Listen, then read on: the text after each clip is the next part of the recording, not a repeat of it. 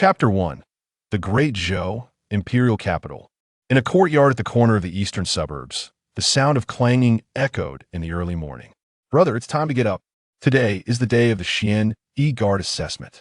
Song Xian, with skin as radiant as snow and a face both delicate and charming, donned a fitted outfit with a token hanging at her waist, accentuating her graceful and well-proportioned figure to perfection. At this moment, while stifling a yawn, she eagerly pushed open a certain door.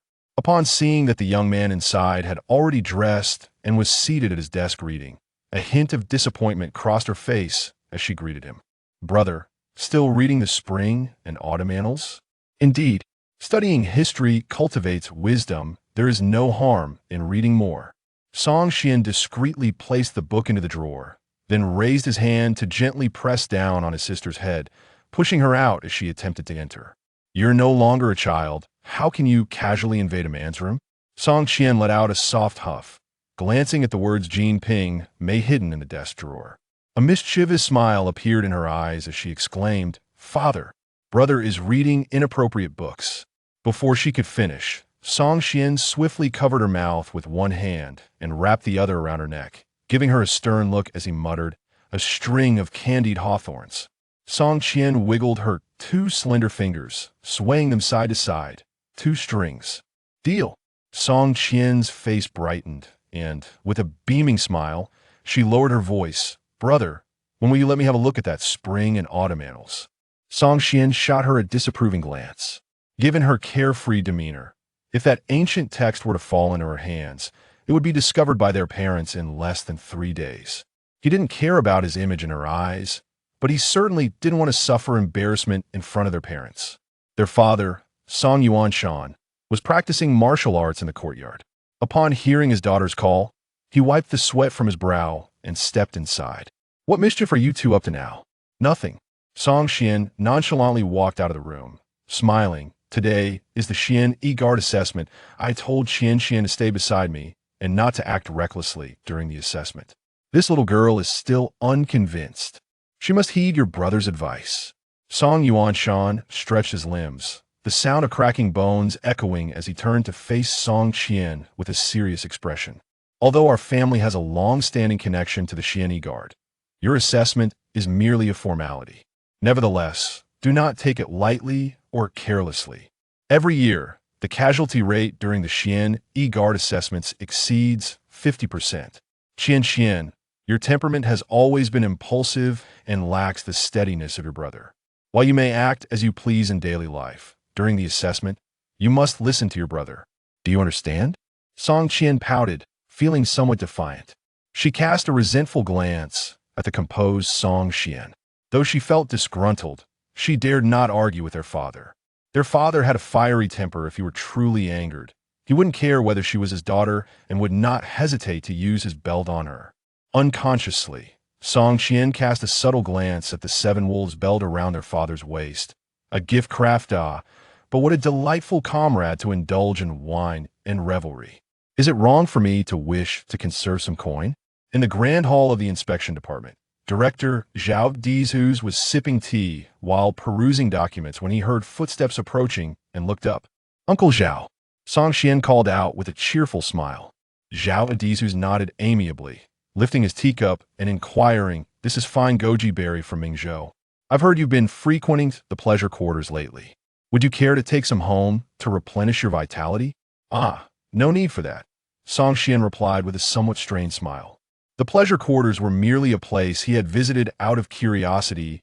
Engaging in such activities was beyond his reach.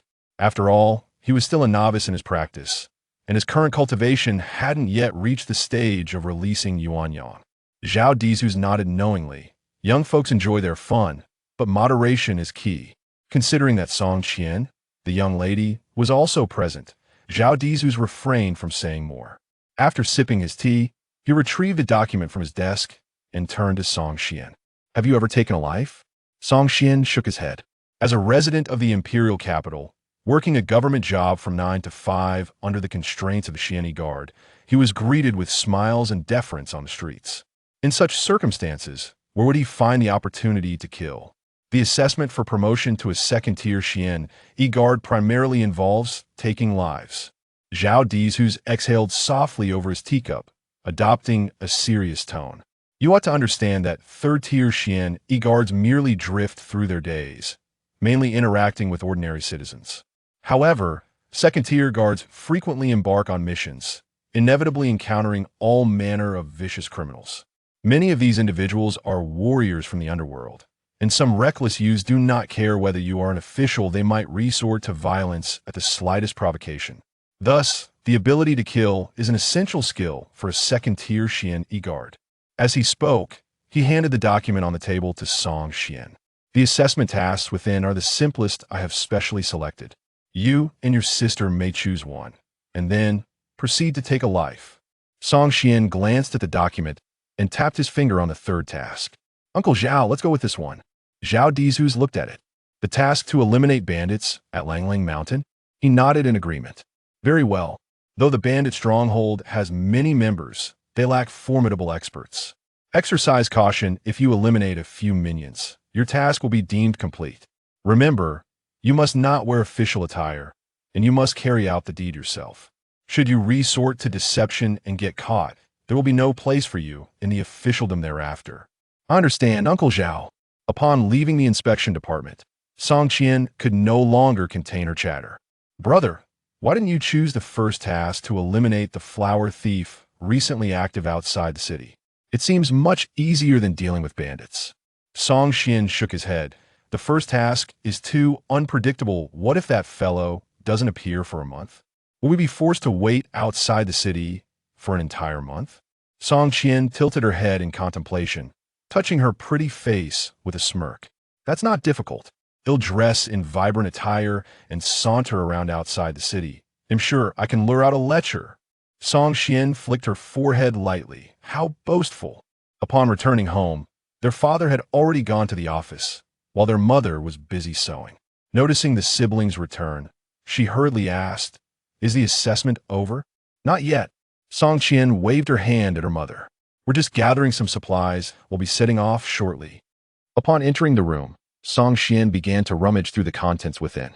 Before long, he unearthed an array of items: concealed weapons, daggers, poison, smoke bombs, and antidotes. "Brother, is it really necessary to go to such lengths just to eliminate a few lackeys?" he questioned. "What do you know?"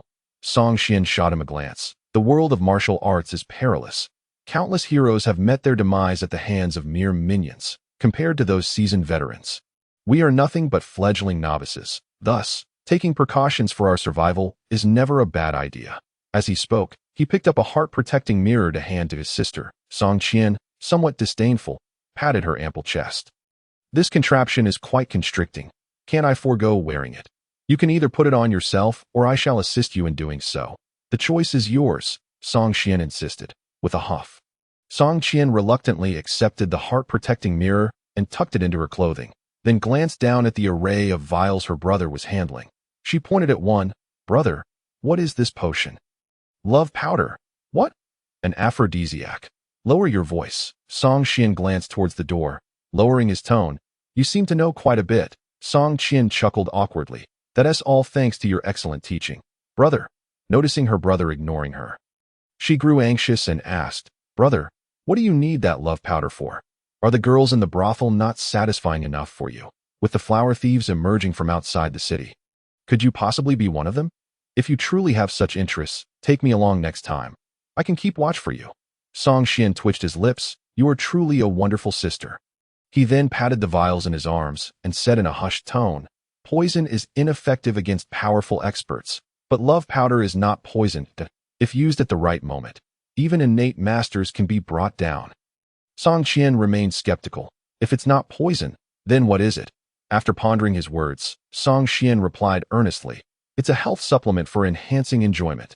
After gathering their belongings, the siblings departed from the imperial capital, riding the standard steeds of the Xian guards, the azure mane horses, towards the region of Langlang Mountain. That on the journey, Song Qian's thoughts stirred, and a transparent module resembling a game player's attribute panel appeared before him.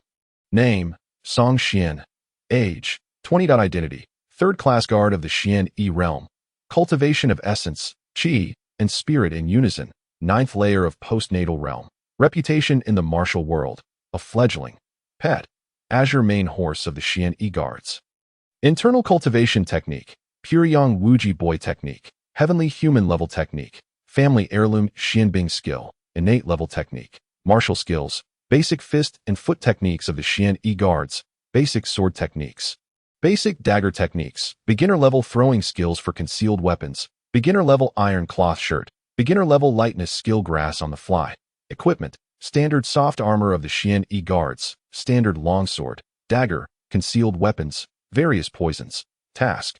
Bandit extermination. In progress. Closing the attribute panel, Song Xian fell into contemplation. This was the culmination of his 17 years of cultivation since his transmigration, albeit with a severe lack of balance. His internal cultivation was notably advanced. Just a step away from breaking through to the innate realm, yet his martial skills were woefully inadequate. In simple terms, he was a mobile artillery platform with profound internal energy and a robust physique, reaching the limits of postnatal mental power, but lacking formidable offensive skills. Unfortunately, acquiring advanced martial skills required either joining a sect or ascending to a high rank within the Xuan guards, both of which were not easily attainable. Song Xian was not one to seek out trouble. He understood that the foundation for his survival in this world lay in the Puryang Wuji boy technique. Rather than risking it all to pursue martial arts, it was wiser to remain in the imperial capital and diligently cultivate in seclusion, as long as his internal energy was sufficiently high and his cultivation strong enough. Even basic sword techniques could still prove lethal. After all, it was a heavenly human-level technique, whose might far surpassed that of ordinary methods. Theoretically, provided he lived long enough, he still had a significant chance of becoming a legendary figure of the heavenly human level. The Great Zhou dynasty, founded on martial prowess, witnessed a flourishing of martial traditions and the emergence of powerful warriors. The levels of martial practitioners were primarily divided into 5 major realms: mortal level, postnatal, innate, master, and grandmaster. Song Xian had long suspected that he had perhaps transmigrated into a world reminiscent of a martial arts game developed in his previous life, or a similar realm, due to the overarching background and martial ranking system being strikingly alike. The mortal level encompasses 3 realms: skin training, muscle training, and flesh training. The postnatal realm consists of 9 layers: internal energy permeating the 5 organs, refining the limbs, ceaseless internal energy, buoyancy in water, and overwhelming power in every movement. The innate realm is characterized by the condensation of the body's strength into the flower of essence, the condensation of true energy into the flower of qi, and the condensation of mental power into the flower of spirit. The master level sees the 3 flowers converge, merging into one, allowing for the manifestation of a martial spirit, with a unique understanding of martial arts that can command an army single-handedly. The Grandmaster level transcends into a domain of martial arts, wielding the power of heaven and earth, capable of parting thousands of troops and reigning over a nation alone. Above the Grandmaster, there exists a near-mythical level known as the heavenly human level. However, no one has reached this level since the founding of the Great Zhou 300 years ago. In his previous life, Song Xian had merely used this level as a backdrop in his game design. Yet games are merely games, and the world in which Song Xian currently resided was a vibrant, living reality, where many aspects could not be understood solely through the lens of his past gaming experiences. For instance, had he accepted the bandit extermination task as a game character, he would merely need to reach a designated location and storm into the bandit's lair to slay them. However, at this moment, just 100 miles away from Langlang Mountain, in a nearby village, Song Xian and Song Qian encountered a group of bandits descending the mountain to rob. Over a dozen bandits were reveling in the village, gorging themselves, while some of them held village women in their arms, drinking and eating as they groped the women, clearly enjoying themselves. In a village of several hundred, the few bandits were bullying the populace. Yet no one dared to stand up against them. Of course, it wasn't that no one dared. Those who had tried had already fallen in pools of blood, becoming souls beneath the blade. Being a thief certainly has its perks. Previously, guarding homes and fields was a deathly toil, and I couldn't even afford a wife. But now, we can eat our fill and indulge in women at will. It's a life of sheer bliss. After a few cups of wine, one bandit began to wax poetic. This life has been worth living. Brother Wang is right. With food, drink, and women to share, what more could one ask for in life? As he spoke, the bandit began to tear at the clothes of the village woman in his grasp, fueled by gluttony and lust, preparing to act brazenly in public. Just as he was about to unfasten his belt, he noticed two young people approaching from a distance, especially the woman, so delicate and alluring, evoking a sense of protectiveness. Instantly, he found the village woman beneath him less appealing. Casually pushing her away, the bandit sprang to his feet, brandishing his long knife at Xuan with a lewd grin. Well, a little lady has come to my door. Come over here and let us have some fun. Xuan, infuriated, unsheathed her sword and prepared to strike. But Xuan reached out to stop her. You stay back. I'll first test their strength. For this was his first kill. Xuan did not dare to be careless. He fully activated the pure internal energy of the pure Yang Wuji Boy technique and then executed the beginner-level lightness skill grass on the fly. With a whoosh, Xuan's figure left behind a fleeting shadow, appearing before the bandit in an instant. Before the man could react, Xuan delivered a straightforward punch to his chest. Boom! Flesh splattered. Bones shattered. With the reinforcement of internal energy, Xuan's fist struck like a cannonball through tofu, puncturing the bandit's chest with a single blow. Damn! He cursed under his breath, retracting his bloodied fist and pushing the bandit's lifeless body to the ground. Taken aback by the sheer weakness of his opponent. Master, run, he's too powerful. A bandit cried out in alarm, and the leader reacted the quickest, vaulting onto his horse to flee. However, before he could spur his steed to escape, a sudden, resonant sound of swordplay rang out beside him. In the blink of an eye, a brilliant sword light flashed, and his massive head was sent flying. Simultaneously, the horse beneath him was severed in half, blood spraying and staining the earth red. Looking at the long sword in his hand, Xuan was slightly astonished. The basic sword technique, when fully unleashed, wielded such formidable power, but soon he realized it wasn't merely the basic sword technique that was formidable. It was his incredibly potent pure yang internal energy. After all, the internal energy cultivated from a heavenly human-level technique could unleash tremendous might, even from the most rudimentary fist or sword techniques. Under the amplification of pure yang internal energy, they could yield devastating effects. Outside the village, there exists a hill of moderate size. Upon this slope, two men adorned with bamboo hats are gazing into the distance. One of them, clad entirely in black, holds a pen in one hand and a small notebook in the other, seemingly recording something. Upon closer inspection, one can discern the faint inscription of the word excellent. Accompanied below by the solitary remark ferocious, it seems that the children of Song Yuanshan possess quite the prowess. Closing the notebook, the recording man gazes in admiration at the bodies strewn across the ground outside the village, exclaiming, I have long heard tales of the Song family's children being lackluster, merely wishing to drift through life. Who would have thought that when they truly exert themselves, they could be so ruthless?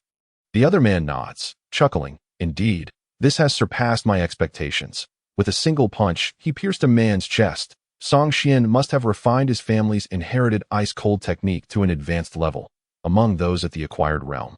Few dare to claim superiority in inner strength. He hesitates momentarily, noting that the bandit's skills are rather lacking, easily dispatched with a single sword stroke, making it difficult to assess their martial prowess. However, judging by the speed at which Xuan and his sister wield their swords, their technique appears commendable. The man with the notebook smiles with satisfaction, stating, These two are born to be members of the Xianyi Guard. Let us return to report Dado, and inform the brothers below that the bandits of Langlang Mountain are no longer of use. Have them clean up immediately. It's unpleasant to see such scum linger. The other man nods but mutters, Eradicating bandits is the responsibility of the local government. Why must we, the Xianyi Guard, clean up this mess?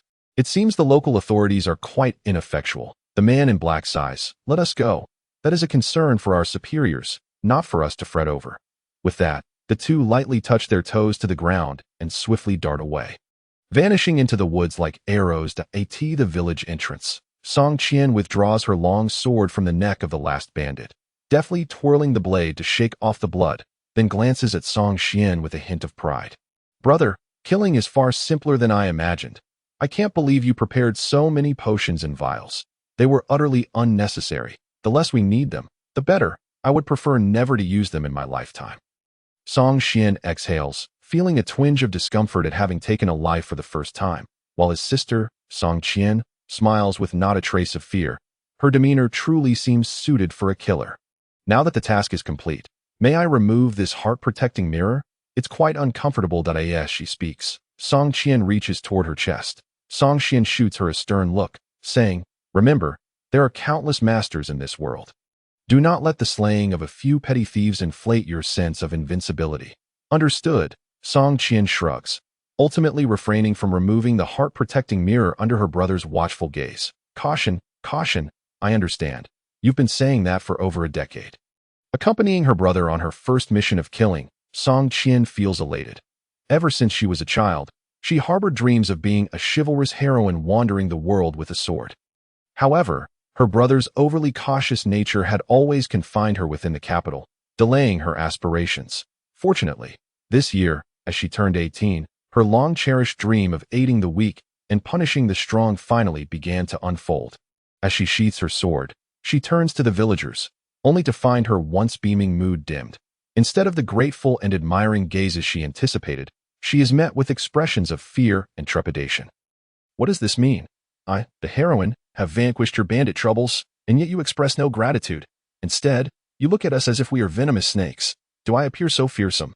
Song Qian, seemingly understanding the situation, hangs his sword at his waist and produces a token from his robes, his voice resonating with authority. The Xian Guard is here to eradicate the bandit troubles of Lang Lang Mountain. All unrelated persons are hereby commanded to return home. Upon hearing this, the villager's demeanor shifts dramatically. An elder resembling the village chief stumbles forward, supported by others, and bows deeply before Song Qian Do. Great Lord, you have finally arrived. One brave villager steps forward and asks, my lord, is it true? The Xian Guard truly intends to eliminate the bandits? Of course it is true. Song Qian replies, putting away the token, return home swiftly. Unless absolutely necessary, do not venture outside today. And he adds, gesturing to the bodies on the ground, ensure a few people report to the authorities so they can send someone to collect the corpses. My lord, the old village chief hesitates. There are some high-ranking officials in the county office who are connected to the bandit leader. If we report, his unspoken words convey a clear message. They are merely ordinary villagers. If they enter the county office and attract the ire of those officials, how could they bear the consequences? I am Song Qian, a second-ranked member of the Xian Guard. His tone remains calm. Yet his expression is stern. Should anyone in the county office trouble you, simply mention my name. Inform them that if they do not send someone to collect the bodies, I will go myself. If such a situation arises and there are still those lacking in vision, then come find me in the capital.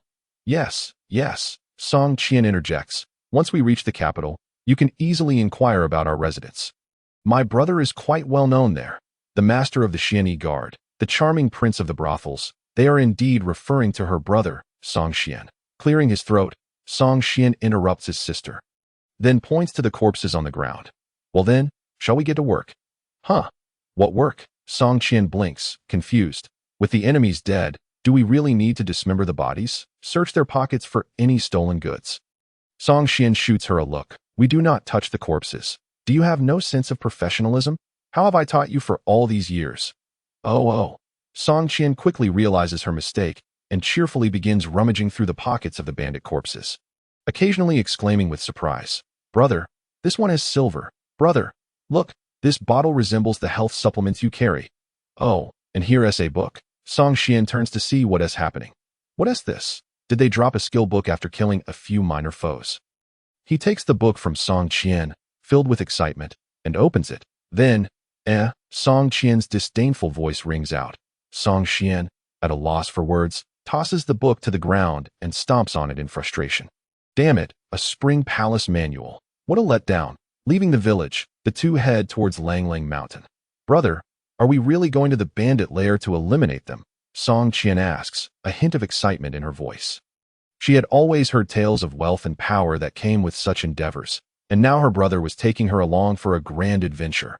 One must uphold integrity. I declared in the village that we would eliminate the bandits. And I shall indeed do so. After effortlessly dispatching the minor thugs, Song Qian gains a clearer understanding of his own martial prowess, as long as they do not encounter renowned masters of the martial world. He can handle bandits and rogues with ease. With such strength, why hold back? Today is free, so let us enjoy ourselves. Or rather, let us first annihilate a bandit lair to stretch our muscles, riding his steed. A chestnut stallion, Song Qian hums a light tune as he leisurely traverses the narrow paths of the mountain village. Song Qian rides alongside him, but as the path becomes increasingly narrow, she gradually falls behind. Gazing at the sprawling mountains, Song Qian is inspired and casually recites, "In the rain-drenched nights of the martial world, 10 years of lantern light, with a cup of wine in the spring breeze among the peach and plum trees." In this moment, if only he had a flask of wine, life would indeed be worthwhile. After speaking, he notices the silence from his sister and turns in confusion that he finds Song Qian, one hand holding the reins and the other clutching a small booklet. Deeply immersed in the literary world, completely oblivious to his words, Song Qian halts his horse, leaps beside Song Qian, and asks, "Is it interesting?" So engrossed, Song Qian instinctively mumbles an agreement. However, upon catching sight of her brother's disapproving expression, she hurriedly closes the booklet and attempts to hide it away. Hand it over. Song Qian swiftly grabs the booklet from her, scrutinizing it closely. "Didn't I toss this to the ground? When did you pick it up?" Song Qian's cheeks flushed slightly as she dared not meet her brother's gaze, feeling somewhat guilty as she replied, "While you were discussing matters with the villagers, I took the opportunity to secretly collect it when no one was watching." With a hint of awkwardness, she continued, "Well, I noticed you often looked at it at home, so I was quite curious." Song Qian discreetly tucked the booklet away, showing no intention of mocking her, and instead spoke earnestly. "Although we, children of the rivers and lakes, tend to marry later than ordinary folk, you are 18 now and not exactly a child. It is indeed the age for marriage, if you happen to meet a suitable man." Before he could finish, Song Qian interjected with annoyance, "You're 20 and not in a hurry, so why should I be? Besides, how can it be that the elder brother is unmarried while the younger sister gets married first?" As she spoke, she proudly patted the sword at her waist, declaring, "I, Song Qian, am destined to become a legendary heroine who shakes the rivers and lakes. If I find a man, how can I continue my adventures?" "Suit yourself," Song Qian replied, uninterested in further discussion. This younger sister of his had always followed him, and unconsciously, many of her thoughts and beliefs were shaped by him, though he appeared to be a slacker in the Xuan guard. Spending his days idling at work, deep down, he harbored aspirations of traversing the rivers and lakes. Over time, Song Qian had been influenced by his mindset, yearning for the legendary world of martial arts even more than he did. Song Qian's nature was always carefree. Although she felt flustered when her brother discovered her looking at the erotic booklet, she quickly brushed it off and resumed riding alongside Song Qian, laughing and teasing. "Brother, you are famously known as the prince of the brothel. Have you slept with all the girls inside?" "No." "Huh. Does that mean you haven't slept with any at all? All you think about is sleeping. What is going on in that head of yours?" After scrutinizing Song Qian for a moment, Song Qian nodded thoughtfully. "Looking at you, it's likely you've never been with anyone. With your cleanliness obsession. How could you ever look at women others have touched?" Song Qian remained silent, wishing to clarify that he didn't have such an obsession, that he merely practiced a form of martial arts that made certain activities inconvenient before achieving mastery. However, the nature of his pure Yang Wuji youth skill was the greatest secret he harbored, one he had never even shared with family. Thus, he chose to remain silent in the face of Song Qian's speculation, allowing her to believe what she wished. Better to be thought of as cleanly fastidious than to have this little girl making wild assumptions. "Brother, father mentioned that after this year, he would arrange a marriage for you. How do you plan to handle it? What else can I do?" "Just drag it out," Song Qian sighed, "until he cultivated his martial arts spirit and reached the realm of a martial arts master. He couldn't engage with women. He certainly wouldn't marry someone only to leave them as a widow. I know you still can't forget Lu Xiaoyou's elder sister. Can you?" Song Qian fell silent. "Brother, she left 5 years ago. What is there to hold on to? I think Lu Qingshuang, Xiaoyou's second sister, is quite nice. She seems gentle and easy to handle. Besides, we grew up together, and she and you are childhood sweethearts. That if you marry her, there will be no sister-in-law conflicts. How wonderful would that be?" Still, Song Qian did not respond. "Brother, do you understand what I'm saying? Don't tell me you can't see Lu Qingshuang's feelings for you. She is also 18. And matchmakers have been flocking to her home. Yet she refuses them all. Don't tell me you don't know who she is waiting for." Song Qian felt a bit irritated by the questioning, and waved his hand dismissively. Let's talk about this later. I don't want to discuss the Lu sisters right now. Song Qian opened her mouth, but ultimately refrained from pressing further. Her brother had always been composed, with a stable temperament. But whenever the Lu sisters were mentioned, he would become irritable and impatient, a dangerous aura that even she, as his sister, found unsettling. Observing her brother's icy demeanor, Song Qian couldn't help but harbor resentment toward Lu Xiaolu, who had disappeared for 5 years without a word. Daiti was all Lu Qinxue's fault. Approaching the foot of Mount Langlang, the two dismounted and drew their swords, gazing at the stronghold built halfway up the mountain. Stay behind me, and no matter the situation, do not stray beyond 10 paces of me. Remember that? Understood. Song Qian was unperturbed. She believed that killing was a matter of practice, and she felt she had a natural talent for it. The thought of delivering dozens, even hundreds, of lives to the king of hell sent her blood boiling with excitement. However, her fervor waned quickly upon witnessing the corpses strewn throughout the stronghold. Brother, someone got here before us. Song Qian nodded, surveying the surroundings and examining the wounds on the bodies. After searching a few rooms, he beckoned to Song Qian. Let us go back to report to the Yamen. Confused, Song Qian asked. We're leaving just like that. Are we going to look for clues? Not necessary. Song Qian shook his head. The bodies all show signs of having died instantly, swift and clean. They have been dead for less than half an hour. And all valuable items have been looted. This is the way of the Xuan Guard. If nothing unexpected happened, we killed those bandits at the village entrance and completed our mission, after which the Xuan Guard would have sent someone to clean out this stronghold. Song Qian began to grasp the situation. In other words, the Xuan Guard had long been watching these bandits, waiting for them to complete their assessment task before sending people to eliminate them. Song Qian nodded with a smile. The Xuan Guard has 3 departments. Besides our inspection division, there are also the judging division and the enforcement division. The inspection division primarily handles cases. The judging division is responsible for trials. And the enforcement division, to put it bluntly, is a specialized organization for killing and cleaning up messes. There are over 100 bandits here, but none showed signs of struggle before dying. They were all killed in an instant. The power disparity was too great. If nothing goes awry, it was likely the enforcement division's Xuan guards who acted. I've heard of the enforcement division. They are said to be ruthless and exist solely for slaughter. Brother, do you think once we are promoted to second-class Xuan guards, we might be assigned to the enforcement division? Hard to say.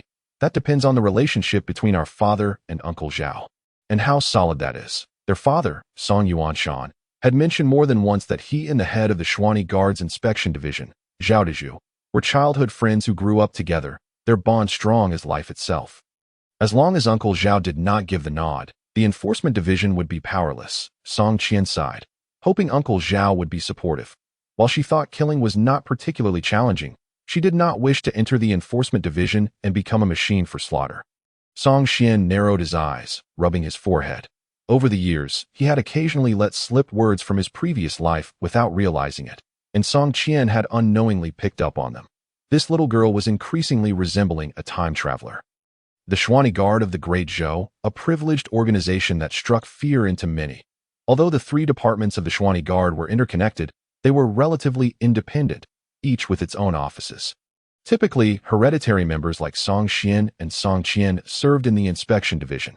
However, upon being promoted to second-class Xuan Guards, there would be an opportunity for reappointment. Generally, this would depend on the specific performance in the promotion task, with some being reassigned to the enforcement division and a rare few to the judging division. As soon as they entered the main gate of the Xuan Guards inspection division, Song Xian and Song Qian were led to see the head officer. Zhao Dezhu. Uncle Zhao, Zhao Dezhu was seated at his desk, handling a stack of documents. Upon seeing the siblings arrive, he set down his brush, smiling as he nodded. I have received your performance records. The enforcement division has given excellent evaluations. Hearing this, Song Xian's heart tightened. Oh no, we've caught the attention of the enforcement division. They wouldn't actually want to assign us there, would they? Sure enough, Zhao Dezhu continued. The enforcement division has sent a dispatch order, requesting to assign you both there. I wanted to ask for your opinions. Do you wish to go? Song Xian shook his head, and Song Qian naturally followed her brother's lead, quickly shaking her head in agreement. I knew you wouldn't want to, so I rejected it on your behalf. A sigh of relief washed over Song Qian. Uncle Zhao, if you directly reject the enforcement division's order, won't they be displeased? Zhao Dizhu's chuckled heartily. What does it matter if one is dissatisfied? Does that man surnamedly dare to turn against me for the sake of 2 second-tier Xianyi guards? He continued. In the enforcement department, one cannot avoid clashes with martial artists from the rivers and lakes, and the mortality rate is quite significant. Given the bond between your father and me, it would be unwise to send you both into danger. As he spoke, he approached Song Xian and affectionately patted his arm. I have heard that you punched through a mountain bandit's chest. Feeling a bit embarrassed, Song Xian nodded, acknowledging that it was his first time taking a life, and that he was still unskilled in controlling his inner strength. Causing Zhao Shu to chuckle, Zhao Dizhu's dismissed it lightly. Killing is something you will grow accustomed to with time. As you deal with such petty thieves in the future, strive not to waste your inner strength unnecessarily. Song Xian nodded in agreement. Moving to the desk, Zhao Dizhu's handed 2 second-tier Xianyi guard tokens to the siblings, stating, previously, as third-tier Xianyi guards, you mainly passed your days in the capital. However, now that you have ascended to second-tier status and will serve in the inspection department, you will be responsible for investigating and handling specific cases. Ordinarily, after passing your assessments, you should have a few days off to recuperate. Yet, a case has just come in, and I cannot spare anyone suitable.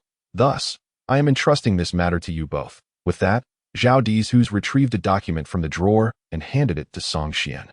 Upon quickly perusing it, Song Xian furrowed his brow and asked, Zhao Shu, isn't this typically the responsibility of the local authorities? Since when have we Xianyi guards had to intervene in cases of adultery? Zhao Dizhu sighed. Under normal circumstances, such matters between common folk do not fall under our jurisdiction. However, this case is somewhat unique. After some investigation, the local officials suspect it may involve individuals from the martial world, and thus they reported it to us. It has stirred quite a bit of negative sentiment locally, and since the inspection department is in charge of case investigations, this one has landed on our desk. Song Xian put away the document and inquired, Zhao Shu, may I bring some personnel along? Zhao Dizhu's replied, as second-tier Xianyi guards, you all have your own duties. However, you may select a few of the third-tier Xianyi guards who are merely loafing about in our inspection department. Remember, your task is simply to uncover the facts if this case indeed involves those from the martial world. Once you ascertain who is responsible, refrain from further involvement and report back to me. The enforcement department will send professionals to handle the situation. They are the experts when it comes to dealing with martial artists. Understood. After bowing to Zhao Dizhu's, Song Xian and Song Qian prepared to leave. Yet, just as they reached the door, Song Xian turned back to ask, Zhao Shu, if we encounter any threats outside. Before he could finish, Zhao Dizhu's clear voice rang out, if it comes to it, kill without hesitation. We Xianyi guards have no need for excessive concerns. Rest assured, I will take responsibility for any issues that arise. Upon exiting the office, Song Qian couldn't help but exclaim, Zhao Shu's name is indeed well-deserved. He is truly dependable. Indeed, with Zhao Dizhu's assurance, Song Qian felt considerably more at ease. With such a superior willing to bear responsibility for his subordinates, anyone would feel a sense of relief by the time they returned home. Darkness had already settled. Their father, Song Xuan, who rarely returned early, had received the news that his children had passed the second-tier Xianyi guard assessments. In good spirits, he had stopped to buy a jar of wine on his way. Their mother, Song Lin, had prepared a feast, and even before entering, Song Qian caught the enticing aroma, her face lighting up with delight as she made her way to the table. However, Song Lin smacked her hand lightly. You all grown up now. Wash your hands first. All right. Song Qian hummed a tune as she headed to the courtyard to wash her hands, playfully teasing her father, who was practicing martial arts. Father, are you doing your senior citizen exercise routine? Senior citizen exercise? Song Xuan felt a wave of irritation, instinctively reaching for the 7-wolf belt his son had gifted him.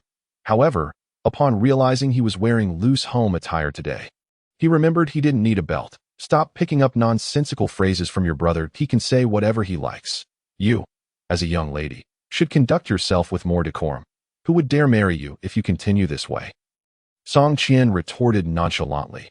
This young heroine has high standards. It's not so easy to find someone worthy of my hand. Song Xuan grunted twice, possibly thinking it inappropriate to reprimand his daughter now that she was older. Instead, he waved his sleeve dismissively. Come, let's eat. Did I provoke father again? At the dinner table, Song Qian teased his sister. Song Qian stuck out her tongue at him and poured wine into their father's cup. I was just joking with father. He is as magnanimous as a prime minister. So how could he be upset with a little girl like me? Flattered by her words, Song Yuanshan's expression softened considerably. My dear girl, pour a cup for your brother as well. Song Qian pouted, thinking it unfair that she was always the one pouring wine while her brother never had to do so. Of course, she only dared to grumble silently in her heart. Such complaints were not something she would voice in front of her father. The seven-wolf belt was certainly not merely for show. Come, elder brother, let us toast. Song Yuanshan raised his cup, and after clinking it with Song Qian's and downing the contents, he began to speak freely. Elder brother, as the older sibling, you must take good care of your sister in the future. Understood? Yes, father, you can rest assured. Song Qian nodded vigorously. I heard about your assessments today. It seems things got rather bloody. Song Qian nodded in confirmation, but a bit of bloodshed is good. Song Yuanshan clapped his hands and laughed. In our line of work, one is bound to get their hands dirty sooner or later. You will grow accustomed to it in time. Song Qian continued to nod, aware that this was merely a prelude. The real conversation his father wished to have was yet to come. When I was your age, Song Qian's heart stirred, realizing the main topic was beginning. Song Yuanshan wore a nostalgic expression. When I was your age, I had already taken the lives of dozens of ruthless bandits and scoundrels. Of course, our family has been hereditary Xianyi guards, so it is nothing to boast about. What I am truly proud of is that I married your mother before I turned 20. If I recall correctly, I was 20 when you were born. Song Qian turned his face away in silence, only to find Song Qian grinning and winking at him. To be a man in this world. Achieving success and fame is not the true measure of worth.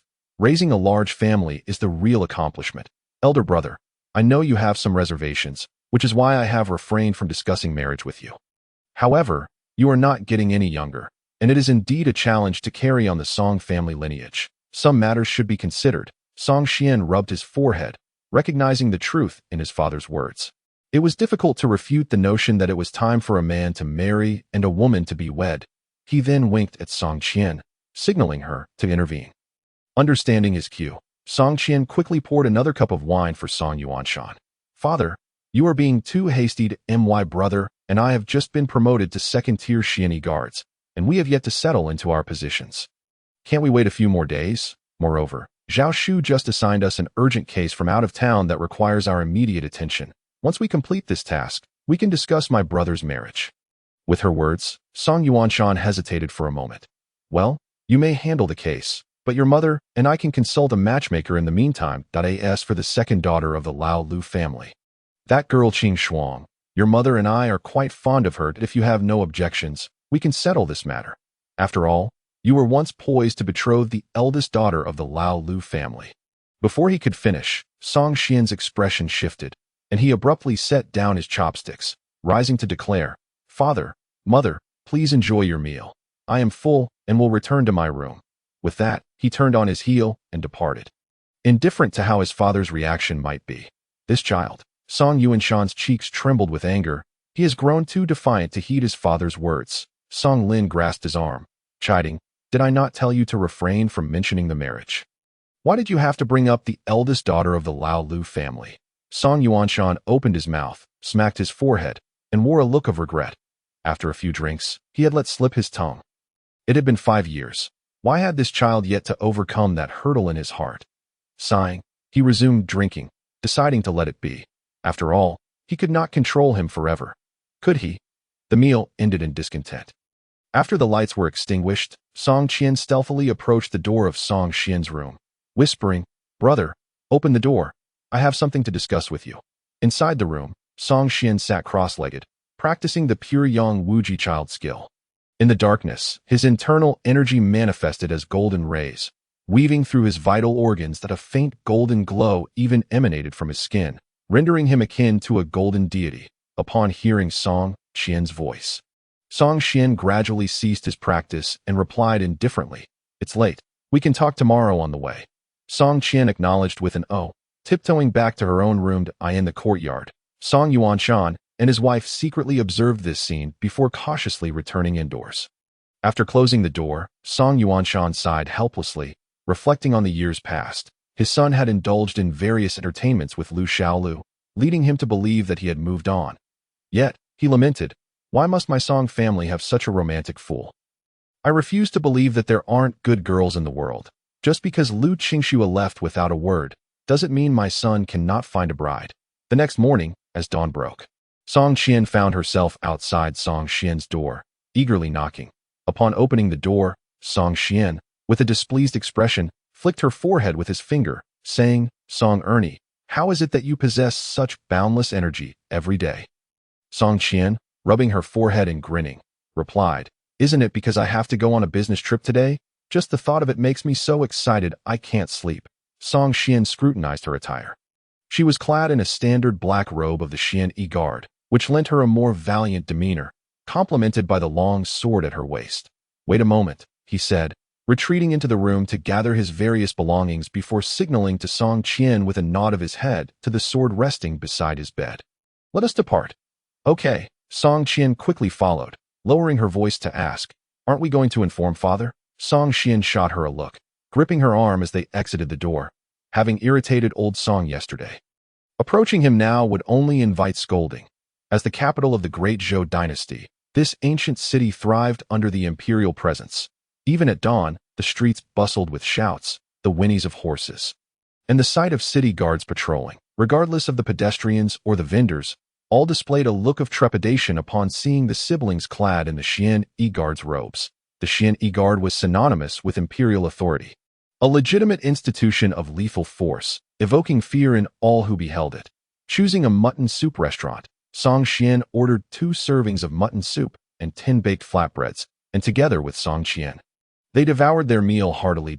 As martial artists, their appetites were considerable, and the perceptive owner, noticing their hunger, brought over a basket of freshly baked flatbreads. Their breakfast was thoroughly enjoyed, and after leaving a piece of silver on the table, the siblings made their way to the Xian Guard headquarters. Today, they needed to select suitable subordinates to accompany them on their business trip. As they walked, the streets were crowded, appearing chaotic, with scholars hurrying towards the inner city. Laden with their book boxes, Song Qian furrowed his brow in contemplation, suddenly realizing, so that's why there are so many people today. It is the day of the imperial examination, held every 3 years. Song Qian observed the scholars, glancing at Song Xian and occasionally nodding, seemingly making comparisons. "What are you thinking?"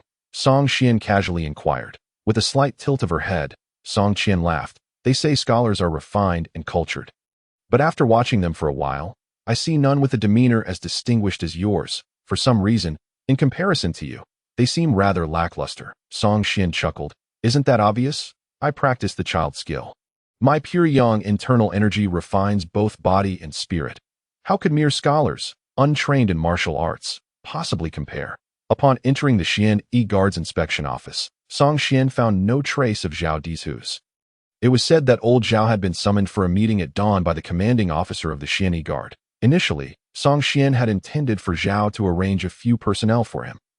However, with Zhao absent, he would have to recruit on his own. Song Ge, Qian Xianjie. Inside the office, several third-tier Xian guards, still bleary-eyed, approached to report for duty, many stifling yawns. Yet upon spotting the siblings, each one immediately perked up, greeting them energetically. Neglecting to do so would only invite trouble.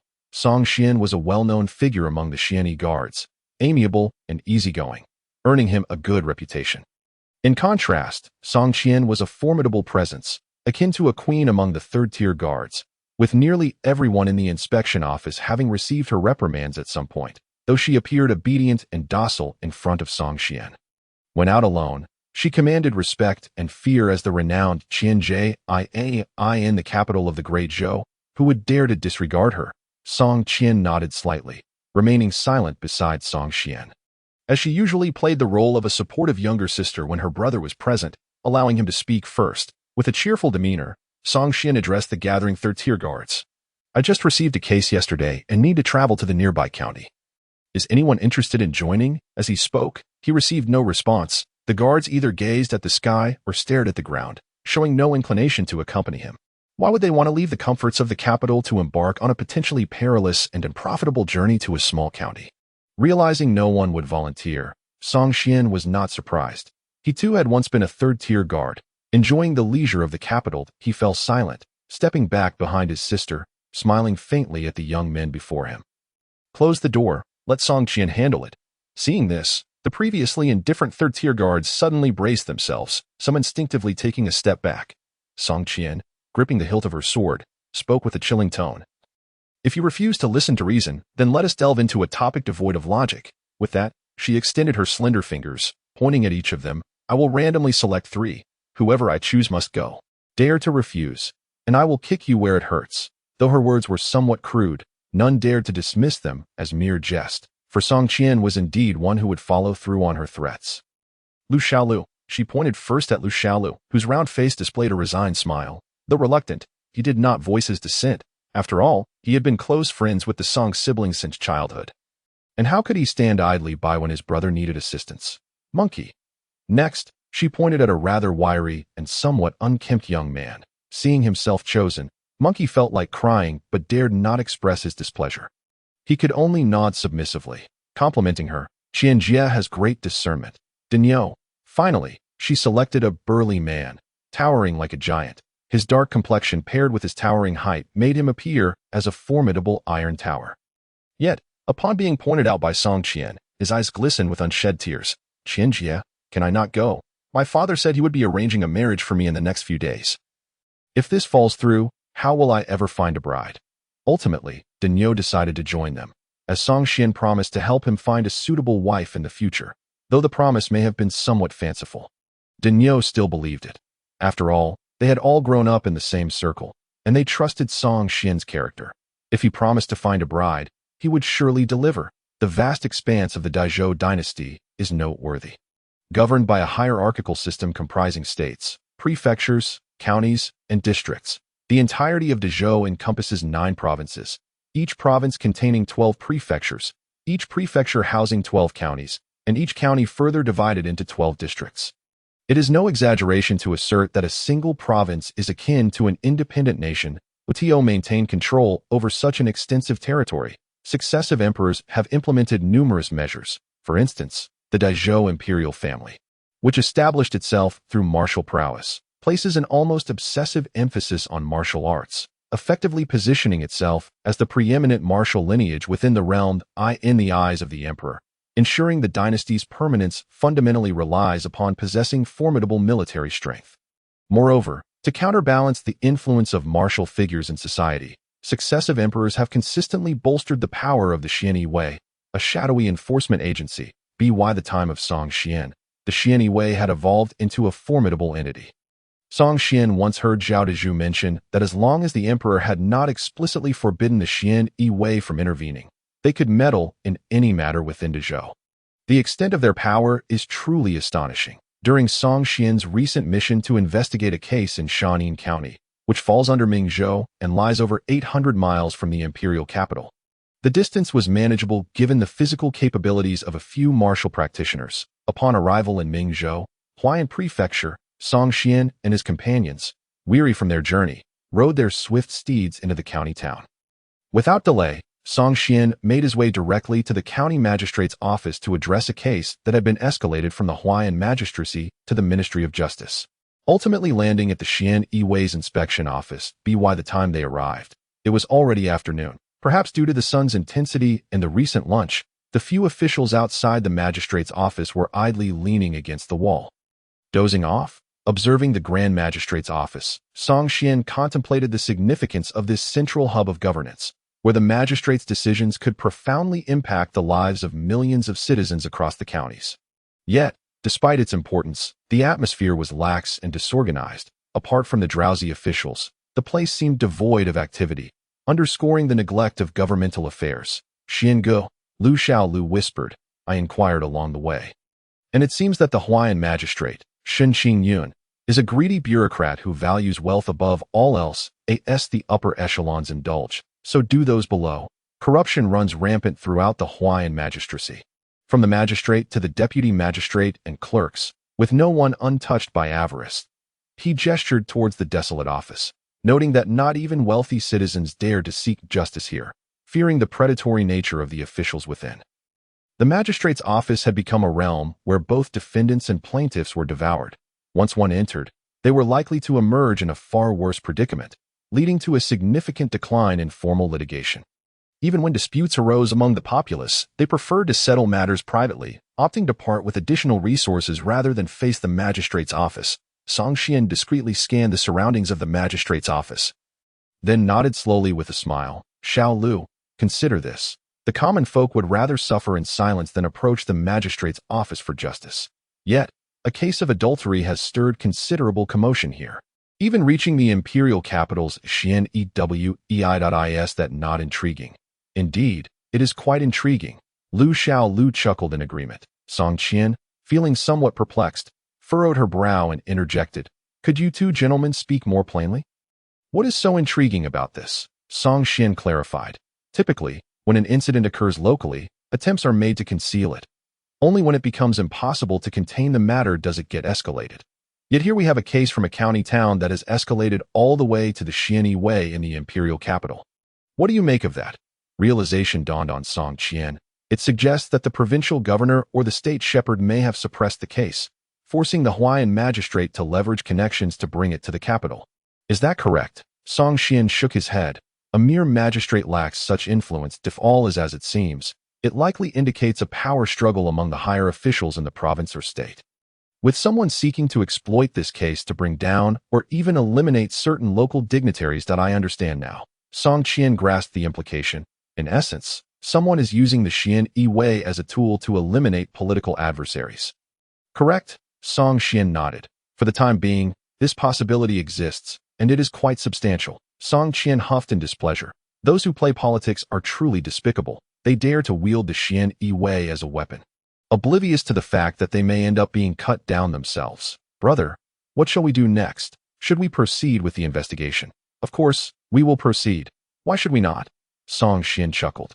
"Regardless of the machinations at play behind the scenes, let us first clarify the situation surrounding the case. After all, this is our inaugural case, and should we return in disgrace, how will we ever maintain our standing at the Xian Ewei?" He paused. "Once we ascertain the facts, we can leave the execution of justice to the enforcers, who will not concern themselves with any schemes. Those who can be executed will be dealt with accordingly." With that, he beckoned to Dinyo. "Dinyo, go and knock on the door." Dinyo rumbled affirmatively, striding forward with heavy steps that seemed to reverberate through the ground. Who was in charge here? His booming voice echoed at the magistrate's office, startling the dozing officials awake. One of the officials, appearing to be a foreman, barely opened his eyes before angrily rebuking, "Who dares to make such a ruckus without looking around?" Before he could finish, he opened his eyes fully and beheld Dinyo's imposing figure, towering like an iron tower, casting a shadow that swallowed the sunlight. The foreman's tone faltered, swallowing hard. He lowered his voice and slowed his speech. Especially upon noticing Dinyo's conspicuously dark uniform of the Xian Ewei, a look of trepidation crossed his face. "This is the magistrate's office. May I inquire who you are?" Dinyo, with one hand drawing a token from his waist, effortlessly lifted the foreman by the collar as if he were a mere chick, thrusting the token before him. "Oh, you recognize this token?" "I recognize it. I recognize it," the foreman stammered, his eyes pained by the glaring characters of the Xian Ewei. "That is good to hear." Dinyo stowed the token and casually tossed the foreman aside, bellowing, "The Xian Ewei is here to investigate. Summon your superior." The foreman scrambled inside to summon assistance. Before long, a group of officials accompanied by a man clad in the garb of a clerk hastily emerged. The man appeared relatively young, in his 30s, with a fair complexion and no beard. Resembling a cultured scholar more than a martial artist, "I am the clerk of Hawaiian Prefecture. May I inquire if you gentlemen hail from the imperial capital?" Song Qian dismounted and scrutinized the man from top to bottom. The clerk displayed no signs of panic, instead exhibiting a demeanor of calm composure, embodying the refined qualities of a scholar. The reputation of the Xian Ewei in the bureaucratic sphere is notorious. Civil officials harbor a mix of hatred and fear towards them, generally adopting a stance of avoidance. It was clear that this clerk of Hawaiian Prefecture harbored some resistance, if not outright disdain, towards the arrival of Song Qian and his fellow Xian Ewei members. "Xian Ewei Inspection Office. Song Qian spoke slowly. "I trust you are aware of our purpose. Let us dispense with pleasantries and proceed with the investigation." Hearing Song Qian's forthright words, the clerk was momentarily taken aback, but his expression softened, and his voice involuntarily became gentler. "In that case, please allow me to fetch the case files for you." Song Qian nodded, leading Song Qian and the others into the clerk's office, where they promptly took their seats without unnecessary chatter. Soon, An official arrived with tea, but Song Xian merely acknowledged it with a nod. Showing no inclination to partake, safety was paramount when abroad. He had always refrained from consuming food or drink from unfamiliar sources in unfamiliar environments, noticing that Song Xian and his companions abstained from tea. The clerk made no effort to persuade them otherwise, instead maintaining an air of calm detachment, seemingly lost in thought. Before long, several officials entered the main hall, bearing a set of case files. "Please, take a look at these." "Esteemed gentlemen," Yi Dianshi began to speak, giving a brief command. Taking the scroll from the hands of the constable, Song Xian immediately started to peruse it. His reading speed was astonishingly swift. By the time Yi Dianshi had finished a cup of tea, Song Xian had thoroughly reviewed the entire document. The case was not particularly intricate.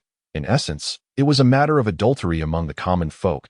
In the Great Zhou, martial prowess was highly esteemed, and societal norms were relatively liberal, allowing not only men but women to engage in martial arts. Consequently, the status of women was markedly elevated compared to what Song Xian had come to understand from the feudal dynasties of the past. In the Great Zhou, women were permitted to study, practice martial arts, and even participate in the imperial examinations or military contests to enter the officialdom. However, regardless of how progressive the customs or enlightened the court might be, it remained a feudal dynasty ruled by a male-dominated hierarchy. To preserve the purity of the male lineage, the laws of the Great Zhou imposed exceedingly harsh penalties on women found guilty of adultery. For men, confirmed cases of adultery resulted in 30 lashes, a fine of 50 taels of silver, and a banishment of 3,000 miles. For women, upon verification by the Ministry of Justice, the punishment was public humiliation followed by execution. Such disparate treatment was commonplace in a society ruled by imperial authority, yet none perceived anything amiss. Setting the scroll aside, Song Xian turned to Yi Dianshi, uncertain if he could provide a detailed account of the case. Yi Dianshi furrowed his brow slightly, questioning if the scroll did not already contain a comprehensive record. Song Xian gazed at him silently. While the scroll served as a document, it did not necessarily represent the truth. "I wish to hear your narration, Yi Dianshi," he insisted. After a moment of contemplation, Yi Dianshi gestured for the constables to withdraw, hesitating before finally speaking. "This case is not overly complex, yet it involves the machinations of the upper echelons. There are matters I cannot disclose, and even if I did, they may not be entirely accurate. It would be better for you to personally interrogate the accused woman in the prison, wouldn't it?" Song Xian was somewhat taken aback, studying Yi Dianshi for a moment before nodding with a smile. "Very well, I appreciate your assistance in escorting us to the prison." The Tianlao of Huan Prefecture housed various death row inmates, including those already sentenced to death awaiting further review by the Ministry of Justice, as well as those whose cases had been finalized, merely awaiting execution after the autumn harvest. Within the dim and damp confines of the Tianlao, one could occasionally hear desperate cries and wails, while some prisoners, upon seeing Song Xian and his companions, banged on the bars, shouting for justice. However, Song Xian had no intention of intervening, proceeding directly to one of the death row cells under Yi Dianshi's guidance. "Sir, this is the place." Before the narrow and dark cell, Song Xian peered through the crevice, glimpsing a woman whose features were obscured, blood staining her garments as she lay on the ground, her eyes dull and lifeless, gazing vacantly at the ceiling. "Open the cell door," Song Xian commanded. Yi Dianshi hesitated briefly, but nodded at the jailer, indicating to unlock the door. With a creak, the iron door swung open, and Song Xian, and Lu Xiaolu entered in succession, making the already cramped space feel even more confined. As for Dinyo and Hosey, they prudently remained outside the cell, effectively blocking anyone else from entering, including the eager Yi Dian's hideout. Yi Dianshi's expression shifted as he grappled with his discomfort, yet ultimately refrained from forcing his way in. Although he held disdain for the Xianyi way, he did not wish to incur their wrath over a mere case. Inside the cell, Song Xian looked down from his height at the woman sprawled on the floor, clearing his throat softly. However, the woman showed no sign of acknowledgement, completely indifferent to the arrival of visitors. Her gaze fixed on the ceiling as if she had surrendered entirely. Noticing this, Song Xian frowned, stepping forward to grasp the woman by the arm, lifting her up and forcing her chin to face her directly. This assertive action finally elicited a flicker of life in the woman's eyes, her gaze focusing on Song Qian. "So you're not yet dead," Song Qian remarked with a satisfied smile, allowing the woman to kneel on the ground. She then turned to Song Xian and said, "Brother, we may commence." With a subtle acknowledgement, Song Xian produced his Xian Yiwei insignia, waving it before the woman. "Allow me to introduce myself. We are from the imperial capital S, Xian Yiwei. I trust you are aware of our purpose." At the mention of the Xian Yiwei, despite her resignation to fate, the woman instinctively trembled. To the common folk, the Xian Yiwei represented a manifestation of the underworld's emissaries. And those who fell into their hands found themselves in a predicament where survival was impossible, and death was a mere wish. I am Xian Yiwei Song Xian, and from this day forth, I shall oversee your case. Saying this, he gradually crouched down to meet the woman's gaze. "Sun Lu, the Hawaiian magistrate has accused you of adultery. That I seek only a single truth. Did you engage in such acts?" Meanwhile, in the backyard of the Hawaiian prefecture, several officials conversed in hushed tones. That a rotund, middle-aged man inquired, "Where have the Xian Yiwei from the imperial capital gone?" A man dressed as a clerk replied, "They have been received by Yi Jianshi and are said to be at the Tianlao, personally interrogating that Sun Lu. Didn't I mention that I should meet with them?" The clerk shook his head. "Sir, you are a legitimate fifth-rank civil official. While the Xian Yiwei may wield considerable power, they cannot overshadow you. That it would not be fitting for you to meet with them personally. Yi Jianshi's presence suffices." The magistrate pondered. "You make a valid point. We shall publicly declare that I am unwell with a cold and unable to receive guests. Furthermore, we must not offend these emissaries of the underworld. Prepare appropriate tributes for them. Should they require silver or women, as long as it does not exceed reason, see to it that everything is arranged." The clerk assured, "Rest easy, Sir. I have already made arrangements with Tian Tower for an evening banquet, where Li Tongpan will personally host them. They are merely a group of young men, full of vigor. A courtesan in each room will surely keep them entertained and prevent any trouble for you." "Excellent, excellent." The magistrate expressed his satisfaction, patting the clerk's shoulder. "I trust you to handle this matter. Proceed as you see fit." In the Tianlao, Song Xian and the accused woman, Sun Lu, locked eyes. Remarkably, though this woman was married, she appeared to be in her early 20s.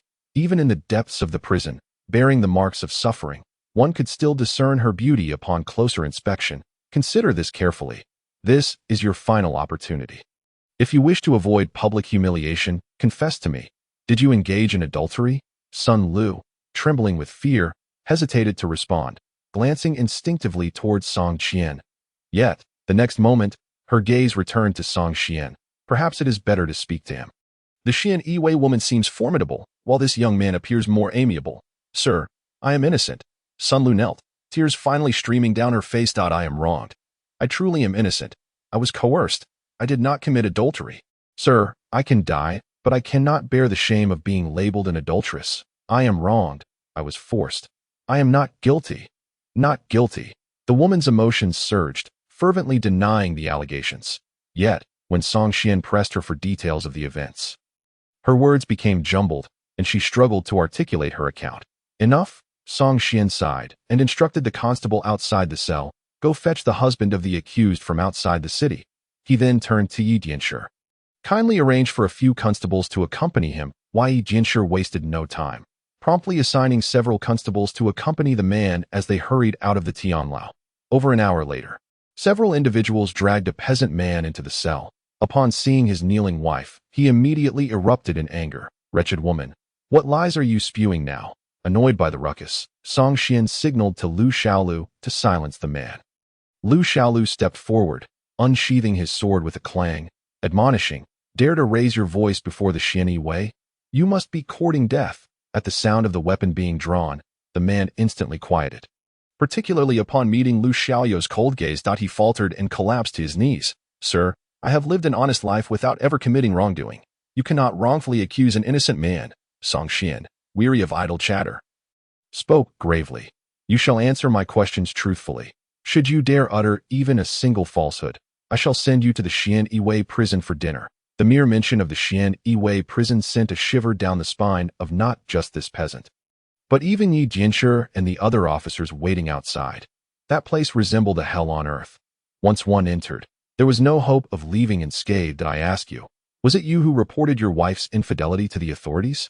The man hesitated, instinctively glancing toward the prison cell, seemingly seeking permission to speak.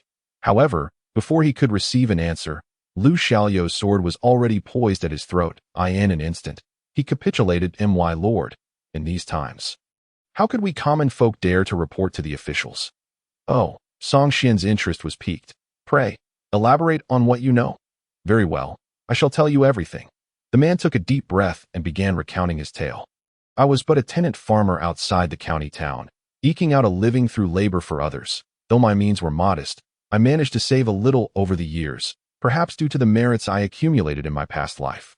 I was introduced by a matchmaker to a wife of striking beauty, who in our village would not envy me. As he spoke of his wife, he cast a glance at the woman kneeling on the ground. Sobbing softly, his eyes filled with a complex mixture of emotions that I do not wish to make you laugh, my lord. But we farmers have little exposure to grandeur. My wife's beauty, while incomparable to the daughters of affluent families, is renowned for miles around. He stole a shy glance at Song Xian and then at Song Qian, feeling somewhat embarrassed. While his wife was indeed beautiful, she could not compare to these two. Enough with the pleasantries, proceed, Song Xian urged. Yes, the man swallowed hard, a look of regret washing over his face. Then calamity struck. One evening, upon returning home from work in the city, I discovered a woman sitting forlornly outside my yard. Seemingly in need of rest, I approached her, and she introduced herself as Xiaoli, hailing from the nearby Huayan County. Xiaoli claimed she had been married for 5 years, but after her husband's passing last year, her in-laws subjected her to relentless cruelty, even her father-in-law harboring inappropriate desires for her. Unable to endure it any longer, she had secretly fled, now stranded here, having exhausted her funds, and sought to stay at my home for a night.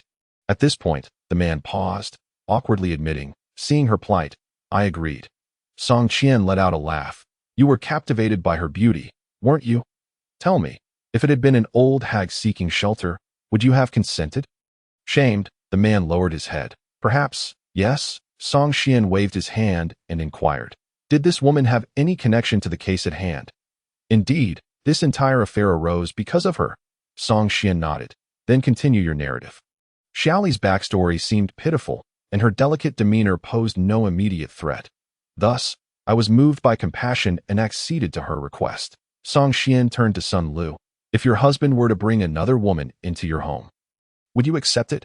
Sun Lu remained silent, but the man hurriedly explained, my wife is gentle and virtuous. Upon hearing Xiaoli's tragic tale, she did not refuse and readily agreed. Lu Xiaolu and the other men exchanged glances, their eyes conveying unspoken understanding. You see, henceforth, a man should seek a wife with such a generous heart. The next day, as Xiaoli prepared to depart, I foolishly inquired where she intended to go next. With a pitiful expression, she lamented her homelessness and lack of prospects. If we did not mind, she wished to stay a little longer, promising to engage in needlework to contribute to rent and assist with household chores. Ensuring she would not be a burden on my wife and I discussed it and concluded that an additional mouth to feed would not be a hardship, especially since Xiaoli could work and earn money. My wife also noted that I often worked long hours, sometimes not returning home for days, and having another woman around would alleviate her solitude. Thus, I consented to the arrangement. The man lowered his head in shame, admitting, I had selfish motives. Xiaoli was beautiful, not inferior to my wife. With her being widowed and homeless, I thought that over time, living together would naturally lead to her becoming part of my household. As a simple peasant, the prospect of having 2 lovely wives was a temptation I could hardly resist. Alas, it was this very greed that brought calamity. Song Xian and the others began to piece together the narrative. Following the usual course of events, it seemed that Xiaoli was likely not a virtuous woman, having led the demure Sun Lu astray, ultimately resulting in the charge of adultery. Initially, Xiaoli's presence in the home was unremarkable.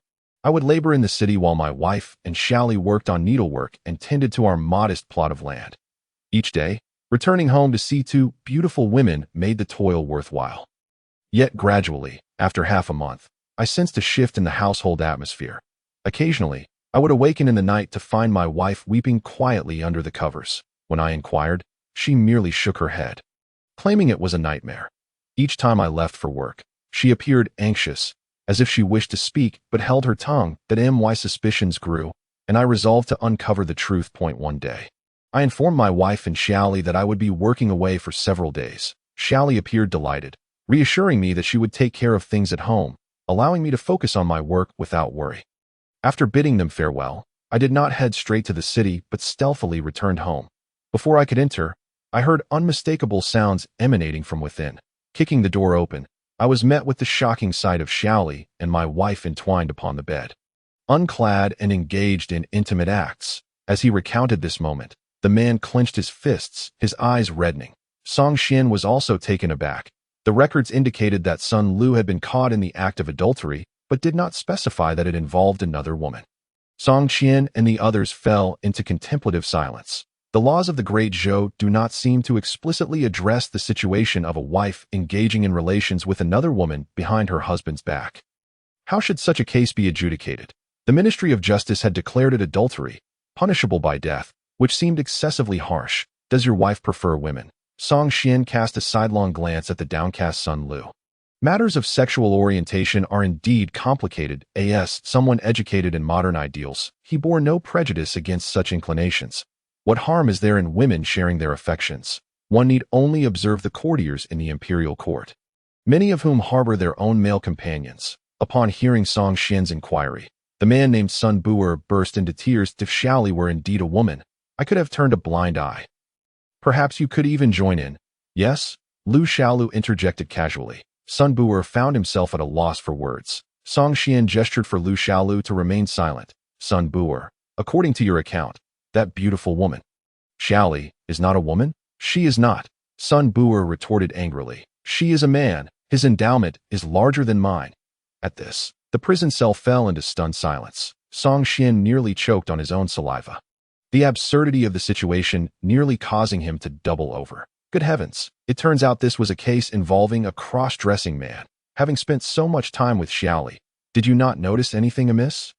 Song Qian voiced her skepticism, feeling the whole affair was too bizarre to be true. I truly did not.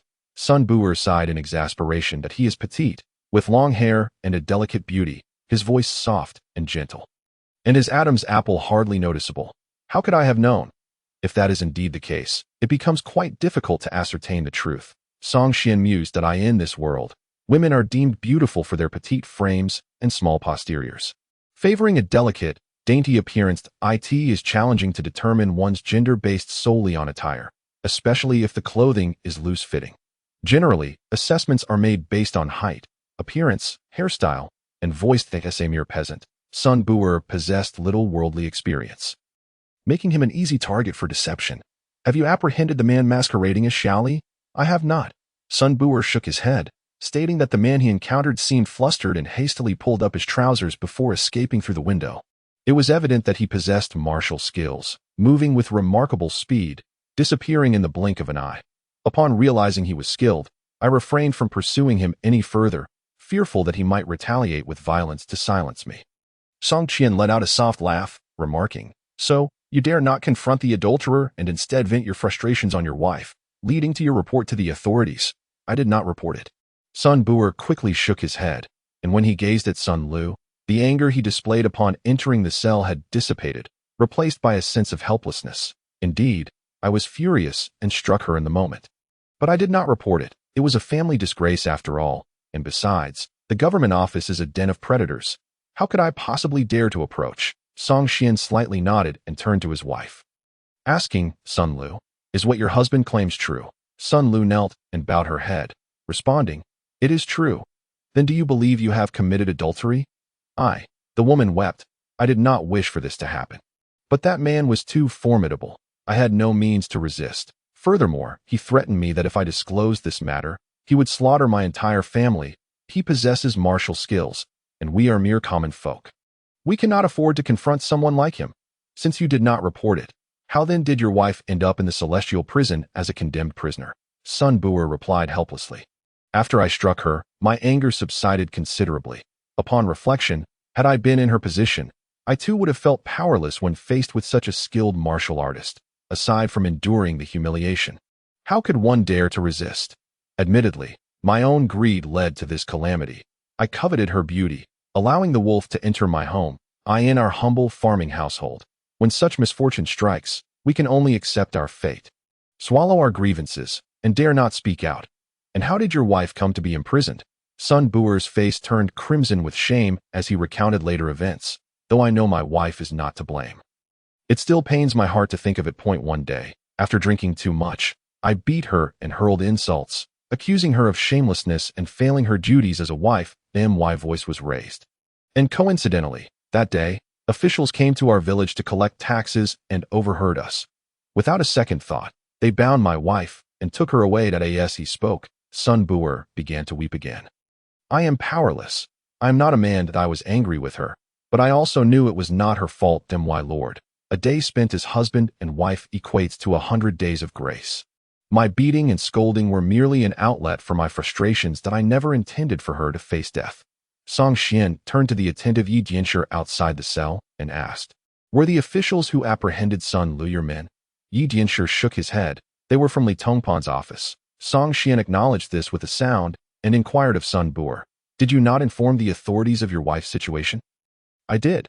Sun Buer exclaimed in frustration. The magistrate's words were clear. If I wished to prevent my wife from being convicted of adultery, I was to produce 100 taels of silver. 100 taels? Where could I possibly procure that amount? I had no choice but to sell land and property and borrow from relatives and friends. But before I could gather the silver, word came from the magistrate's men that my wife's guilt was already established. She was guilty of adultery. It was a foregone conclusion, unchangeable. They further threatened me that regardless of who inquired, I must maintain that it was adultery. If I uttered a single incorrect word, not only would I die, but my relatives and friends would as well. My lord, you are from the Xianyi Guard. I know you are not afraid of those magistrates. That I beseech you, save my wife." Song Xian fell silent, pondering deeply. If this couple spoke the truth, the case was indeed becoming clearer. In essence, Sun Buer had married a woman renowned for her beauty in the vicinity, attracting the attention of a flower thief. This thief seemed to possess peculiar inclinations, preferring not to use direct force but rather to disguise himself as a woman, employing a tragic backstory alongside his alluring appearance to awaken Sun Buer's desires, subsequently taking residence in their home. Thereafter, he resorted to threats to violate the man's wife. The matter was not overly complicated. It constituted a case involving a flower thief entangled in the affairs of the martial world. Yet, curiously, the case files made no mention of the flower thief. All information concerning this individual had been expunged. Just as Yi Jianshi had stated, the case was not complex. The complexities lay within the people involved. Lu Xiaolu approached Song Xian and whispered, "Brother Xian, based on what Sun Buer has said, the officials under Li Tongpan initially apprehended Sun Lu as a pretext for extorting money, purely for financial gain. Yet, they swiftly condemned her for adultery, sealing the case as an ironclad verdict. This has ceased to be solely about money. They seek to erase any trace of the flower thief. It is evident that this flower thief is not merely a martial artist of the rivers and lakes, but possesses a background of considerable significance, likely with strong ties to the government. There are individuals above who do not wish for news of this flower thief's defilement of a common woman to spread. At this point, he smirked. However, it seems this matter has not been kept under wraps. Some wish to cover it up, while others strive to unveil it. Otherwise, this case, which should have been reviewed by the Ministry of Justice, would not have found its way into the hands of our Xianyi Guard. Song Xian nodded slightly. Your analysis is astute. Thus, our current situation is somewhat precarious. Lu Xiaolu expressed disbelief. Brother Xian, you cannot seriously think that the person behind this would resort to killing us to silence us? That would be madness. Do they not fear the Xianyi Guard would retaliate? The Ministry of Justice requires evidence to prosecute. Yet if we are killed, the execution department's enforcers do not care for evidence. If there is suspicion, they will act first and inquire later. Song Xian chuckled. Do not be alarmed. It is merely a possibility. However, to be prudent, we must prepare ourselves. Surely, there must be a Xianyi Guard outpost within Huayan Prefecture? Indeed, there is, Lu Xiaolu whispered. But they are from the enforcement department. If we attempt to mobilize them, they are unlikely to heed our call. Then you shall inform them that you hail from the capital, and that Zhao Di's who's, the chief inspector of the capital's inspection department, is your father.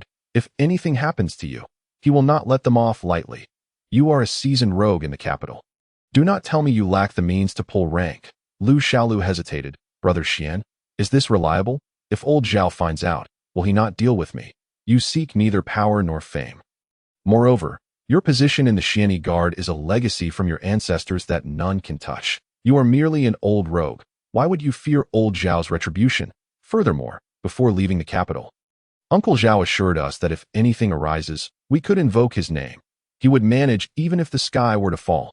Now that you mention it, I feel more assured. With that, he flicked his sleeve and strode confidently out of the cell. Beckoning to the monkey, Shoho, come with me. We have matters to attend to. The monkey glanced at Song Xian, and seeing that the leader had no objections, promptly followed Lu Xiaolu out of the celestial prison. Once the two had departed, Song Qian approached Song Xian and quietly asked, Brother, what were you discussing with Xiao Lu just now? I sent him to rally support. Ah, such matters could also be entrusted to me. No, Song Xian shook his head. In dealings with others, you are not as astute as Xiao Lu.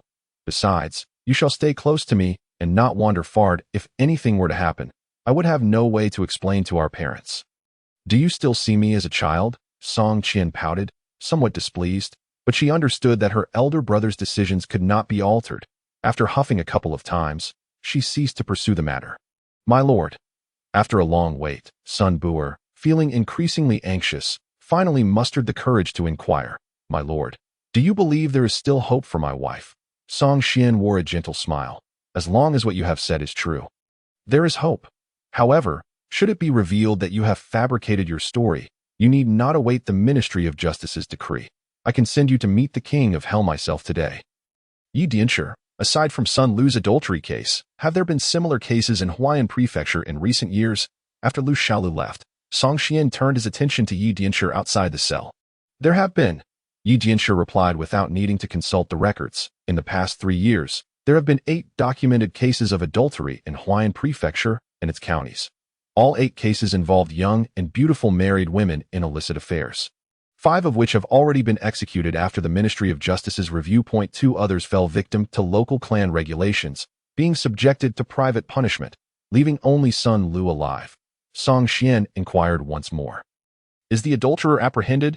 Yi Dianshi shook his head, expressing his disbelief. These cases all have eyewitnesses who have seen the adulterers in the act, yet the culprits have never been apprehended. Song Xian inhaled deeply, his expression turning cold. Even Song Qian understood the implications of this statement. Brother, ordinary folk tend to endure such matters quietly, often reluctant to report them to the authorities. Only a minuscule fraction of such incidents are documented by the officials. While the unrecorded cases are likely to be numerous, Song Xian nodded in agreement, remarking, when you observe a cockroach in your home, it signifies that countless others are lurking in the unseen corners. Song Qian instinctively clenched her fists. Are you suggesting that those cases of adultery are the work of that notorious scoundrel, and that someone within the officials has suppressed the matter, thereby transforming it into an adultery case? Song Xian nodded and let out a cold chuckle. Disguising as a man and pursuing the wives of others, this individual acts with utter impunity. Lu Xiaolu possessed commendable social skills to outsiders. The personnel of the Xian Yiwei's law enforcement division were perceived as ruthless, notoriously difficult to engage with. However, Xiaolu had barely spent 2 hours before leading a team of cavalry clad in black robes of the Xian Yiwei, armed with dark iron blades, to arrive. Song Xian swiftly guided Song Qian out of the prison to greet them. Upon their initial meeting, Song Xian first expressed his gratitude to Lu Xiaolu, acknowledging the effort made by young Master Zhao in personally coming here. He emphasized the name young Master Zhao with great weight, while Lu Xiaolu, with an air of authority, replied, Remember to speak well of me to my father upon your return, so he understands I am not merely a second-generation heir living off his family's fortune. Certainly, certainly, Song Xian chuckled heartily, his gaze shifting to the leader of the law enforcement division. The man stood tall, his arms muscular and well-defined from years of wielding a blade, appearing to be in his 30s yet bearing a weathered expression that hinted at hardship. Song Xian warmly clasped his fists in greeting. I am Song Xian. May I inquire how to address you, esteemed sir? Ah, it is Song Darren. The head of the law enforcement division had a somewhat frosty demeanor, clearly not adept at social interactions. After a brief response, he fell silent, until a companion beside him discreetly nudged his arm, prompting him to add, My name is Shun Lian. Thank you for your assistance. Darren Shun, Song Xian responded nonchalantly. Song Darren, a smaller but astute companion of Shun Lian, clasped his fists in greeting. My comrade Shun is not one for words. I hope you will not hold it against him. The ranks of the Xian Yiwei were categorized into 3 main tiers, 3rd, 2nd, and 1st. The 3rd tier was merely a position for the offspring of noble families to idle away. The 2nd tier was further divided into 4 ranks: Qianhu, Baihu, Zongqi, and Xiaoqi.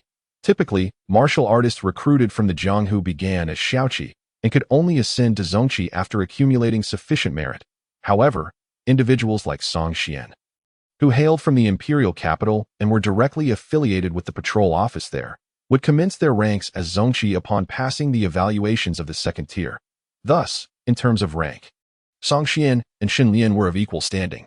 Yet, he did not assert any superiority, smiling warmly. My brother, there's no need for such formality. I have requested your assistance. There is no reason for blame. By the way, how may I address you? I am Genie Xuan, serving as a Xiaoqi under Darenshan, he replied, his expression turning serious as he glanced at Lu Xiaolu before continuing. Previously, young Master Zhao mentioned he encountered life-threatening danger in Huayan and required our aid. Song Darren, might I inquire about the nature of this peril? He appeared puzzled, and it was evident that even Xin Lian shared his bewilderment. Within the realm of the Great Zhou, it was typically the Xian Yi Wei who caused trouble for others. Few dared to provoke them, leaving them to wonder where this life-threatening danger stemmed from. Song Xian replied with a smile. Under the directive of Zhao Deshuzio Darren, I am leading a team to Huayan County to investigate a case of adultery. Adultery case? Xin Lian and his companions exchanged perplexed glances. Since when did the Xian Yi Wei become so idle as to meddle in such trivial domestic affairs? This case involves individuals from the Jianghu, Song Xian added. Upon hearing this, the previously indifferent Xin Lian and his companions immediately grew serious. The Xian Yi Wei was established to maintain a balance between the vast martial arts community and the imperial court. Generally, the Xian Yi Wei refrained from intervening in the conflicts of the Jianghu, as long as innocents were not harmed.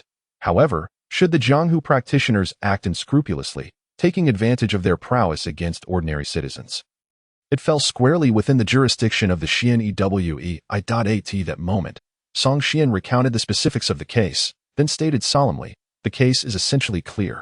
Any further investigation will lead us to the identity of that notorious scoundrel. His background is likely significant, possibly linked to the family of a local official. I fear that if we corner them, they may resort to desperate measures. Therefore, I had no choice but to request your assistance. Such matters are within our purview. There is no need for you to be overly courteous. Song Darren, Xin Lian, a decisive individual, unsheathed his long knife with a clang, stating firmly, investigating the case is the duty of the patrol office. But dealing with murder falls within our domain. You need not elaborate excessively on the case. Simply inform us who needs to be eliminated and how we might locate that scoundrel. As his words fell, the 20 or so Xiaoqi riders behind him drew their long knives, maintaining a heavy silence, their eyes gleaming with unmasked killing intent. Song Xian and Song Qian exchanged discreet glances, each reflecting a profound meaning. These law enforcement personnel were indeed as peculiar as rumored, exuding an aura of lethal intent that hinted at the countless lives they had claimed to hone their ferocity amidst the tense atmosphere. Song Xian slowly spoke, I am currently unaware of the identity of that scoundrel. However, it matters not, for the magistrate overseeing the adultery case must surely possess the knowledge. With that, he called out toward the prison. Denyo, bring out the couple's son and Lu. Understood. A booming voice echoed from within the prison, followed by the sounds of fists colliding and bodies hitting the ground. Soon, Denyo's imposing figure emerged from the prison door, effortlessly hoisting the couple, son and Lu, in each hand as he strode forward. Goodness! The previously menacing Genie Xuan gasped in astonishment upon seeing Denyo's towering presence casting a large shadow even before he approached. Song Darren, is this your man? Xin Lian inquired warily, as Denyo's sheer presence exuded an overwhelming sense of power that a person of such stature, if trained in martial arts, and clad in heavy armor wielding dual broadswords, would undoubtedly be a fearsome force on the battlefield. He is Niumang, from the patrol office, Song Xian briefly introduced, offering no further elaboration. At that moment, Yi Dianshi rushed over, visibly agitated. Song Darren, what is the meaning of this? Why are your men breaching the prison? Yi Dianshi's expression was grim. He had brought people to the prison, yet now the death row inmates were being taken away. Should this matter reach the higher authorities, his responsibility would be considerable. It is nothing of consequence. Song Xian replied cheerfully. This case is now under the jurisdiction of the Xian Yi Wei. It is inappropriate for them to remain confined in the prison of Huayan County. Yi Dianshi, feeling helpless, protested, but they are death row inmates, and they cannot simply be taken away. Before he could finish, Song Qian shot him a glare and coldly stated, Yi Dianshi, let me be frank. We do not trust the confinement of Sun and Lu in your prison. The Xian Yiwei intends to take them away. Do you dare to obstruct us? Yi Dianshi fell silent, especially upon witnessing the 20-odd fierce Xian Yiwei cavalrymen outside. He prudently retreated without a word. Song Xian stepped forward, clasping his fists in a respectful bow to Yi Dianshi. Although we have not known each other long, I perceive you as a capable individual that in the coming days, Huayan County may undergo significant changes. I kindly ask you to maintain order within the city. Yi Dianshi nodded in bewilderment, but upon seeing Song Xian mount his horse and beckon to Song Qian and the others, he declared, "Let us go. We shall hunt." With the investigation reaching this juncture, it was evident that the case involved individuals from the martial world, falling squarely within the purview of the Xian Yiwei. Thus, Song Xian, shedding all reservations, proceeded with unbridled determination. The thunderous sound of galloping hooves echoed through the streets, causing many citizens to flee in terror at the sight of the Xian Yiwei cavalry. Resembling a dark cloud racing forth, once the ominous cavalcade vanished at the end of the street, the hidden townsfolk cautiously emerged, engaging in hushed whispers. Those must be the Xian Yiwei. What calamity has befallen? It seems they are headed towards the prefect's manor. Could it be that the prefect is in peril? Shoo! Lower your voice. Should he survive, he may seek retribution. What is there to fear? They are renowned for their lethal prowess, surely. That rotund prefect cannot escape his fate. Ah, my friend, you seem rather astute. Are you truly unafraid that the prefect will survive this ordeal and come after you? Fear not. I have connections in the imperial capital. What is there for me to dread? As they approached the prefect's residence, several officials, previously basking in the sun and napping, were jolted awake by the fearsome presence of the Xian Yiwei. Their sleepiness evaporated as they trembled in fright. "Open the door," Song Xian commanded with a cold tone. The officials turned to their superior, who, with a twitch of his lips and devoid of hesitation, promptly opened the main gate. Given the imposing demeanor of the Xian Yiwei, any hint of reluctance could very well result in dire consequences. After all, these men were clearly intent on confronting the officials within. As the gate swung wide, Song Xian surged ahead on horseback. Inside the courtyard of the prefecture, chaos erupted. Without needing to utter a word, Lu Xiaolu and Shouhou charged into a hall, seizing an official. "Are you the prefect?" Song Xian inquired from his lofty perch on horseback, gazing down at the terrified official. "Nay, I am merely the assistant prefect, Li," he stammered. With a wave of his hand, Song Xian ordered, "Take him away for a beating." Without hesitation, Lu Xiaolu dragged the man away, and soon, anguished cries echoed from behind. As Lu Xiaolu struck, he vented his frustration. "Li, is it? You carry yourself with such arrogance. I come to investigate this case in Huayan. And yet you do not even greet me? I shall teach you a lesson for your disrespect." Moments later, the battered Li was brought back before Song Xian. "Do you understand why you are being punished?" "I understand," he replied, his words slurred from the beating. At this moment, he resolved to remember this lesson. Any visitor from the capital, regardless of rank, must be met with due respect. Of course, he pondered grimly. If he had a future to consider, the demeanor of the Xian Yiwei suggested that his years of corruption were about to catch up with him, and his head might well serve as a warning. "Good. Let us dispense with the pleasantries. Tell me directly, who is the flower thief?" Li hesitated, his heart racing. "I truly do not know." "You do not know?" Song Xian replied with a sardonic smile. "The capture of Sun Lu was orchestrated by your men. Do not tell me you are completely ignorant of the details. My lord, I am wronged. I am truly innocent. My subordinates sought to extort some funds from Sun Lu. This case was not under my jurisdiction. It was managed directly by the prefect. Then you should bring the prefect to me, for he surely knows everything." At this moment, Li's resentment towards the corpulent prefect swelled. Why meddle in affairs that could easily be resolved in Huayan? Now, having failed to effectively manage the situation, he had invited the Xian Yiwei's wrath upon himself.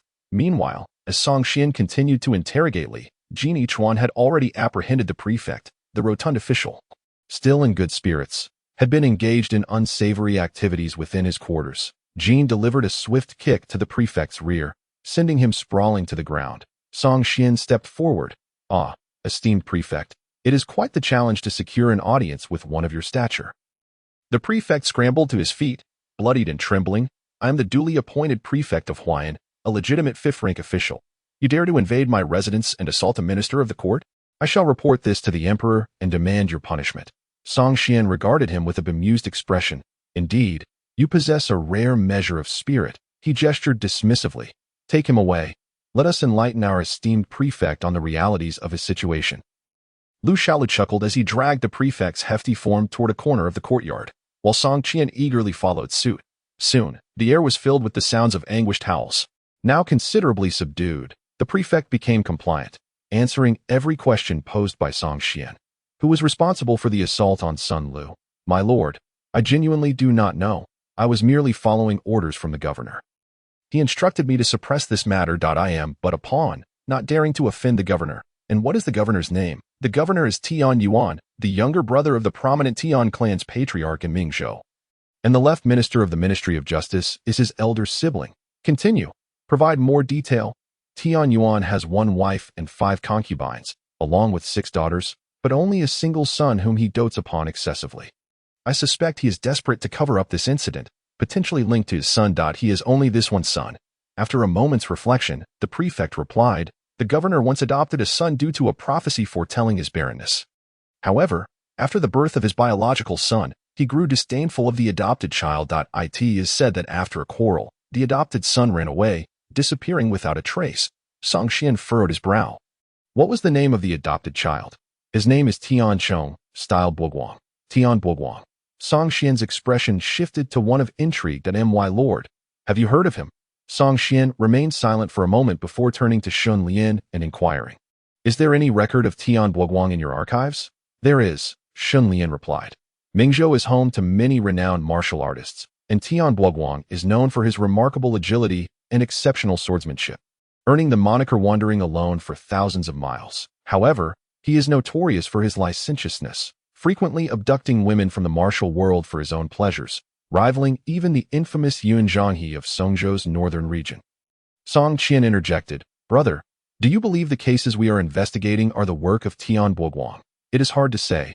Shin Darren, do you have any insights? It is unlikely to be Tian Boguang. Xun Lian analyzed. He holds a significant reputation in Mingzhou's martial circles, possessing remarkable lightness skills. He has evaded capture from innate masters before. Although he is indeed lecherous, he typically targets women of the martial world, not commoners. Song Xian nodded slightly, recalling the plot from The Smiling, Proud Wanderer where Tian Boguang abducted Yilin. One could question his character, yet not his discerning eye. Simply put, Tian Boguang operated on a higher playing field. While Sun Lu possessed beauty, she was merely average among ordinary folk, and when compared to seasoned female warriors with internal strength, she paled in comparison. The likelihood of Tian Boguang's interest in her was quite slim. If not him, then perhaps it was his younger brother. Song Qian concluded earnestly. They are all from the same family. It is likely they are all untrustworthy. Regardless of who it is, we shall apprehend them first. Though the words may seem somewhat simplistic and blunt, they perfectly resonate with Song Qian's sentiments. Given that the case has progressed to this stage, a resolution must inevitably follow. Just as Song Qian remarked, this matter is undoubtedly connected to the provincial governor surnamed Tian.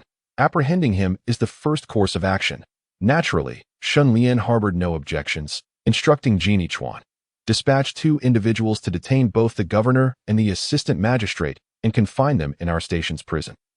We shall return to scrutinize the matter further once our pressing affairs are concluded. These 2 plump pigs can yield enough profit to ensure a prosperous new year for the brothers of the Huayan Law Enforcement Division. Song Xian gestured for Sun Buer and his spouse to accompany them, as their journey to the capital would be inconvenient without them. Jin Yichuan nodded in acknowledgement. I in Mingzhou, Jianghuai Prefecture. When Song Xian and his companions arrived at the capital's jurisdiction, it was already the dawn of the second day. Lord Shun, since Tian Boguang is a registered figure within your law enforcement division, why has no one been dispatched to apprehend him?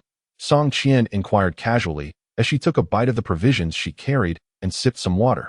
Gazing at the ancient city that appeared inexplicably grand in the morning light, Xun Lian, drinking from his water flask, explained, although our Xian Yiwei wields significant power, we are but a blade of the emperor.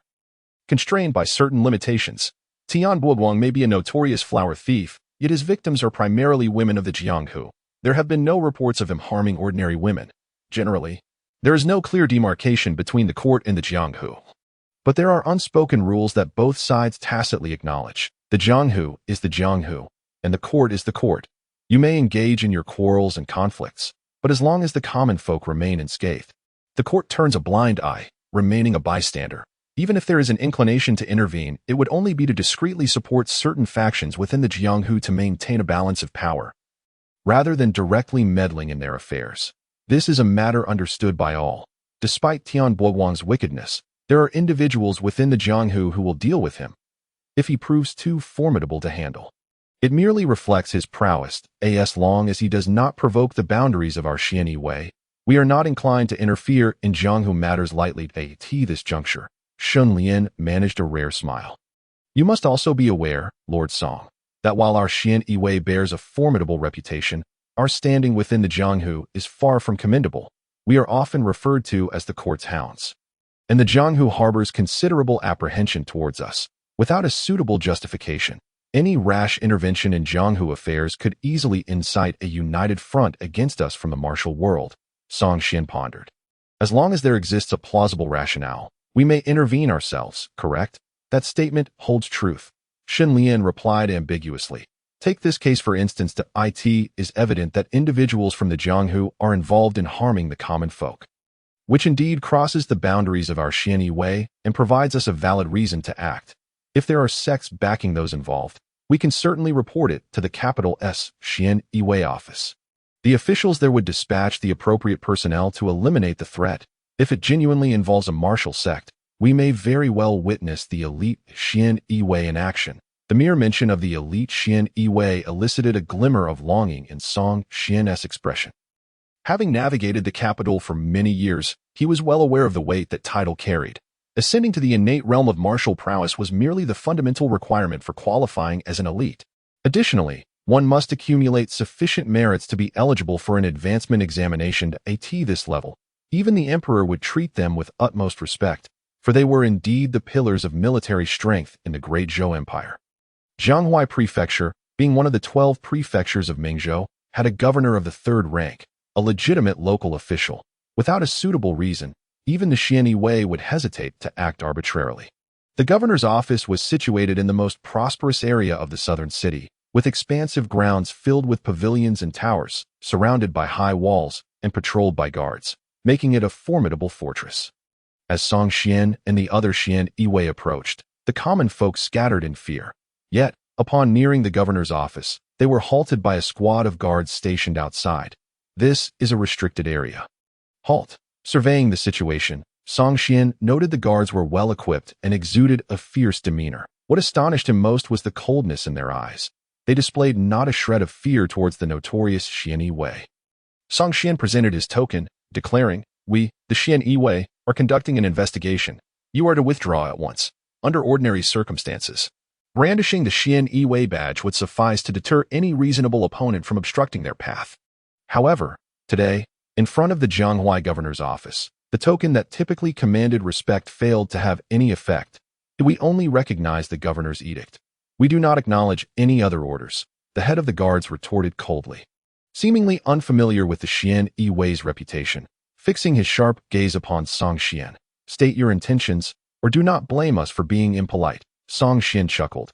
To be honest, since entering the ranks of the Xian Wei, this was the first time he encountered someone more brazen than himself. Xun Lian rode forward, whispering to Song Xian, "These guards are likely private soldiers raised by the Tian family. They know only the Tian family and are oblivious to the court. We can charge in without further ado. There is no need for discussion." As the words left his mouth, the sound of steel rang out as Xun Lian unsheathed his long knife with a swift motion. And in a flash, he severed the head of the guard leader. Song Xian was momentarily taken aback, gaining a clear understanding of Xun Lian's methods. My brother Xun is indeed formidable when he speaks of violence. He does not hesitate. Upon Xun Lian's attack, rather than being intimidated, the guards erupted into a fierce battle cry, drawing their blades and charging at Xun Lian and Song Xian. Song Qian and the other Xian Wei members reacted swiftly. Unsheathing their weapons, the sounds of metal clashing ringing out. As a guard lunged forward, Song Xian raised his hand and struck with a palm. His speed far exceeded that of the guard's blade. And before the knife could descend, his palm had already struck the guard's chest. The sound of bones fracturing echoed, and the guard's chest caved in. Before his lifeless body could fall, Song Xian seized his arm and hurled him aside. The impact sent 3 guards crashing to the ground. Having battled mountain bandits previously, Song Xian now executed his moves with perfect precision, conserving his internal energy and avoiding any splatter of blood, which left him quite satisfied. Indeed, real combat was the most effective means of honing martial skills. The commotion outside alerted the guards within the governor's office, and soon the doors were flung open, releasing dozens of fierce guards who charged out, weapons raised out on horseback.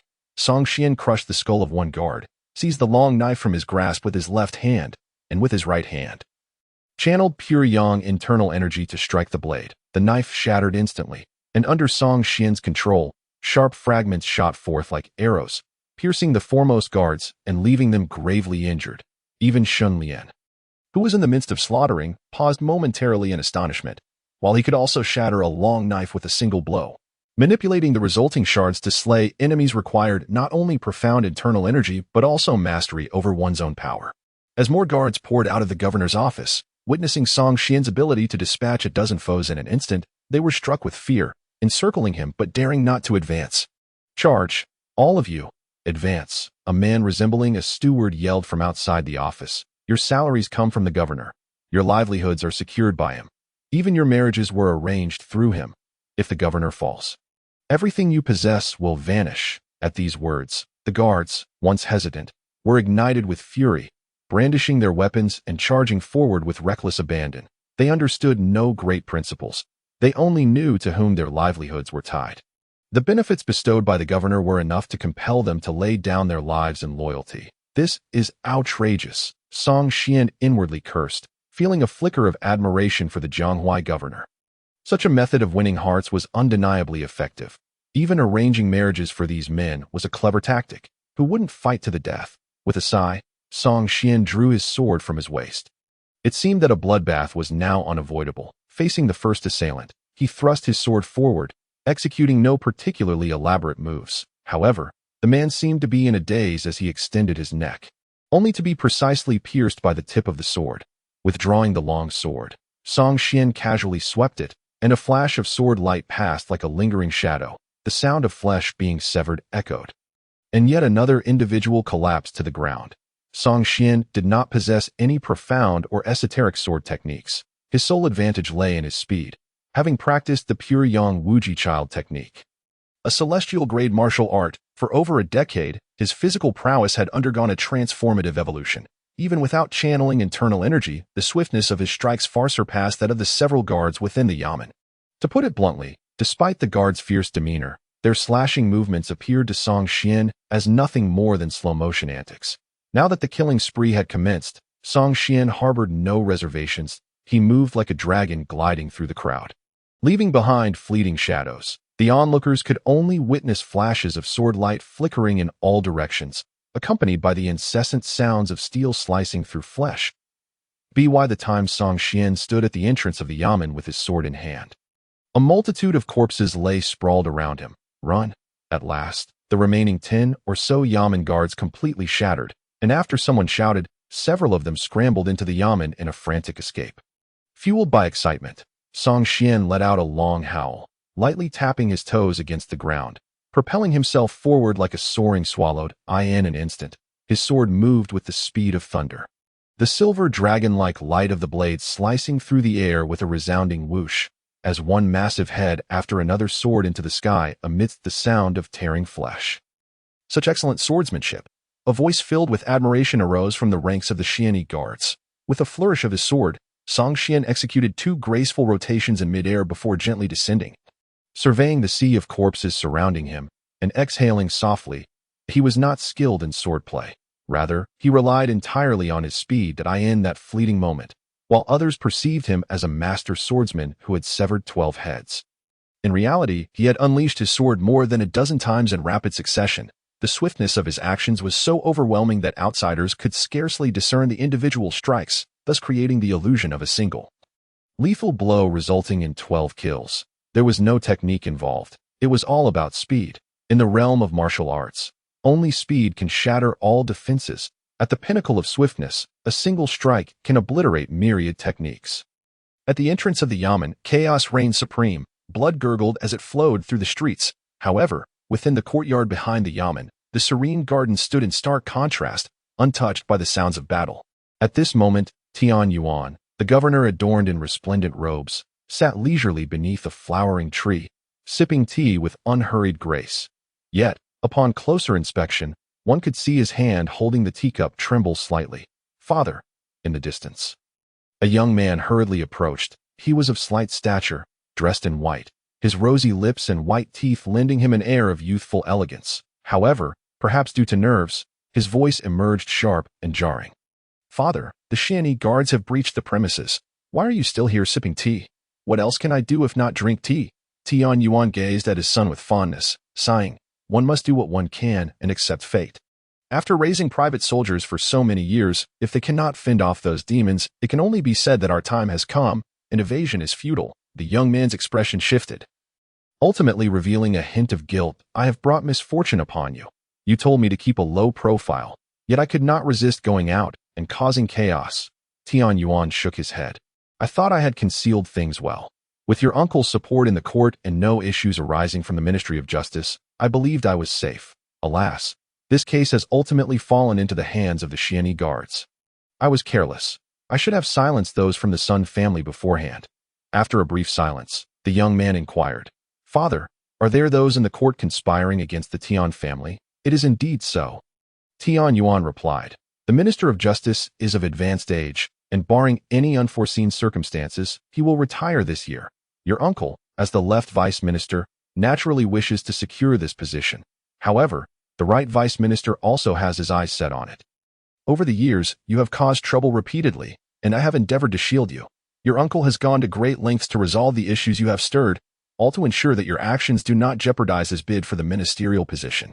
Unfortunately, your oversight has been discovered by the right vice minister, leading to the arrival of those Xianyi guards. Even if my Tian family is a prominent clan in Zhonghuai, how can we contend with such a formidable force?" The young man, somewhat perplexed, asked, "Father, if you do not wish to confront the Xianyi guards, why then do you command the guards to fight them to the death? What purpose does this serve?" "Of course it serves a purpose." Tian Yuan tightened his grip on the teacup, "because I must buy time." With that, he suddenly hurled the teacup to the ground. "That is the signal." In the next moment, several black iron nets descended from the sky, catching the young man off guard as he was ensnared within them. From the shadowy corners of the garden, several figures clad in black emerged, brandishing knives, securing the iron nets tightly. "Father, what are you doing?" "What am I doing? Naturally, I am going to kill you."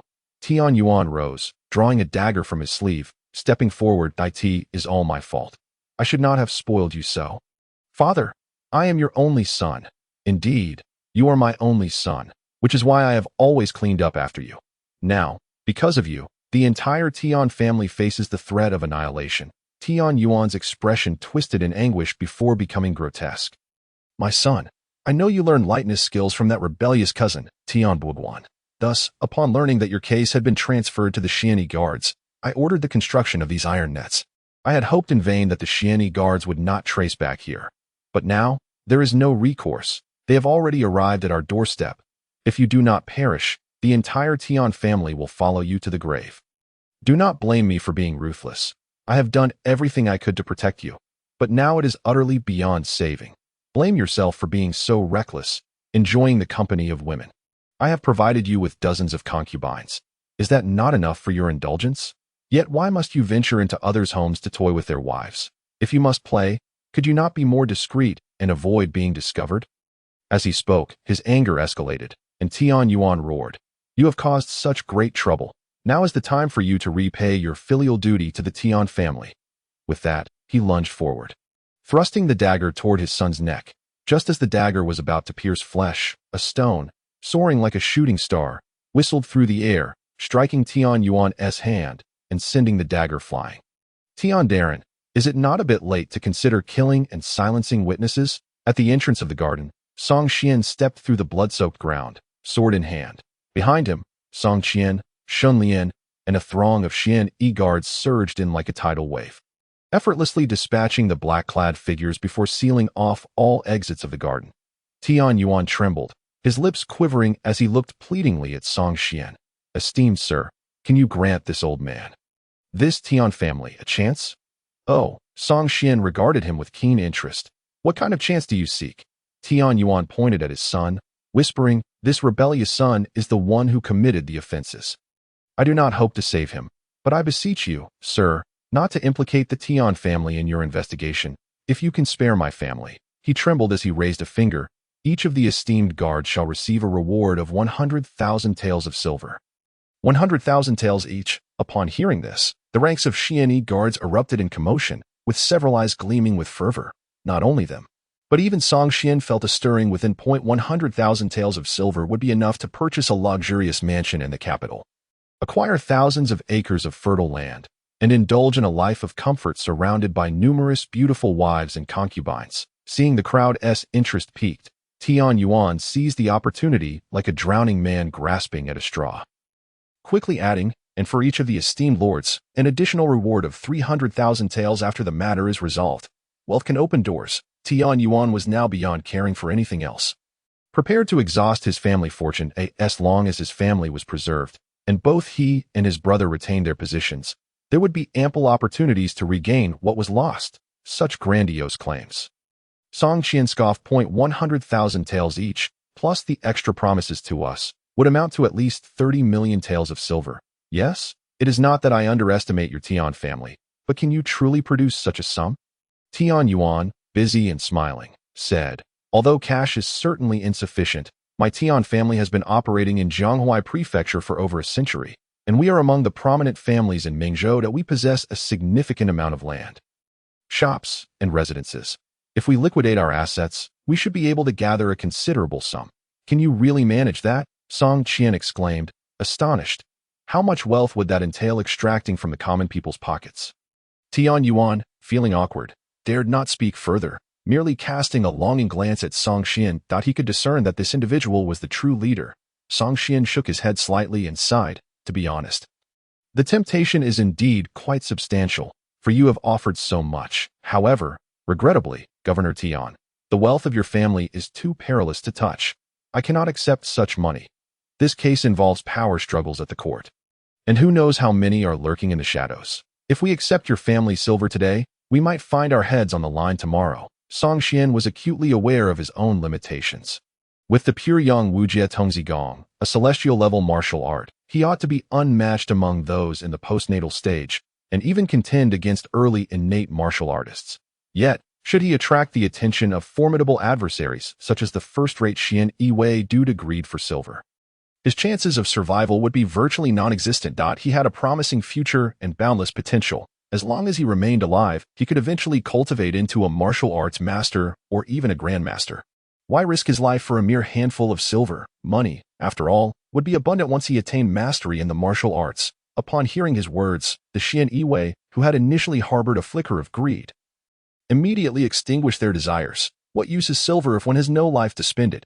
Before Tian Yuan could speak again, Song Qian waved his hand, ordering the individuals from the rear courtyard to be apprehended.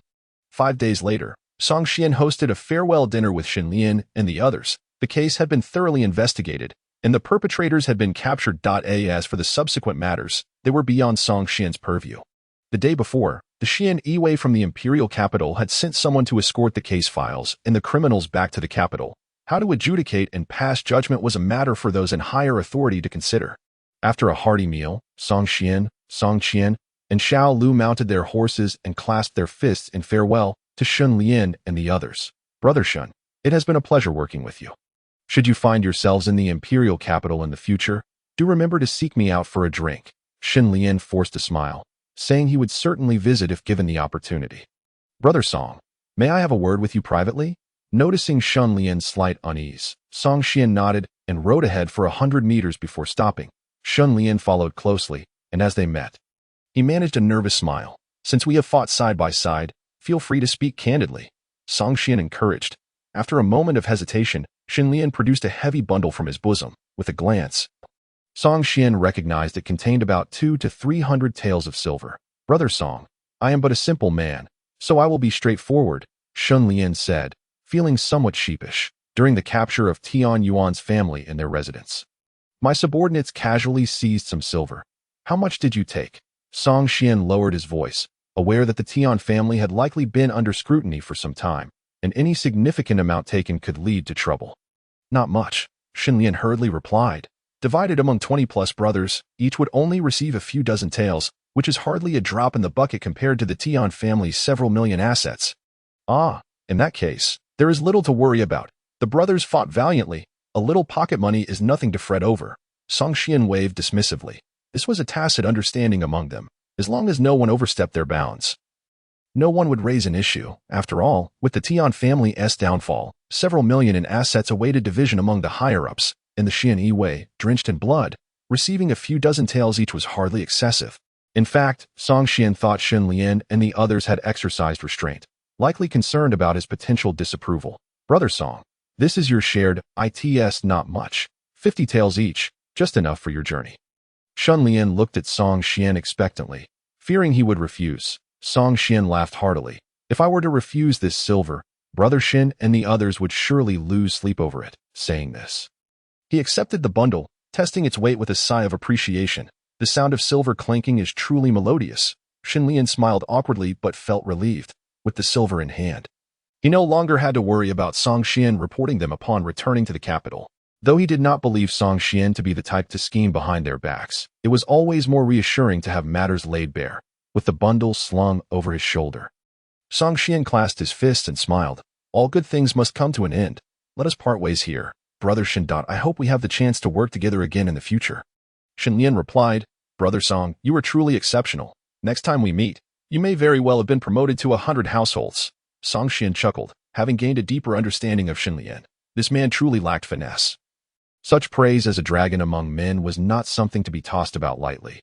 Why not say he possessed the potential to become an emperor, after bidding farewell to Xinlian and the others? Song Xian and his companions set off on their journey back to the capital. As they departed, Shaoqi Jin Xuan looked at Xinlian and asked, Sir, did they accept the silver? They did.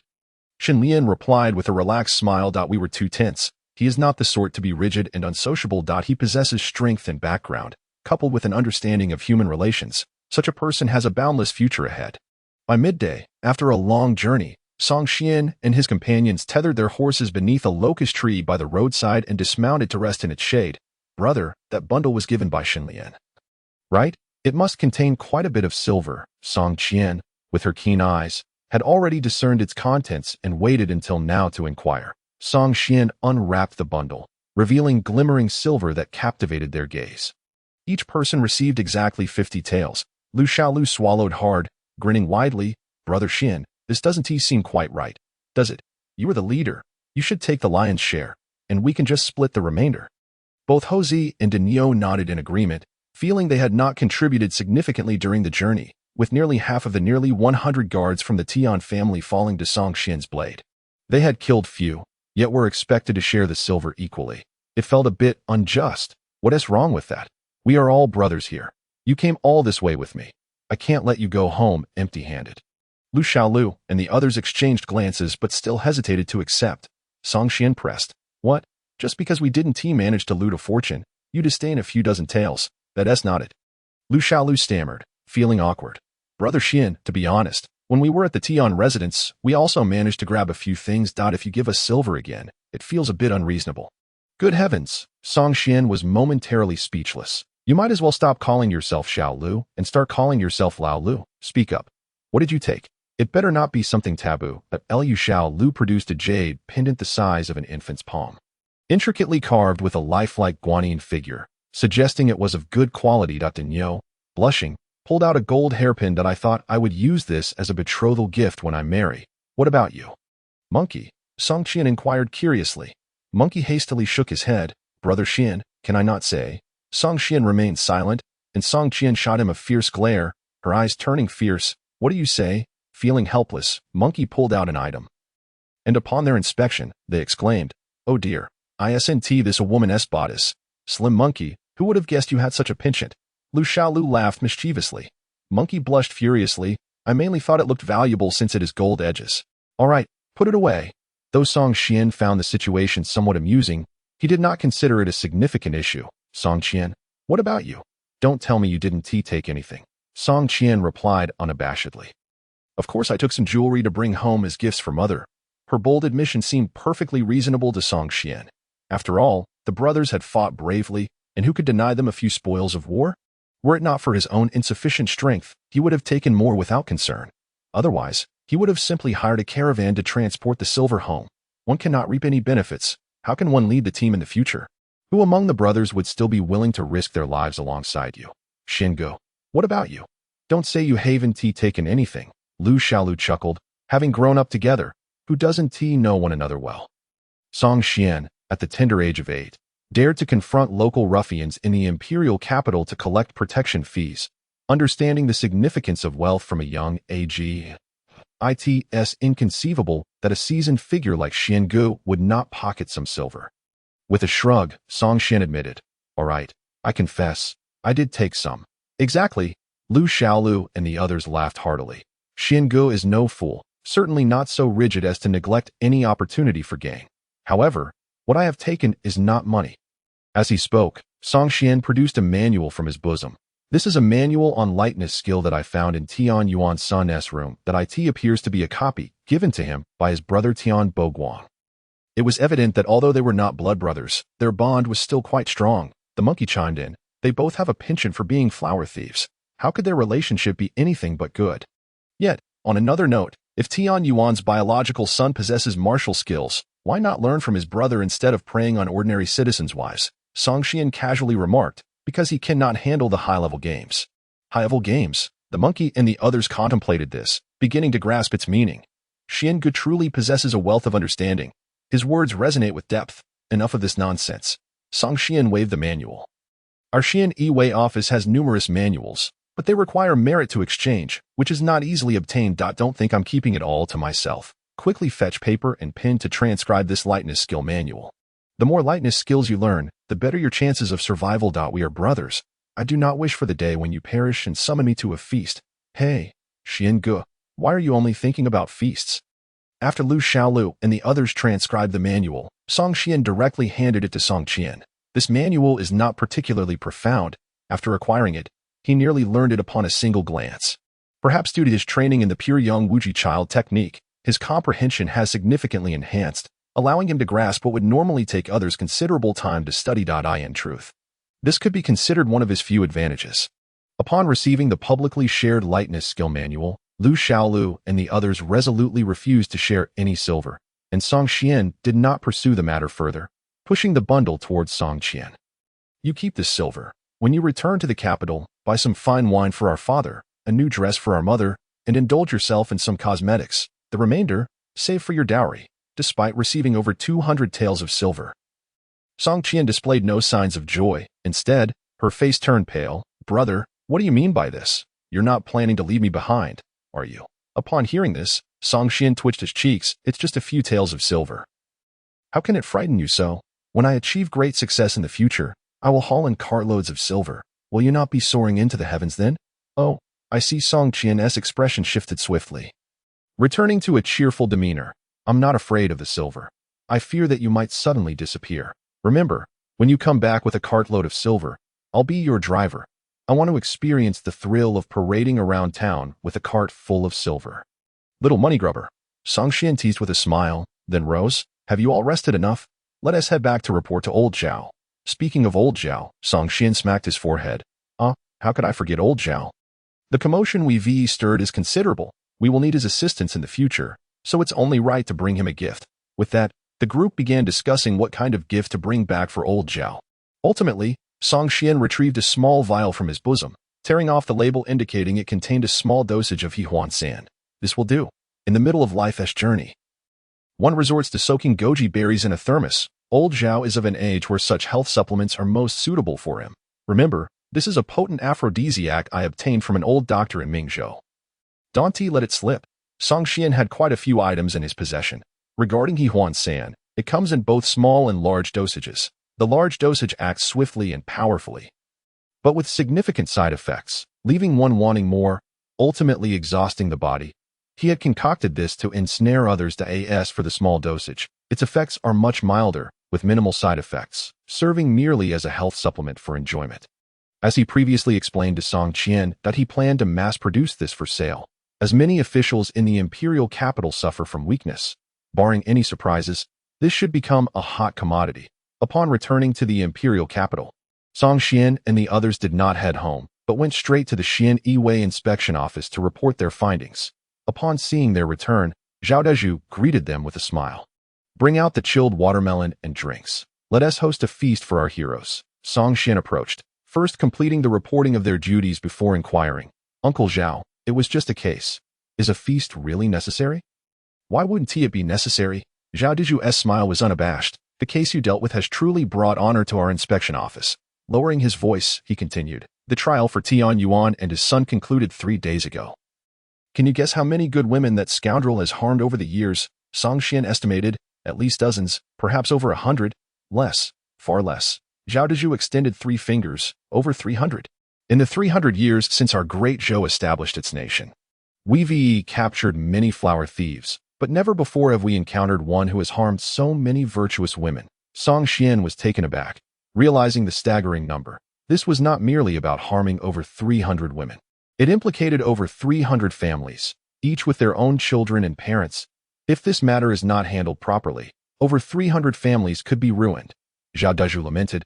It can only be said that this fellow indeed has some skill, disguising himself as a woman to commit his crimes. Ordinary people would never suspect a thing. After he tires of it, he simply leaves, and the women he victimizes have no choice but to endure in silence. Thus, this matter remained well concealed, with few clues exposed. But, as they say, one cannot walk by the river without getting their shoes wet. After so many times, he was bound to reveal his true colors. This case eventually fell upon us in the Xian Yiwei because Tian's family's rivals seized this opportunity. Song Xian queried, "How will this case ultimately be judged?" "Difficult to say." Zhao Dezhu shook his head slightly. "Yesterday, the emperor was quite furious over this matter in the court. Such a scandal involving hundreds of families, lingering undetected for years. It's one thing for local officials to deceive, but even the Ministry of Justice has been found to have falsified records. The emperor has lost trust in the officials of the ministry. The Minister of Justice, who was supposed to retire this year, was deprived of that opportunity. The emperor directly dismissed him from his position in court. If nothing changes, the ministry will undergo a significant overhaul, and many high-ranking officials in Mingzhou are likely to be implicated. The emperor intends to use this major case to rectify the collusion between the court and local officials, regardless of the outcome. The Tian family is doomed. The officials of the court, and even the emperor, have set their sights on the Tian family's vast wealth. The best outcome would be for the Tian father and son to face execution, while the rest of the family faces exile or conscription to the borders. In a harsher scenario, it could lead to death by 1,000 cuts, exterminating their entire clan. Zhao Dezhu took a sip of goji berry tea. Squinting with a smile, "You are the main person behind this case. Even the emperor remembers your name. Work hard. Your future prospects are limitless. By the way, if you were to pass judgment on those from the Tian family, what would your verdict be?" "Death by 1,000 cuts." Song Xian replied without hesitation. His enmity with the Tian family has reached a point of no return. Should they regain their power, it would be him facing trouble. Naturally, Song Xian wished to see the Tian family eradicated entirely to eliminate any future threats, given that this is the first major case of flower theft since the founding of the Great Zhou. Death by 1,000 cuts does not seem excessive, does it? Zhao Dezhu nodded slowly. "Not excessive at all." Song Xian, smiling, retrieved a small vial from his bosom and said mysteriously, "Uncle Zhao, this is a miraculous pill I obtained from an old doctor in Mingzhou. 1 dose can restore a man's vigor." Zhao Dezhu took the vial, glanced around to ensure no one was watching as others busily savored chilled watermelon, and then whispered, "Is this thing reliable?" Song Xian wore a serious expression, pondering the unreliability of certain matters. "How could I dare to present such things to you in reverence? I must commend your thoughtfulness." Zhao Dezhu, satisfied, tucked the bottle into his sleeve. He harbored no concerns about Song Xian's potential trickery, for their families shared a long-standing friendship, and he was also Song Xian's support within the Xianyi Guard. Unless this lad had lost his senses, he wouldn't dare to harm anyone, least of all himself. By the way, during this business trip, did you manage to procure any benefits? Zhao Dezhu suddenly inquired. Song Xian contemplated for a moment before retorting. Then, "Uncle Zhao, can I indeed gain any benefits?" Zhao Dezhu cast a glance at Lu Xiaolu and the others. It would be unreasonable for his subordinates to embark on such a journey only to return empty-handed. They ought to receive some reward, lest it complicate future endeavors when trying to take people out again. "Rest assured, Uncle Zhao, while there are no grand rewards, I can certainly secure several dozen taels of silver for each of them." Zhao Dazhu grunted in acknowledgement. Such matters were best left unspoken in public. Yet everyone understood the underlying implications. The nuances of when to accept and when to refrain would become clearer as more cases were handled in the future. In any case, working in our unique bureau entails a wealth of lessons to absorb. Song Xian nodded earnestly, acknowledging his youth and inexperience, expressing his reliance on Uncle Zhao's guidance. As they departed the bureau, night had already fallen. After a hearty meal, everyone returned to their respective homes. After a day of official duties, Zhao Dazhu arrived back at his residence, where his wife ordered a maid to bring warm water, then began to wipe his face with a towel. My dear husband, what brings you such joy, and why have you indulged in so much wine? You know the children of the old Song family. Right. I have a vague recollection. What has transpired? They have found success. In a few years, they might very well become first-rate members of the Xianyi Guard. Zhao Dazhu burped lightly. Over the years, I've lent them a hand. And perhaps in the future, the Song family will support us Zhao family instead. That boy is 15 this year, isn't he? It seems our family will likely rely on the Song siblings for assistance moving forward. As he spoke, he gazed at his wife's figure, which, though aged, still retained an elegant charm. The wine stirred something within him. Coincidentally, Song Xian had delivered some gifts. Tonight, let us see how effective they are. Half an hour later, Zhao Dazhu's wife was on the verge of tears. My dear, I truly cannot endure this any longer. How much longer will this take? Meanwhile, Song Xian and Song Qian, brimming with excitement from the gifts they had purchased, arrived home. However, as they stepped through the doorway, they were halted by two stout women standing guard. Song Xian took a step back, glancing around to confirm once more that indeed, this was his home. Who are you? Before Song Xian could speak, the two women, eyes filled with suspicion, scrutinized the siblings. And who are you? Blocking our way into our home. Song Qian would not tolerate their demeanor. She tossed her bundle to the ground, swiftly seized the two women, and pressed them down. Qian. Old Song Yuanshan heard the commotion and rushed over, admonishing, what nonsense is this? How can you treat guests this way? Guests. Song Qian released her grip. Glaring at the two women, is this how guests behave? Blocking the host from entering? The two women scrambled to their feet, their eyes filled with fear as they regarded Song Qian. This fiery girl, slender and seemingly delicate, possessed an unexpected strength, rendering the two stout women powerless. Much like chicks underfoot that moment, a gentle voice, reminiscent of pearls cascading onto a jade plate, echoed from the courtyard. It is my failure to supervise. I have startled my cousin and cousin-in-law. Daiyu wishes to apologize. Song Xian turned to see a girl in a light blue, flowing robe, her head bowed, tears glistening as she repeatedly bowed to him and Song Qian. In that moment, Song Xian's mind buzzed with confusion. What world had he traversed? Wasn't this supposed to be a martial arts realm? How could Lin Daiyu, delicate as a flower and frail as a willow, possibly be here? What a perplexing situation. His mother, Song Linsher, hurried over, taking the girl's hand and soothingly saying, it's merely a misunderstanding. Why are you in tears, my dear? Mother, who is she? Song Qian regarded the delicate girl with skepticism. One who cries when trouble arises is often deemed scheming, as her brother had previously described certain cunning women. She is your cousin. Their mother shot a stern glance at Song Qian. You, of all people, should know better. At your age, must you still act so recklessly? If only you possessed half the grace of Daiyu, I would not worry so much about your future. With that, Song Linsher disregarded her daughter's irritation, leading the girl toward the inner chambers. Come, Daiyu, it is getting late. Let me show you to your prepared room. You shall stay with us tonight, and tomorrow, I will have your cousin and cousin-in-law escort you home. Indeed, I will comply with Aunt's arrangements. The girl's soft and gentle voice further endeared her to Song Linsher. The two women exchanged awkward glances with Song Qian before bowing to Song Yuanshan and swiftly following behind. Once they were out of sight, Song Qian turned to her father, fuming. Father, what is the meaning of this? When did I acquire a cousin? Song Yuanshan scratched his head. I am not entirely sure myself. She is a relative from your mother's side, likely a distant kin. However, I suspect they are merely distant relatives, as your mother never mentioned them before. They must have only recently re-established contact. This. Song Qian cleared his throat and inquired curiously. What is this cousin's name? Lin Daiyu. Indeed, that is her name. Song Yuanshan looked at Song Qian meaningfully. She is almost 15 this year, though slightly younger than you. Not too much of a difference, is it? Quite charming, I must say. Song Qian chuckled lightly but offered no response, Feeling fatigued, I shall retire to my room for some rest. Upon seeing his brother retreat, Song Qian hastily blocked her father's path. Father, speak honestly. Did you and mother conspire to bring in this distant cousin to facilitate a match for my brother? Song Yuanshan first offered an awkward chuckle, then spread his hands in surrender. Indeed, that is the case. With that, he turned, humming a tune as he walked away. Song Qian would not relent, persistently questioning her father until he reluctantly divulged all he knew. With a creak, Song Qian pushed open her brother's door. Song Qian sat at a table sipping tea. Upon noticing her entrance, he huffed, "Do you not know to knock?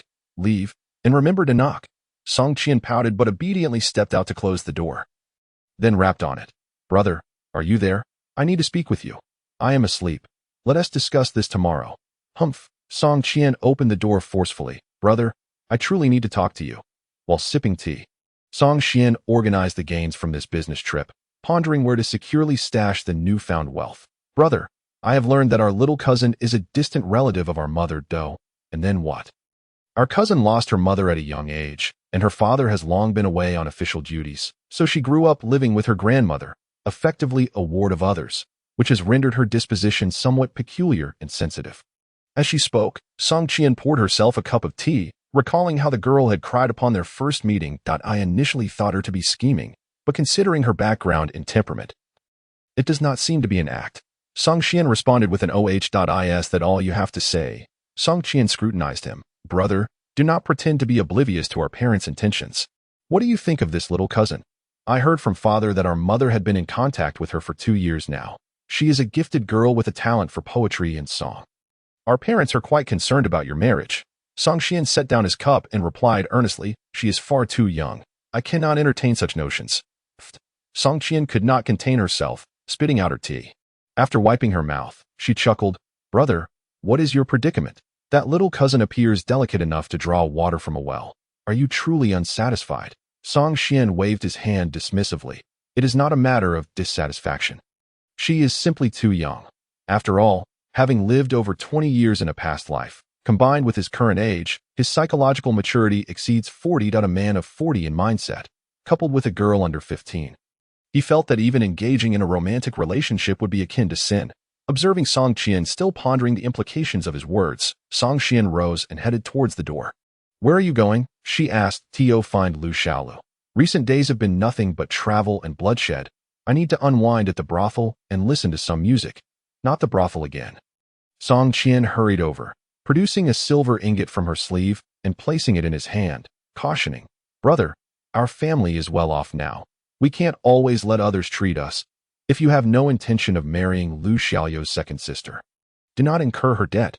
Instead of seeking Lu Xiaolu, Song Qian ventured outside the city to a secluded forest. Clad in a flowing white robe, he sat cross-legged atop an ancient tree, facing the nascent dawn. Inhaling and exhaling, absorbing the ethereal energies of heaven and earth. From a distance, Song Qian appeared almost ethereal, with a faint mist hovering above his head, swaying gently with the breeze like a celestial being. Following recent encounters with death, he sensed that his cultivation was on the brink of a breakthrough, requiring only a catalyst to ascend to the innate realm. However, what this catalyst was remained elusive. A feeling he could not articulate. As noon approached, Song Qian concluded his meditation, gazing up at the vast, nebulous sky, exhaling a breath of stale air, perhaps to achieve his breakthrough. He needed a vigorous battle that could exert pressure upon him. Departing the forest, Song Qian did not return home directly, but strolled leisurely along the official road. Along the way, he encountered several travelers. Some recognized him and greeted him with eager smiles. "Qian Ge. Have you had lunch? Shall we dine together?" Song Qian occasionally nodded in acknowledgement, his mind preoccupied with thoughts of how to break through to the innate realm, his gaze gradually becoming vacant. Suddenly, while lost in thought, he felt a brush against his waist, and his money pouch vanished without a trace. As his mind struggled to regain focus, his eyelids snapped open, and his sword was drawn in an instant. Slash! A voice devoid of any earthly warmth escaped his lips.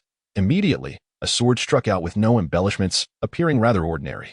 Yet, in that moment, a sword chi, resembling a crimson dragon, burst forth, as if tearing through the veil of clouds and rending the oppressive sunlight. Erupting with ferocity, with a whoosh, the sword chi flew like a bolt of lightning, accompanied by a thunderous sound that resonated through the vast expanse of the heavens. The few travelers on the official road were paralyzed with fear. Their senses dulled as the world around them turned crimson, rendering them unable to comprehend the unfolding chaos. Only after instinctively unleashing that sword strike did Song Xian's thoughts return. He surveyed the fearful travelers sprawled on the ground, then glanced at the deep gash he had carved into the earth, disbelief flickering in his eyes. Had that sword chi truly been his doing?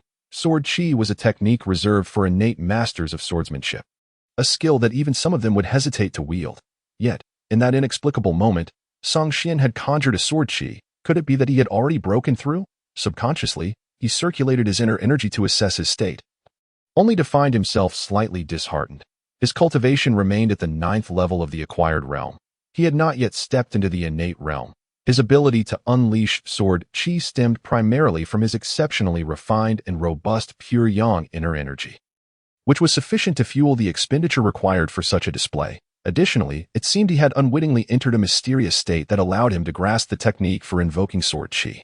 Though he had not achieved a breakthrough in cultivation, he had nonetheless gained insight into the method of wielding this formidable technique, which was a fortuitous surprise. In good spirits, Song Xian looked down at the small thief, who lay half reclined on the ground not far from him, clutching the pouch he had pilfered. The thief appeared quite young, perhaps in their teens, thin and disheveled, their face marred by dirt, revealing a countenance filled with terror. The sword chi had narrowly grazed their shoulder. Had it deviated slightly, they would have been cleaved in two. Noticing Song Xian's gaze, the thief trembled and raised the pouch, their voice tinged with a hint of sobbing. I just stole a pouch. Must you go this far? Even at home, their father would not readily unleash such lethal techniques, and since sneaking out, they had never encountered a martial artist capable of wielding sword chi. Little did they know, today, in a moment of reckless impulse, they had nearly lost their life for the sake of a petty theft. Song Xian regarded the pouch held aloft by the thief but did not reach for it. Instead, he remarked, "Your lightness skill is quite impressive." The thief's ability to stealthily approach and snatch his pouch, while narrowly evading his sword chi, indicated a level of skill that was nothing short of remarkable. Though he had merely begun to grasp the technique of sword chi, its speed was incredible. The thief had managed to react and dodge in the blink of an eye. Must be said, this was the most formidable lightness skill Song Xian had encountered in this world. The thief's face was smeared with grime, obscuring their features. Hearing his words, they shrank back, saying, "No matter how swift your lightness skill, it cannot outpace your sword chi." "Sir, I merely took something. Surely it is not a death sentence." Song Xian did not respond but calmly stated, "I shall grant you a chance at life. Use your lightness skill to earn your freedom." The thief hastily shook their head. "Sir, when one is out in the world, one cannot possibly carry martial arts manuals with them. Can they? How about this? You can accompany me home, and I shall fetch it for you." Song Xian refused, saying, "The manual may not be on your person, but you must know how to train, right? Write it down, and I shall let you go." As he spoke, he glanced up at the sky, now densely overcast with clouds, and surveyed the surrounding onlookers, who dared not breathe a word. It seems it may rain. Shouldn't you all hurry home to collect your washing?" At his words, the travelers abruptly snapped back to reality, as if awakening from slumber. It's going to rain. We must return home. Oh, I just remembered, my wife is giving birth today. Fellow brothers, I must take my leave. What a coincidence, my wife is also giving birth. Let us go together. Watching the panicked crowd disperse, Song Xian turned his attention back to the conflicted thief and said slowly, "I do not wish for the original manual. You need only write it down. Surely you can discern what is more important, your life or the manual? You are bullying the weak." The thief stubbornly protested, unwilling to concede. "You are a thief," Song Xian replied calmly. "You, a master capable of unleashing sword chi, are bullying a newcomer to the martial world. This is a breach of martial ethics. You are a thief. Stealing another's manual is a grave taboo in the martial realm. You are a thief. What kind of man bullies a weak woman? You are a thief." After a prolonged standoff, the self-proclaimed weak woman finally relented. "Can we not speak of thievery anymore?" "Very well." Song Xian nodded. "Let us discuss the manual. I shall provide it." The thief gritted their teeth but stipulated, "Before I hand it over, let us put our past grievances behind us. You must promise not to call me a thief again." "Agreed." Song Xian's expression thawed slightly. "Also, do you truly intend to let me go? What if you go back on your word? Would I be utterly helpless?" A smile crept onto Song Xian's lips. "You have no choice. You must trust that I am a person of my word." The weak woman sighed, appearing resigned. Very well. It seems I am unfortunate to have crossed paths with you. I shall write it down. With that, she picked up a stick from the ground and began to write in the yellow earth. A tease time later, she stretched and pointed at the characters inscribed on the ground. It is done. Remember to erase it after you commit it to memory. It must not be leaked to outsiders. Song Xian shook his head, stating, I am a person who values integrity and detests breaking promises. However, should someone else violate their word first, do not blame me for being ruthless. The little thief, upon hearing this, cast a wary glance in his direction and inquired, What do you mean by that? Nothing much, Song Xian replied, pointing to the manual on the ground, his tone calm as he remarked, It seems that the esteemed lady has a tendency to forget certain crucial details. I shall grant you another opportunity. Do take a moment to examine it closely and identify where the oversight lies. The little thief scrutinized Song Xian, noting his serene demeanor, which revealed nothing of his inner thoughts. At that moment, she felt utterly subdued. It appeared he was an experienced individual, and she considered herself unfortunate. Saying this, she crouched down, erased part of the content, and added some new details, finally stating earnestly, This time, I assure you, there are no mistakes. Song Xian read over the characters inscribed on the ground several times before nodding in satisfaction. At that moment, a personal attributes panel manifested before him, in the section for lightness techniques. A new skill named Spiral 9 Shadows appeared. Spiral 9 Shadows, a lightness technique documented in the latter chapters of the 9E manual. When cultivated to its highest depth, it allows the practitioner to instantaneously create 9 afterimages. Representing a pinnacle of martial arts mastery. A filthy little thief possessed a top-tier lightness technique of the AGE. In that instant, Song Xian was nearly certain of her identity. She was Huang Rong, the daughter of Huang Yaoshi, the Lord of Peach Blossom Island, known for being the most frequently depicted character in various martial arts novels. With a casual step, he kicked up a cloud of dust. Obscuring the manual, Huang Rong had written that he waved his hand and said, Our grievances are now settled. I shall no longer mention your thieving ways. I hope you can keep this secret and refrain from discussing the manual. I understand. Huang Rong huffed, seemingly still a bit unwilling to. As she saw Song Xian turn to leave, she called out, Hey, are you not taking your pouch? Here, take this silver. Consider it my purchase of your manual. We have settled our transaction, and our grievances are resolved. Watching Song Xian's receding figure, Huang Rong pouted. To think that I acquired a profound skill for just a few dozen taels of silver. You certainly made a wise deal. Once Song Xian was completely out of sight, she slumped to the ground, her heart racing as she patted her chest. What a terrifying person. I nearly lost my life. After a moment of recuperation, she rose and walked in the opposite direction of the imperial capital. This place is too sinister, and the experts are far too numerous. My father once mentioned that the capital is a hidden realm of dragons and tigers. I did not believe him, but having barely arrived, I encountered such a terrifying individual. Who knows how many old monsters are concealed within the city? Forget it. I cannot remain in the capital. I shall wander around Mingzhou. Surely it cannot be brimming with experts as well. Muttering to herself, she entered a grove and, shortly after, mounted a small donkey, clattering along the official road toward the borders of Mingzhou. That fellow seemed only a few years older than me. How could he be so formidable? Though he lacks the demeanor of a true expert and immediately coveted another's manual, at least he kept his word, allowing me to keep my life. Riding the donkey with her chin resting on her hand, Huang Rong's thoughts drifted to Song Xian's proud figure clad in white, and she couldn't help but snort again. This person is indeed arrogant. He let me go without concern for me seeking revenge. Yet, the next moment, she recalled the sword energy he wielded like a shimmering Xuan, and instinctively swallowed hard. Forget it. This man, so young yet so accomplished, must be a powerful figure within some great force in the capital. It would be best not to provoke any enemies from my father. Subconsciously, she touched Song Xian's pouch, reassuring herself, I happen to be in need of silver, and he requires a lightness technique. This was a fair exchange based on mutual needs. Indeed, Huang Rong nodded emphatically, feeling much better about the situation. Compared to having angered a powerful expert and still surviving, she considered herself quite fortunate. What was there to be unhappy about? She couldn't run away from home for just a few days and return crying to her father for justice. Huang Rong could not afford to lose face. In truth, Song Xian had not ventured far. He stood atop an ancient tree, observing Huang Rong's departing silhouette. Once he confirmed that she was leisurely making her way toward Mingzhou on her little donkey, he felt a measure of relief. For now, he could ascertain that the little thief, well, the daughter of the Lord of Peach Blossom Island, had no intention of returning to seek vengeance against him. He chuckled to himself, realizing that having lingered in this world for too long, he had become overly cautious. In truth, given Huang Rong's character, since they had agreed to settle their grievances, they would indeed be settled.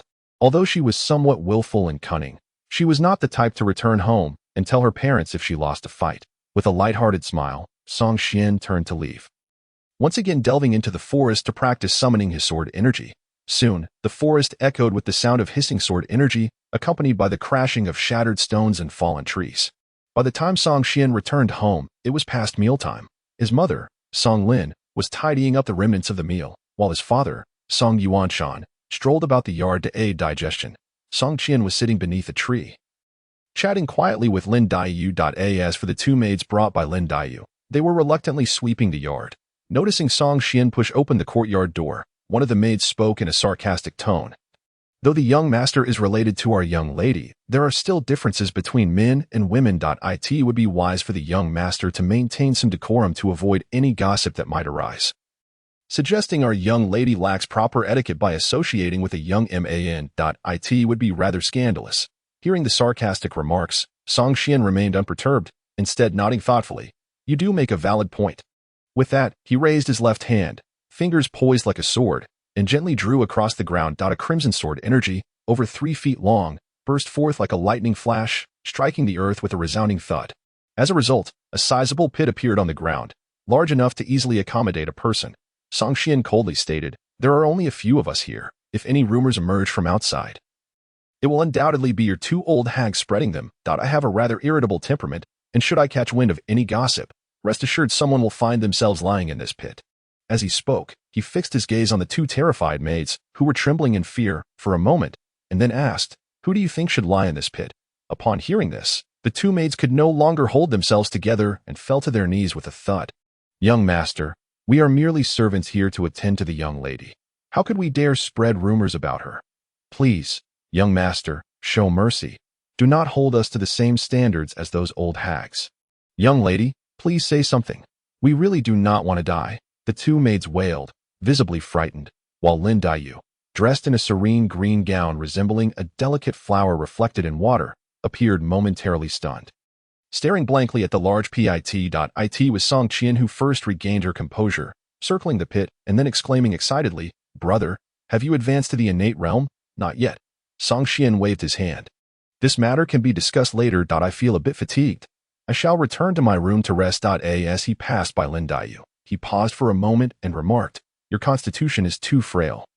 It portends a short life. If you have the time, consider learning some body-strengthening techniques from your cousin. Without waiting for her response, he stepped into his room, leaving his bewildered little cousin behind. This child has no social skills whatsoever. Song's mother sighed in exasperation, wishing to see Daiyu married into the Lin family. However, judging by her son's attitude, it seemed he had no such intention. They had barely met a few times, and he was already speaking of her frailty. Which woman would be fond of such a single-minded man? Meanwhile, Song Yuanshan gazed thoughtfully at the large pit in the ground. He understood that although his children had always been low-key, their strength was undeniably formidable.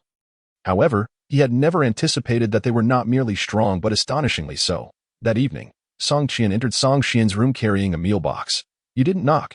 Song Xian sat cross-legged on the bed with his eyes closed, a long sword resting upon his lap. Upon hearing a sound, he slowly opened his eyes and let out a silent sigh. Song Qian stuck out her tongue and promptly assured, next time for sure. As she spoke, she placed a lunchbox on the table and continued, you didn't have dinner, so I went to the kitchen and made a little something for you. Have it while it's warm. Song Xian rose without hesitation, picked up a steamed bun, and began to eat it with a couple of side dishes. Song Qian skillfully poured him a cup of tea, asking, brother, have you truly not broken through to the innate realm yet? Song Xian shook his head, replying, still a bit short. Upon hearing this, Song Qian immediately became excited. If he was already this formidable without a breakthrough, wouldn't he be invincible once he attained the innate realm? You rethinking too much. Song Qian took a sip of tea, saying, there are numerous strong individuals in this world. It's far from as simple as you imagine. Song Qian acknowledged with an O, choosing not to pursue the topic further, knowing her brother was always humble and cautious. unlikely to admit his own might even if he were truly invincible. "Brother, your sword today startled our little cousin quite a bit." After returning to her room, she was left in a daze. I tried talking to her, but she hardly responded.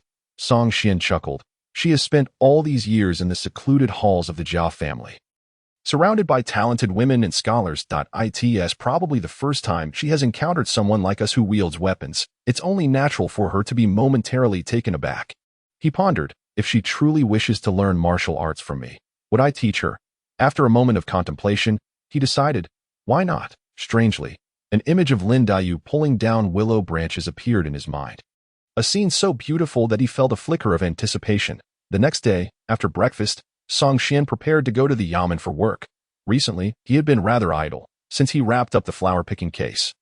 There had been no new assignments from the yamen, much to the delight of the eldest son of the Song family. In the inspection office, Song Xian and Zhao Dizhu each had a handful of sunflower seeds.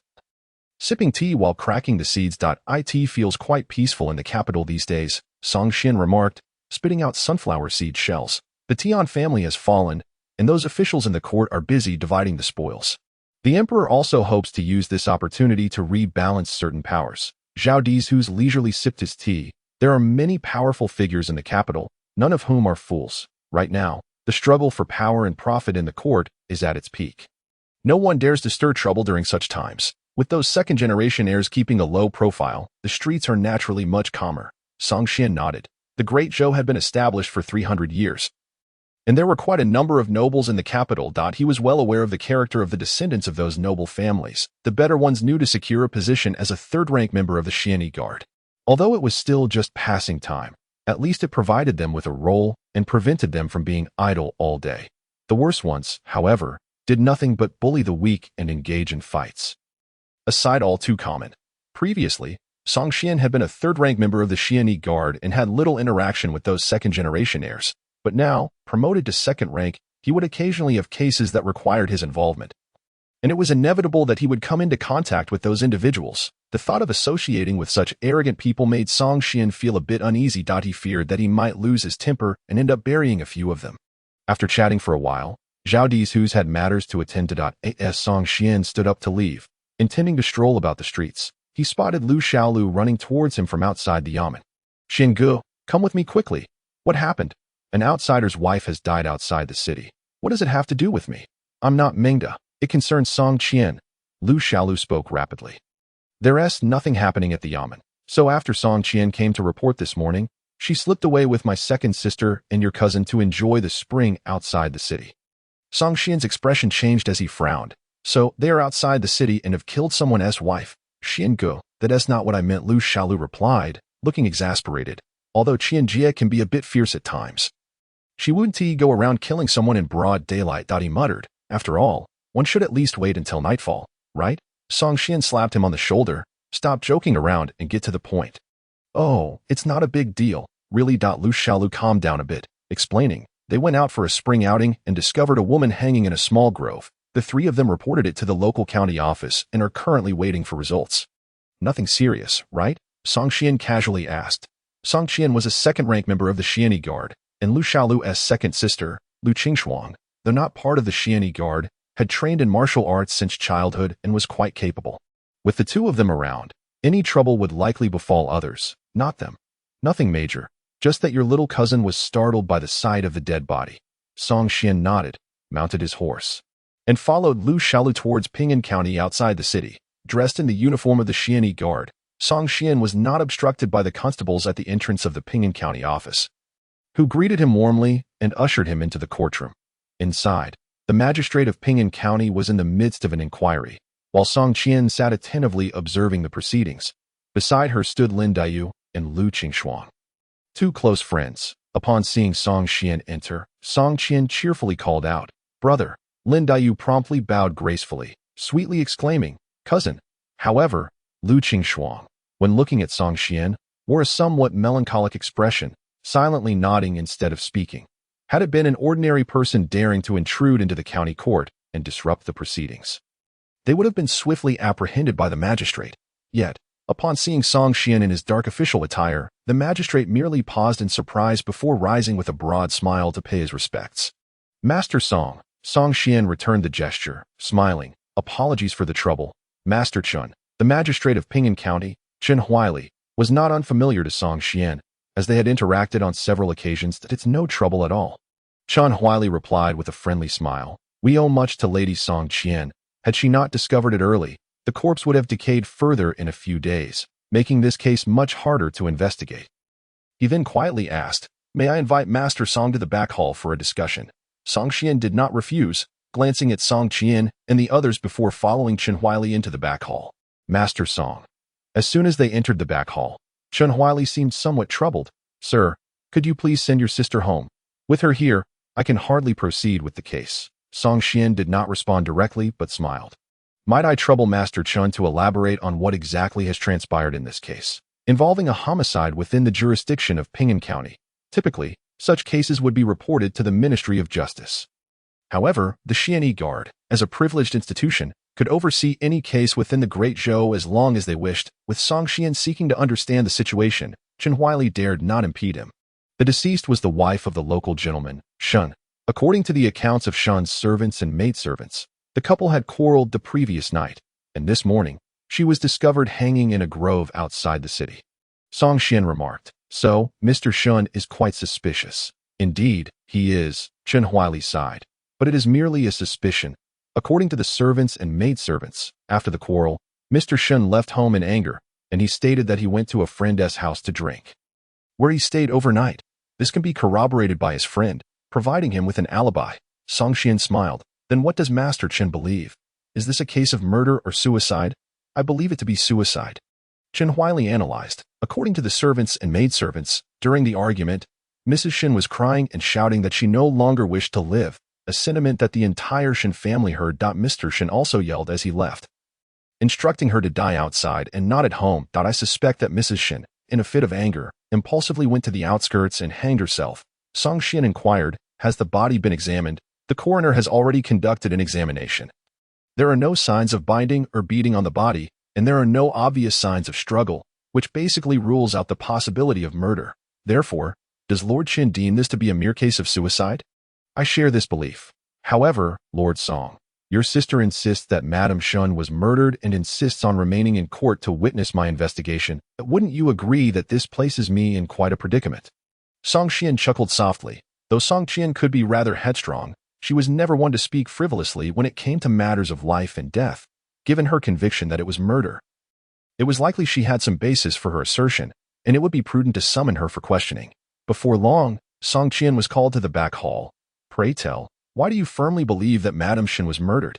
Song Qian replied, Brother, have you ever attempted hanging yourself? Song Qian shot her a glare. What of it? Have you tried? Song Qian nodded. Indeed, just today, in the very woods where the body was discovered, I experimented with hanging. I found that just before death, a person instinctively struggles vehemently, causing the rope to rub against the tree trunk, leaving very distinct friction marks. Yet, the tree where Madame Xuan hung shows no such signs of friction whatsoever. This indicates that she was not a suicide victim at all, but rather was murdered and then hung to simulate the appearance of suicide. Absurd. Song Qian admonished, Investigating cases is the duty of the county magistrate. There is no need for you to risk your life. Song Qian shrank back slightly and murmured, I merely wish to learn more. During my last case in Xuan, I felt I was of little assistance, and I yearned to acquire more experience so as not to hinder you. Song Qian regarded her sternly, maintaining his gaze for a prolonged moment before letting out a sigh. In the future, if you have any uncertainties, you may consult me. Do not risk your life in such a manner. Do you understand? I understand. I understand. Song Qian exhaled lightly. I will not repeat this mistake. As she spoke, she gave Chen Huili a playful shove. Lord Chun, your skills in resolving cases leave much to be desired. In matters of life and death, you hastily declare it a suicide. One cannot help but wonder if you have accepted bribes from the Shen family. As soon as Song Qian uttered these words, Chen Huili felt a ringing in his ears. You may criticize my abilities, but you cannot accuse me of malice. If you claim my casework is lacking, that is a matter of skill, and perhaps I might receive a mediocre evaluation from the Ministry of Personnel. However, to allege that I am corrupt and morally bankrupt could lead me to be dragged to the Xian Yiwei's interrogation chamber for a day tour without delay. The mere thought of the Xian Yiwei's dungeon made Chen Huili's face pale, and he looked imploringly at Song Qian. Lord Song, I assure you, I have not wronged you. Song Xian waved his hand dismissively. She is merely jesting. Do not take it to heart. The hour grows late. We must continue our deliberations on the case. Indeed, I shall attend to it immediately. Just moments ago, he had referred to himself as this official, but after Song Qian's playful threat, he instantly reverted to this humble official. He expressed his gratitude to Song Xian with a bow, and then hurried back to court to resume his inquiries. Upon witnessing his departure, Song Qian scoffed. How can he treat human lives so lightly? Is he truly worthy of being a magistrate? I could do better than he. Song Xian shot her a sidelong glance. As if you regard human life with any more gravity. Let us not forget your enthusiasm when you dealt with the mountain bandits and the Tian family's assassins. That is different.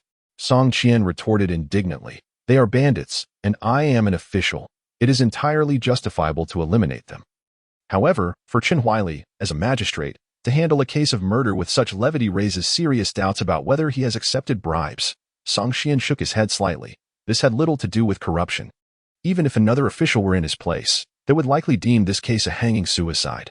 After all, not everyone possesses your insatiable curiosity to experience the state of hanging firsthand.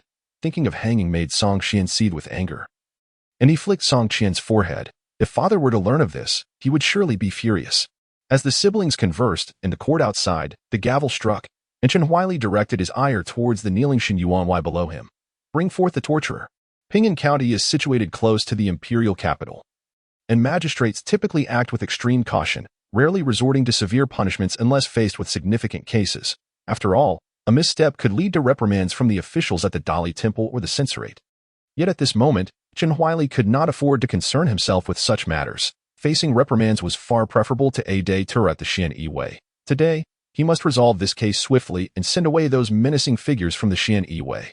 Otherwise, if Song Xian and his companions lingered, he felt certain his turn would come. The anguished cries of Xin Yuanwei reached Song Xian in the back hall with crystal clarity. By the time he and Song Qian entered the courtroom, Xin Yuanwei's lower half was almost unrecognizable, bloodied and bruised, a truly pitiful sight. However, no matter how Chen Huaili interrogated him, the man remained resolute, refusing to admit any connection between his wife's death and himself.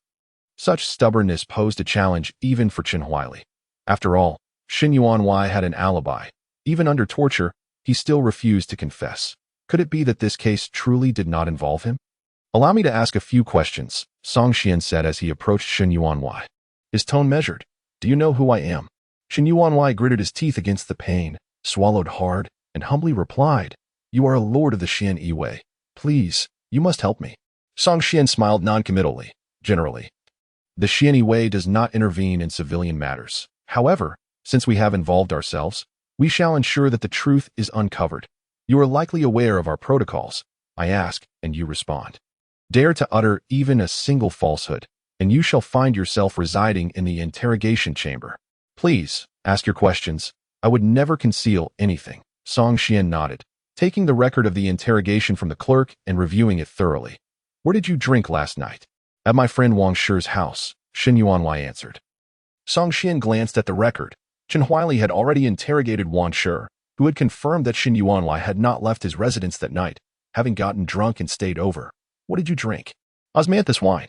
Where did you purchase the wine? At Lu's Tavern on East Street. Is the osmanthus wine palatable? It is delightful, rich, and leaves a lingering flavor. Did you purchase the wine yourself? Yes, I did. Xin Yuanwei began to sweat profusely. How much silver did you spend? 2 taels of silver. When you bought the wine, did Lu the tavern keeper know you had killed your wife? No. Xin Yuanwei instinctively replied, but quickly corrected himself. My lord, I did not kill anyone. Do not be alarmed. Song Qian waved his hand. After leaving your home, which route did you take to Wang Shi's house? From the East City Gate. Song Qian smiled amiably. That day, there was a funeral at the East City Gate, causing a bit of a blockage. Did you encounter it? Xin Yuanwei inhaled deeply, recalling the day carefully. It seemed indeed that there had been a funeral, and he relaxed somewhat. I did encounter it. There were indeed many people that day. I waited quite a while at the East City Gate before proceeding. Song Qian's expression shifted from warm to cold. His voice chilling. You are lying. There was indeed a funeral last night, but it departed from the Southwest Gate. How could you have seen a funeral from the East Gate when it was half a city away? Panic seized Xin Yuanwei, and he stammered. My lord, I must have remembered incorrectly. I did not go through the east gate, but rather the southwest gate, and I did indeed see a funeral. Song Xian crouched down, locking eyes with Xuan Yuanwei. His tone icy. There was no funeral at the southwest gate that day. I will give you one last chance. What were you doing that night?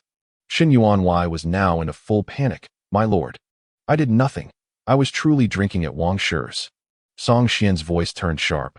I am not inquiring about what you did the night of your wife's murder. I wish to know what you were doing the night before the murder. The night before the murder. The physical pain, coupled with Song Xian's relentless questioning, caused Xuan Yuanwei to sweat profusely as his composure began to unravel, spouting half-truths and lies. Standing tall, Song Xian looked down at him. You can either confess now, or accompany me to the interrogation chamber to confess. You have two paths before you. Choose one. Thud. Xuan Yuanwei collapsed onto the ground, utterly broken in spirit. I confess. I am guilty. It was I who killed him. I refuse to go to the prison. I refuse to go to the prison. Song Xian nodded, then turned to the bewildered Chen Huaili, saying, the interrogation is complete. The remaining matters can be handled by you.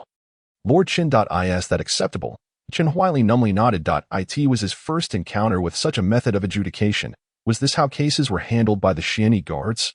After Xuan Yuanwei's confession, Song Xian led Song Qian and the others away. Along the way, Song Qian chattered excitedly about the case, her face beaming with pride. After all, her efforts had been substantial in breaking the case. Not everyone possessed her courage and audacity to experience the taste of suicide. Brother, where did you learn your skills in interrogating cases? From my own contemplation, of course. In our line of work, it is inevitable to deal with criminals. Song Xian replied casually, thinking it best not to reveal that he had learned from watching movies in his past life. He still remembered the title of that film, The King of Comedy. Starring Stephen Chow, it was truly a classic. Lu Qingxuang remained silent throughout, her doe-like eyes constantly fixed on Song Xian, the affection in her gaze unmistakable even to the dim-witted. Yet, Song Xian pretended not to notice. Engrossed in conversation with Song Qian, their cousin, Lin Daiyu, occasionally cast curious glances at her exceptionally skilled yet quick-witted cousin. Previously, she had thought of him as merely a formidable warrior who enjoyed burying people. But now it appeared he was not entirely so. Even if he were not to serve as a Xianyi guard, he could certainly become an admirable civil servant. After Song Xian and the others left the county magistrate's office, Chen Huaili finally let out a sigh of relief. After interrogating Xuan Yuanwei, he eagerly ordered that the witness Wang Shi be brought in the courtroom. Xuan Yuanwei had already been taken to prison, and Wang Shi was unaware of the confession that had transpired. We have summoned you to ask a few questions, Chen Huaili said, recalling the details of Song Xian's interrogation. Did Xin Yuyang visit your home for drinks last night? Yes, he got drunk and spent the night at my place. Wang Shi replied with certainty. How well can he hold his liquor? Not bad. He drank about half a gin. Wang Shi tried to maintain a normal demeanor. To prepare for the official inquiry, he had already coordinated his testimony with Xuan Yuanwei the previous night, so he was not overly concerned. Moreover, Shin's fierce wife had threatened to commit suicide, a fact that the entire Shin family had heard, so there should be no issues regarding witnesses. Did he vomit after drinking too much? Yes, he vomited all over the place. Wang Shi felt a jolt of anxiety. Shin had never vomited when drinking with him before, and he had no idea if he would this time. Nevertheless, he steeled himself to continue fabricating the story, reasoning that it was logical for most people to vomit when intoxicated. So claiming he vomited should pose no problem. What kind of wine did you drink last night? Osmanthus wine.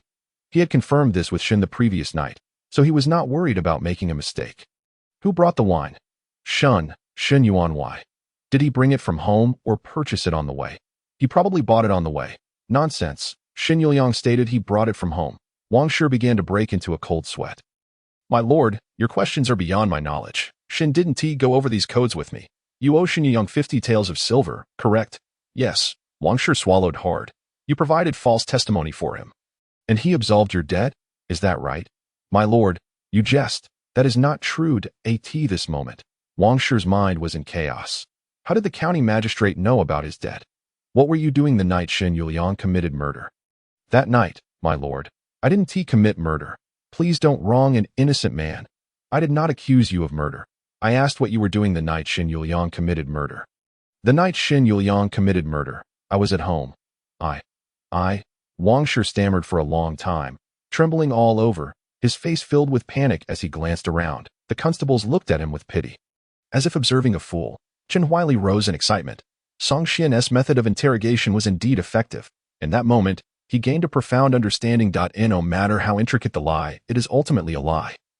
When scrutinized through an abundance of details, there will always be inconsistencies. Coupled with the probing of truths and falsehoods, those of weaker resolve would soon succumb to panic and ultimately break down. At that moment, Chen Huili resembled a martial artist who had just grasped an unparalleled secret, his face blooming with joy. Wang Shi, having reached the brink of despair, confessed without waiting for Chen Huili to resort to torture. Once he had confessed and was taken away by the constables, Chen Huili, exhilarated, waved his sleeve and ordered, "Clerk, fetch the cases accumulated over the past 2 years that I shall work through the night to resolve them." After bringing Song Qian and the others back to the capital, Song Qian returned to the inspection office. His sister was slacking off at work, and as the older brother, he felt it necessary to maintain appearances. After all, if both siblings were to be idle, even with old Zhao protecting them, it would eventually draw criticism. As a second-tier Xianyi guard, he actually had quite a bit of free time when not handling cases. The third-tier guards had to patrol the streets multiple times a day, while the second-tier guards merely needed to stay in the office, drinking tea and reading. A cup of tea and a book could easily pass an entire afternoon. However, Song Qian had no intention of wasting time. With nothing to do, he stood in the courtyard with his sword in hand, remaining vigilant the entire afternoon. In a certain office area, Zhao Dizhus casually placed down the documents in his hand and glanced at Song Qian, who stood motionless in a corner, with a hint of astonishment in his eyes. Only 20 years of age, had he already begun to perceive the essence of swordsmanship at the Song residence. In the room where Lin Daiyu was temporarily staying, Song Qian was stretching her neck, allowing her younger cousin to apply powder, concealing the marks on her neck. "Cousin, this is far too dangerous. How can one risk hanging oneself just to solve a case?" Song Qian laughed, saying, "My brother has said that practice is the sole criterion for testing truth. Whether it is a suicide or a homicide cannot be deduced merely through speculation. One must personally experience it to draw a conclusion. Practice is the sole criterion for testing truth." Lin Daiyu pondered this statement carefully, feeling it held profound wisdom, entirely different from the poetry and prose she was accustomed to. Subconsciously, she sighed. "Cousin is indeed a person of great wisdom." "Indeed."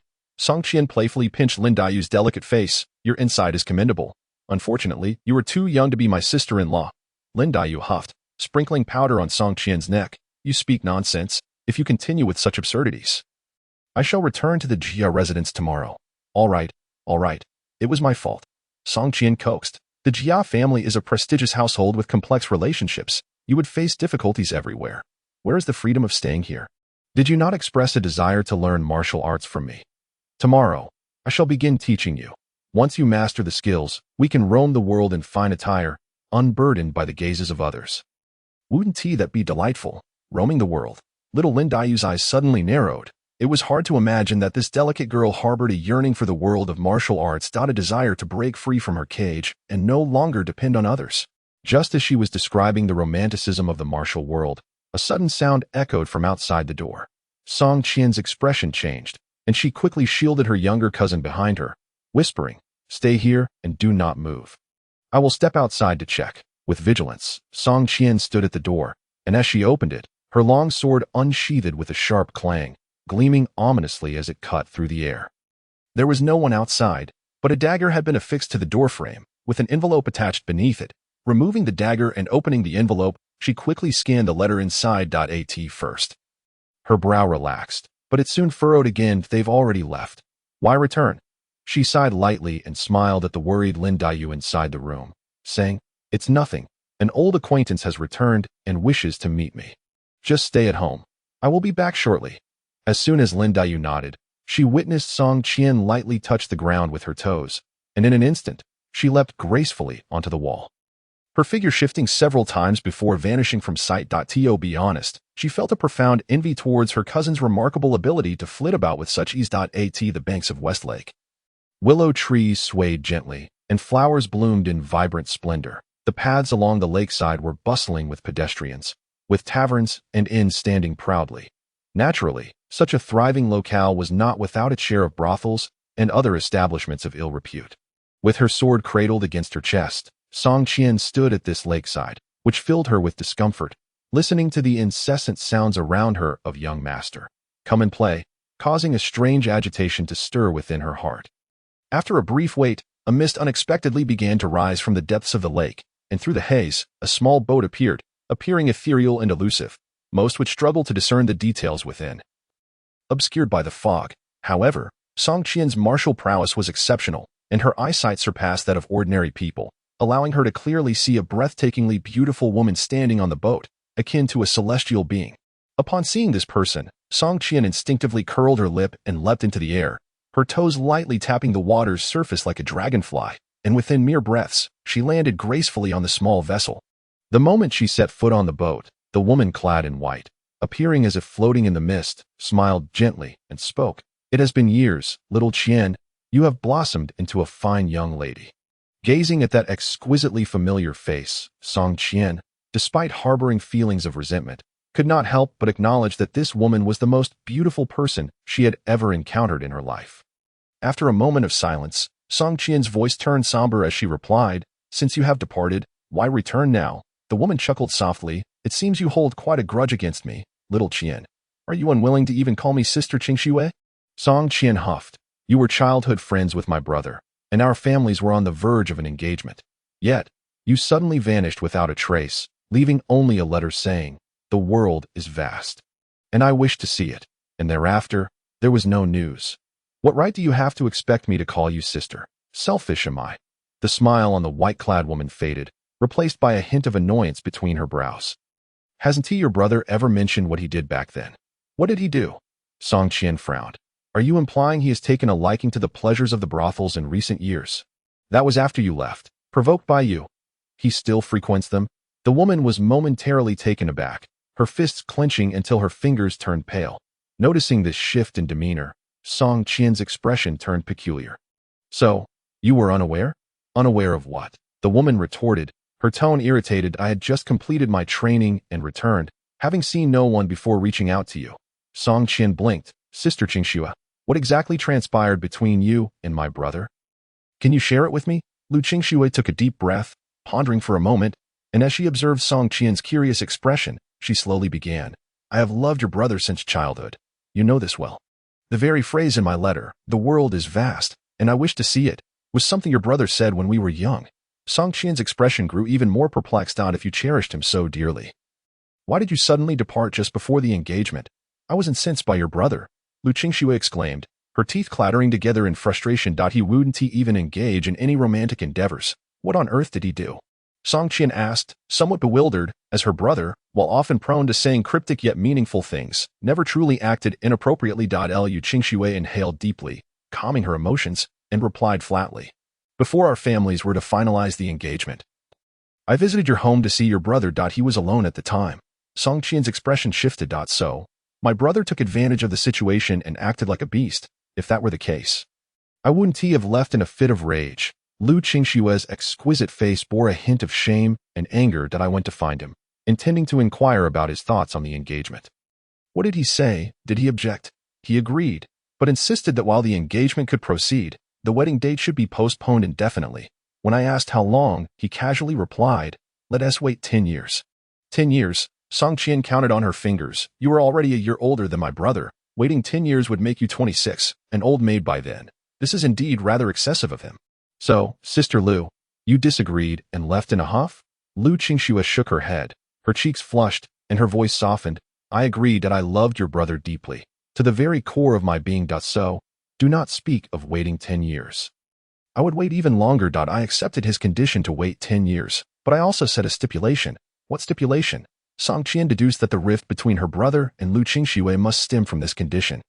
"I said I could wait for him for 10 years, but that was too long. To prevent him from changing his mind later, I wanted to consummate our relationship beforehand." "Ah," Song Qian gasped, looking at Lu Qingxue with a mix of surprise and disbelief. "Sister Lu, you were quite the bold one." Lu Qingxue turned her head, feeling somewhat bashful. "You know your brother has temperament. Relying on him to take the initiative is akin to expecting a barren tree to blossom. Thus, I cast aside my modesty and dignity. But in the end, what happened? As I prepared to disrobe, your brother took the opportunity to immobilize me with a pressure point." Song Qian felt utterly confused. "What is this situation? My brother doesn't like to take the initiative. He prefers to act forcefully. You two play quite the twisted game." The term twisted was familiar to Lu Qingxue, having grown up alongside Song Qian. She had heard many peculiar and amusing terms from him. Hearing Song Qian use the word twisted, Lu Qingxue's chest heaved slightly, and she gritted her teeth, saying, "If your brother is twisted, even if he has some beastly tendencies, I could still accept it." What did he actually do? After he immobilized me, he leaned in close and whispered something in my ear. What did he say? Song Qian's face changed, seemingly realizing something, and she asked anxiously. "He doesn't like women. He actually prefers men." "Not at all." Lu Qingxue looked at her oddly. "Why would you think that? You two siblings are truly a pair of oddballs," amid Song Qian's curious gaze. Lu Qingxue cleared her throat and said, "He told me, little girl, at such a young age, you wish to disrupt my cultivation." At this point, Lu Qingxue's fingers turned white from clenching, and she continued angrily. "What's worse, he wrapped me in a bed sheet and hung me from the beam. Then, he retrieved a Buddhist scripture from the bookshelf and proceeded to chant the pure heart and goodness mantra all night long. He claimed it was to purify my soul, cultivate my morals, and cleanse the impurities of my heart, so that this flower of our nation could grow healthily." Song Qian could no longer contain herself. Bursting into laughter, she imagined the absurdity of what her brother might have done, but she simply could not grasp his thought process. No wonder Sister Lu was so furious. Her brother's behavior was indeed inhumane. "In my life, I have never endured such humiliation. Your brother utterly trampled my dignity into the ground. Tell me, how could I possibly face him again without leaving home?" Having finally expressed the secret that weighed on her heart, Lu Qingxue seemed to feel a sense of relief. Inhaling deeply and becoming much calmer, Song Qian nodded thoughtfully. "No wonder for these past few years, my brother has forbidden our family from mentioning you. I thought he was simply upset due to your departure. Turns out he was feeling guilty for his own shortcomings." Lu Qingxue scoffed. "Guilty? He doesn't show an ounce of guilt. Didn't you just say that your brother has taken a liking to the brothels in recent years?" Song Qian chuckled awkwardly, quickly changing the subject. "By the way, Sister Qingxue, where have you been all these years? I joined the Yihua Palace and was taken as a direct disciple by the current matriarch." Yihua Palace? Song Qian's expression shifted. Isn't that one of the sacred places of the martial world? In the illustrious era of the Daizhou dynasty, the martial arts flourished, with countless prestigious families and sects populating the realm. Above these esteemed factions existed a select few supreme powers that commanded great influence within the martial world, revered by its denizens as the sacred lands of martial arts. Among these hallowed places stood the Yihua Palace. An exceedingly enigmatic sanctuary. It is said that since its inception, the palace has been home to beautiful maidens, with its disciples rarely venturing into the mundane world. The populace knows Yihua Palace as a realm where myriad flowers bloom, reminiscent of an ethereal paradise, yet its precise location remains a mystery to most. Unexpectedly, after 5 years away, Lu Qingxue has returned as a disciple of Yihua Palace, and notably, as the personal disciple of the palace master. The Xian Guard possesses some rudimentary records regarding Yihua Palace. Allegedly, aside from the palace master's personal disciples, all other disciples are relegated to the status of sword servants. The veracity of this claim, however, remains uncertain. Lu Qingxue nodded, affirming, "Indeed, rumors within the martial world suggest that personal disciples of Yihua Palace often bear names inspired by the moon and stars." "What is your title within the realm?" "Sister Lu, my master has bestowed upon me the name Yao Yu. Henceforth, should I traverse the martial world, I shall be known by this name." "Yao Yu." Song Qian blinked. "That's quite beautiful, but your return this time. It cannot be solely for my brother, can it?" Lu Qingxue shook her head. "My master intends to accept a closed-door disciple, and my purpose for returning is to bring Xuan along. Given her aptitude, it should pose no issue for her to be accepted as a personal disciple. Xiao Qian, would you care to join us? From a young age, I have been aware that among us, you possess the greatest talent in martial arts. In terms of potential, you far surpass your brother. As one of the sacred lands of the martial world, Yihua Palace boasts countless profound martial arts. If you were to go there, you could likely attain the innate realm within a year." However, Song Qian expressed little interest in Lu Qingxue's invitation. "There is no need. Even without Yihua Palace, I could break through to the innate realm with relative ease. Moreover, you seem to have misjudged. My brother is the true martial genius. He is of the type that accumulates strength gradually, with his talent requiring time to flourish. As his training progresses, his power will only become increasingly formidable." Song Qian paused. "Sister Lu, you should be in the innate realm by now." "Correct. A glimmer of joy danced in Lu Qingshua's eyes. I recently achieved that breakthrough. Otherwise, my master would not have permitted my return. Song Qian replied. Oh, but to be honest, your presence as an innate martial artist does not exert as much pressure on me as my brother, who is merely an acquired martial artist. Is that an exaggeration? Lu Qingxue questioned, skeptical. The path of martial arts is exceedingly long, and the disparity in strength between each major realm is akin to a chasm. The difference between innate and acquired is beyond your imagination. Perhaps. Song Qian chuckled lightly. Are you certain you do not wish to meet my brother? I believe some matters are better addressed face to face. There may be misunderstandings at play. Lu Qingxue hesitated. Over the years, I have contemplated the events of the past. Your brother may indeed have his reasons. After all, he claimed I would hinder his cultivation. Xiaoqian, does your Lu family possess any unique martial arts that restrict male practitioners? Which ones? Song Qian replied mischievously. That one. Lu Qingxue shot her a glance. Do not feign ignorance. Tell me, is there such a thing? I wouldn't know. Song Qian shrugged. I practice the ancestral art of Xian Gong, Xian Bing Jin, which has been passed down through generations. It was only after considerable effort that the court rewarded us with this exceptional skill. As for other unique arts, I am uncertain. Some things, you know, are transmitted to males but not to females. My father would not divulge certain matters to me. Upon hearing this, Lu Qingshue's expression softened slightly. Perhaps your brother indeed harbors some unspoken burdens that I was impulsive back then. I should not have left without a word, but rather, I should have discussed it with him properly, before she could finish her thought. Lu Qingshue's smile vanished, her gaze fixed on the lakeside, her voice icy. I take back my previous words. Your brother has no burdens. He is merely a scoundrel. Following Lu Qingshue's line of sight, Song Qian observed her brother. Song Qian and Lu Xiaolu, strolling arm in arm, engaged in jovial conversation as they entered a certain establishment of ill repute.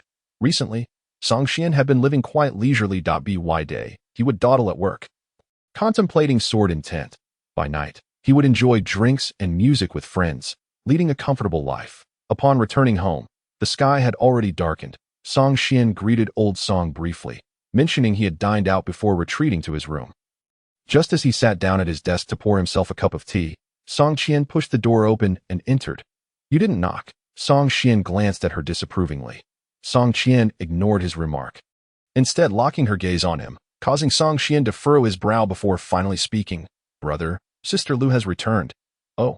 Song Qian paused, his arm halting midair with the teacup. She hasn't made things difficult for you. Has she? I have no grievances with her. Why would she trouble me? Song Qian chuckled dryly, recalling their previous misunderstandings. What business does she have upon her return? She joined Yuhua Palace 5 years ago, becoming the palace's junior master, and is now a master of the innate realm. She has returned to bring Qing Shuang to Yuhua Palace though. Quite impressive. Song Qian's demeanor remained calm, betraying no emotional turbulence. Did she mention anything else? Are you asking if Sister Lu has something to convey to you? Song Qian said with keen interest. Yes. What did she say? She asked me to inquire whether the girls at the establishment are more beautiful than her. Song Qian pondered for a moment. Did you reveal my visits to such establishments? During the evening, when you and Lu Xiaolu entered Tianxiang Lu, Sister Lu happened to witness it. Song Qian took a sip of tea, chuckling awkwardly. What a coincidence. Indeed, quite the coincidence. Song Qian hesitated, then probed. Brother, do you have any hidden troubles? Are you experimenting with those, enhancing health products to remedy some personal ailment? Song Qian remained silent, observing his reticence. Song Qian grew more convinced of her assumptions, stating, this is nothing to be ashamed of. You know Sister Lu's feelings for you. She wouldn't mind such matters. Some misunderstandings can indeed be resolved through conversation. It is not as you think. Song Qian shook his head, unwilling to clarify. The intricacies of his travels, the pure young Wuji child skill, these constituted the very foundation of his existence in this world. Until he became invincible, he preferred to keep these matters private, especially in his line of work with the Xiani Guard, where enemies would inevitably arise. Although the pure young Wuji child skill is incredibly potent, it is still a child skill, with evident weaknesses should enemies target him, and a horde of beautiful women were to descend upon him. He could not guarantee his self-control if he were to falter and lose his abilities. His martial journey would effectively reach its end.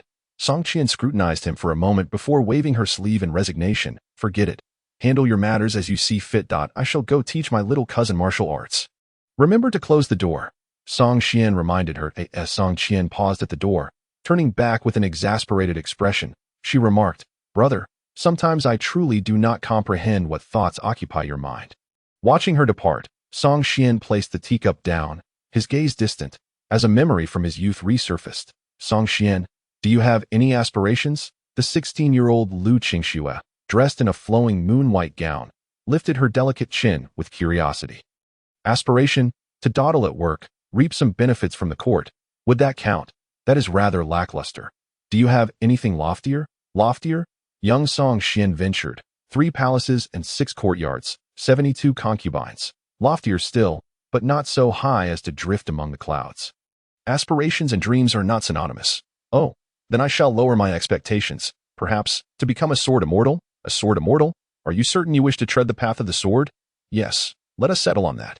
At 15, Song Xian stood upon a mountainside, declaring his first ambition beyond mere idleness, to reach the pinnacle of humanity, to become a transcendent being upon this earthly realm, the unparalleled sword immortal.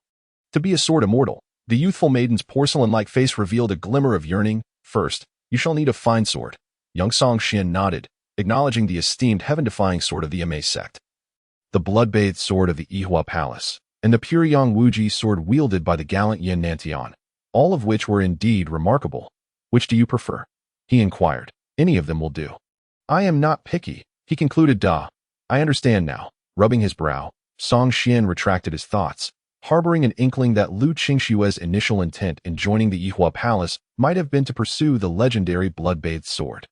After sipping 3 cups of tea, he still felt somewhat unsettled. He opened the window and leaped out, his figure flickering through the night like a series of fleeting shadows. In an instant, he arrived at the pinnacle of the tallest tavern within a radius of several miles.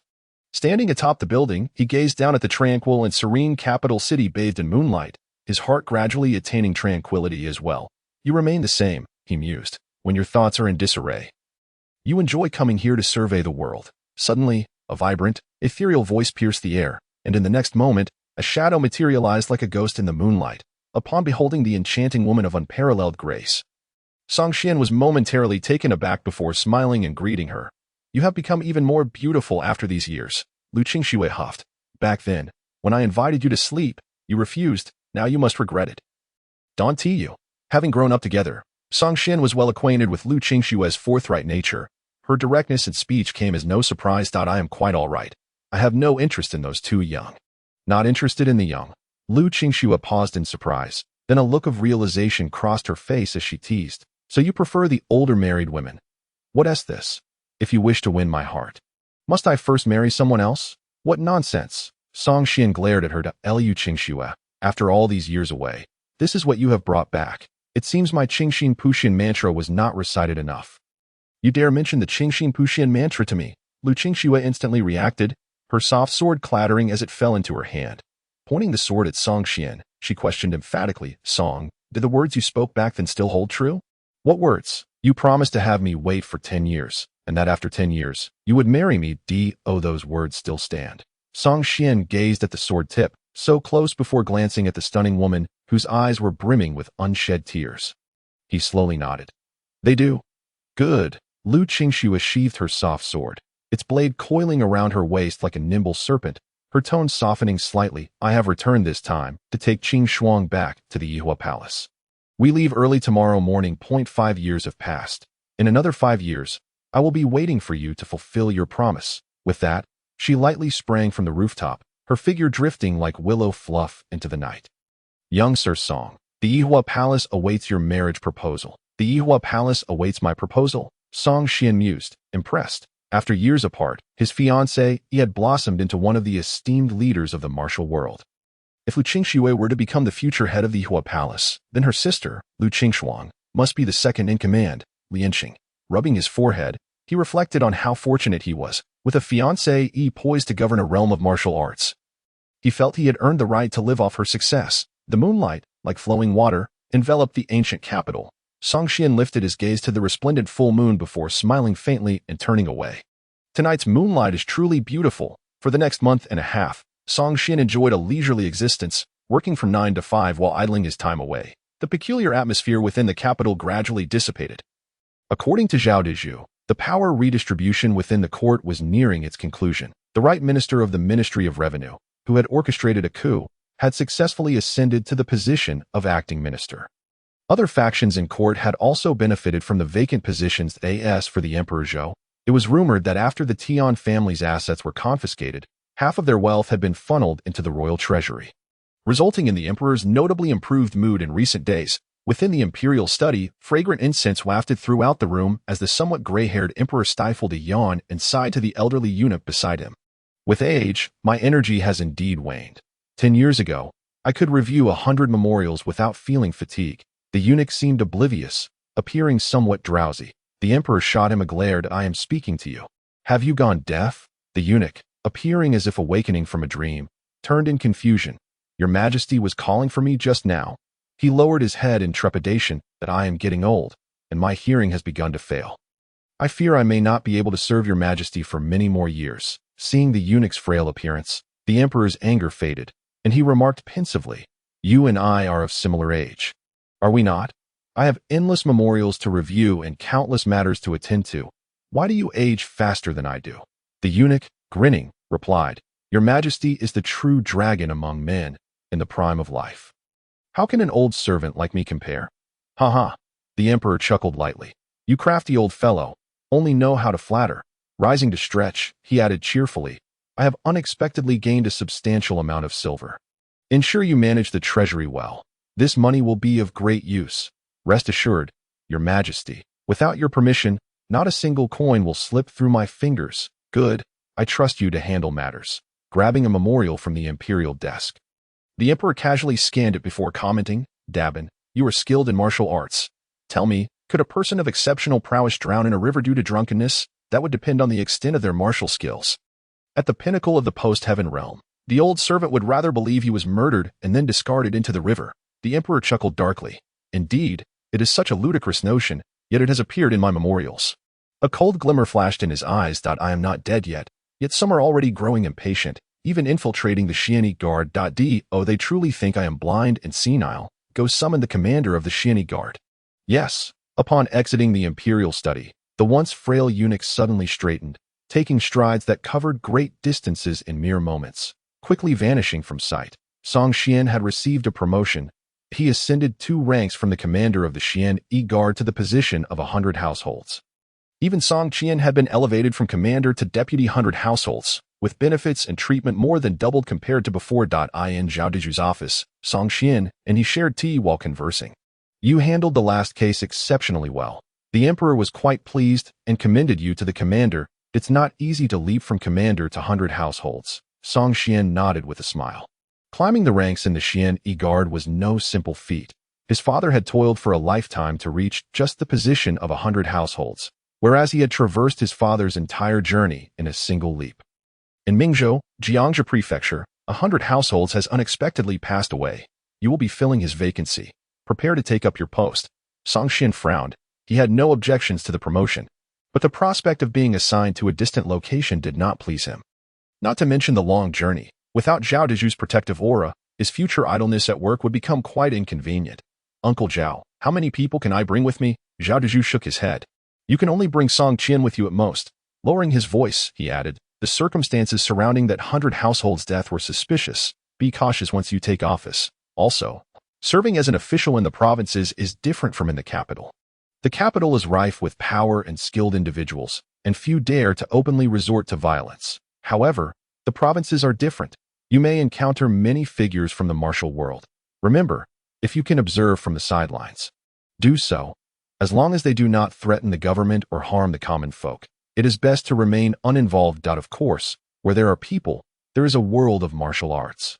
Everyone has relatives and friends that if you must intervene in matters of the martial world, remember to avoid wearing official robes and adopt a different identity to blend in. Song Xian nodded slightly. Zhao Deju took a sip of tea, hesitated for a moment, and continued, Originally, I thought you would remain in the capital for a few more years, allowing me to share certain matters with you gradually. However, now that you are assigned to a position in a different locality, there are some things that must be made clear. Remember, when you are outside, your safety should be your foremost priority. Both of you siblings possess exceptional martial arts talent. As long as you remain alive, your future potential is limitless. Should you ever find yourselves in life-threatening situations, disregard all the rules of the martial world and the protocols of the officialdom. Utilize the power of the Xian guards as necessary. Whoever poses a threat to your lives, regardless of their identity, should be dealt with decisively. We are hereditary members of the Xian guards. And this official status is a legacy bestowed upon us by our ancestors who followed the founding emperor to expand the empire. As long as the great Zhou remains intact, we will always be the most trusted allies of the emperor. As long as we do not rebel, even if we mistakenly handle a case or wrongfully execute someone, the worst that will happen is that you will lose your official robes. It will not affect the succession of the Song family's next generation. You must not harbor excessive concerns while serving in the local area. Remember, in the capital, you have Zhao uncle to protect you. If I cannot protect you, there is still the commander to rely on.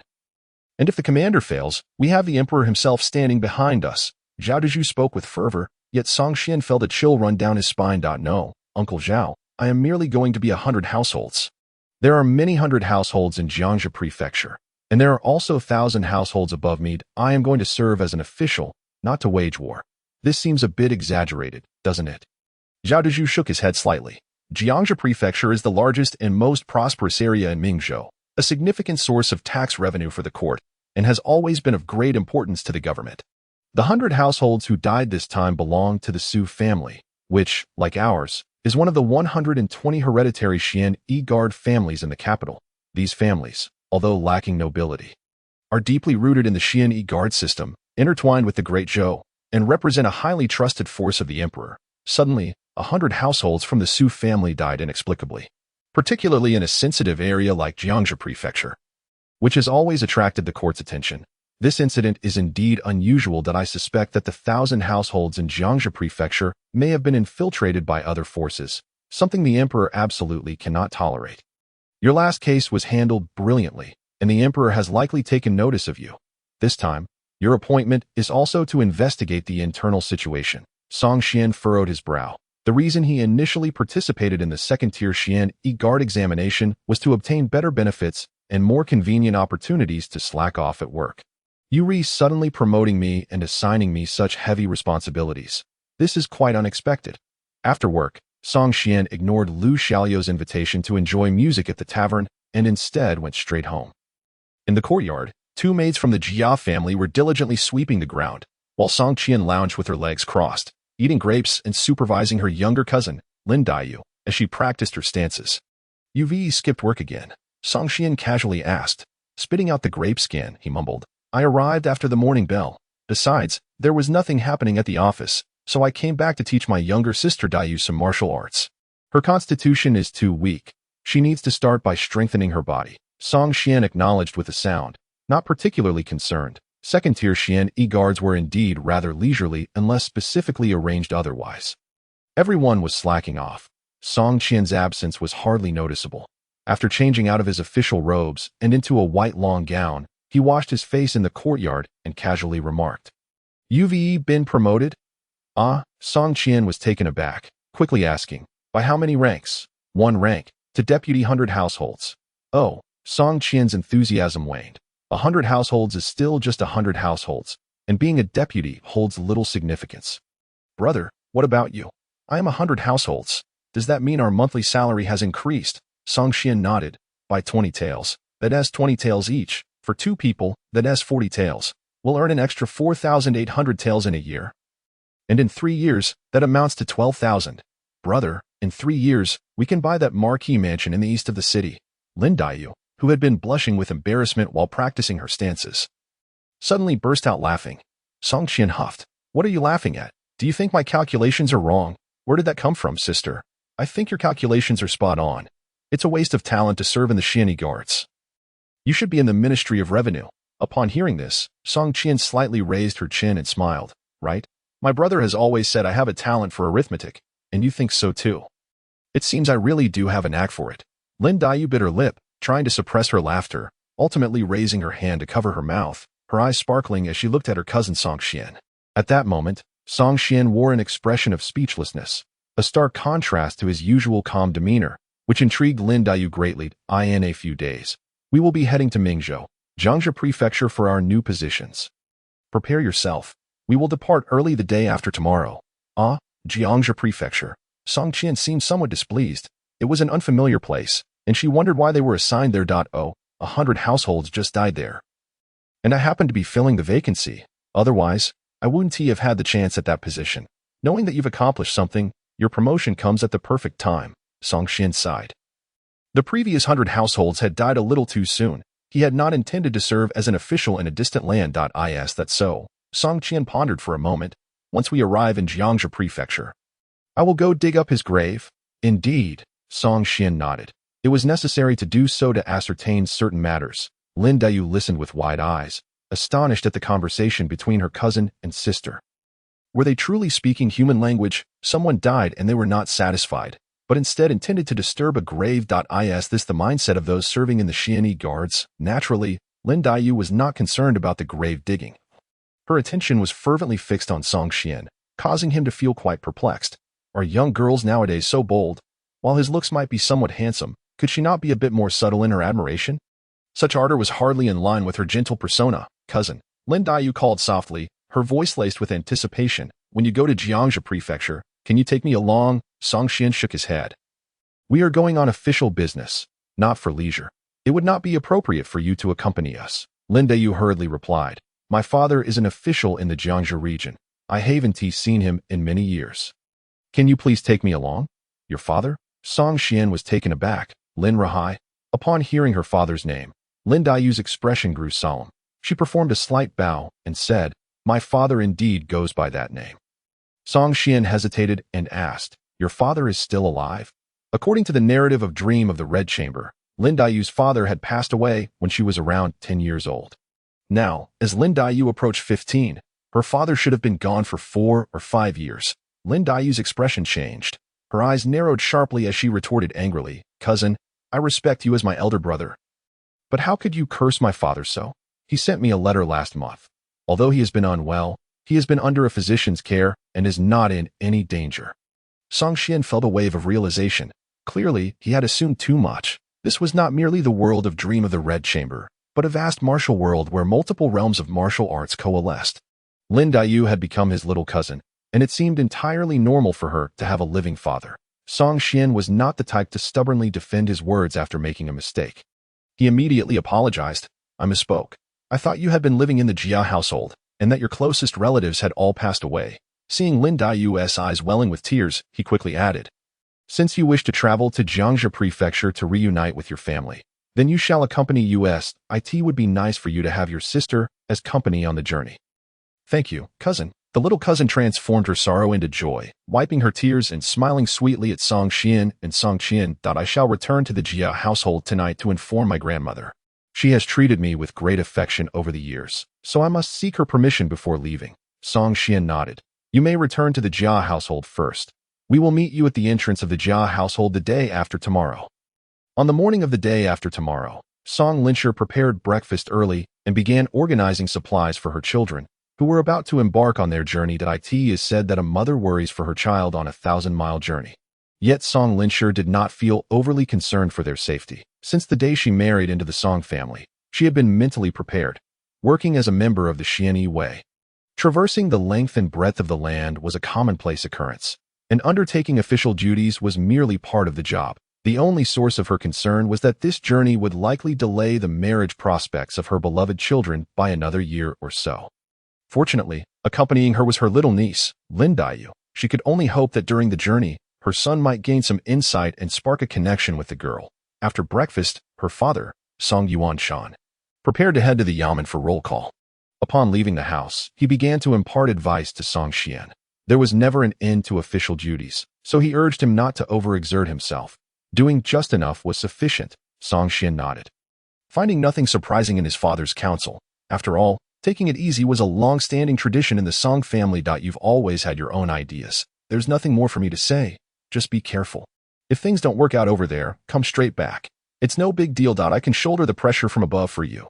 Song Qian nodded slightly, discreetly assessing his father. Old Song was quite the seasoned figure in the Xianyi Way, and today he unexpectedly displayed a commanding demeanor. After leaving their home, Song Qian hired a carriage, and the two of them set off towards the Jia family estate of the Rongguo mansion. The Jia family had once accompanied the founding emperor of the Great Zhou to achieve great feats, receiving the title of Duke of Ronghua, which had become a hereditary title. However, by now, the Jia family had long since fallen from grace. Retaining only the title, and the vast Duke of Ronghua mansion was devoid of any promising young heirs that, of course, despite their decline, the hereditary title still commanded respect, and the Jia family's prestige remained significant. From a distance, one could see the expansive estate, where a group of servants stood at the entrance, surveying passing pedestrians with an air of superiority, as if to say that everyone else was but a country bumpkin. "Hey, what are you doing? No parking in front of the Duke's mansion." As soon as Song Xian's carriage approached, a servant from the Jia family stepped forward to shoo them away. Today, Song Xian opted for a low profile. Donning a simple white scholar's robe that exuded a scholarly aura, presenting himself as refined and cultured, such scholars were seen as easy targets by the servants of the Ronghua mansion, as each year numerous impoverished students would come to the mansion to seek connections and favors. Upon disembarking from the carriage, Song Xian cupped his fist in greeting, introducing himself. "I am Song Xian, here as per our agreement to escort my cousin Lin Daiyu back home for a visit. I hope you will kindly inform the appropriate parties, relatives of Miss Lin's family." The servant appraised Song Xian from head to toe, initially intending to dismiss him but hesitated and said, "Please wait a moment. I will fetch the steward." Watching the servant leave, Song Xian stepped down from the carriage and gazed at the somewhat dilapidated yet magnificent Duke's estate, feeling a pang of envy. "Brother, how about we have a grand house like this in the future?" Song Xian casually replied. "Such places cannot merely be inhabited with wealth. Without the right status, it would be deemed presumptuous. Oh, I see." Song Xian's eyes darted around, sizing up her brother, and she whispered, "Brother, I think your promotion is rather slow." With a chuckle, Song Xian chose to ignore her. After a brief interval, several servants accompanied a middle-aged man who approached with an air of authority. Amidst murmurs of "Take your time, master," the only one in the Jia family who could be referred to as master was likely Jia Shi, the current head of the main branch. Jia Shi, not particularly capable but with a considerable temper, looked down upon Song Xian and his companion with a scrutinizing gaze. He had heard that Lin Daiyu had recently visited her maternal relatives but had given it little thought, nor had he considered the status of her family. Now, seeing Song Xian and his companion, mere young individuals in modest attire, he couldn't help but feel a twinge of disdain. "Who sent you to fetch them?" Jia Shi stood on the steps, looking down at Song Xian and his companion. Song Xian replied, "We arranged with my cousin to take her back today. Didn't she inform you?" "What did she say?" "Eating and drinking at my Jia family's expense. Who does she think she is to make the decisions here?" Jia Shi barked. "Enough. You may leave, even if she wishes to visit her family. It should be our Jia family that sends someone to escort her. When did it become your place to meddle?" With a flick of his sleeve, he cast a haughty glare at the steward. "Lu, from now on, don't disturb me with such matters. Does anyone just waltz in to curry favor with the Duke of Ronghua?" You. Song Xian, known for her fiery temper, couldn't hold back her anger. Even Song Xian, usually calm, felt his expression darken as he restrained his sister, saying softly, "Stand down." With a fierce glare at Jia Shi, Song Qian drew a concealed arrow from her sleeve and shot it into the sky. In an instant, the arrow burst into a display of fireworks, illuminating the air with a brilliant Xian character. "What do you mean by that?" Jia Shi looked up, noticing the unusual fireworks, and his expression darkened as he fixed his gaze on Song Xian. "Nothing much," Song Xian smirked coldly. "If you can't understand a civilized conversation, we can resort to a language you comprehend." As he spoke, two figures clad in black battle robes, each wielding a dark iron sword, rode swiftly towards the Ronghua mansion, their horses neighing as they halted in front of the estate. "Xian Ge, did you issue the signal?" one of them asked. Glancing at Song Xian, he nodded slightly. "I've encountered a bit of trouble and need your assistance." The two young men, seemingly in their late teens, appeared unfazed and even excited. "Xian Ge, just tell us who to deal with." "Not yet. Let us wait a moment." Before long, within less than a tea's time, the street in front of the Ronghua mansion began to fill with more members of the Xian Yi, their numbers swelling to the point of nearly suffocating the entire street. The blackened armor gleamed ominously under the sunlight, and the metallic sounds of their iron swords clashing sent shivers down Jia Shi's spine, leaving him parched and trembling. It's all a misunderstanding. "There is no need for such a grand display, is there?" Jia Shi stammered, his voice quaking. What a stroke of bad luck. He had thought these two were merely impoverished relatives with no standing. Yet in the blink of an eye, he had stirred the nest of the Xian Yi. Song Xian glared coldly at him. As Jia Shi was drenched in cold sweat. he finally spoke in a chilling tone.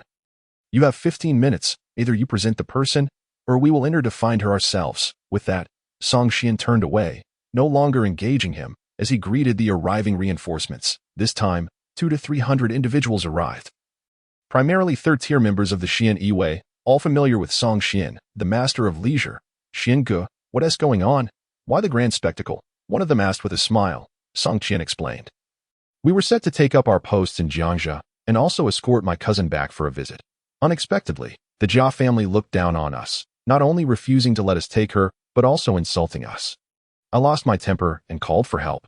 I apologize for the trouble. There's no need to worry about that. A member of the Xian Yiwei spoke up. Sister Qian, in such situations, please be sure to call on us. Absolutely. Sister Qian's affairs are our affairs. Disrespecting her is disrespecting us. Just the other day, a notorious thief was on the loose on Shimen Street, robbing 13 households if the Jia family refuses to cooperate. Let us go in and apprehend the thief. Indeed, it's quite normal to find weapons or armor in a noble family like the Jia's. Hearing the increasingly alarming chatter from the outside, Jiaxi trembled uncontrollably, barking at the dazed steward. What are you waiting for? Hurry and inform the matriarch. Summon the young lady out. Had the old duke still been alive, the Jia family, as a hereditary dukedom, would have felt less threatened. However, since his passing, the Jia family had truly fallen from grace, with no one in the court able to speak on their behalf, although Jia Zheng of the second branch held an official position. It was lowly and lacked real power. If the Xian Yiwei, a pack of ravenous wolves, truly set their sights on the Jia family today, they would undoubtedly face calamity. A throng of servants and attendants from the Jia household was utterly bewildered. Accustomed as they were to wielding power and influence in the outside world, they had never encountered such a formidable scene and, in a frenzy, rushed to report the news throughout the estate. The first to arrive was Jia Zheng from the second branch of the family. He had already learned the details of the situation from the servants. His anger flared, especially upon discovering that the trouble with the Xian Yiwei was provoked by Jia Shi's disrespectful remarks. His elder brother was truly incompetent, a master of creating chaos. What should have been a simple matter had spiraled into a significant predicament. Are you the son of the Song family? Jia Zheng attempted to explain to Song Xian. It was I who arranged for someone to escort Dai to your residence when she visited. My elder brother is unaware of these circumstances and has inadvertently offended you. I apologize on his behalf. Song Xian regarded him with a slight nod and replied, there are still 15 minutes. Faced with Song Xian's blatant disregard, Jia Zheng's expression shifted, and he cast an irate glance at Jiaxi. Jiaxi felt a twinge of anxiety, surveying the multitude of Xian Yiwei outside. Who wouldn't he feel apprehensive? If Jia Zheng failed to manage the situation, the Xian Yiwei, known for their ruthlessness, might very well fabricate charges to drag him into the imperial prison. Within the inner courtyard of the Jia estate, numerous ladies had gathered in the main chamber where the matriarch, grandmother Jia, resided. Lin Daiyu sat before her, tears glistening in her eyes as she listened to her grandmother's admonitions. My dear, why are you so obstinate? The distance to the Jiangxia province is over 1,000 miles. Fraught with bandits and water pirates. If anything were to happen on the journey, how would I explain it to your deceased mother? Standing beside grandmother Jia were several maidens of exquisite beauty, who continued to offer their gentle reassurances. Sister Daiyu, why must you be so stubborn? We would never wish you harm. Those cousins of yours, who knows if they can be trusted? What dubious tales have they spun to ensnare you? Lin Daiyu remained silent, her tears flowing, yet her resolve unyielding as she gazed up at her grandmother, hoping for her consent to visit her father in the Jiangxia province. Anxiety gripped her heart. According to their agreement, her cousin should have arrived at the Jia estate by now, but grandmother Jia was still hesitant to give her approval. Without her grandmother's consent, she could not leave the inner courtyard. If her cousins grew impatient and departed, what would she do? Over the years, she had expressed her desire to visit her father more than once, yet the Jia family had always opposed it. This time, she had fought hard for the opportunity, and she was unwilling to relinquish it so easily. No matter how splendid the Jia estate might be, it was ultimately not her true home. She would rather endure hardship alongside her father than live in the Jia household, where, despite the appearance of luxury, she felt as confined as a gilded cage. The feeling of being dependent on others was one she found intolerable. At that moment, the door was suddenly pushed open, and several elderly women rushed in, breathless. Matriarch, grave news. Our Jia estate is surrounded by countless Xian Yiwei. What? Grandmother Jia exclaimed in shock, momentarily forgetting to counsel Lin Daiyu. Who has caused trouble now to attract the Xian Wei? It's the eldest master. One of the old women explained. Two individuals arrived outside, claiming to be Miss Lin's cousins, intending to take her to the Jiangxia province. However, the eldest master spoke disrespectfully and angered them, leading to the summoning of numerous Xian Wei, who have now filled the street. They even declared that if Miss Lin is not sent out within a quarter of an hour, they would come in to search for her themselves. At these words, the young ladies in the room were thrown into a panic. Matriarch, please think of a solution. I have heard that the Xian Wei are fearsome beings who would devour us without a trace. If they burst in here, how will we survive? Learning that her eldest son, Jia Shi, had instigated this trouble, Grandmother Jia scolded, this inept fool, causing more harm than good. With a resigned sigh, she lamented, the Rongguo house has truly fallen from grace. When the old duke was alive, the Xian Wei would never have dared to act so brazenly. Observing the chaotic scene surrounding her, Grandmother Jia turned to Lin Daiyu, who, despite her earlier anticipation, now appeared composed. Why, do you truly wish to leave? Lin Daiyu nodded, her silence conveying a resolute determination. Very well, Grandmother Jia said wearily, waving her hand. You have grown, with your own thoughts now that I am too old to manage your affairs any longer. Go. Lin Daiyu surveyed the familiar faces around her, seemingly committing each one to memory. She understood that this farewell might be their last. Wiping her tears, she knelt before Grandmother Jia, bowing 3 times. Then rose and strode resolutely toward the door. This departure signified a vast expanse of unknown horizons. Outside lay the world. Lin Daiyu's resolve was firm, and her companions, recognizing the futility of persuasion, sighed as they entered her room to gather her belongings. Qiner, once you reach the Jiangxia region, remember to write to us. You are leaving, and who knows when we shall meet again. Perhaps by the next time we see our dear Daiyu, she will be a wife and mother. Lin Daiyu's face flushed at the remark, and she retorted to one girl, you little imp, speak again, and I shall silence you. I was merely inquiring. Qiner, how does your cousin look? Is he handsome? Lin Daiyu hesitated. He.S. all right. I suppose he works with the Xian Wei, though he may have a bit of a temper. Someone ventured. It is said that cousins are a natural pair. Qiner is of marriageable age. Do you have no thoughts on the matter? Lin Daiyu, instantly flustered and furious, exclaimed, you wicked gossip, speak again, and I shall have your tongue. The young ladies laughed and chatted.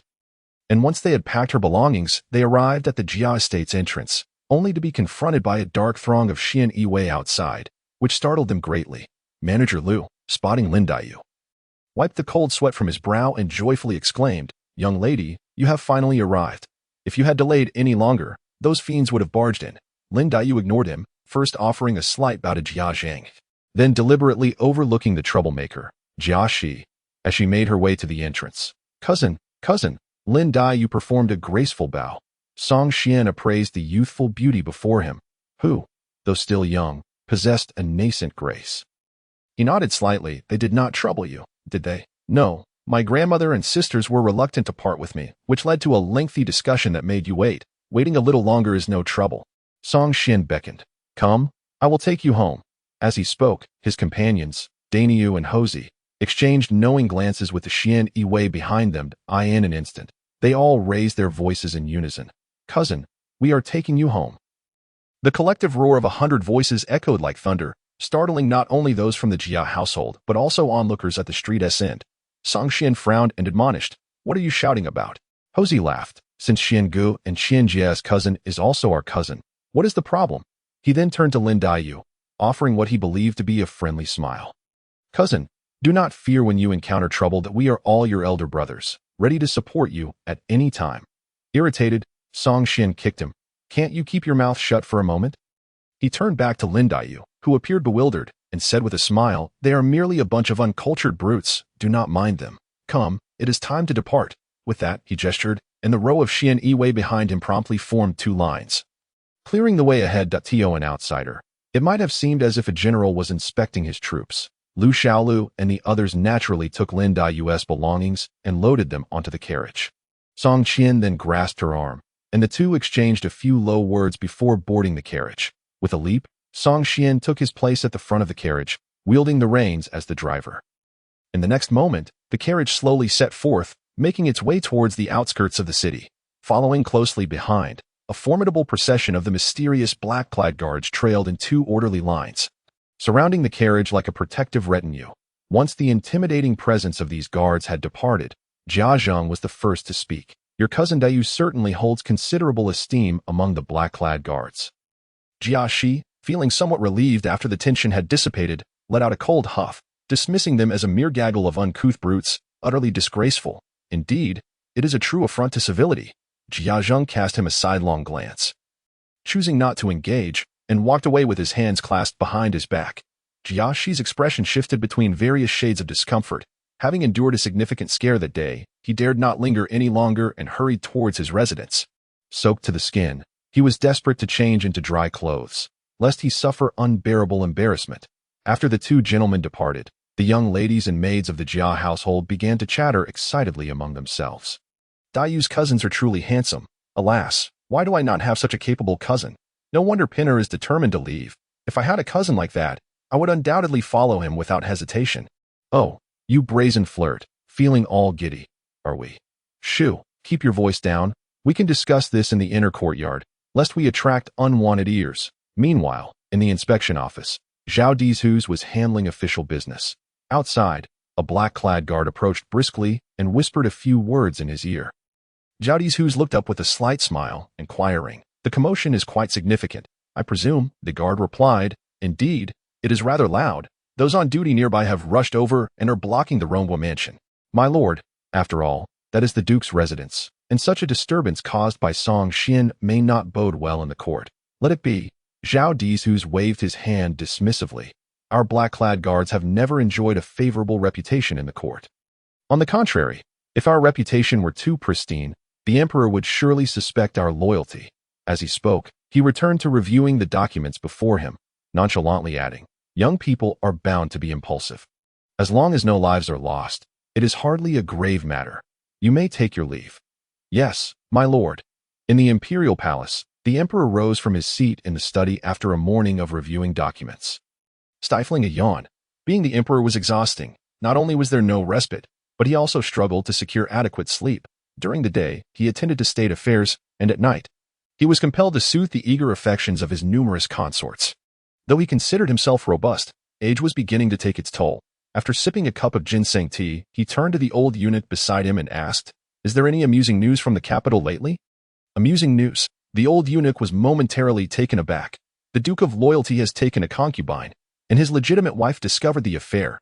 They ended up fighting, resulting in the Duke fracturing his left leg. It is said he will be bettered in for 3 months. The emperor recalled the incident and chuckled. "Ah, the Duke of Loyalty. That is hardly surprising. His fierce wife gives even me a headache." The old eunuch quickly concurred.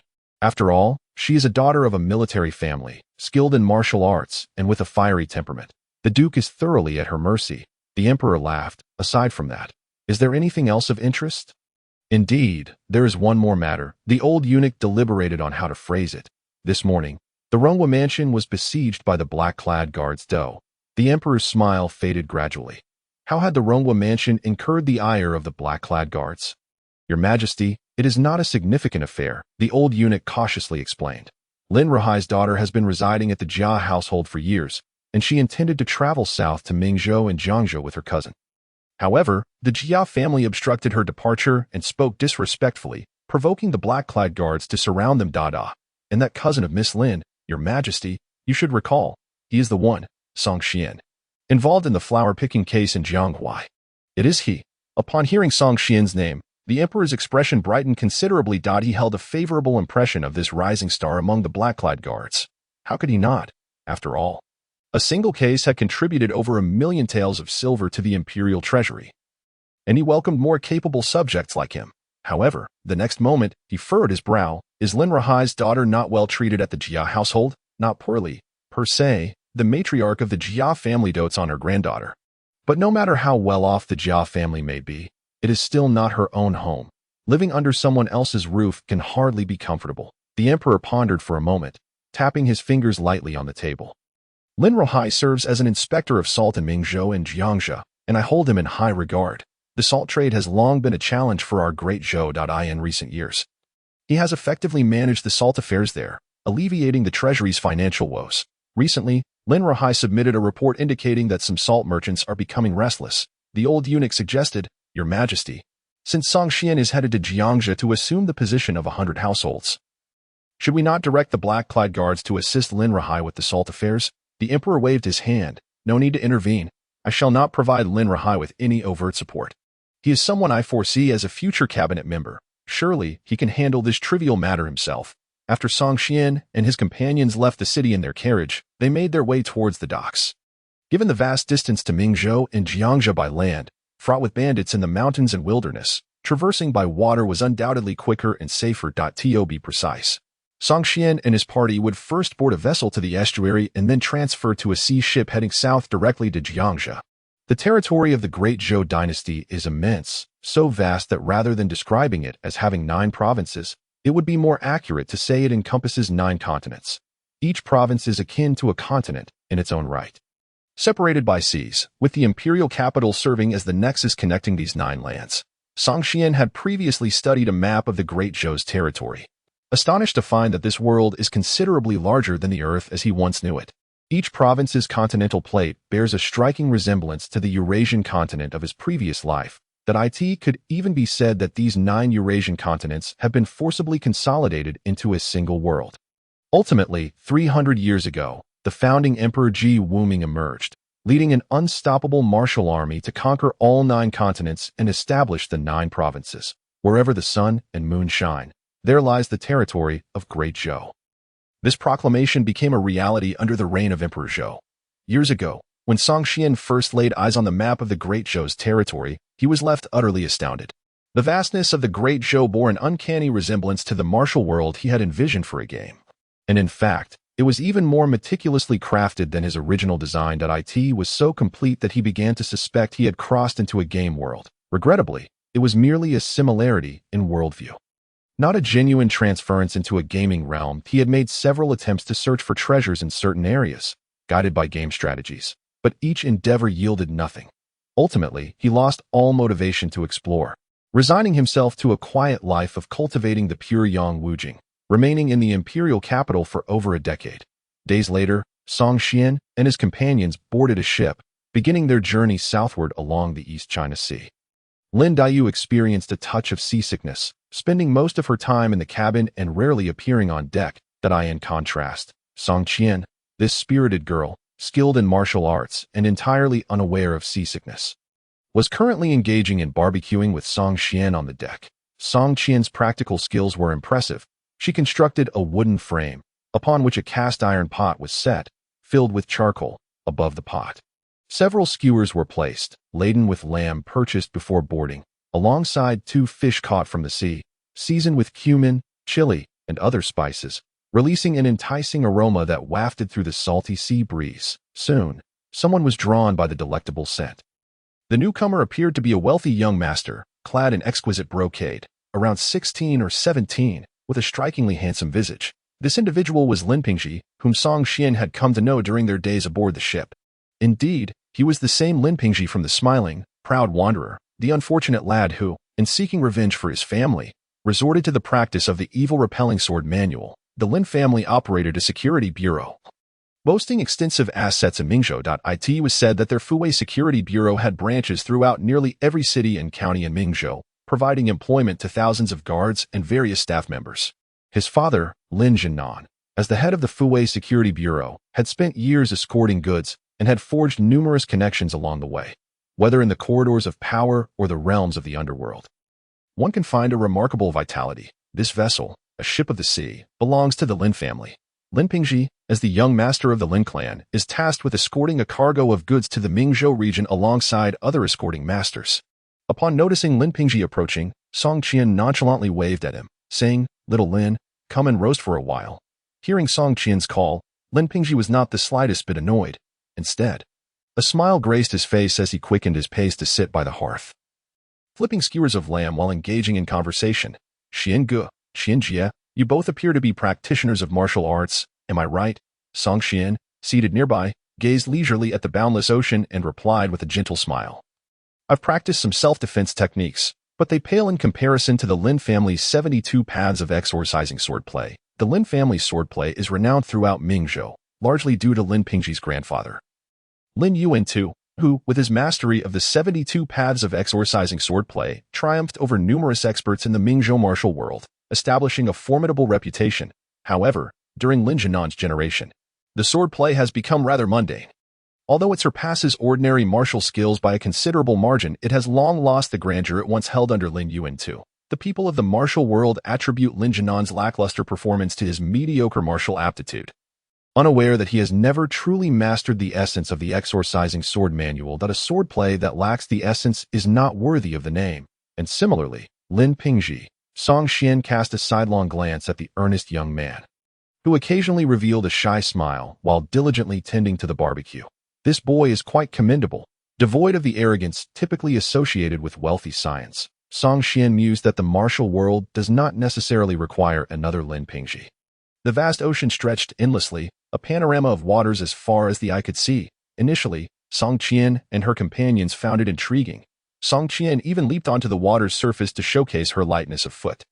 However, as time passed and they spent over 10 days at sea, even Song Qian, who was notoriously impatient, and Song Xian began to feel the monotony. One day, the ship docked at a coastal pier, necessitating a 2-day stay to replenish provisions and fresh water, allowing for a brief respite. Unable to resist Song Qian's pleas, Song Xian led her and her cousin Lin Daiyu off the ship. Intending to explore the nearby town, before disembarking, Song Xian casually inquired if Lin Pingji would like to join them. Lin Pingji declined. As the ship's owner, he needed to remain aboard with the escorts to safeguard the cargo. Little Lin, you may be young, yet you take your responsibilities quite seriously. Song Qian commended him as they departed. Upon hearing this, Lin Pingji's face lit up with a smile, his cheeks flushing like a maiden's, prompting hearty laughter from Song Qian. Not far from the pier, they came upon a village. As they approached, they could hear the sounds of gongs and drums, accompanied by the lively melodies of Xuan, creating quite a festive atmosphere. Should we go in and take a look? Song Qian casually suggested. Let us go. Let us go. Song Qian, ever the enthusiast for lively gatherings, immediately expressed her desire to enter.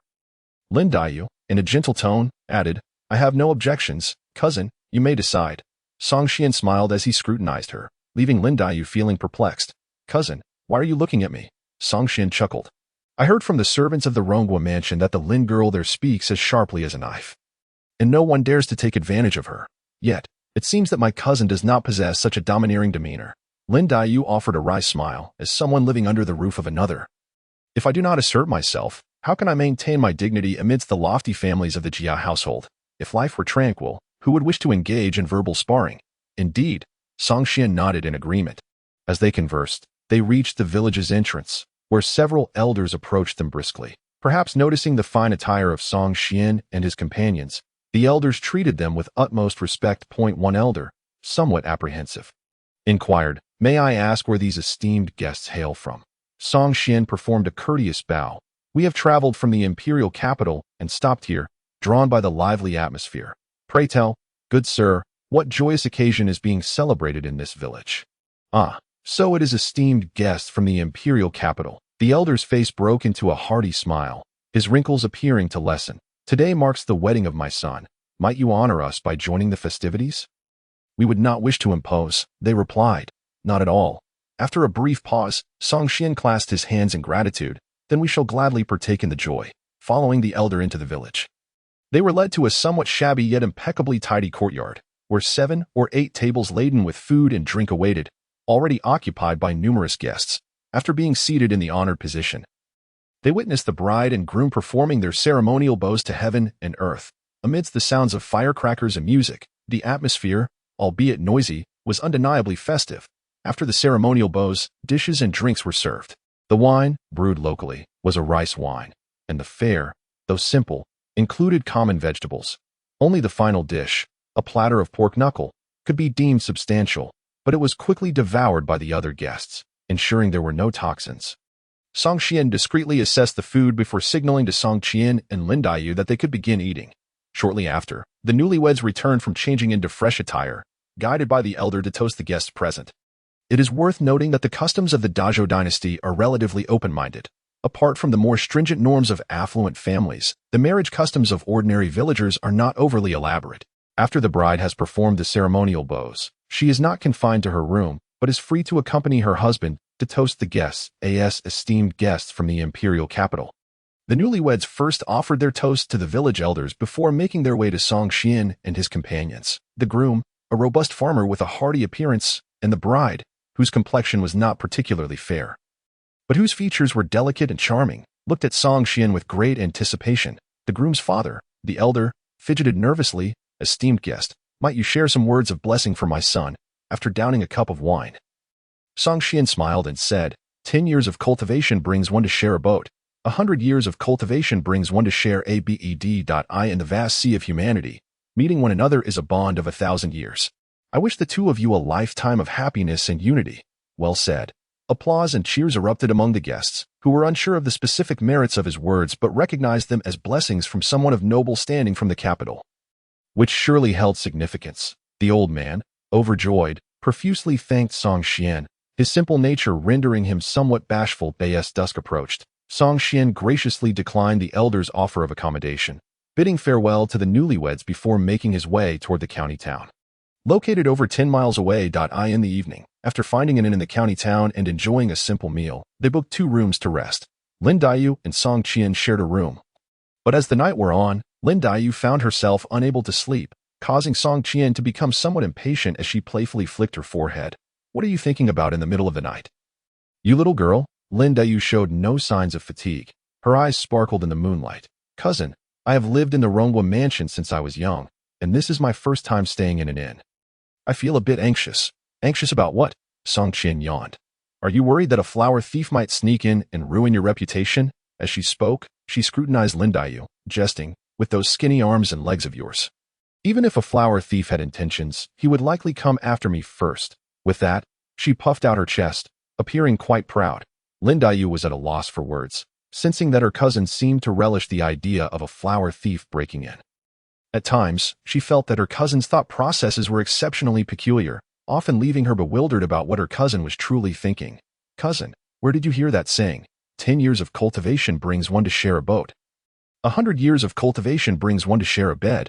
Throughout the night, Lin Daiyu pondered this phrase, finding it increasingly profound. It was hard to imagine that such words, imbued with a hint of karmic significance, would come from the mouth of a martial artist like her cousin. I heard it from my brother when I was young. Song Qian recalled that I believe it was from a story he told me called The Legend of the White Snake. Have you heard of it? Lin Daiyu shook her head. Upon witnessing this, Song Qian felt a surge of superiority, remarking, They say you are a talented woman, yet it appears you have not immersed yourself in enough literature. Allow me to recount the tale that begins from the distant Qiqing mountain. The following morning, Lin Daiyu, sporting dark circles under her eyes, listlessly consumed her breakfast. Song Qian, having not slept a wink throughout the night, nevertheless, being a practitioner of martial arts, managed to conceal her fatigue. Are you unaccustomed to sleeping in the inn? Song Qian inquired while sipping on some tofu pudding. Lin Daiyu replied somewhat sheepishly, having been so engrossed in the tale of the white snake that she had urged her cousin to narrate until daybreak. Let's take a stroll around the town shortly. See if there is anything you wish to purchase. We shall return to the boat by afternoon, and you can catch up on your sleep then. Song Qian briefly outlined their plans for the day and fell silent. Young people, after all, often find themselves burning the midnight oil. He could empathize with that. After breakfast, they checked out of their room and wandered around the county town. As they passed by the county office, the sound of rhythmic drumming reached their ears. Is someone beating the drum to appeal for justice? Song Qian curiously glanced towards the county office, only to be astonished to find that the drummer was none other than the bride who had toasted them the previous night.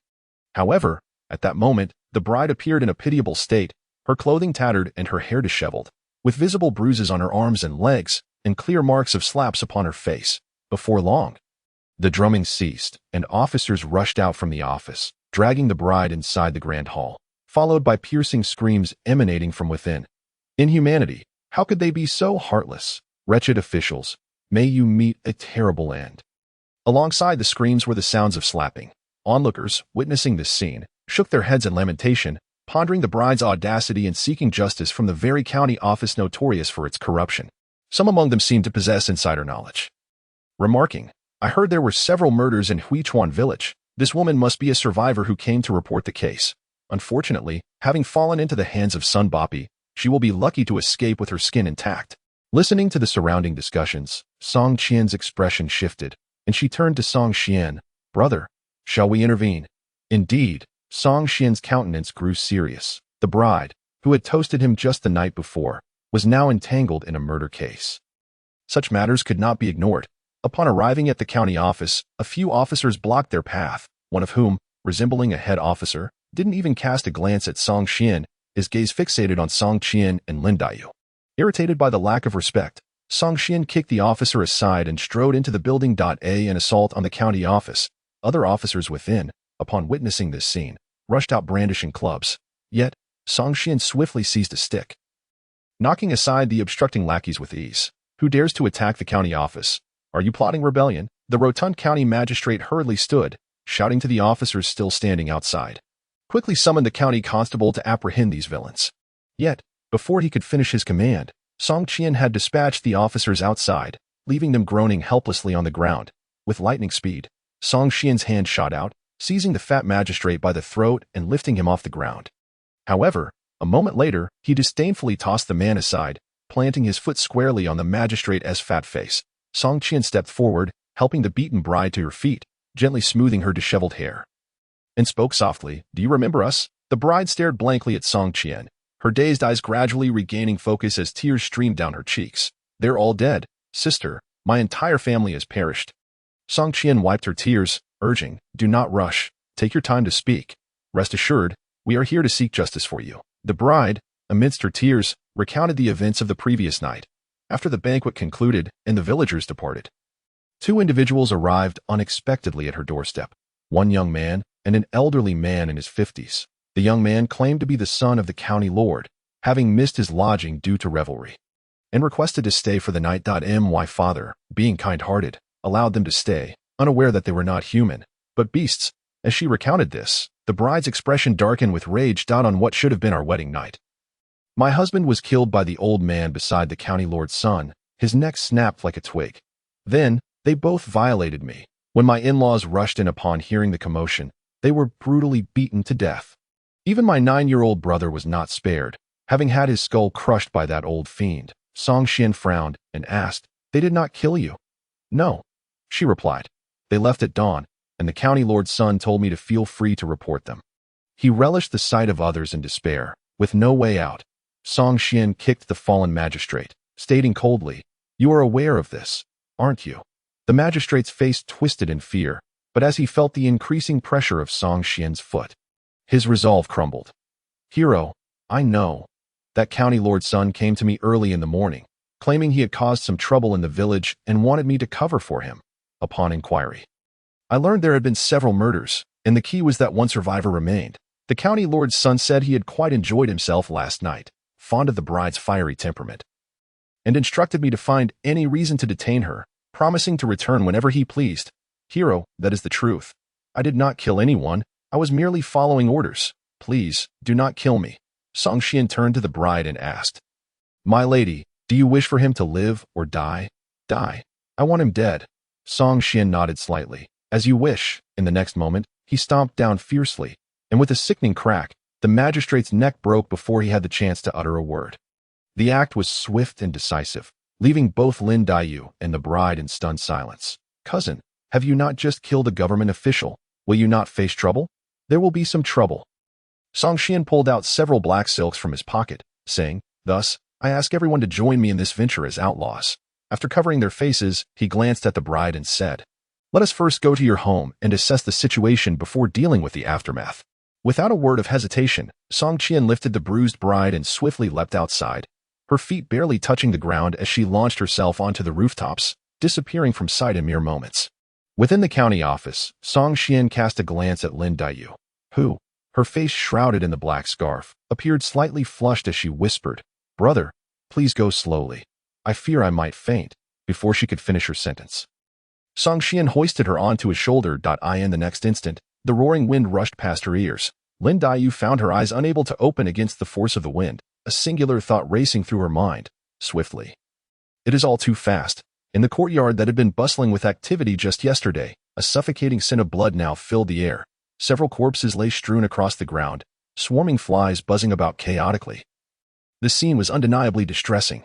Outside the courtyard, some villagers gathered at a distance, daring only to glance in, fearful of inadvertently stepping into danger themselves. As Song Xian and the others arrived, they could still faintly hear the gossip of some long-tongued women. I had warned you all along. The old Zhang family's daughter-in-law has the demeanor of a seductress. It cannot bode well. Look, now she has truly brought disaster upon herself. What a harbinger of doom. On her wedding day, she has led to the demise of her entire family. Why is she still alive? I heard she went to report to the officials. Who knows if she is reporting or simply using it as a chance to escape? If you ask me, she must have lured the lecher here, causing the downfall of the old Zhang family. Clang. With her face veiled, Song Qian held the bride in one arm and drew her sword with the other. The cold glint of the blade reflecting the sunlight, its tip pointed menacingly toward the gossiping women in the distance. Despite their penchant for gossip within the village, they dared not provoke the wrath of those who could retaliate. However, when confronted with someone as fierce as Song Qian, who would unsheath her sword at the slightest provocation, everyone instantly shrank back in fear, scattering without a word from her. A gaggle of gossiping women. To be disregarded entirely, Song Qian offered a word of comfort. The bride's complexion was ashen, merely shaking her head gently and remaining silent. Soon, Song Qian appeared, carrying Lin Daiyu, fleeting past the village entrance like a shadow. And with a swift motion, he gently set her down outside the courtyard. Just as he did, the young cousin retched violently. Song Qian shot a disapproving glance at her elder brother, perplexed by how such an unfeeling brother could hold sway over Lu Qingxue. Song Qian stepped into the courtyard, briefly inspecting the corpse and confirming the victim had been murdered, before beckoning to Song Qian. Don't just stand there. Having known them, let us lay them to rest. In a small grove outside the village, Song Qian poured out a jar of wine before several fresh graves. Old man, I have interred you and your wife together, with your 2 sons nearby. So you shall not be alone on the road to the underworld. Rest assured, you treated me to drinks, and I shall seek justice for you. This matter will find its resolution. Not a single wretch shall escape. The bride remained silent throughout, quietly burning paper offerings at the graves of her in-laws and husband. Once the yellow paper was completely consumed, she turned and knelt before Song Qian. Benefactor, I have not read much and am not eloquent. In short, I vow that in our next life, my husband and I will repay your kindness, even if it means toiling as beasts of burden. As she spoke, she gazed intently at Song Qian, as if etching his likeness into the depths of her soul. Benefactor, those who slaughtered my family, they will meet their end. Won't they? Song Qian nodded. None shall escape. The bride managed a weak smile before she began to bow her head repeatedly. In the midst of her motions, she fell still, prompting Song Qian to rush forward to inspect her. She noticed dark blood trickling from the corners of the bride's mouth. She had already breathed her last. She took poison to end her life. It seems she prepared the toxin before seeking justice at the county office. Song Qian's eyes glistened with unshed tears as she reached into her bosom, retrieving a small vial containing a pill from the Xianyi guards, known for treating various ailments. I wonder if this elixir can counteract the poison. If only. Song Qian gently halted her. Enough. Her mind is made up. To live would only be a torment for her. Song Qian's lips moved silently as she retracted the pill, muttering a curse she had heard from her brother before. This damn feudal society. After venting her frustration, she began to dig a grave, preparing to inter the newlyweds together. Once her task was completed, she took a deep breath. Brother, shall we follow the protocol or execute them directly? Song Qian glanced at the freshly dug grave. He had wished the couple eternal happiness just yesterday, and now they were all gone. Contemplating this, a cold glint flickered in his eyes. Following protocol is too slow. We must hasten our journey southward. Let us eliminate them directly. Agreed. Song Qian instinctively wrapped her arm around her young cousin's waist. I'll escort you back to the boat. What follows may be rather bloody. Lin Daiyu shook her head. Cousin, elder sister, let us stay together. Until I witness that scoundrel's demise with my own eyes, my heart will remain unsettled. Song Qian turned to her brother. What do you think? Should we bring her along? Indeed. Song Qian replied coolly. Since you wish to avoid being caged birds, such matters will inevitably cross your paths. The world of martial arts is far from the idyllic dream you envision. By the afternoon, a light drizzle fell from the heavens, and the streets were sparsely populated as people hurried home to escape the rain. The 3 of them, sheltered under a paper umbrella, strolled through the rain until they arrived at the gates of an estate. IV gathered information. This is indeed the property of the governor's son. Someone saw him arrive here earlier today, Song Qian whispered. Song Qian did not inquire how she had obtained this intelligence. Just as she never questioned him about the inner workings of his martial arts practice, he looked up at the overcast sky, withdrawing a black veil from his sleeve to obscure his face. Brother, if I wear this mask, I shouldn't reveal my identity, right? It has some utility, but not much that its primarily to cultivate the habit of concealing one's identity. Song Xian smirked coldly at as for revealing identities. If we eliminate everyone, there will be no concerns. This weather was perfect for murder. A rainstorm could wash away most traces. He surveyed the tightly shut gates before striding forward, muttering, "You keep an eye on our cousin. If anyone escapes, regardless of age or gender, they shall be dealt with." Perhaps due to the rain, no guards were stationed outside the estate. Approaching the door, Song Xian paused for a moment before channeling his pure young energy into his palm. In the next instant, he struck the door with a mighty blow. Boom, splinters flew, and dust clouded the air as the sturdy door shattered like fragile glass, though he could have scaled the wall. He chose to break down the door, revealing the extent of his fury. The noise of the splintering door alerted the servants and guards within the courtyard. As the governor's son, he had attracted a motley crew of individuals. Several, exuding the rough aura of the underworld, rushed forward with drawn blades upon seeing Song Xian enter the estate without hesitation. As 4 or 5 figures charged at him, Song Xian spun his paper umbrella with a flourish. In an instant, the droplets on the umbrella shot forth like bullets, producing sickening thuds as several assailants fell to the ground. Stepping through the pool of blood, he held the umbrella with one hand. His expression cold and unyielding, his gaze of murderous intent locking onto a pale young man standing not far away. "Who are you?" The young man, trembling and pale, instinctively cowered behind the remaining guards. Song Xian scrutinized him with indifference and asked, "Do you recall what you did last night?" Upon hearing this, the young man's face turned ashen. "Was it that vile woman who sent you for revenge? What did she promise you?" "I'll pay double. No, 10 times. Song Xian let out a cold laugh. "She offered you her life as payment. You cannot afford that." With that, he clenched his fist, causing the paper umbrella to explode violently. In an instant, paper shards flew like blades, shredding the remaining guards in the courtyard into a myriad of wounds. "Zhou Lao, save me. Please, save me." The young governor's son lay in a pool of blood, punctured by numerous paper shards. Though he appeared wretched, he was not dead yet. He lay there, calling out desperately toward a nearby room. The room was eerily silent, as if devoid of life, yet Song Xian remained rooted in place, coldly observing the entrance, remarking with indifference, "You have hidden for so long. Will you not emerge?" The creaking sound of the door opening echoed, and in the next moment, a solemn elder clad in black stepped out. He did not glance at the sprawled corpse or the anguished governor's son, but instead regarded Song Xian with evident trepidation. "Your strength is formidable, sir. I wish to avoid conflict with you." He gestured toward the fallen governor's son. "That if you wish to kill him, I shall not obstruct you. Let us maintain our own territories, shall we?" Song Xian shook his head. "That I made a promise. Not a single wretch shall escape. It seems there is no room for negotiation." The elder's expression turned icy. "I am Zhou Tailai of the Rending Sky clan, having roamed the martial world for decades. Though you are strong, even if you can kill me, you may not escape unscathed. Is it worth it for a common woman?" Song Xian remained silent, his right hand already gripping the sword hilt, his murderous intent causing Zhou Tailai to feel a tightening in his chest. "Then prepare to die." Zhou Tailai was the first to strike, transforming his palm into a claw, fingers curved like talons. A sinister glow emanating from the tips.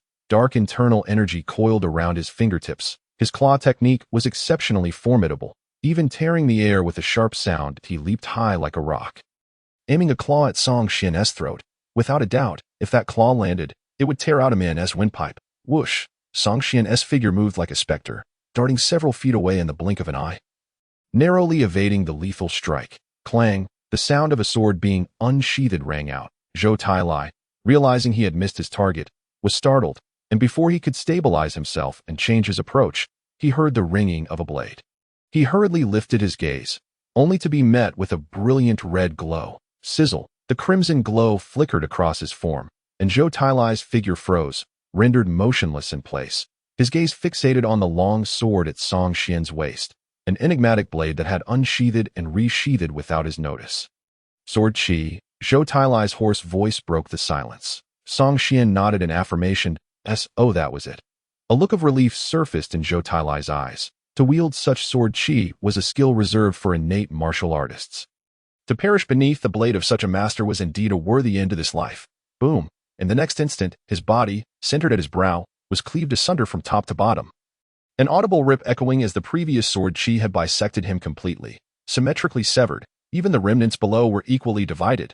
With a single stroke, Song Qian's murderous intent lessened, and he turned to regard the county governor's son on the ground, who was now teetering on the brink of consciousness due to excessive blood loss. Cousin.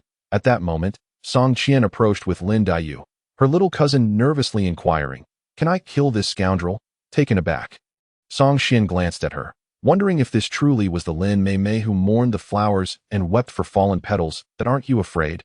Lin Dayu offered no response, instead demonstrating her resolve through action. She picked up a long knife from the ground, her hands trembling as they gripped the weapon, aiming for a moment before plunging it into the chest of the county governor's son.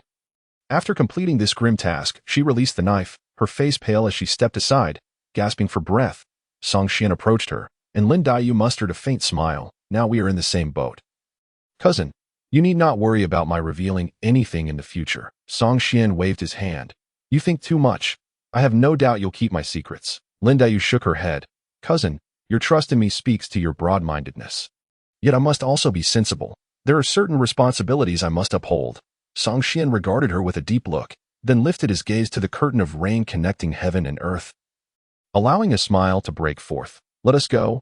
We must continue our journey. If we tarry too long, Lin Pingji might grow anxious." Song Qian interjected, "Brother, this scoundrel acts with impunity, surrounded by a cadre of vile henchmen.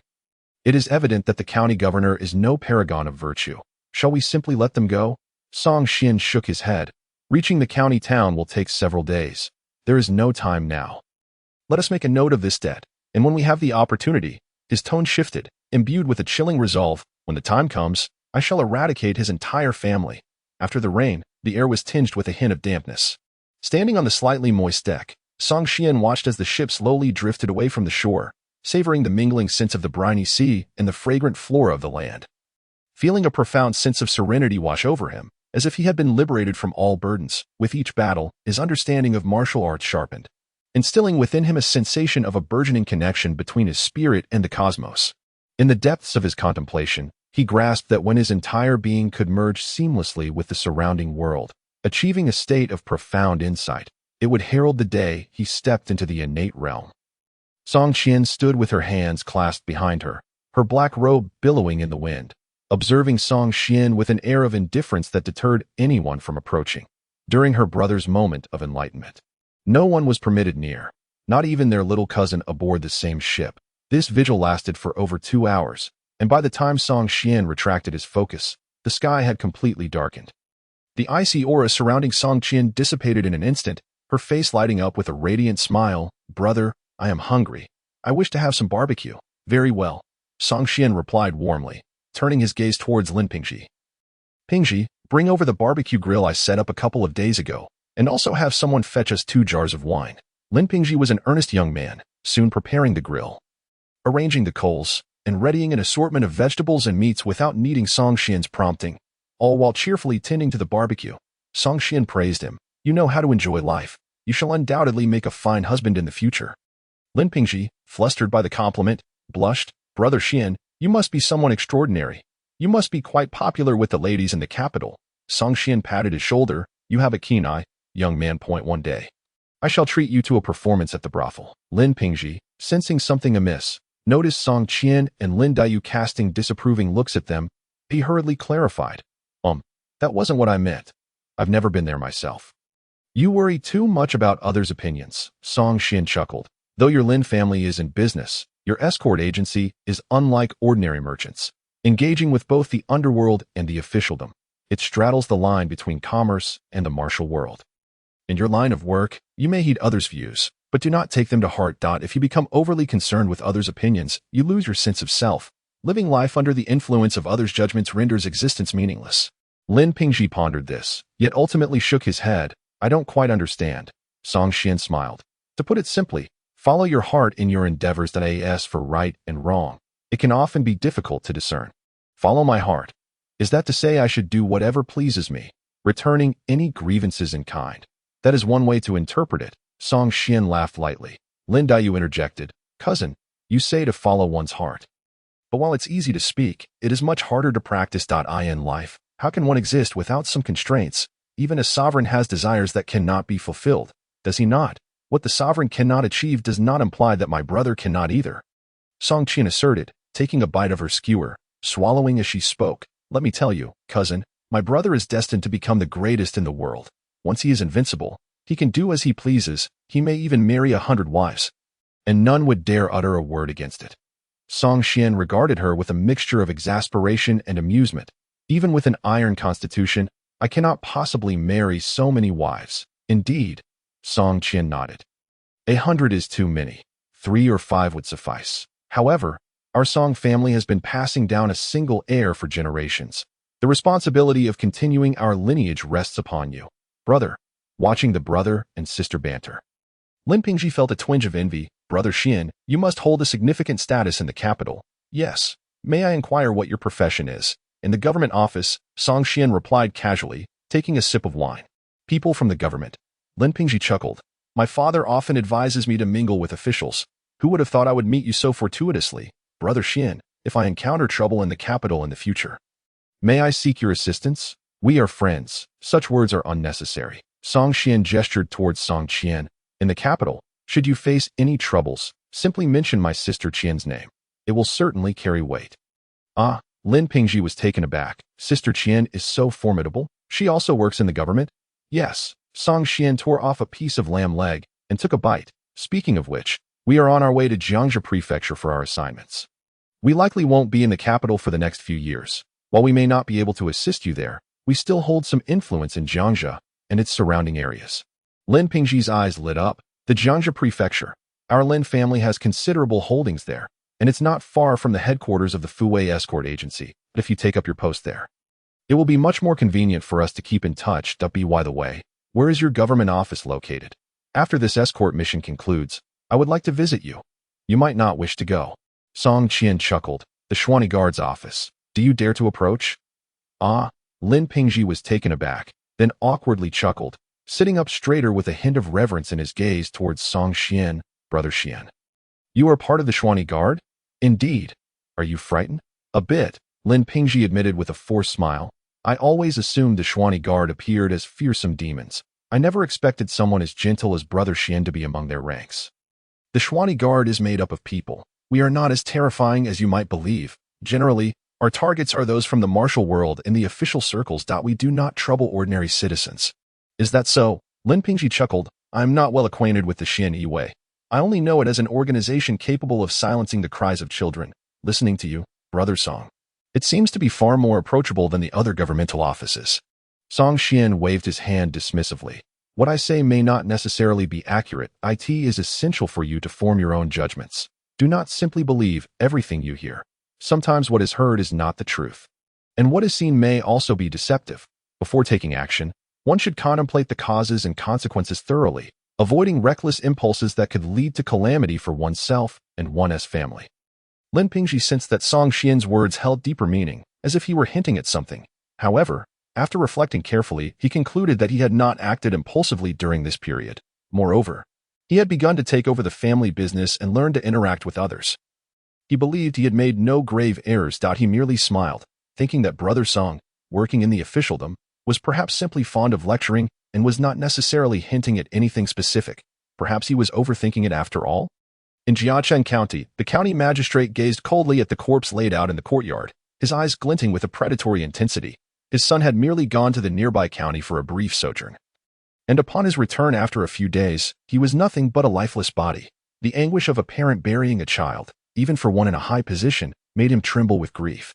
Have we uncovered anything? He asked, wiping away his tears as he turned to the captain of the guards behind him. My lord, the rain that day was quite heavy, washing away any traces. We cannot ascertain anything from the scene. The captain continued. This time, the young master and all his bodyguards perished. Even the skilled Zhou Lao fell beneath the blade. The perpetrator is undoubtedly a renowned master in the martial world. My lord, this matter exceeds our jurisdiction. It must be reported to the Xian Yiwei for handling. The magistrate clenched his fists, seething. Once again, it is the work of those from the martial world. The chivalrous disrupt the law, and the emperor is far too lenient. Those lawless individuals should be eradicated completely. Taking a deep breath, he commanded, record all relevant findings. I shall report to the Xian Yiwei tomorrow. Those ruffians of the martial world are beyond my reach. Others will take care of them. After dining and drinking their fill, The group dispersed. As Song Xian prepared to return to his cabin for rest, Lin Daiyu suddenly called out to him. Is there something you need? Song Xian turned to inquire. It's nothing, Lin Daiyu replied, her starry eyes fixated on him, a gentle smile gracing her lips. It seems you have quite an affinity for Lin Pingji, cousin. Song Xian nodded slightly, acknowledging some degree of fondness. Throughout my life, I have encountered many individuals who consider themselves gentlemen, yet most are mere pretenders. However, Lin Pingji, with his current sincerity, may indeed be regarded as a true gentleman. Of course, this is only a present observation. The future remains uncertain. And are you a gentleman, cousin? Me? Song Xian laughed heartily. Have you ever seen a gentleman who would so easily threaten to kill an entire family? Lin Daiyu pondered for a moment, then shifted the conversation, asking, You are unlike the martial artists I have always imagined. Do you enjoy reading in your spare time? Song Xian recalled the ancient texts within his abode and nodded slightly. I do indulge in some reading during my leisure. Upon hearing this, Lin Daiyu's eyes sparkled with excitement as she eagerly inquired, What books do you usually read? Cousin, I read quite a variety, any book within my sight. If time permits, I shall pick it up and peruse it without being particular about any specific genre. Indeed, Song Xian had a strong penchant for reading. In his previous life, even a manual for a screwdriver could capture his attention for quite a while. In this feudal era, where entertainment options were far more limited than in his past existence, reading, practicing martial arts, and enjoying melodies were among his rare forms of amusement. As for poetry, prose, and the literary examinations, have you studied them at all? Song Xian waved his hand. My family has been a hereditary clan of the Xian Yiwei, and from birth, I have been distanced from literary pursuits. Thus, my reading has always been purely based on interest. Once I have read, understood, and comprehended, that suffices. As for dissecting texts and crafting sentences, it holds little significance for me. As he spoke, Song Xian seemed to recall something, smiling as he said, I cannot remember where I encountered this, but someone once remarked that the journey of reading traverses 3 realms. Last night's west wind withers the emerald trees. Alone I ascend the tall tower, gazing towards the end of the earth. This is the first realm. The belt gradually widens. Yet I do not regret, for I wither for her. This is the second realm. In the crowd, I search for her 1,000 times, suddenly turning back. She is there amidst the dim lights. This is the third realm. Initially, one can only understand the literal meaning, rote memorizing, achieving minor success. Progressing further, one becomes adaptable, eloquent, and gains some insights. Ultimately, one can delve deeply yet express simply, achieving unity of knowledge and action, thus attaining greatness. I wonder. Dear cousin, to which realm have you ascended? Lin Daiyu stood in stunned silence, momentarily at a loss for words. It was not until Song Xian yawned and prepared to leave that she seemed to awaken from her reverie. Calling out, Cousin, where did you come across this concept of the 3 realms of reading? I cannot recall, he replied. And who authored the line? Last night's west wind withers the emerald trees. Alone I ascend the tall tower. Gazing towards the end of the earth? I have already stated that I do not remember. But cousin, I have never heard of this 3 realms of reading. You recite these 3 lines of poetry, which are truly classics of literature. If someone were to compose such verses and they spread, they would undoubtedly be celebrated throughout the ages. Yet, I have never encountered them in poetry books nor heard anyone speak of them. So cousin, these verses must surely be your own creation. Song Xian paused momentarily, then replied nonchalantly, One cannot afford to be too idle. Idleness breeds excessive contemplation, and too much contemplation makes it difficult to feel joy. Tomorrow, I shall remind your elder sister to increase your training time for horse stances from 1 hour to 2. Ignoring Lin Daiyu's pout of indignation, Song Xian returned to his room. No sooner had he entered than Song Qian came bursting in. Brother, were you just on a date with cousin? Song Qian's curious eyes blinked rapidly, brimming with eagerness for knowledge. Sometimes I truly wish I could pry open your head to see what you think about all day. Song Qian replied, exasperated, Which eye of yours saw me on a date? A date is merely discussing one's preferences and habits, isn't it? You were just talking about the realms of reading, reciting poetry, and even inquiring about her martial arts progress. Suggesting she extend her practice time by an hour, doesn't that count as a date? Song Xian stared at her for a moment before finally exclaiming, Sometimes I genuinely believe you were born in the wrong era. In a different time, with your imagination, your achievements would be limitless. I shall take that as a compliment. Song Qian giggled as she settled down beside him. Earlier, you spoke of the 3 realms of reading. What insights do you have regarding martial arts? Song Xian pondered for a moment. In martial arts, the internal cultivation methods can be learned through manuals, and techniques can be imparted by others. However, manuals and techniques are merely the foundation of becoming a strong practitioner.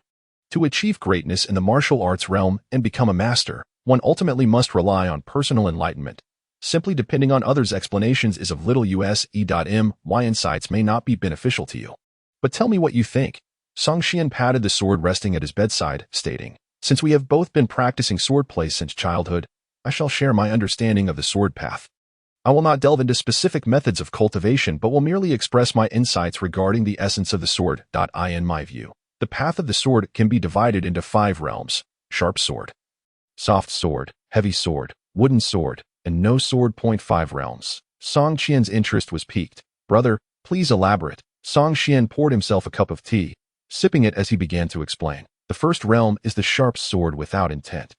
This realm involves leveraging the sharpness of the sword to its utmost potential, relying on techniques and the blade's keen edge to injure the enemy. The second realm is the soft sword without constancy. In this realm, wielding the sword requires not only swiftness and ferocity, but also the ability to continuously attack the opponent through the fantastical variations of each move, just as the soft sword is unpredictable and ever-changing. The so-called soft sword without constancy is about pursuing ultimate change based on the techniques already perfected. Through the manipulation of one's body strength and internal energy, the forms of the soft sword can transform at will, adapting to the user's intentions. Achieving this realm signifies one has reached the pinnacle of technique. The third realm is the heavy sword without edge, where great skill appears effortless. Upon reaching this realm, one no longer pursues the intricate and varied techniques of martial arts. Instead, the emphasis shifts to overpowering opponents with sheer force, regardless of the opponent's maneuvers or any flaws in their martial prowess. A single, direct strike with the sword can yield the remarkable effect of overcoming 10 adversaries with brute strength. The fourth realm, known as wooden sword without peers. If the heavy sword without edge signifies a stage of effortless might, relying on internal energy, physical strength, and the weight of the sword to dominate, then the fourth realm embodies the concept of lifting light as heavy, exerting pressure through sheer momentum. A seemingly weightless wooden sword in your grasp can unleash a force capable of moving mountains and seas, influencing the very forces of nature with each gesture. I surmise that attaining such a level in the swordsmanship journey essentially places one at the pinnacle of martial arts mastery, rendering legions of soldiers inconsequential. As for the fifth realm, the no-sword realm, this is merely my conjecture. In this state, one is no longer fixated on the presence or absence of a sword, nor on the techniques themselves, but rather aligns with the natural order residing in the heart. Simply put, when a sword is drawn, it can summon the power of the heavens and earth, transcending human resistance. I cannot ascertain whether a grandmaster can achieve this level, but it is certain that reaching such a realm could justifiably earn one the title of immortal on land. These 5 realms are the culmination of Xuan's introspections based on personal cultivation experiences, combined with records from the Xuan guards regarding martial practitioners and intertwined with the life experiences of Dugu Qiubai from Jin Yong's novels. Xuan listened, astonished. "Brother, did you truly derive this on your own?" "To some extent, yes. I have yet to reach the innate stage, so it can be considered as something I have explored independently. As for its accuracy, it remains to be refined and corrected with future cultivation advancements. You may listen to my musings, but whether they hold merit can only be determined through your own explorations. The further one progresses on the martial path, the more one must rely on oneself. The experiences and insights of others may not necessarily be applicable." Xuan marveled, "Yet it still sounds formidable. I have only contemplated how to break through to the innate realm and considered how to further enhance my cultivation thereafter. I never imagined you would map out the path of swordsmanship to the level of a martial arts grandmaster. Brother, I am increasingly confident in your potential to become the greatest in the world. By the way, which realm of swordsmanship do you currently inhabit?" Xuan pondered briefly and replied, "At most, the second realm. This stage emphasizes technique and the pursuit of its ultimate variations. I currently lack a formidable sword technique." "A formidable sword technique," Xuan frowned, acknowledging the challenge. "For both of us, the breakthrough to the innate realm is not far off. Ordinary sword techniques have become futile, and the powerful ones in the martial world are mostly held by others. They are primarily in the hands of the court and major sects, making them difficult to acquire." Her fingers tapped absently on the table, seemingly contemplating which soft targets might be susceptible. Ultimately, Xuan sighed. After much thought, the easiest to grasp would be the Bixia sword technique from Lin Pingji's household. Unfortunately, I observed Lin practicing it recently, and the reputation of this sword technique does not match its efficacy. Its notoriety in the martial world is indeed exaggerated. Song Xian shook his head. It may not be an exaggeration. It is more likely that the Lin family descendants have encountered problems in their practice. As a technique capable of contending with Dugu Jian, the BCS sword technique has nearly reached the pinnacle in terms of skills and variations. It cannot possibly be weak. In recent days, I have also researched how to obtain a top-tier sword technique. Now, two options lie before me, both seemingly accessible. One is the BCS sword technique, and the other is Dugu Jian. The BCS sword technique can be obtained with a mere visit to the Lin family estate. However, practicing this technique requires self-castration. Otherwise, the internal heat will rise, giving birth to lascivious thoughts and malevolent fires, making it all too easy to fall into madness. This aspect certainly made Song Xian ponder. As he was uncertain whether his pure young Wuji Tongzigong could suppress the internal heat and evil fire if he practiced without self-castration. As for Dugu Jian, acquiring it is somewhat more challenging, necessitating a trip to Mingzhou's Shangshigansu province to seek out the Huashan sect's eldest disciple, Linghu Chong. It remains to be seen whether Linghu Chong has learned Dugu Jian from the concealed master Feng Qingyang. If he has, it would be easier to maneuver. Given Linghu Chong's roguish nature, he would undoubtedly not remain in the mountains for long, seizing any opportunity to descend and revel. With careful planning, one could find a suitable moment to capture Linghu Chong and attempt to extract the secrets of Dugu Jian from him. However, whether this would yield results is uncertain. Though Linghu Chong may lack responsibility regarding Huashan sect matters and is unruly and unrestrained, he can be notably stubborn in adhering to promises. This fellow vowed to Feng Qingyang not to divulge Dugu Jian. I estimate that even if I were to capture him, or even kill him, it would be exceedingly difficult to pry the sword techniques from his lips. For now, Song Xian could only prepare for both possibilities. If the Lin family's BCS sword technique is cultivable, that would be ideal. That if not, he would have to resort to less honorable means to seek a breakthrough for Dugu Jian from Linghu Chong. The siblings exchanged insights on swordsmanship until midnight, when Song Qian reluctantly took her leave. Song Xian sat cross-legged on his bed, unusually foregoing his usual practice to contemplate the path ahead. 3 days later, the ship finally reached the Jiangsu jurisdiction, slowly docking at the port of Yangzhou. Throughout the journey, fortune smiled upon them. They encountered neither pirates nor bandits, allowing the convoy, including Lin Pingzhi, to breathe a collective sigh of relief. As soon as the ship docked, Lin Pingzhi began directing the guards to unload the cargo. Standing on the deck, Song Xian surveyed the surroundings, sensing no immediate danger. He then led Song Qian and Lin Dayu to bid farewell to Lin Pingzhi. His younger brother. At the port, Song Xian hired a carriage, and the three climbed aboard, departing the dock amidst the driver's calls of encouragement. It was early morning, with a slight mist lingering on the roads. Yet many early risers could be seen laboring outside Yangzhou. "Young master, where shall we head first?" After leaving the dock, the respectful driver inquired in a low voice. Song Xian glanced at the eager Lin Dayu and replied, "First, to the Salt Administration Office of Jiangsu. The Salt Administration Office of Jiangsu serves as the highest authority on salt affairs in the region. The highest official in this office is known as the Salt Supervisor. Historically, the Jiangsu province has always been a critical area for the imperial treasury, with salt affairs being a matter of great importance to successive emperors. Those who hold the position of Salt Supervisor in Jiangsu are invariably trusted ministers of the emperor. Lin Dayu's father, Lin Ruahai, is indeed one of these valued confidants of the current emperor. The present Salt Supervisor of Jiangsu is a third-rank official, a solid local dignitary. Lin Ruahai's lineage is quite remarkable, having become the son-in-law of the prominent Jia family of the Ronghua mansion. According to Lin Dayu's casual remarks during their time on the ship, the ancestor of the Lin family once held the title of Marquis, which was passed down until her grandfather's generation. By the time it reached her father, the title could no longer be inherited, so he had to pursue the path of the imperial examinations. Although stripped of his title, Lin Ruahai proved his worth by successfully achieving the rank of flower candidate in the examinations, eventually being appointed as a minister of the Lantai Temple and, after accumulating sufficient experience, was chosen by the emperor to serve as the Salt Supervisor of Yangzhou. There, he remained for over a decade.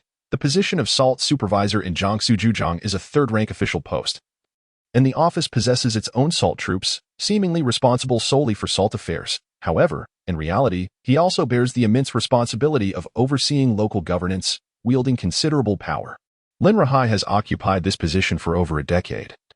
Having survived numerous assassination attempts, he has mobilized the salt soldiers on several occasions to raid and exterminate unscrupulous merchants. And many prominent salt traders in the Jiangsu and Zhejiang regions have met their demise at his hands. As for the smaller salt merchants who were eradicated for trafficking in illicit salt, they are countless. Through his iron-fisted methods, the rampant smuggling of salt in Jiangsu and Zhejiang has ultimately come under the control of the imperial court. Through salt taxes and the confiscation of properties from various salt merchants, he has contributed millions of taels of silver to the national treasury over the years, significantly alleviating the financial strain on the state. Regarding the tactics of this talented young scholar Lin Rahai, Song Xian had heard whispers during his time in the capital. Zhao Dizhus had also mentioned casually that this individual would likely remain in the locality for only a year or two before returning to the capital to join the cabinet. The Great Zhou dynasty lacks a chancellor, yet the grand secretaries of the cabinet effectively wield the same powers. Lin Rahai has already garnered the emperor's favor, standing just a step away from being second only to the emperor himself. Song Xian was also quite curious about his cousin Lin Dayu's legendary father. After disembarking, he promptly boarded a carriage bound for the Jiangsu and Zhejiang salt administration. Upon entering the city, Song Xian swiftly alighted from the carriage and vanished in the blink of an eye. It was only when they neared the salt administration that she returned. "Brother, I have gathered the information." Song Xian relayed what she had discovered. "Cousin, your father is truly ruthless. He has eliminated several batches of salt merchants in the Jiangsu and Zhejiang regions. Of course, in recent years, he had also faced numerous assassination attempts. Fortunately, he was protected by salt soldiers, and there were also skilled guardians by his side, rendering the salt merchants' assassination attempts ineffective. What is my father's current condition?" He mentioned in his letter that he was unwell. Song Qian pondered her words and replied, "The situation is not merely poor. It is exceedingly grave that I have heard that he is bedridden and in critical condition. Many merchants in the city are throwing feasts in celebration, eagerly anticipating your father's demise." Lin Dayu's delicate face turned pale in an instant, her hands clenched tightly, and her eyes began to mist with tears. "Do not fret too much." Song Xian shot his sister a glance. Knowing that she had been somewhat subtle, yet it still sounded rather blunt, he comforted his little cousin, saying, "During this journey south, I brought some secret medicinal pills from the Xian guards. As long as he is still alive, there is hope for his recovery, so do not worry too much. The Xian guards are capable of suppressing the martial world, not merely due to their backing from the court, but also because they possess the secret methods for concocting both the great and lesser huandan. The great huandan, for now, shall remain unmentioned, as it is a divine elixir that can enhance one's martial prowess. The lesser huandan, however, is a coveted treasure in the realm of martial arts. Whether for injuries, illnesses, or poison, as long as one still breathes, a single pill can lead to substantial recovery within a few days." Song Xian's decision to join the Xian guards and pass their examination was primarily motivated by the desire to obtain these two miraculous pills. Prior to leaving the capital, he and Song Qian had received their monthly salaries, which included these two types of pills. Song Xian had even taken the time to crush a lesser huandan to analyze its medicinal components, but he could only discern that it contained at least several types of herbs. As for the exact number of herbs blended within the lesser huandan, only the alchemist would know. Without a specific formula or method for concoction, even if one gathered all the necessary materials, they would be unable to produce such a healing miracle. Presently, the salt administration is guarded both openly and covertly by the salt soldiers. Even outside the administration, a team of heavily armored soldiers exudes an aura of intimidation that deters any approach. Song Xian's carriage came to a halt before the administration, and Lin Dayu lifted the curtain, presenting a jade pendant to the salt soldier in charge. After a thorough inspection, the leader signaled to the surrounding soldiers to allow passage. The carriage slowly entered the administration, yet several soldiers continued to follow closely until they reached the inner courtyard, at which point they halted. In front of the inner courtyard gate stood several matrons and maidservants. Upon seeing Lin Dayu disembark, they were momentarily taken aback, before one elderly matron burst into tears of joy, exclaiming, "Miss, the miss has returned." Tears streamed down Lin Dayu's face, but in that moment, she could not indulge in nostalgia. Instead, she urgently asked, "What is my father's condition? Take me to see him at once." The matron did not dare to delay, quickly saying, "Miss, please follow me. I shall take you there this instant." As she spoke, she glanced at Song Xian and Song Qian, adding, "Miss, these two, they are my elder brother and sister, They safely brought me from the capital, so you need not worry, Lin Daiyu reassured her. The matron, referred to as Wu Mama, fell silent and led the way toward Lin Ruhai's residence. Song Xian followed leisurely behind, sensing the presence of no fewer than a dozen skilled guardians surrounding them. Although he could not ascertain their exact strength, he estimated that they were at least post-natal martial artists who had cultivated their internal energy. Upon opening the door to a bedroom in a small courtyard, Lin Daiyu glanced inside and then knelt before the bed. Father, your daughter has returned to see you. On the bed, Lin Ruhai appeared gaunt, his hair completely gray, and his eyes clouded, suggesting he was nearing the end of his life. Hearing Lin Daiyu's voice, he struggled to sit up. Trembling as he reached out his hand, his voice hoarse as he said, "Come closer. Let me have a good look at you. After I am gone, I can tell your mother what you have become." Upon hearing this, Daiyu wiped her tears and stood to move forward. However, in the next moment, Song Xian placed his hand on her shoulder, blocking her path. "Cousin?" Lin Daiyu questioned, her voice tinged with confusion, instinctively wanting to advance. Song Xian again prevented her, his gaze fixed on Lin Ruhai, stating, "You have been poisoned." From the moment he entered the room, Song Xian sensed something amiss. Initially, he could not pinpoint the source of his unease. But after spending a moment in the room, his attention was drawn to a censer on the windowsill, which was emitting fragrant smoke. The aroma was subtle, fresh, and exquisitely pleasant. However, after inhaling it a few more times, his pure yang wuji internal energy surged violently within him. Streams of internal energy rushed forth as if facing a formidable enemy, frantically surging like a torrent to consume the inhaled fragrance. In that instant, Song Xian understood. The incense burning in the censer was toxic. As a practitioner of the heavenly level pure yang wuji skill, the internal energy cultivated possesses various extraordinary abilities, one of which is immunity to all poisons. Any toxin that enters the body will incite a violent response from the pure yang internal energy, which will then rush forth to devour the poison entirely. It was evident that the incense capable of provoking such a reaction from his pure yang internal energy contained some unknown toxin. He could not identify the type of poison, but he knew for certain that it was indeed poisonous. After declaring that Lin Ruhai had been poisoned, Song Xian flicked his sleeve, and everyone felt a sudden gust of wind.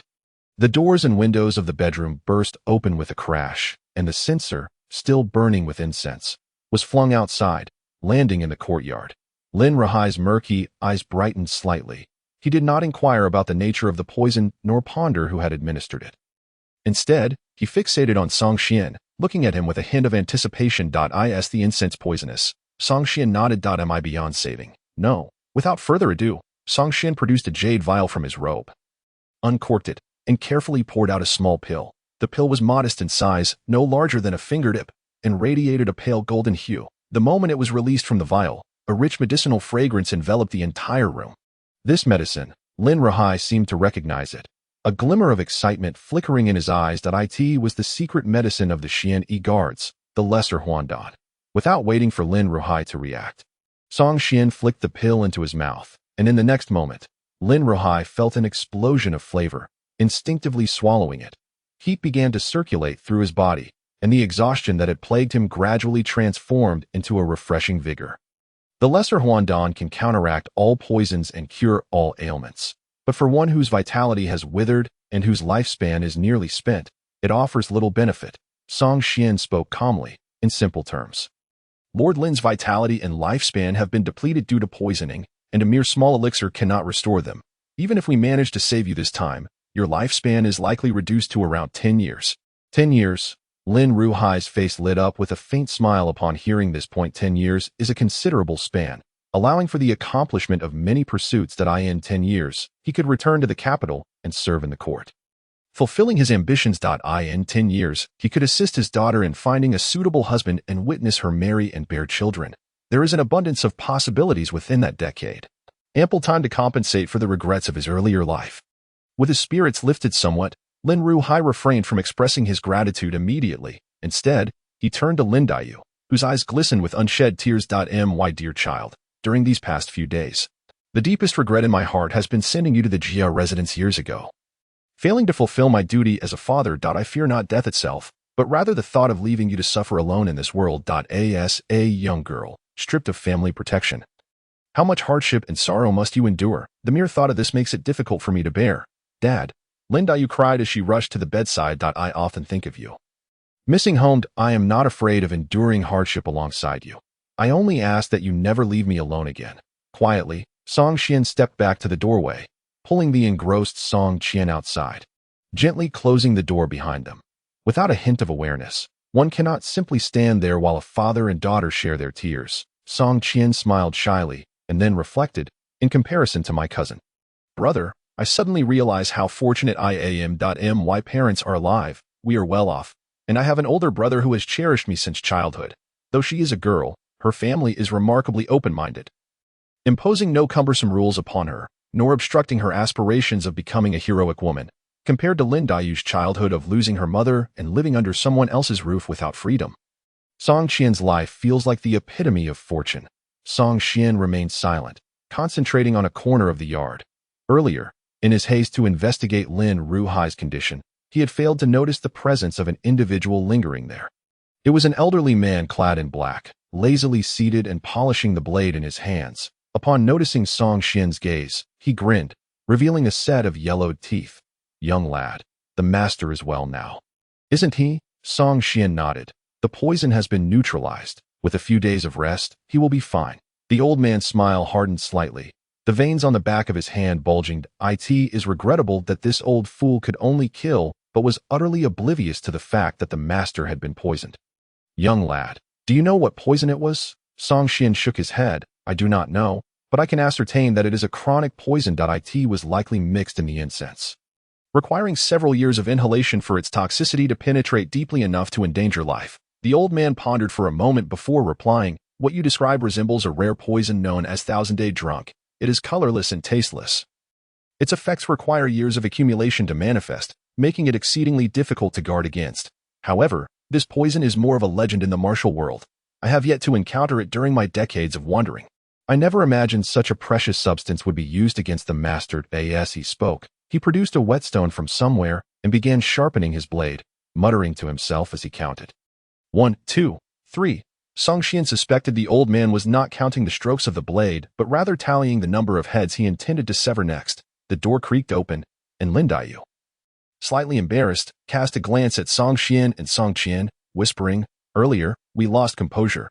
I hope we did not cause you to laugh at us. Reuniting father and daughter is a joyous occasion. There is no cause for laughter. Song Qian replied with a smile.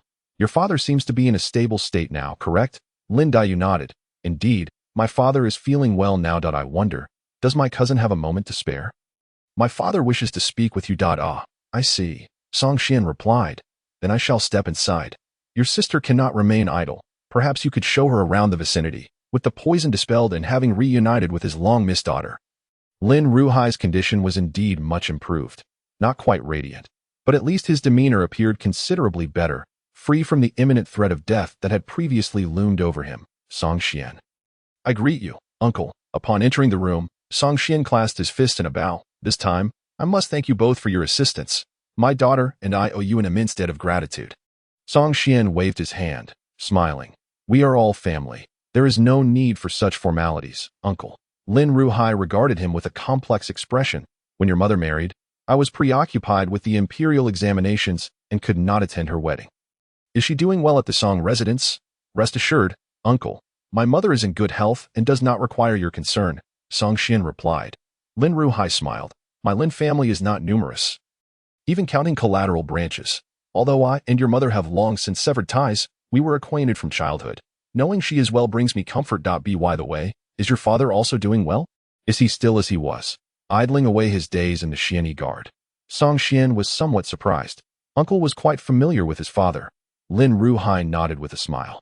Your father was notorious in the Xianyi Guard during his youth, always dodging assignments and slipping away from trouble, with little ambition.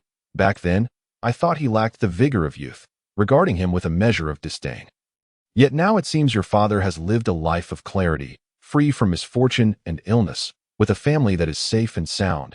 That is more important than anything else. Song Qian chuckled, but refrained from further discussion of his parents.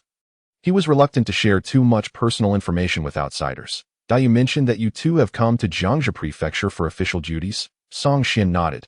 Yes, I was transferred here after 100 households perished in this area. Lin Ruhai's smile gradually faded. The situation in Jiangxia is quite complex. Dealing with those salt merchants alone is no easy task. The Xian guard must confront not only the wealthy salt merchants, but also numerous officials and figures from the martial world. Though Lin Ruhai spoke subtly, Song Xian quickly grasped his implication. Uncle was suggesting that the officials in the martial world in Jiangxi Prefecture had conspired together. Lin Ruhai nodded. Collusion certainly exists. As for the extent and true purpose of their alliance, it is too early to say. In any case, during this period, you must exercise caution. Should you encounter anything unclear, feel free to consult me. To be honest, I never expected your father to agree to your coming to such a place. Song Xian chuckled. Uncle, this is an order from the higher-ups of the Xian guard, regardless of my father's objections. He has no authority to change this appointment. Lin Ruhai shook his head. Do not underestimate your father. Despite his seeming lack of ambition, he possesses considerable connections in the capital. If he were truly opposed to your coming here, he could easily thwart this assignment. Song Xian was momentarily taken aback. To him and Song Qian, their father seemed no more than a practitioner at the 8th level of cultivation, weaker than either of them. Aside from being somewhat older and having a good relationship with the inspection officer Zhao Dezhu, he apparently had other connections. If someone else said this, he might dismiss it as mere flattery. Yet, the fact that someone like Lin Ruhai, a significant official, placed such importance on his father suggested there was more than mere pleasantries involved. Could it be that his father harbored some hidden identity he was unaware of? After conversing further about the circumstances in Jiangxi Prefecture, Song Xian rose to take his leave. He had many matters to attend to, and Lin Ruhai needed a period of rest, making prolonged conversation inconvenient. Upon exiting the room, Song Xian waited for a moment in the courtyard. Before long, his cheerful little cousin Lin Daiyu and Song Qian approached, each holding a piece of osmanthus cake, chatting and laughing merrily. Upon seeing Song Xian, Lin Daiyu's eyes sparkled like crescent moons as she hurriedly extended the osmanthus cake from her hand. Cousin, you must be hungry. Have some cake to tide you over. I have already instructed someone to prepare lunch. Song Xian instinctively reached out, but upon noticing that Song Qian was also offering osmanthus cake, he immediately waved his hand, saying, I am not particularly fond of sweet foods. Oh, Lin Daiyu replied, a hint of disappointment in her voice. Then please wait a moment. Lunch will be ready soon. Song Xian shook his head, saying that a meal could be omitted since he had numerous matters to attend to today. He suggested that he and his sister would visit the Lin residence again on a leisurely day. With that, he beckoned to Song Qian. Come, follow me to the grave. Oh. Song Qian quickly stuffed the osmanthus cake in her mouth, swallowing as she bid farewell to Lin Daiyu. Xiaoyu, I must attend to important matters now. Do remember to prepare more pastries at home for my next visit. Yes, of course, cousin. When you come again, before she could finish her sentence. She noticed that the spirited siblings had already walked far away. She let out a sigh, feeling somewhat forlorn. They've already left. In a nearby room, Lin Ruhai quietly observed the scene from the window. After a moment, he gently spoke. You mentioned that the Song's siblings possess formidable strength. From a corner of the room, the elder in black, who had previously interacted with Song Xian, stepped forward, his expression grave as he nodded. Indeed, they are quite strong. Stronger than you. A congenital martial artist. It's hard to say, the elder pondered. Logically, I did not sense any congenital aura from either of them. They should not have reached that level yet. However, they give off an unusual impression. How should I put it? The elder contemplated for a moment, and continued, Master, you must understand that cultivation is one thing, while true strength is another, when it comes to life and death battles. The outcome is not solely determined by cultivation level. Otherwise, everyone would simply display their cultivation auras upon meeting and compare them, eliminating the need for conflict. In reality, the factors influencing life and death are myriad: internal techniques, martial arts, extraordinary weapons, external environments, and even the mental state and will of the combatants can all affect the final outcome. Lin Ruhai waved his hand. Speak plainly if you were to engage them in combat now. Do you have confidence in winning? The elder considered and replied, If we were to spar now, I believe I would emerge victorious. However, in a life and death struggle, I fear I would be the one to perish. Oh, and why is that? The elder spoke earnestly. I stepped into the martial world at the age of 14 and have navigated its treacherous waters for decades, encountering countless extraordinary individuals. Some cannot be judged by common standards. And at times, one must concede that fate shows undue favor to certain individuals. Master, do you believe that if I were to engage them in a life and death battle today, they would, in a most unreasonable manner, achieve a breakthrough at a critical moment? and then turn the tables on me. Lin Ruhai contemplated the elder's words. After a while, a smile crept onto his face. So you believe that the Song's siblings are indeed those favored by fortune? Blessed by heaven? The elder nodded. Such individuals are rare in the entire martial world, but they do exist. Master, you are not a martial artist, so you may not grasp that feeling. The sensation of having spent decades in arduous training only to find that someone else achieves enlightenment in a single moment is profoundly disheartening. Lin Ruhai laughed heartily. Then it seems the Song family has indeed produced a pair of prodigies. The profound heritage of the Xian Yi over several centuries is certainly not something ordinary folk can rival. The elder agreed. The Xian Yi in the imperial capital has always been discreet, yet it serves as the military backbone of the Dezhou Empire. The 100 households that perished this time were reportedly members of the Xian Yi. It seems they have sent Song Xin here, likely preparing for a grand undertaking. So you mean to suggest that not only is Song Xian formidable in martial prowess, but he is also quite capable in other aspects? Indeed, the elder mused. Master, you've been gravely ill lately and may not be aware of certain matters. Song Xian has recently gained considerable fame within the Xian Yi in the imperial capital. The notorious case of the first flower-picking incident in Dezhou was handled by him. Several prominent families were implicated and subsequently faced extermination, and several high-ranking officials were stripped of their positions and imprisoned. This individual is astute and decisive in his actions, and most importantly, he has a solid backing. Those ruthless enforcers from the Xian Yi can summon assistance at will, given that he is related to you. And with the connection to the young lady, he will undoubtedly be a significant asset whether he remains in Jiangsu and Zhejiang or returns to the imperial capital. Lin Ruhai shook his head. The waters surrounding the Xian Yi are far deeper than those of the salt business. Let us first observe how he establishes his foothold. The mountains are high, and the emperor is distant. This region is far from the imperial capital, and he, as 100 households, is still overshadowed by 1,000 households. Whether he can achieve success remains to be seen. After a moment's thought, he looked at the elder in black. Feng Lao, if the need arises, I may require your assistance to support him. The elder nodded, his expression devoid of any reluctance. After all, it was only right, considering he had saved the master, outside Yangzhou City. In a certain cemetery, Song Xian and Song Qian were currently laboriously digging a grave. The night had deepened, and the surrounding trees loomed, devoid of the sounds of insects or birds, rendering the eerie environment somewhat unsettling. In order to avoid attracting too much attention, the siblings had chosen this quiet hour to undertake their task. After half an hour, they covered the coffin they had unearthed, refilling the earth, and then hastily departed without a moment's hesitation. Even after walking far away, Song Qian continued to shake her sleeves, frowning as she remarked, "The stench of decay clings to me as if it were glued on. It simply won't dissipate." Song Qian dismissed her concern, saying, "You'll grow accustomed to it with time." With a sigh, Song Qian replied, "Brother, it is now safe to conclude that the man from the old Su family was indeed murdered, isn't it?" Song Qian stated. Under normal circumstances, if someone accidentally drowned, they would inhale some mud and sand through their mouth and nose. But as you observed earlier, there was not a trace of mud or sand in his orifices. Clearly, he was dead before drowning. Moreover, upon examination, you saw that his body was completely rigid and cold, with no external injuries, yet his heart had been utterly shattered. It is evident that he was killed by some extraordinary technique. Song Qian remarked, "The Xian Bing technique passed down in our family can freeze and shatter a person's internal organs without leaving any external marks. Such martial arts that specifically target internal injuries are not uncommon in the martial world." Song Qian agreed. Su Chang'an's death is certainly suspicious, yet the Xian Yi's 1,000 households here concluded the case as a death by drowning after drinking, which clearly indicates a problem within their ranks.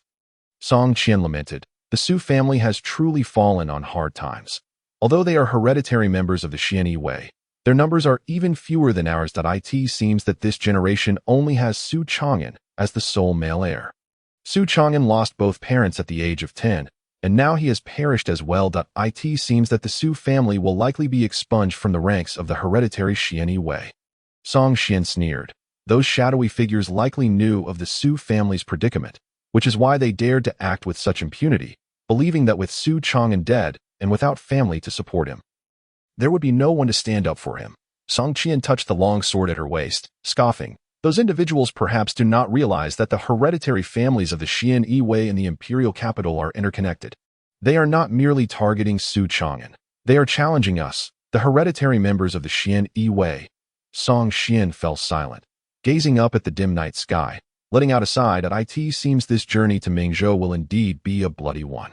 The following morning, Song Xian donned a deep black robe of the Xian Yi's 100 households as he emerged from the inn. The robe was not only splendid but also lent an air of authority and intimidation to his tall and slender figure.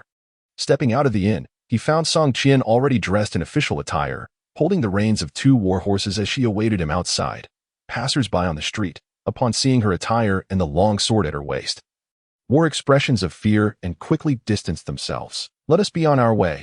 Song Xian mounted his horse, waving his sleeve as he galloped ahead towards the Xian Yi Qian Hu office located within the city of Yangzhou. Today marked the official inauguration of he and his sister.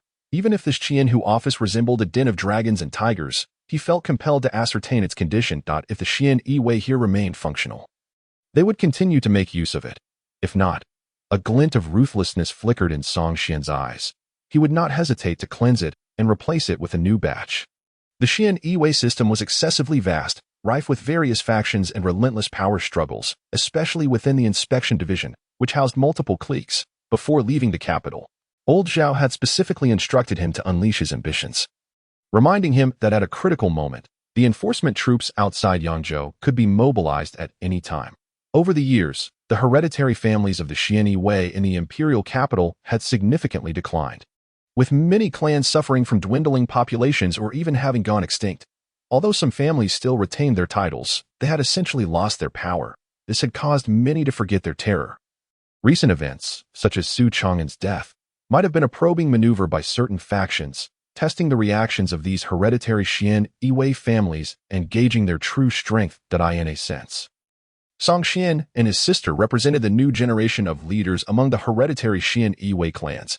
Zhao Dizhu's had sent him here ostensibly to succeed Su Chang'an's position as a Baihu. In reality, the true purpose was for him to assert his authority through bloodshed. The Great Zhou Xian Yi was divided into 3 distinct systems. The Judgment Division was the most independent, primarily overseeing adjudication and judgment, shrouded in mystery and seldom making public appearances, akin to a military tribunal in later times. The Inspection Division handled a broader array of responsibilities, wielding the greatest power, with its main functions encompassing ceremonial duties, intelligence gathering, reconnaissance, arrests, and interrogations. Simply put, whether it was arranging the guards for the emperor's procession or reprimanding commoners for spitting or littering, the Xian Yi could intervene at any moment if they so desired. As for the Enforcement Division, it was a dedicated killing institution, purely a violent organization targeting those of the martial world. Unless there was communication and coordination between the high-ranking officials of the Inspection and Enforcement Divisions, they generally did not involve themselves in specific cases. These 3 offices operated relatively independently, each possessing its own structure, and typically did not interact without a compelling reason. The office Song Xian had arrived at was known as the Great Zhou Xian Yi Inspection Division's Qian Hu office stationed in Mingzhou, Jiangsu Province, a subordinate of the Inspection Division set up in Jiangsu. Song Xian surmised that the Qian Hu here was unlikely to be affiliated with Zhao Dizhu's faction, at least not aligned with him. Otherwise, old Zhao would not have gone to the trouble of sending him to rectify this Qian Hu office. Within the Qian Hu office at this moment gathered a considerable number of individuals, 5 Baihu, 10 deputy Baihu, and dozens of banners on either side, discussing how to respond to the newly appointed Baihu from the court. Qian Hu Fongcheng sat prominently in the center of the hall, clutching the Qian Hu seal, his expression somewhat sullen. Generally, as the Qian Hu overseeing the inspection division of a province, when a vacancy arose among his subordinate Baihu, he could submit a recommendation for another candidate to take over. However, his petitions to the Xian Yi inspection division had seemingly vanished without a trace, only to be met with the sudden arrival of a Baihu from the capital. Clearly, the court had begun to harbor doubts regarding his abilities and loyalty. This left him deeply dissatisfied, though his loyalty had indeed faltered. I, old Fong, have risked my life for many years in Jiangsu, serving the court and shedding blood for the emperor, just because I covertly eliminated a Baihu. You dare question my loyalty? Is there any justice in this? If it were merely a matter of a Baihu being sent from the capital, Fongcheng would not have been so enraged. What truly incensed him was the delineation of responsibilities for the newly appointed Baihu, Song Xian. In addition to assuming Su Chang'an's position, Song Xian was also tasked with the role of Jiangsu Province's Zhaoyu town protector.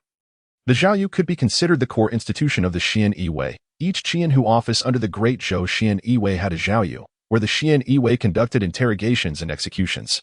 Typically, the position of Zhaoyu Town Protector was held by the Qianhu himself or someone closely trusted by him. Now, however, such an important role had been seized by an outsider parachuted in from the capital. Not only Fang Cheng, but even the other by who felt considerable discontent. With the Zhaoyu now under someone else's control, would they not have to heed Song Xian's whims in apprehending suspects? Conducting interrogations, or engaging in any unsavory dealings. Lord Qianhu, it is said that Song Xian has already arrived in Yangzhou and will likely take office in the next few days. How should we respond? As the hall fell silent, a somewhat plump by who could no longer contain himself and spoke up. He was a confidant of Qianhu Fang Qing and had previously held the position of Zhaoyu Town Protector. Now that the role had been usurped, he was the most anxious. Without the Zhaoyu seal, he was indistinguishable from the other by who. In fact, he was worse off, as the others still had subordinates. While his were all personnel from the Zhaoyu. If the Zhaoyu slipped from his grasp, he would become a mere figurehead, devoid of anyone useful. What can we do? Fang Qing scoffed, but Song Xian's appointment was personally signed by the commanding officer. Who could possibly obstruct it? Surely we cannot resort to outright murder. At these words, a few individuals in the hall displayed flickers of interest. Even the plump by who ventured to suggest, "My lord, it may not be entirely impossible. The Great Zhou is vast. It is understandable for bandits to appear within its borders. If the bandits are inept and fall victim to the elements, it would not be out of the question. In this regard, we are quite adept." Nonsense. Fang Qing retorted coldly, "Is this something you can even speak of? Consider this matter as if you never mentioned it, and you all should pretend you never heard it. Should you dare to speak of it again, do not blame me for sending you to the Zhaoyu." Yes, I was inappropriate in my words, my lord. Please forgive me." The Baihu hastily rose to admit his fault. His demeanor a picture of fear and trepidation, though the smirk on his face was evident to even the most naive observer. Everyone in the room understood, despite the Qianhu's stern words. He had already made his stance clear. He indeed wished for some misfortune to befall Song Xian, ideally preventing him from ever assuming office. Just then, a series of knocks echoed from outside the office. The plump Baihu immediately turned and shouted towards the door, "Who is on duty outside? How are you carrying out your duties? The lords are in a meeting. Who let outsiders in?" Suddenly, a door of the Qianhu office burst open with a resounding crash. In the next moment, a voice imbued with a hint of coldness emanated from outside. "My dear sir, your authority is quite formidable." As the words fell, several small flags of the Xian Wei were hurled inside, tumbling to the ground. Following this, Song Xian, clad in the black garb of a Baihu, strode in amidst a shower of wood chips, while beside him, Song Qian held her sword in one hand. Casting a cold glare at the rotund Baihu, under the piercing gaze of Song Qian, the plump Baihu instinctively swallowed hard, already deducing the identity of the newcomers. Yet he still feigned ignorance. Asking, "Who might you two be?" Song Qian. Song Qian cast a brief glance at him before disregarding him entirely, striding directly into the hall of the Qianhu office. "You arrived quite swiftly." Fang Qing remained seated in the central grand chair, showing no inclination to rise in greeting, merely speaking in a dismissive tone, maintaining his lofty demeanor. This was the Qianhu office. Here, he was the Qianhu, the true authority, even if Song Xian commanded the Zhaoyu. What of it? This was his territory, and more than half of those below were his loyal brothers who had shared life and death with him. What could a mere rookie, lacking in both connections and resources, possibly use to compete with him? Surveying the various individuals in the hall, each with their own agendas, Song Xian had overheard their discussions at the entrance, while others plotted his demise at the hands of bandits or misfortune. He saw no need to extend any courtesy to them. He shot a cold glance at the arrogant Qian who seated at the center and coldly inquired, "Is the Zhaoyu Town Protector's seal in your possession?" How dare you speak to your superior in such a manner? Do you not possess any sense of decorum?" With a countenance as dark as thunder, Fang Qing seethed at the audacity of the newcomer, who so blatantly disregarded the protocols of the bureaucratic realm. This was Jiangzhou Prefecture, not the imperial capital. Even a dragon would be compelled to bow down upon entering his domain. Protocols? Song Xian chuckled. "I may not know what the customs once were, but from this moment forth, the rules of the Qianhu office are dictated by me, Song Xian. I shall inquire once more, where is the great seal of the town protector?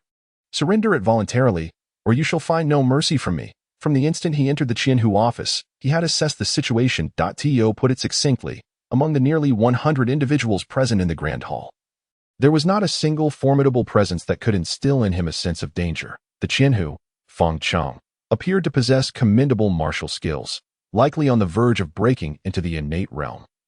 Yet, as long as he had not truly stepped into that novel domain in Song Xian's eyes, he was no different from an ordinary martial artist. With each subsequent act of violence, Song Xian's understanding of his own strength had become increasingly lucid. In the postnatal realm, he dared to claim the second rank, for no one could rightfully challenge him for the first. The inspection division primarily focused on adjudicating cases rather than being renowned for their martial prowess. And the true experts had mostly been absorbed into the law enforcement division. This expansive Qianhu office surprisingly lacked a single innate master to oversee it.I in the absence of such strong figures. Song Xian resolved to disregard any bureaucratic conventions. In his presence, they were utterly ineffective. The assembly of Xian guards and their leaders were left dumbfounded. They had witnessed arrogance before, but never of this magnitude. Was this individual perhaps a figure of great renown from the imperial capital, accustomed to such hubris even in Jiangxia? Fang Cheng's face turned ashen, signaling his corpulent subordinate with furtive glances. The hefty officer, being Fang Cheng's confidant, reluctantly stepped forward, his face a mask of fury, proclaiming, "This is the Qianhu office, and it is the Qianhu who holds authority here. You, a mere Baihu, dare to challenge the established hierarchy?" Song Xian casually cast a glance at him. "Your eagerness to interject suggests the great seal of the town protector might indeed be in your possession, and if it is," the rotund officer surveyed the throng of people in the hall. His confidence bolstered. More than half of the nearly 100 individuals were loyal to the Qianhu, and this was their territory. Could two insignificant individuals like Song Xian truly overturn the established order? Let me be frank, the affairs at the imperial prison are quite demanding, and I currently lack the time to engage with you. Once I have sorted matters, I shall return the great seal of the town protector to you," he declared, believing his response to be unimpeachable. With a scoff, he added, "If you dispute this, feel free to escalate the matter, even if you were to appeal to the commander of the Xian guards. There would be no grounds for reproach in my actions." Song Xian clapped his hands. "You articulate your thoughts quite well. They resonate with my sentiments." Turning to glance at Song Qian, who stood with her arms crossed and a fierce expression, he calmly stated, "Eliminate him." In an instant, a shadow flickered past, and the onlookers felt a chilling aura envelop them. A sickening crack echoed through the hall as Song Qian appeared behind the corpulent officer, her hand pressing against his head, brutally twisting his neck until it snapped. "You, how could you?" The Qianhu was left astonished. He had encountered cruelty before, but witnessing someone brazenly commit murder within the halls of the Xian guards was an unprecedented experience. As he gazed at the lifeless form of his confidant, whose head lay twisted at an unnatural angle, Fang Cheng trembled with rage. What was happening? Had the style of handling affairs from the imperial capital devolved into such barbarism? Was he truly unafraid of retribution from above? In the hall, some Baihu and their leaders instinctively drew their blades, yet each retreated, none daring to advance. The swiftness of Song Qian's movements had thoroughly intimidated them. To act rashly now would only result in becoming the next casualty. Song Qian rummaged through the dead officer's robes and produced a large seal, grinning as she handed it to Song Xian. "Brother, this indeed was in his possession." Song Xian glanced at it with satisfaction before smiling broadly at the assembly. "If any of you have grievances, feel free to escalate the matter, even if you were to report to the commander of the Xian guards." Here, he paused for emphasis, his tone growing more somber and menacing. "Believe me, even if I were to slay you all today, the commander would merely reprimand me without imposing any substantial punishment." His words rendered the hesitant Xian guards even more apprehensive. They exchanged glances, each one reluctant to act. That moment, it dawned upon them that Song Xian must possess significant backing, deeply entrenched in the imperial capital. Otherwise, he would never dare to act with such reckless abandon. Considering Song Qian's elusive prowess, many who were not wholly aligned with Qianhu Fang Cheng promptly sheathed their weapons. "Song Darren, we wish to remain uninvolved in your conflict with Baihu Lu and Qianhu. We hope you will not take out your frustrations on us." One of them spoke up. His declaration prompted over a dozen others to follow suit, retreating further as though they were mere spectators to a spectacle. Observing this scene, Song Xian couldn't help but smile. It seemed Qianhu Fang Cheng's hold over this place was not as ironclad as he believed. Fang Cheng's countenance had darkened to the point of despair. He had never anticipated that events would spiral into such chaos. He had thought himself the unquestioned authority within the Qianhu office, yet the very people he had lavished with silver and resources had not been fully subjugated. These fickle supporters, once he resolved today's affairs, he would inevitably deal with each of them. A disobedient dog was of no use to keep alive. Song Xian, to slay a colleague is a grave offense. Are you contemplating rebellion? Some chose to remain passive, while others stepped forward. That moment, a man adorned with the insignia of a leader boldly brandished his blade at Song Xian. The Xian guards do not belong to your Song family. Even if the commander were to shield you, how could the emperor let you off the hook? In response to the leader's rebuke, Song Xian merely cast a dismissive glance at him, then surveyed the crowd. Is there anyone else who wishes to step forward? As he posed the question, several more leaders emerged, their blades also directed at Song Xian. They were direct subordinates of the Qianhu, their fortunes intertwined with him. Should Fang Cheng lose his authority to this newcomer Song Baihu, their futures would be grim. Even if they were wary of Song Qian's abilities, they had no choice but to stand their ground. I have made it clear. From now on, the rules of this Qianhu office shall be dictated by me, Song Xian. Should anyone dispute this, now is the time to voice your objections. With that, nearly 8 more individuals stepped forth, encircling Song Xian with a formidable display of hostility. Excellent. Song Xian nodded in satisfaction, feeling the tension in his muscles as he bent his back and arched his body. The sound of his bones cracking echoing through the hall. In that moment, even Song Xian sensed that her brother seemed akin to a dormant volcano, ready to erupt at any moment. The sharp sound of a sword being unsheathed rang out. Song Xian's draw was so swift that the crowd barely registered a white arc slicing through the air before they could react. In an instant, the chilling sound of blades piercing throats reverberated throughout the hall. Blood erupted like geysers, crimson and sinister, saturating the already solemn atmosphere of the Qianhu office with the stench of death. Thud, thud, thud. 10 bloodied corpses crumpled to the ground, and Song Xian casually kicked aside the body of one leader, flicking the droplets of blood from his blade while regarding the remaining individuals with a serene smile. From now on, I, Song Xian, shall be the one to dictate the affairs of this Qianhu office. If anyone is still unsatisfied, now is the time to speak. I assure you, I shall not make it difficult for you.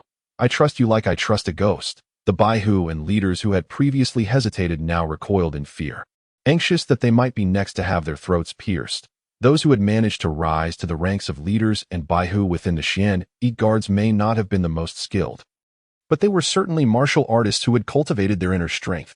Yet, witnessing 10 experienced and competent Xian officials fall in an instant to Song Xian left them questioning if he was even human.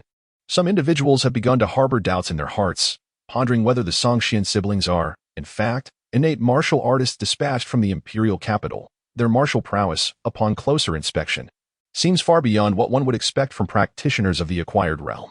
What instills even greater fear within them is the ruthless decisiveness exhibited by the Song siblings. They kill without a second thought over the slightest disagreement, a level of brutality that is truly alarming. The Xian Guard is the emperor's personal army. Though killing is not prohibited, one would expect a degree of discretion. Surely, if one must kill, it would be wise to do so in a secluded place, away from prying eyes. To brazenly execute the captain of the flag right before everyone is utterly audacious. Are they not at all concerned about repercussions from above? At this moment, Qianhu Fang Cheng felt utterly dazed. He had expended considerable resources to orchestrate the assassination of Baihu Su Chang'an, employing renowned figures from the martial world and subsequently fabricating a narrative of death by drunken drowning. Yet he could only plot in secrecy to eliminate someone, while the Song Xian siblings could carry out their killings so openly. Is there no sense of justice left? Is there no law? This is rebellion. Song Xian, you are inciting insurrection. Fang Cheng's heart raced in panic. After years of navigating the treacherous waters of the Xian Guard, engaging in various schemes and rivalries, he had never encountered someone so brazenly lethal. Faced with such ruthless individuals, he found himself at a loss that he could neither match their strength nor their ferocity. One misstep today could cost him his life. Without uttering a word, Song Xian seized Fang Cheng by the throat, lifting him from his seat. He then raised his hand and delivered a series of resounding slaps. The sharp sound of each slap echoed through the room until Fang Cheng's face was left bruised and battered. Only then did Song Xian disdainfully toss him aside, scoffing, "Thick-skinned indeed. My palm is numb from the effort." With that, he took his seat at the grand chair in the center of the hall, the emblem of the pacification envoy firmly in his grasp, his gaze surveying the surroundings with a commanding presence. I have been appointed by the esteemed commander to assume the role of pacification envoy. With a foot placed on Fang Cheng's face, Song Xian coldly inquired, "You were the one who penned the report claiming Su Chang'an drowned while intoxicated, were you not?" Fang Cheng let out a muffled groan of pain but dared not respond. Foolish creatures, have you been here so long that your wits have dulled? Do you think you can deceive the seasoned officials in the imperial capital with a fabricated conclusion of drowning? Merely because there are no visible injuries? Do you believe that Su Chang'an's death will silence any voices that might defend him? Song Xian's eyes narrowed slightly, a hint of murderous intent emanating as he scanned the gathered Xian E-Guard officials. Let me be clear, before my arrival, the commander specifically instructed that the Qianhu department in Jiangsu and Zhejiang is rotten to the core. If it can still be salvaged, we shall sift through and continue using it. If not, we will cleanse it entirely and replace it. Do you think I am here to investigate a case? You are mistaken. I am here to kill. Upon hearing this declaration, the surviving individuals in the hall paled in an instant, with some collapsing to their knees in abject terror. Lord, Song Lord, I truly had no knowledge of Su Chang'an's situation. Please spare us, my lord. I confess, I am guilty of corruption and bribery, of oppressing the weak. But I had no part in Su Chang'an's murder. I implore you to grant us a chance at survival. My lord, enough. Song Xian's voice rang out coldly, pointing at the kneeling officials. If you wish to live, you must provide the commander with a satisfactory explanation regarding Su Chang'an's case. Who among you possesses the gravitas to appease the commander? At these words, many eyes instinctively turned to Qianhu Fangqing. Fear flickered across Fangqing's swollen face as he struggled to articulate his thoughts. Are you all mad? This case cannot be investigated. If it is, we will all perish. We will all meet our doom. His outcry prompted a few to exchange glances, revealing signs of hesitation. Yet, in the next moment, several among the crowd gritted their teeth and said, Lord Song, we beseech you for one day's time. We shall surely uncover the truth behind Su Chang'an's death. Song Xian smiled knowingly and nodded slowly. At this, the gathered officials exhaled in relief, with two of them stepping forward to hoist Fangqing away, stating solemnly, Qianhu, we kindly ask you to accompany us to the jail. Lord Song, we must extract a confession from Fangqing within a day. It requires severe punishment. One by who, fear and humility evident in his demeanor, bowed slightly and added, but if we resort to torture, Fangqing may not withstand it. Song Xian's eyelids lowered slightly as he replied coolly, I only require a confession. The rest is of no concern. I understand. Upon hearing Song Xian's words, many of the previously anxious Xian E-Guard officials now instinctively breathed a sigh of relief.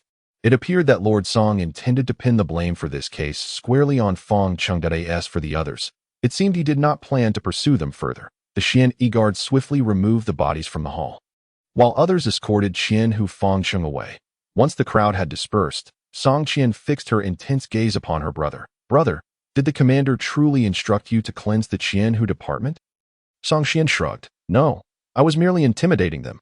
What? Song Qian was taken aback, pointing to the still fresh bloodstains on the ground, whispering, now that you've killed so many, can Uncle Zhao protect us? Hard to say. After all, Uncle Zhao has competitors within the inspection department. A faint smile crept across Song Xian's lips as he remarked, therefore, no matter what, we must ensure that Fangqing bears the blame for Su Chang'an's murder. Qianhu Fangqing conspired to murder the Xian E-Guards by who Su Chang'an and, after the incident, sought to silence the newly appointed pacification envoy, Song Xian, along with his accomplices, but was ultimately slain by Song Xian and other Xian E-Guard officials. Such a resolution should elicit no objections from the capital. That conclusion seems reasonable. Song Qian pondered for a moment before adding, but what if, hypothetically, Fangqing is not the one who killed Su Chang'an? Does it truly matter? Song Xian's gaze drifted toward the courtyard outside as he replied nonchalantly, you heard the conversation earlier. This fellow seeks to eliminate us. Since the confrontation is inevitable, we might as well act decisively and eliminate him. When dealing with such seasoned officials, one cannot play by the usual rules. One must strike swiftly and catch them off guard. Today, even if the king himself were to intervene, Su Chang'an's death shall be attributed to Fangqing. It must be. Song Qian blinked, as if seeing her brother in a new light, and softly remarked, Brother, I realize now that you are far more ruthless than I had imagined. It is merely a matter of self-preservation. Song Qian sighed. Had Fangqing not harbored murderous intent first, I had no intention of pursuing any case. I could have easily gone about my days idly at work, but alas, the winds of fate do not cease. There are always those eager to meet their end. What can I do? That is true. Song Qian mused, continuing, what do you plan to do with the remaining Baihu captains? These fence-sitters may not genuinely pledge their loyalty to you. For now, we shall make use of them. After today's display of power, I believe they will be too intimidated to cause any further trouble in the near term, while I may have invoked the commander's name. I cannot simply execute them all. There will be ample time to discern who among them is truly of USE.B. By the way, you should keep an eye on the jail. Although the likelihood is slim, we must prevent any unexpected occurrences. Understood. Knowing her brother's cautious nature, Song Qian nodded in agreement, and, with her sword clasped to her chest, gracefully glided out of the hall like a wisp of willow fluff. As Song Qian observed the now empty hall, he approached the entrance, where 2 rows of Xian guard flags were on patrol. Upon seeing Song Qian emerge, the guards lowered their heads in fear. In a remarkably short time, news of the newly appointed pacification envoy's ruthless execution of over 10 Baihu captains and the arrest of Qian Hu Fangcheng had spread throughout the ranks of the Qianhu department. Who would not tremble before such a merciless figure, one who kills without hesitation? You there? Song Qian pointed to a group of Xian guards, commanding, bring me the intelligence regarding the various martial factions within Mingzhou. Yes. Noting that the pacification envoy only required their assistance and bore no ill will, the guards bowed and accepted the order. Feeling a sense of relief wash over them. It seemed the conflict between the pacification envoy and Qianhu Fangcheng was merely a struggle for power. In this present age, the town protector, Song Qian, has risen to power and appears to have no intention of troubling the lesser individuals beneath him. Soon enough, a stack of documents was delivered by the guards clad in black. Song Qian glanced over them briefly. Each scroll contained records concerning various factions of power. After swiftly perusing the contents for 2 hours, he exhaled softly, having garnered a rough understanding of the martial forces within the entire Mingzhou region. To put it succinctly, the most formidable force in plain sight is the Wudong sect. Although this sect was established not long ago, it has ascended to become the mightiest in Mingzhou, largely due to the presence of its founding master, Zhang Sanfeng. The Great Zhou dynasty encompasses the 9 provinces, and according to the internal martial power assessments of the black-clad guards, the martial prowess of the Mingzhou region ranks among the weakest across the 9 states. The majority of martial practitioners are either postnatal warriors or even ordinary individuals who have yet to cultivate their internal energy. As for innate warriors, while they exist, they are few, each a pillar within their respective martial factions. Zhang Sanfeng of the Wudong sect stands as the sole known martial master within the entirety of Mingzhou, and is also the only sect recognized and sanctioned by the imperial court. Other sects, be they so-called righteous paths or demonic cults, are regarded as insignificant by the court and have never received formal acknowledgement. Song Qian diligently inscribed names onto a sheet of rice paper with a brush. Songzhan sect. Xuan Chan, the reclusive master of Huashan sect. Feng Qingyang, the current leader of a Mei sect. Master Mieju, the leader of the Ming cult. Zhang Wuji of the Sun Moon Holy cult. Ren Wuxing, Dongfang Bubi, the Shaolin Temple, Master Fangzhong. Lord Baiyun, Yi Guqing, a rising star in swordsmanship, Shimen Shui Shui, and Lu Xiaofeng, the famed Little Li Flying Dagger, Li Xuanhuan. In total, Song Qian noted over 30 names, some drawn from the works of Jin Yong, others from Gulong's masterpieces. Given that this is a world of martial arts, the appearance of such familiar figures did not surprise him. The individuals he had just listed may vary in strength, yet all are unequivocally recorded as innate-level experts by the guards. Taking a deep breath, Song Qian recognized that there are dozens of clearly documented innate warriors. Even so, according to the guards' evaluations, the martial world of Mingzhou remains among the weaker states. This leads one to surmise the extent to which the martial arts culture has flourished throughout the Great Zhou dynasty. As he closed the last scroll, Song Qian felt a weight upon him. His current strength allows him to act with impunity in Jiangzhou Prefecture, yet when considering the entirety of Mingzhou, he finds himself somewhat lacking. Among the recorded experts, some innate warriors possess relatively weaker abilities, such as Xuan Chan, the leader of the Songzhan sect. According to the records, Zhu can only be considered a rudimentary innate warrior, having merely condensed his internal energy into true qi without progressing to the formation of qi flowers. This level of innate prowess is something Song Qian feels confident he can contend with directly. However, other formidable innate warriors, like Yi Guqing, the lord of Baiyun City, are deemed exceedingly dangerous according to the guard's records. No one knows the true extent of his strength. Based on various intelligence gathered from the martial world, it is highly likely that Yi Guqing has already formed both qi flowers and divine flowers. His unparalleled swordsmanship, known as heavenly flight, perfectly melds true qi and mental will into a single strike. Once unleashed, his sword energy resembles a startled swan or a rumbling thunder, capable of affecting the minds of others, rendering them utterly oblivious in a state of exquisite intoxication until they perish. Faced with such a powerhouse, even with his cultivation of transcendent techniques, Song Xian understands that prior to reaching the innate realm, he would have little chance of survival. He must find a way to break through to the innate level as soon as possible. Taking a deep breath, Song Xian's urgency to break through intensified. The pure young Wujing child technique is exceptional in every regard, facilitating a steady and comprehensive enhancement of his attributes without any risk of deviating into madness, a truly stable practice. Yet, perhaps its excessive stability results in a slower progression. Its initial cultivation speed pales in comparison to rapid success techniques, such as the Sunflower Manual or the Evil Repelling Sword Spectrum. In essence, his technique is akin to a child's practice, requiring time to mature.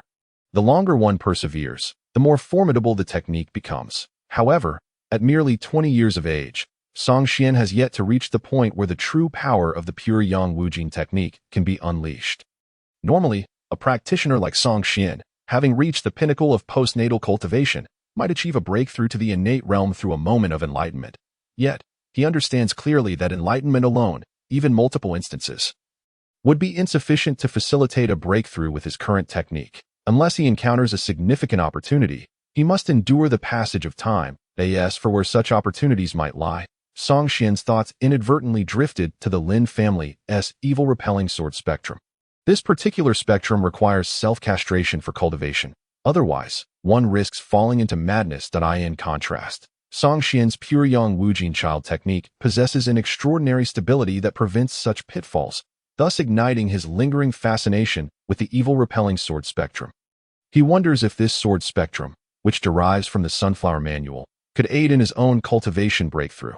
With a creak, the door swung open, and Song Xian looked up to see Song Qian briskly entering, clutching a confession in her hand. "Brother, here is the confession from Feng Cheng." She placed the document on the table, puzzled. This guy seems terrified of death, yet he stubbornly refuses to yield. The severe punishment I witnessed made my heart race. But he steadfastly endured, only admitting to being the mastermind behind Su Chang'an's murder, while remaining tight-lipped about everything else. Song Xian glanced at the confession. According to its contents, Feng Cheng acknowledged that he had accumulated considerable grievances with Su Chang'an during their work, ultimately leading him to conceive the idea of secretly killing him. In summary, he is the murderer, the one responsible for the crime. It is a personal vendetta between him and Su Chang'an, with no connection to others. This fellow has taken all the blame upon himself. It appears I underestimated him. What's become of him now? Song Xian inquired. He's dead. Song Qian replied flatly. After enduring a severe punishment, his body was rendered unrecognizable. Once he accepted the blame, he drew his last breath. "Brother, the trail ends here. Should we continue our investigation? No further inquiries." Song Xian waved his hand. "This case is fraught with depth.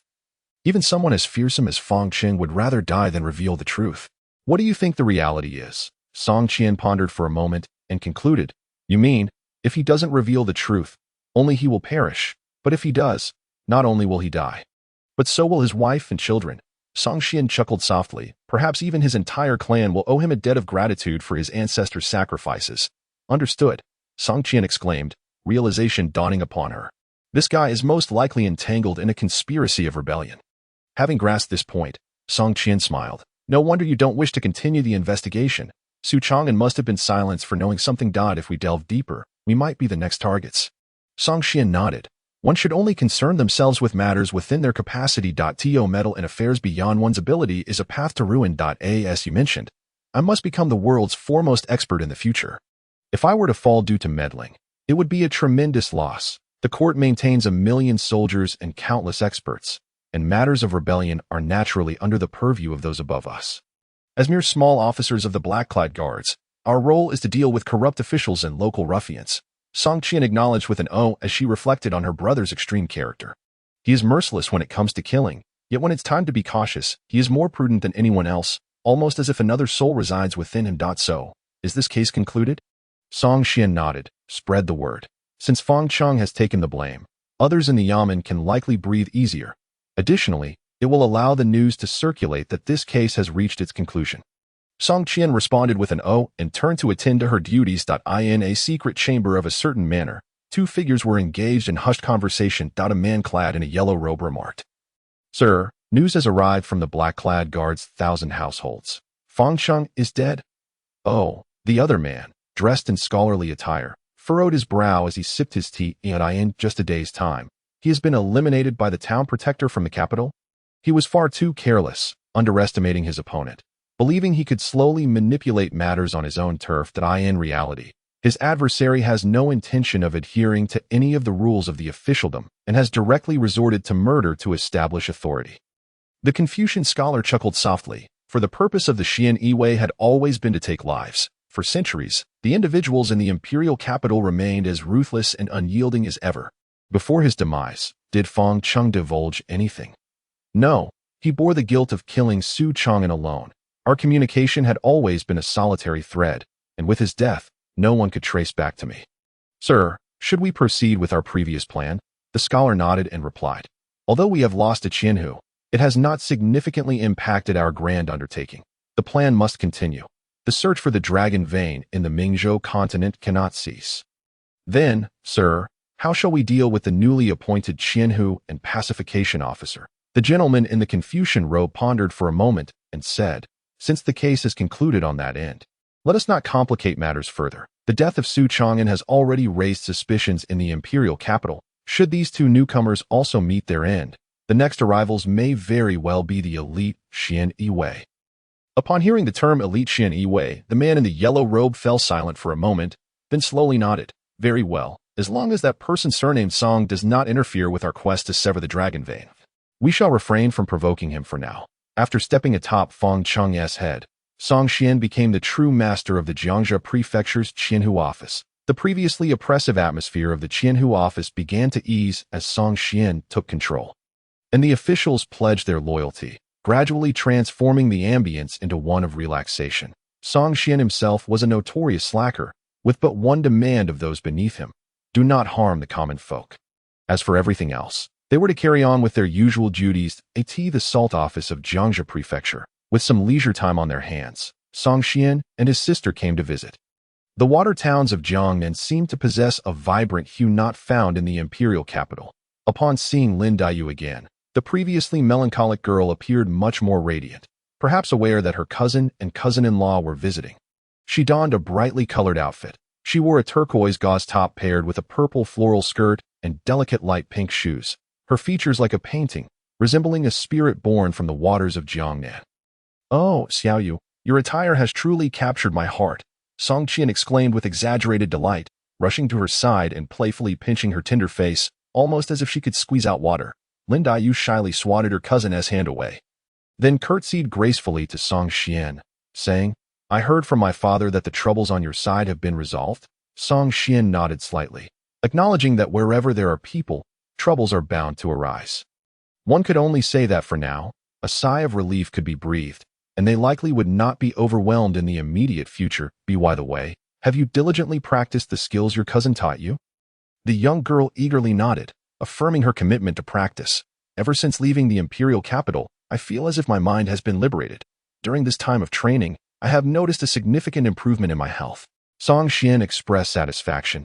You used to be weighed down by your worries, and now you merely need to refine your foundation and replenish your qi and blood. When your vitality is restored, I will have your cousin teach you some genuine martial arts. At this point, he paused, curiosity piqued. By the way, as a young lady of a prominent family, practicing at home does not draw any objections from your father, does it?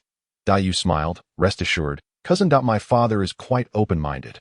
Whether I am studying, practicing calligraphy, or honing my martial skills, he supports me wholeheartedly. Song Xian chuckled.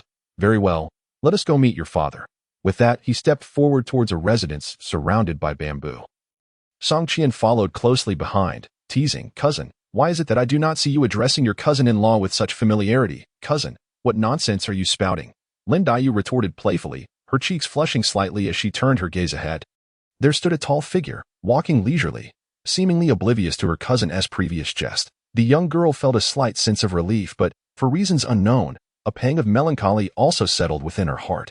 In the reception hall, Lin Ruhai appeared considerably better than in previous days. Song Xian observed him closely and remarked, It seems that uncle's health has nearly returned to normal, now showing signs of recovery.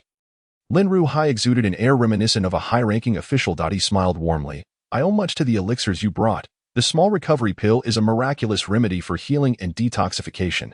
Even among the Xian Yiwei, Few are privileged enough to obtain it. To think it has been used on an ordinary person like me feels rather extravagant. This statement was not mere politeness. Lin Ruhai genuinely felt it was a waste. Upon leaving the imperial capital and arriving at the Qinhu office, Song Qian realized just how difficult it was to obtain the large and small recovery pills he and Song Qian had received.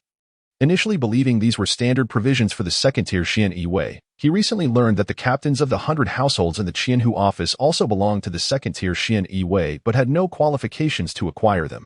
These two miraculous medicines were only available to the 120 hereditary families of the Qian Yi in the imperial capital, whose offspring could claim them monthly after becoming second-tier Qian Yi. Otherwise, other members of the Qian Yi could only obtain them by becoming first-tier Qian Ewe. As they were family, Uncle's words were unnecessarily formal.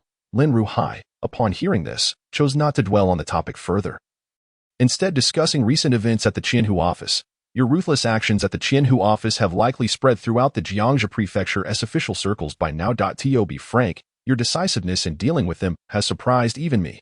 I had not intended to confront them directly, but upon arriving outside the office, I overheard their scheming about how to ensure my demise. Once I realized they were plotting against me, I had no choice but to strike first. Lin Ruhai stroked his beard thoughtfully. While slaughter is not the best solution, it is undoubtedly the fastest. Your boldness, although somewhat reckless, caught them off guard, and the swift resolution yielded unexpectedly good results. It could be considered a stroke of genius. Song Qian chuckled. Uncle, you flatter me that I was merely a young man caught up in the heat of the moment and did not think too much about it. Thereupon, Song Qian recounted the events of that day in detail, mentioning how Qianhu Fangcheng resolutely took the blame upon himself. He also expressed his perplexity regarding what could have driven a greedy and cowardly person to such unwavering defiance. Surely it could not be due to faith.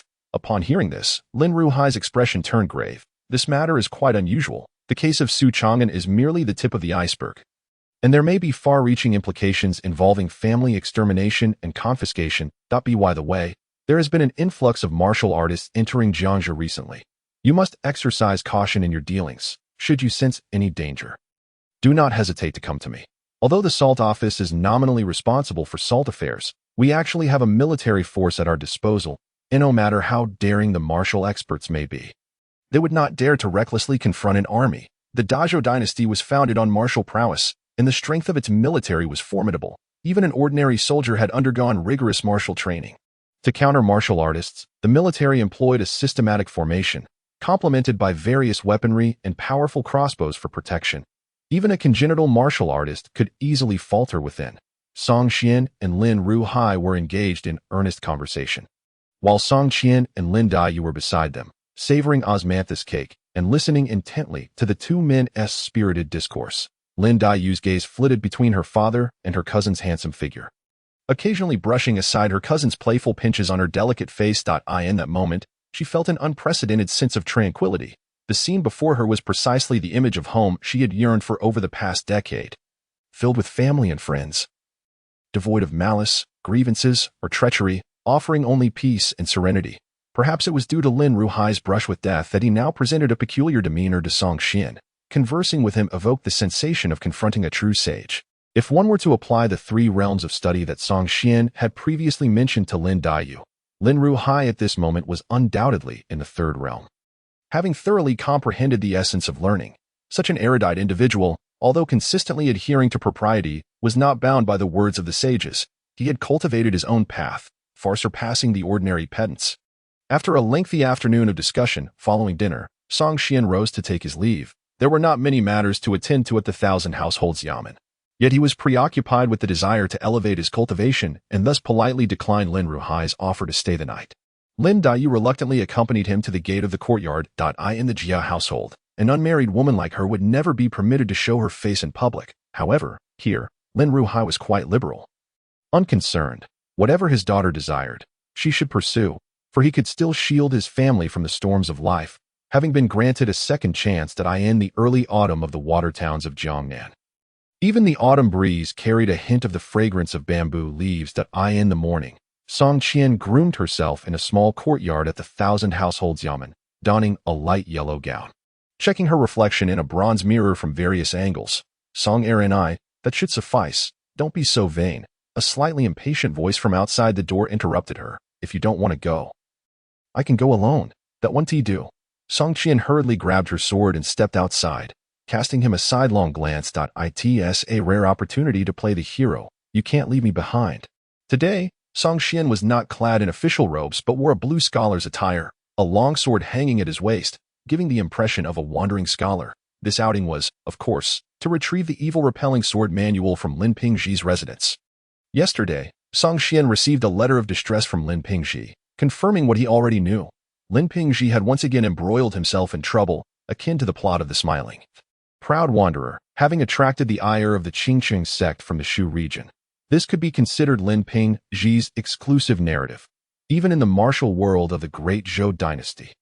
The lad could not evade this calamity. However, this was to be expected. Just as Song Qian was preoccupied with the Lin family sword manual, the Qingqing sect was equally fixated on it. No matter how cautious and restrained Lin Pingzhi was, the Qingqing sect possessed myriad ways to instigate animosity with the Lin family, subsequently justifying their motives to kill and seize the sword manual. Upon exiting the yamen, the two mounted their horses and journeyed southward. Along the way, Song Qian chattered excitedly. Brother, how could Lin Pingzhi, with his mediocre skills, manage to kill the son of the Qingqing sect leader with a single sword thrust? Perhaps. Song Qian pondered for a moment and replied. Perhaps his existence is meant solely for Lin Pingzhi to vanquish. To die at the hands of someone as inexperienced as Lin Pingzhi likely indicated the Qingqing sect's martial prowess was not all that formidable. Song Qian nodded. According to the records of the Xianyi Guard, the Qingqing sect leader, Yutsong Hai, had yet to enter the innate realm that a sect lacking innate martial artists was merely a minor faction. Minor factions are preferable. Song Qian exclaimed cheerfully that we cannot afford to provoke a powerful sect. Those in our line of work must learn to prey on the weak. Song Qian shook his head in silence. Remember, the Lin family is considered a semi-martial force. The grievances between the Qingqing sect and them belong to the realm of Jianghu. This time, we are participating as distant relatives of Lin Zhennan. Do not reveal your identity as a member of the Xianyi Guard. I know. The court is the court, and Jianghu is Jianghu. Rest assured, this young heroine is well aware. Outside the city of Fuzhou, a humble tavern stood by the roadside, comprised of two tiled houses with a makeshift shelter to shield travelers from the elements. Song Qian and Song Qian dismounted, and the tavern's attendant, evidently experienced in accommodating martial wanderers, led their horses to a nearby area for feeding. Upon noticing the pair's distinguished attire, the tavern owner immediately beamed and inquired, "What would the esteemed guest like to eat?" Song Qian grinned and said, "In the tales of wandering heroes, they always start with a couple of pounds of beef at the tavern. Good sir, do you have beef for sale?" The owner quickly waved his hands. "Young heroine, you jest. According to the laws of the Great Zhou, killing cattle without government permission is a crime." Song Qian scoffed. As expected, tales are nothing but fabrications, not entirely false, the owner whispered. In the Great Zhou, while it is indeed illegal for commoners to kill cattle, if an animal dies of illness, old age, or an accident, the meat can still be consumed after government inspection if the two heroes are willing to pay. We could arrange for an unfortunate accident involving a cow today. What do you mean? Song Qian was momentarily taken aback. Song Qian waved his hand dismissively. Forget it. Just bring us some of the house specialties and whatever staple you think is best. Certainly. Please wait a moment.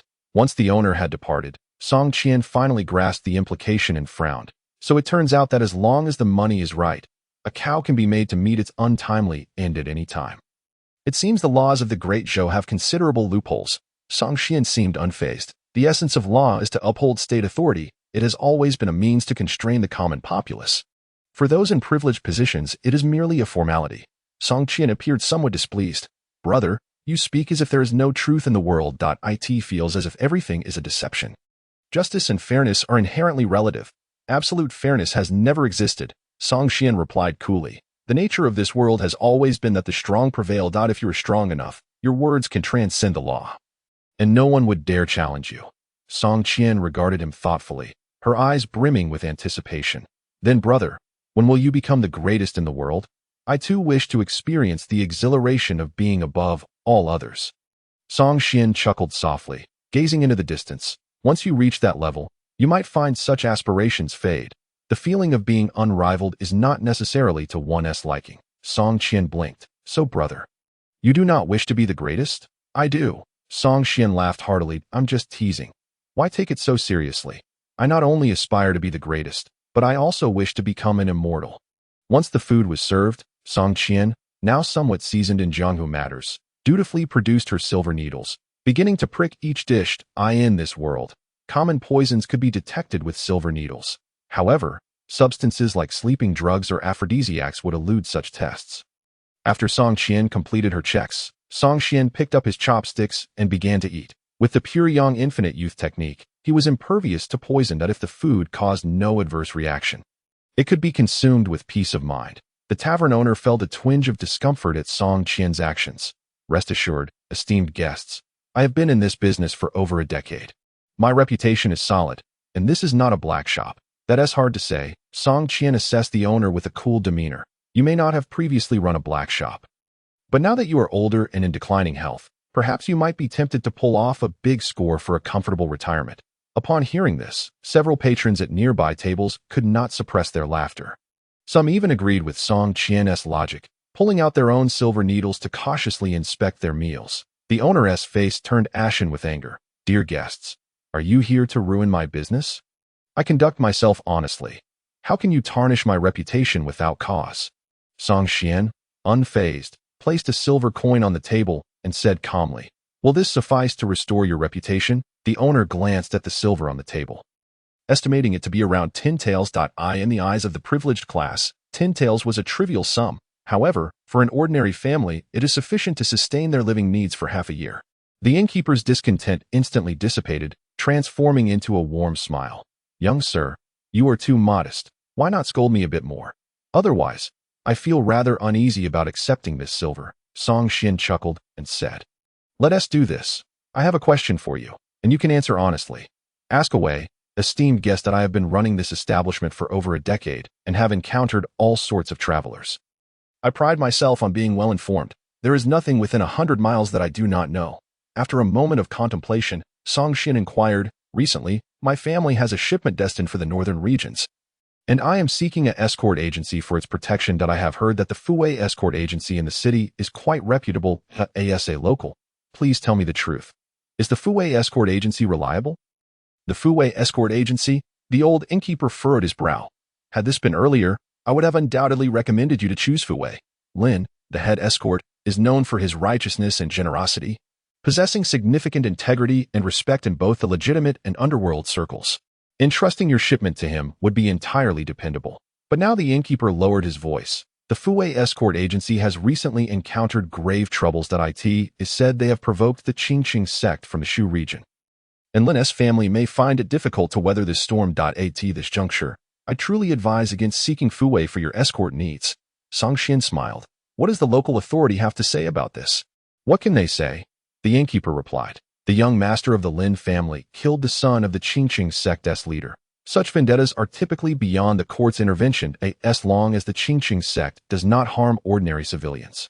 The authorities will merely show up to collect the bodies after the fact, never daring to provoke the Qingqing sect. Song Qian frowned. The Lin family has managed the Fuwei escort agency for many years. They must know some influential figures in the martial world. Have they not sought assistance? Of course they have sought help. The innkeeper, a man fond of sharing tales, spoke animatedly about the gossip of the martial realm. Recently, head escort Lin Jinan has been seeking aid far and wide, sending letter after letter, yet no one has come to his aid. The leader of the Qingqing sect, Yuchsong Hai, wields the devastating technique known as the crushing heart palm. Renowned throughout the martial world, it is said that those struck by this palm die without a mark, their bodies cold and bloodless, yet their hearts shattered, upon hearing that the Qingqing sect is involved. Others shy away, fearing trouble for themselves. Song Qian's expression shifted as he exchanged a glance with Song Qian. They both almost simultaneously recalled the death of the former 100 households, Su Chang'an. Such a method, where the exterior bears no signs of injury while the heart is crushed within, is not uncommon among martial arts practitioners. Initially, Song Qian had not connected this incident to Yutsonghai, as one is in Jiangsu and Zhujiang while the other is in Shu, separated by thousands of miles. However, after hearing the innkeeper's words, he began to sense a connection. Perhaps this matter truly relates to Yutsonghai. Alas, it is a pity for head escort Lin. He is a good man, yet he has stirred up far too great a trouble. The innkeeper sighed. They say he has extensive connections, but connections require strength to uphold. For minor matters, the people of the martial world might offer him face, but this time, after killing the son of the Chiching sect's leader, such a grudge is one that no one in the martial realm dares to mediate. If you ask me, relying on others is ultimately inferior to relying on oneself. If head escort Lin were to muster the courage to gather all the escort masters from various regions, even if they cannot match the Chiching sect's disciples in skill, sheer numbers would give the Chiching sect pause. It is regrettable, though, that he remains indecisive. Yesterday, I heard he not only failed to gather reinforcements but was instead secretly dispersing his escort personnel, clearly indicating his desire to avoid confrontation and merely escape. A person who shows no fighting spirit in the face of an enemy, I fear, means the Lin family is not far from annihilation. Song Xian regarded the innkeeper with surprise, remarking, "You possess a far-reaching perspective, more profound than Lin Jianan's understanding. You flatter me, young sir," the old innkeeper replied with a sense of pride. With age comes wisdom. After years of observing the world while running this establishment, I have seen enough to grasp many matters at a glance. As he spoke, he discreetly tucked the silver from the table into his sleeve and whispered, "Since you two have inquired so much about the Lin family, are you here to lend them assistance? For the sake of the silver, heed my advice. Once you have dined and drunk your fill, return whence you came. Do not involve yourselves in the murky waters surrounding the Lin family." Months ago, even before the son of the Chiching sect was killed, disciples had already come to Fuzhou County and had dined here. They have long set their sights on the Lin family, whether the son is dead or alive. The Lin family cannot escape this calamity, but I have seen many young and impassioned heroes like yourselves who seek to uphold justice and draw their swords at the sight of injustice. While I understand the desire for fame, it is truly unnecessary to provoke a sect as formidable as the Chiching sect. The Fuwei Escort Agency, located in Fuzhou County, is a renowned power. In the past, even the county magistrate would greet Lin Jianan with a smile and respectful bow. The Lin family's escort business flourished, with branches of the Fuwei Escort Agency established in nearly every prefecture of Mingzhou. And the Lin family indeed made many influential connections through their business. With such extensive connections, Lin Jianan believed himself to be a significant figure in the region. Yet, now that calamity has befallen his family, he realizes that the so-called connections he once prided himself on are nothing but a farce, with those who once called him brother now nowhere to be found. "Darling, is there still no one to come to our aid?"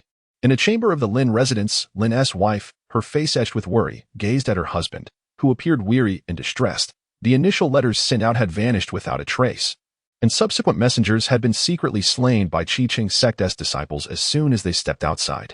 "Our communication with the outside world has been severed. Aside from waiting, we have no other recourse." Lin Jianan, a robust man, now rubbed his forehead in fatigue, his face haggard. "I initially underestimated this situation, that I never imagined that the person my son killed would be the leader's son. Nor did I foresee the need to send a heavy gift to smooth things over. Hoping to downplay the incident as I had in the past, I misjudged the Chiching sect's determination for vengeance." At the doorway, Lin Pingji wore a look of guilt, lamenting, "It is all my fault for being overly prideful, bringing such great calamity upon our family." Lin Jianan shook his head, not intending to blame him. "As your father, I have always taught you to act in accordance with your conscience. When someone harassed a common girl, your righteous aid was the proper conduct of a hero. How can that be deemed prideful? That said, who could have anticipated that the son of the Chiching sect's leader would be so weak, falling so easily to your hand?" Lin Pingji sighed in agreement. Indeed, who could have foreseen such a thing? By the way, Lin Jianan suddenly recalled something. "The letter you sent out recently, to whom was it addressed? Do you have friends outside?" Lin Pingji nodded slightly. "On the last escort mission back by sea, I made acquaintance with a brother who I spent over half a month with on the ship. We got along quite well. He is 100 households of the Xian Wei from the Jiangsu and Zhejiang regions. And he mentioned that I could seek him out in times of trouble. 100 households of the Xian Wei. Lin Jianan's countenance brightened. "Why did you not mention this sooner?" Lin Pingji looked at him with a complex expression. "Father, you often boast of your numerous friends and acquaintances among the martial heroes that I thought my friend would not be necessary. Yet who would have thought that all your acquaintances are merely fair-weather friends, and that when trouble arises, none are reliable?" Though Lin Pingji did not voice these thoughts, his meaning was clear, causing Lin Jianan's face to flush. "Your friend is 100 households of the Xian Wei, but he likely only offered pleasantries before parting ways. The personal feud between the Chiching sect and us may not compel the Xian Wei to intervene. Lin Pingji's expression darkened as he recalled the words spoken by Song Dage on the ship, advising him to consider the consequences before acting, and not to let impulsiveness lead to great trouble for the family. That at the time, he had dismissed it as mere lecturing, not realizing that Song Dage had already seen through his propensity for impulsive actions. Seeing that his son seemed to lack confidence, Lin Jinan gritted his teeth and declared, "Regardless of whether your friend comes or not, we cannot remain idle any longer. Tonight at midnight, I will order all the servants and maids in the residence to flee. We will change our clothes and blend into the crowd. Whether we escape or not will depend on fate. Furthermore, should Pingji manage to escape, remember to seek refuge with your maternal grandfather in Luoyang. Your grandfather is the head of the Golden Blade sect, renowned as the Invincible Golden Blade, with numerous disciples under his tutelage, rivaling even that of the Qingqing sect. It is indeed regrettable that my father was excessively indecisive. Had we initially relocated to Luoyang as a family, we would not have been cornered by the Qingqing sect to such an extent that I in Fuzhou County, Xianyang Alley. Brother, this isn't the Lin family estate, is it? Song Qian inquired, her hands clasped around her sword, curiously surveying the old residence before her. The alley appeared to be abandoned, devoid of any traces of human activity. This is the Lin family estate. Song Qian replied casually, the Lin family estate. What are we doing here? We are here to retrieve the evil repelling sword manual. Within the narrative of the smiling, proud wanderer, one of the most easily obtainable advanced martial arts is indeed the original evil repelling sword manual hidden within the Lin family estate. There is no need for brutal combat or considerable difficulty. With sufficient determination to self-castrate, one could, within a year, become a renowned master in the martial world. As he spoke, Song Qian lightly tapped the ground with the tip of his foot, soaring gracefully like a swallow, and in a breath, he infiltrated the dilapidated courtyard. Moments later, he held a manual in his hand. Let me see. Song Qian leaned in with curiosity, upon glimpsing the bold characters on the first page proclaiming, to practice this skill, one must first self-castrate. Her complexion turned pale, filled with terror. Brother, I understand you have your secrets, but you cannot abandon yourself like this. Seemingly recalling something, she urged, Brother, you are the sole heir of our Song family. Some things may be dispensable, but some cannot be absent. Wouldn't you agree?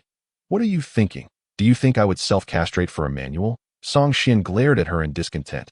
That is not something to be taken lightly. Song Qian scrutinized her elder brother with suspicion. With a beauty as ethereal as Lu Jia, she wondered how her brother could manage to bind someone and chant the heart-purifying mantra, given her brother's unfathomable reasoning. She would not be surprised by any of his actions. Song Qian shot her a glance, flipping to the next page of the manual and began to read. To practice this divine skill, one must self-castrate. Without self-castration, the heat generated will rise from within, igniting the body and causing chaos. Even if the heat ceases, the bodily harm will persist. After self-castration, true energy will be generated, as Song Qian read. He was astonished. He had previously thought the evil repelling sword manual was merely a sword technique. To his surprise, it also contained methods for cultivating inner energy. Mastering this skill, combined with the 72 sword techniques within, could allow one to generate true energy after self-castration, thus crossing the threshold into the realm of innate martial artists. Truly, it deserved its reputation as the easiest divine skill to master in the smiling, proud wanderer. It was no wonder that Yu Songhai was ultimately defeated by Lin Pingji. After pondering the 72 evil repelling sword techniques, Song Qian's first impression was that they were rather sinister. This sword technique was exceedingly peculiar, with many of its strikes defying the limits of human capability. Yet, it was recorded so explicitly within the manual. There exists a widely known saying in the martial world, the stranger the weapon, the quicker it leads to death. Similarly, the more bizarre the sword technique, the swifter the demise. The term strange refers to something beyond ordinary comprehension, emphasizing the element of surprise. However, this strangeness borders on extremity. Employing the same technique against an individual twice could reveal weaknesses, making one vulnerable to a decisive strike. The evil repelling sword technique shares this weakness. In Song Qian's view, its vulnerabilities are exceedingly easy to detect. To compensate for this flaw, the evil repelling sword technique emphasizes speed, extreme speed. While Song Qian's own swordplay was quite rapid, it stemmed from his formidable physical prowess rather than the technique itself. Conversely, the evil repelling sword technique achieves its remarkable speed without excessive physical exertion. relying solely on the swordplay itself to attain such swift effects. With its unparalleled speed, combined with the disconcertingly sinister sword techniques, even if an opponent were to discern the weaknesses within the swordplay, they would scarcely have time to react. The swordplay was so rapid that life and death could be determined in an instant. Even if one recognized the flaws within the evil-repelling sword technique, they would be utterly incapable of responding in time. To attain this ultimate speed, we return to the initial premise. One must first self-castrate. Without self-castration, the body will continuously generate heat, eventually leading to madness.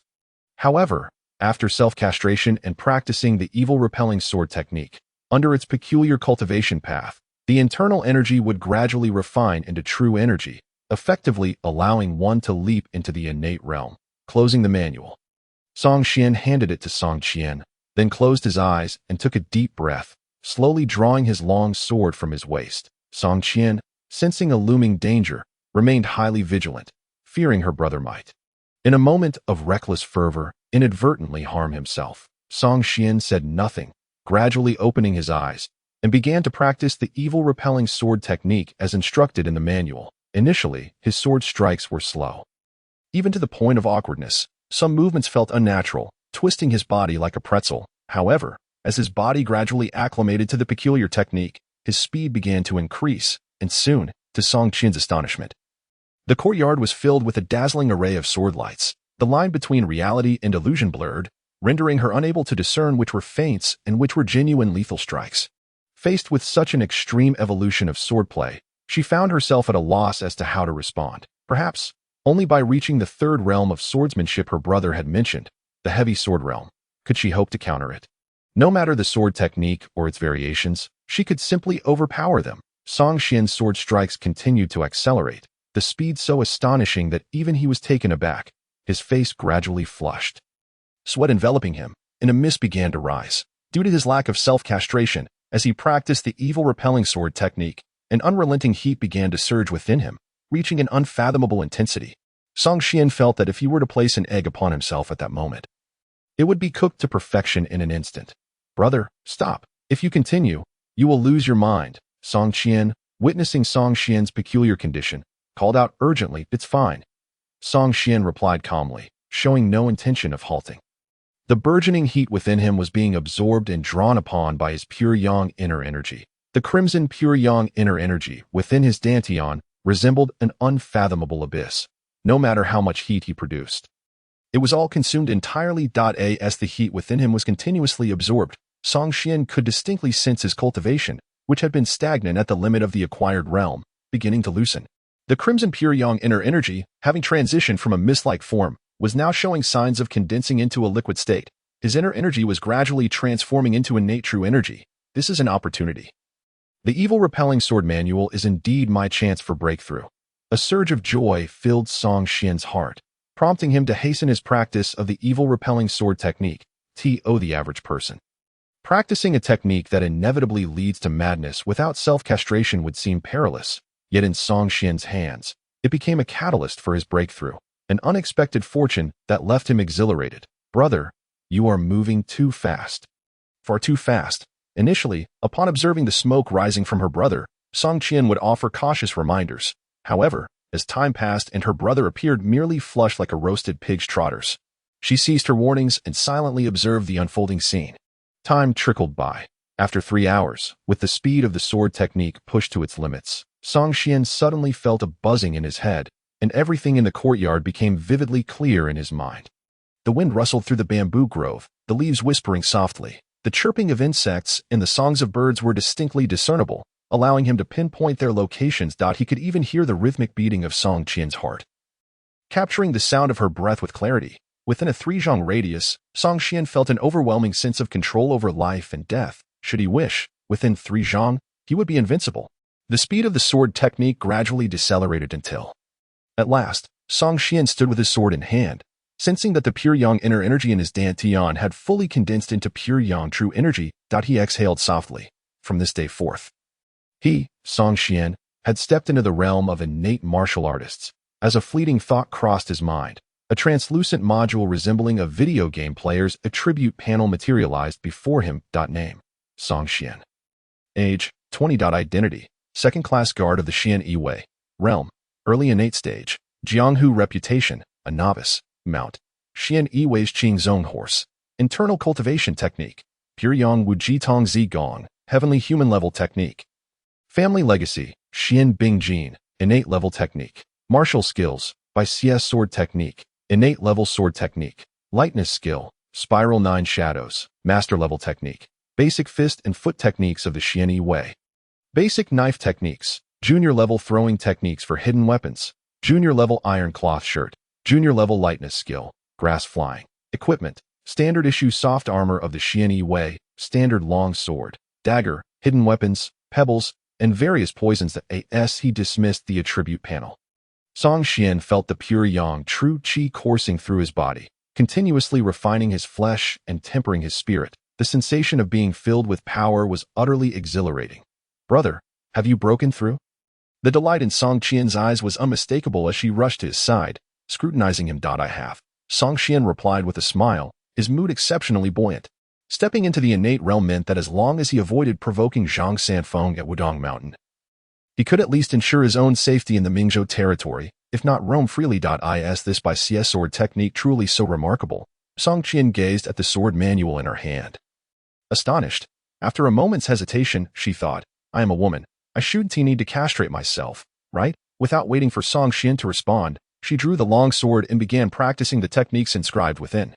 What the heck? I'll give it a try first. A quarter of an hour later, Song Qian was flushed and radiating heat, her gaze becoming dazed as she looked at Song Qian with an eerie grin.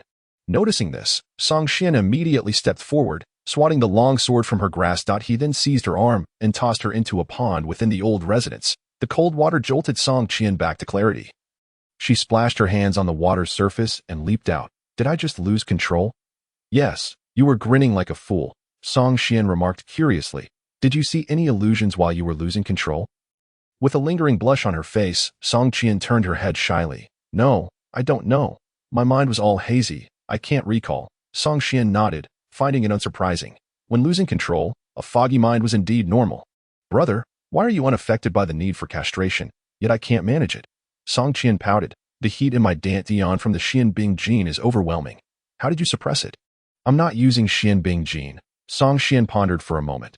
Perhaps it was due to his recent significant increase in power that he had become less cautious and more open-minded. You might have guessed it. I merely dabbled in Xian Bing gene, but I am actually practicing the Tongzi Gong. Tongzi Gong. Song Qian seemed to have anticipated this, not overly surprised. After Sister Lu mentioned those things you did. I suspected as much. Brother, did father pass this down to you? Song Qian hesitated before shaking his head. No.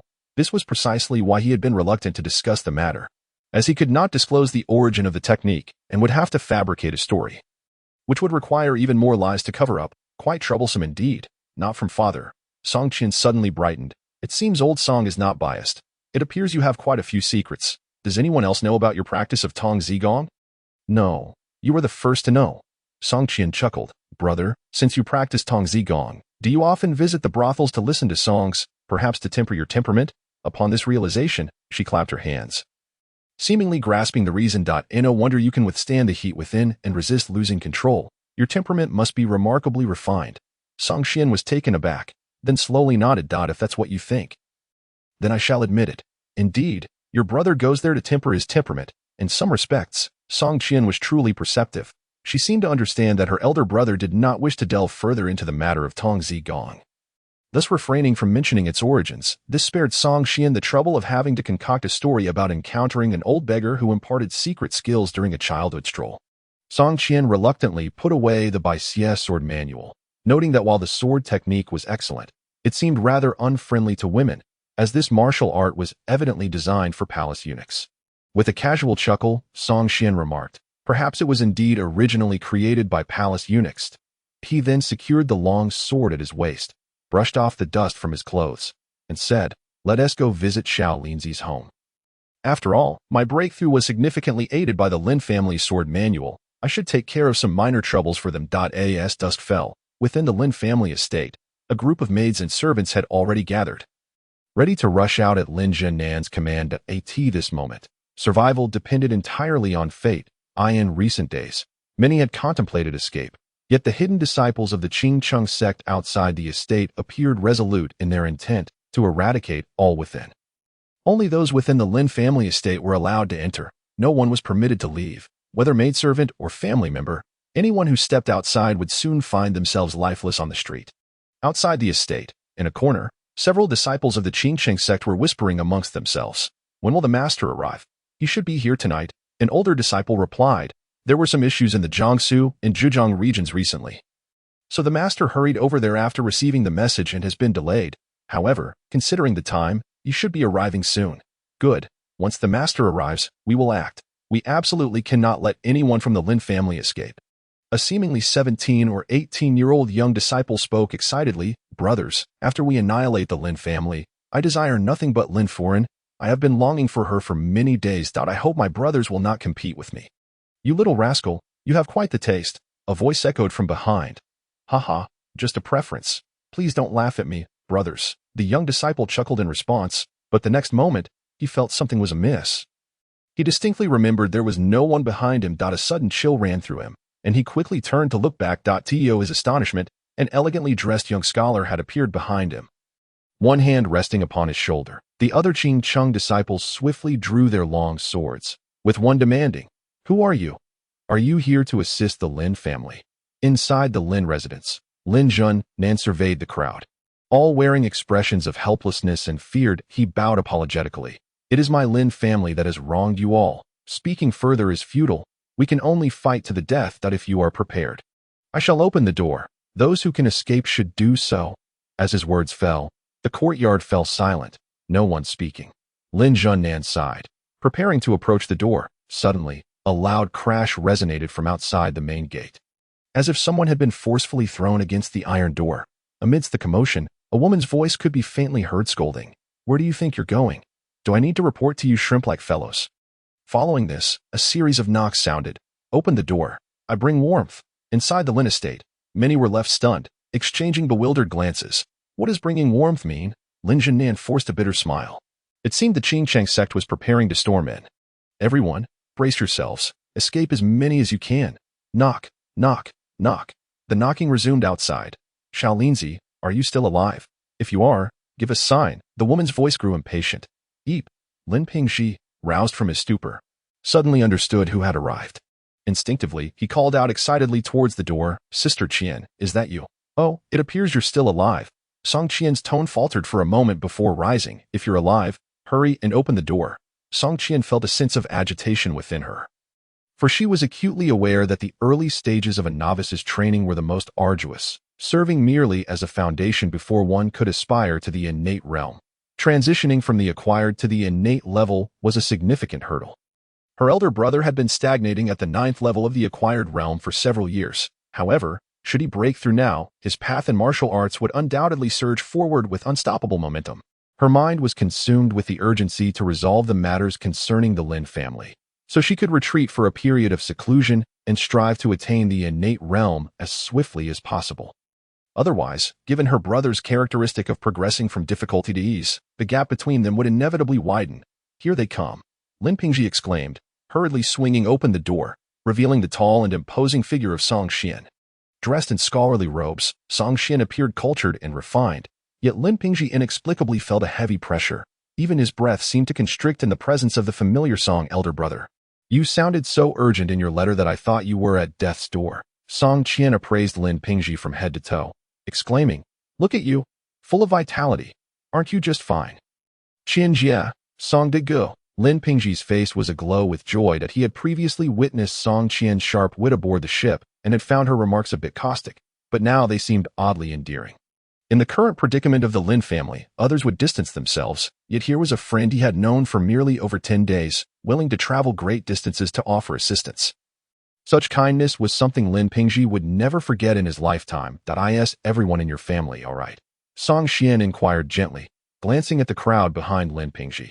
Lin Pingji did not respond directly, but instead cast his eyes downward at the several Qing sect disciples sprawled outside the door, 2 of whom appeared lifeless, while a few others writhed on the ground in agony. Before he could speak, Lin Xuan eagerly approached from behind, bowing with clasped fists. "Thank you, young heroes, for coming to our aid." Without your intervention, my Lin family might have faced utter annihilation tonight. Song Xian waved his hand dismissively. We are all relatives. There is no need for such formalities. Lin Jianan paused, looking at Lin Pingji. You rascal, have you been keeping secrets from your father? The Lin family has familial ties with these two Song heroes, and you never mentioned it. But the next moment, upon seeing the almost amused expression on Song Xian's face, Lin Jianan's mind raced, and he promptly bowed. In terms of kinship, I must address you as uncle. As he spoke, he solemnly regarded Song Qian, saying earnestly, second aunt.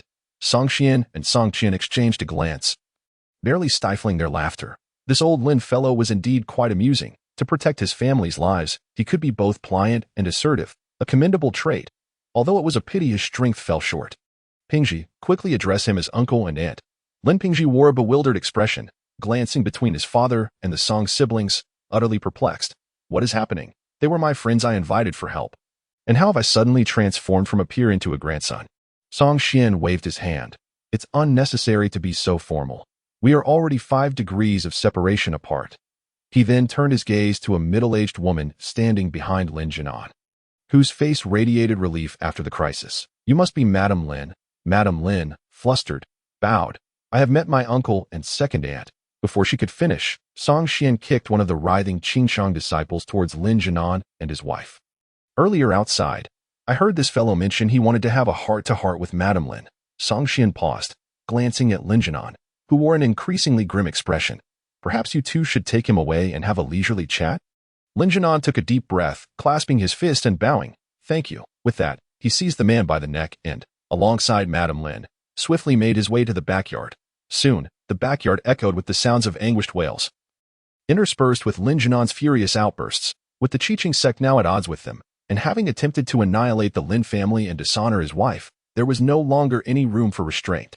At this moment, Lin Jianan was merciless, thrusting his dagger into the man repeatedly until his rage began to subside, at which point he rose to wipe the blood from his hands. Madame Lin took out a handkerchief to dab the sweat from her husband's brow, murmuring as she did so, are the Song siblings truly our distant relatives, as Pingji claims? No. Lin Jianan shook his head. Initially, I didn't grasp the full extent. I merely followed his lead in establishing a familial connection.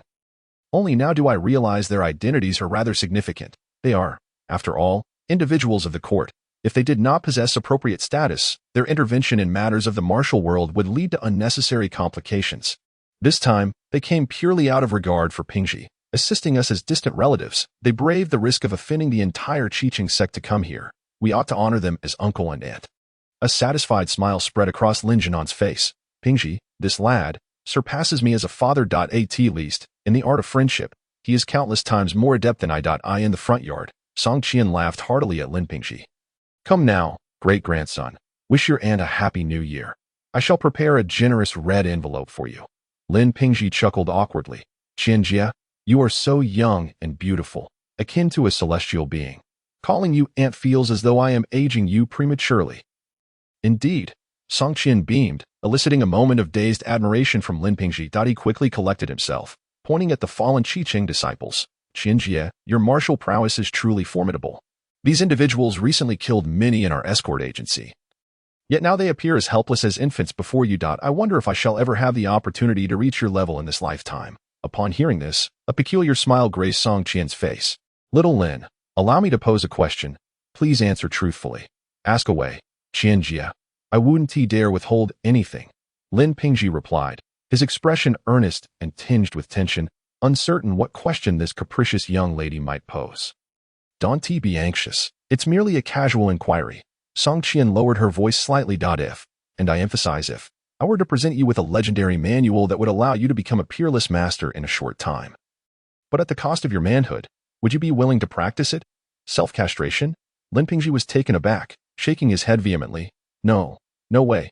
Sigh, why do you only focus on the self-castration part? Did you not hear me say you could become a peerless master? You truly are not tempted? I am tempted, Lin Pingji replied earnestly. But if I were to self-castrate, I would no longer be a man. What meaning would life hold then? Even if I became a peerless master, I would not feel a shred of joy. Oh, I see. Song Qian nodded thoughtfully, realizing how much men value that aspect of their identity. It seemed her earlier concerns that her elder brother might consider self-castration for a manual were somewhat exaggerated. Your questioning method is flawed. Song Xian interjected. Pingji, if we had not arrived today, the Qingqing sect would have slaughtered your entire family, and you alone would have escaped death. At that moment, a manual granting you the power to become a peerless master lay before you, but required self-castration to wield. Would you practice it? Lin Pingji fell silent, gazing at the corpses of the Qi disciples on the ground. He understood that Song Deji's words rang true. Had they not come to their aid today, it would have been the Lin family lying there instead. The thought of his entire family perishing brought tears to his eyes, and he gritted his teeth, declaring, I would practice it. So, Song Degu, is there truly such a manual? Song Xian waved his hand dismissively. I was merely posing a hypothetical. Do not get too excited. You are all safe and sound. Lin Pingji shook his head. Elder brother, you are mistaken. These are merely the vanguards sent by the Qi sect. Their leader, Yutsong Hai, has yet to arrive. I have gathered information about Yutsong Hai, and he is ruthless and formidable. Even if my Lin family escapes this ordeal today, we will inevitably confront him in the future. I have slain his son. Even if I were to sacrifice my life, he would not let the Lin family off the hook. The trouble I have caused is of my own making. If self-castration would resolve such a monumental issue with Yutsong Hai, I would gladly accept. Song Xian smiled gently and said, you need not worry. Now that I am here, I will certainly manage everything appropriately. Logically speaking, since Lin Pingji has killed someone's son, it is only natural for Yutsong Hai to seek revenge. However, once one enters the martial world, they become like drifting leaves. The essence of this realm is that you kill me, I kill you. It is all about strength, about whose fist is harder. Who would discuss laws with you? If Yutsong Hai possesses the capability, he can certainly annihilate the Lin family, and the court would not intervene in the least. If the Lin family is strong enough, they could retaliate against the Qingqing sect, and still, the court would remain indifferent. Whosoever wins is deemed just, the one in the right. And where does justice reside now? Having just broken through to the innate realm, Song Xian declared that wherever he stands, there lies justice. The Qingqing sect disciples stationed outside to monitor the Lin family have already been cleared away by Song Xian and his companion, momentarily bringing an end to the Lin family's calamity. What remains is merely to bide time until Yutsong Hai arrives, which will be the true moment of resolution. After a long journey, Lin Jinan arranged 2 rooms for the two to rest. Subsequently, old Lin instructed the household servants to begin tidying the courtyard in preparation for the evening banquet, dissipating the previously tense atmosphere. Pingji, come here. After dispatching the servants, Lin Jinan pulled Lin Pingji to a corner and whispered, do you have any idea how formidable your 2 friends truly are? Has your brother Song mentioned whether they can deal with Yutsong Hai? I do not know. Lin Pingji hesitated for a moment, shaking his head. I have not inquired, and they have not broached the subject. However, I sensed that when they spoke of Yutsong Hai, their tone and demeanor exuded no regard for him whatsoever. Lin Jinan's expression softened somewhat. That is indeed true. If they lacked confidence in confronting Yutsong Hai, they would not have come here so boldly. Those who can achieve the rank of captain in the black-clad guards possess intellect and means beyond our comprehension. As a father, I seek nothing more than for these 2 young heroes to compel Yutsong Hai to retreat. Once we surpass this tribulation, we shall relocate our headquarters to the Jiangzhou region. He is a captain in the black-clad guards. Ordinary merchants might not catch his interest. However, our Lin family operates a security agency with branches across various prefectures in Mingzhou, serving tens of thousands who depend on us. With so many individuals traveling to and fro, gathering information becomes exceedingly easy. For the black-clad guards, this represents a ready-made intelligence network. Lin Pingji appeared somewhat puzzled. Father, why do you say all this? I mean to convey that our Lin family still holds some value. Your brother Song has recently assumed his post in Jiangzhou, and he likely has few capable individuals at his disposal. I believe that in your brother Song's eyes, our Lin family's worth may still be significant. Lin Jinan smiled. At such a young age, he has already attained the rank of captain in the black-clad guards. His future prospects are boundless. Through this ordeal, I have come to understand that no matter how many connections or superficial friendships one has, they pale in comparison to securely aligning oneself with a powerful ally. Pingji, relying solely on the loyalty of friends may help you once or twice, but they cannot aid you indefinitely. Only by intertwining interests can we ensure the survival of our Lin family. Lin Pingji hesitated. Father, while Song Gu is indeed a member of the black-clad guards, he is of noble character and not a common person. What if discussing mercantile matters with him backfires? Lin Jinan laughed heartily. Ah, Pingji, you are still young. Some things he may choose to overlook, but we cannot afford to shy away from discussing them. Moreover, I believe that even those of the highest integrity must eat, must they not? As a captain, he surely requires to establish his own foundation and develop an intelligence network. All these necessities demand substantial financial and human resources. Our Lin family has both wealth and people. We can provide him with the financial and personnel support he needs, and in return, he will become our formidable backing, offering us martial strength. Pingji, your mother and I have grown old and fear not death. But we must consider you and the future of the Lin family as descendants. After this calamity, the Lin family must plan for the future and secure a reliable protector in a guest room within the Lin mansion. Song Xian sat cross-legged on the bed, closing his eyes to contemplate the power he had gained after his breakthrough. At that moment, Song Qian pushed the door open and entered. Upon seeing the sister, who had never known the etiquette of knocking, Song Xian opened his eyes and remarked, "Is there something you need? Brother, you are not planning to stay here, are you?" Song Qian frowned. "The climate here is rather warm, and I do not particularly like it. Why must we wait here to deal with Songhai? We could simply resolve the matter directly. I am not waiting for Songhai." "Ah, then who are you waiting for?" Song Qian looked at him curiously. "No wonder you know there's a sword manual in the Lin family's old residence. They're an acquaintance here? Or perhaps someone special?" Song Qian, disinterested in engaging further, replied, "I am waiting for Lin Jinan." Waiting for him for what? Song Qian held a rather indifferent view of Lin Jinan, harboring little fondness for him due to his indecisive nature.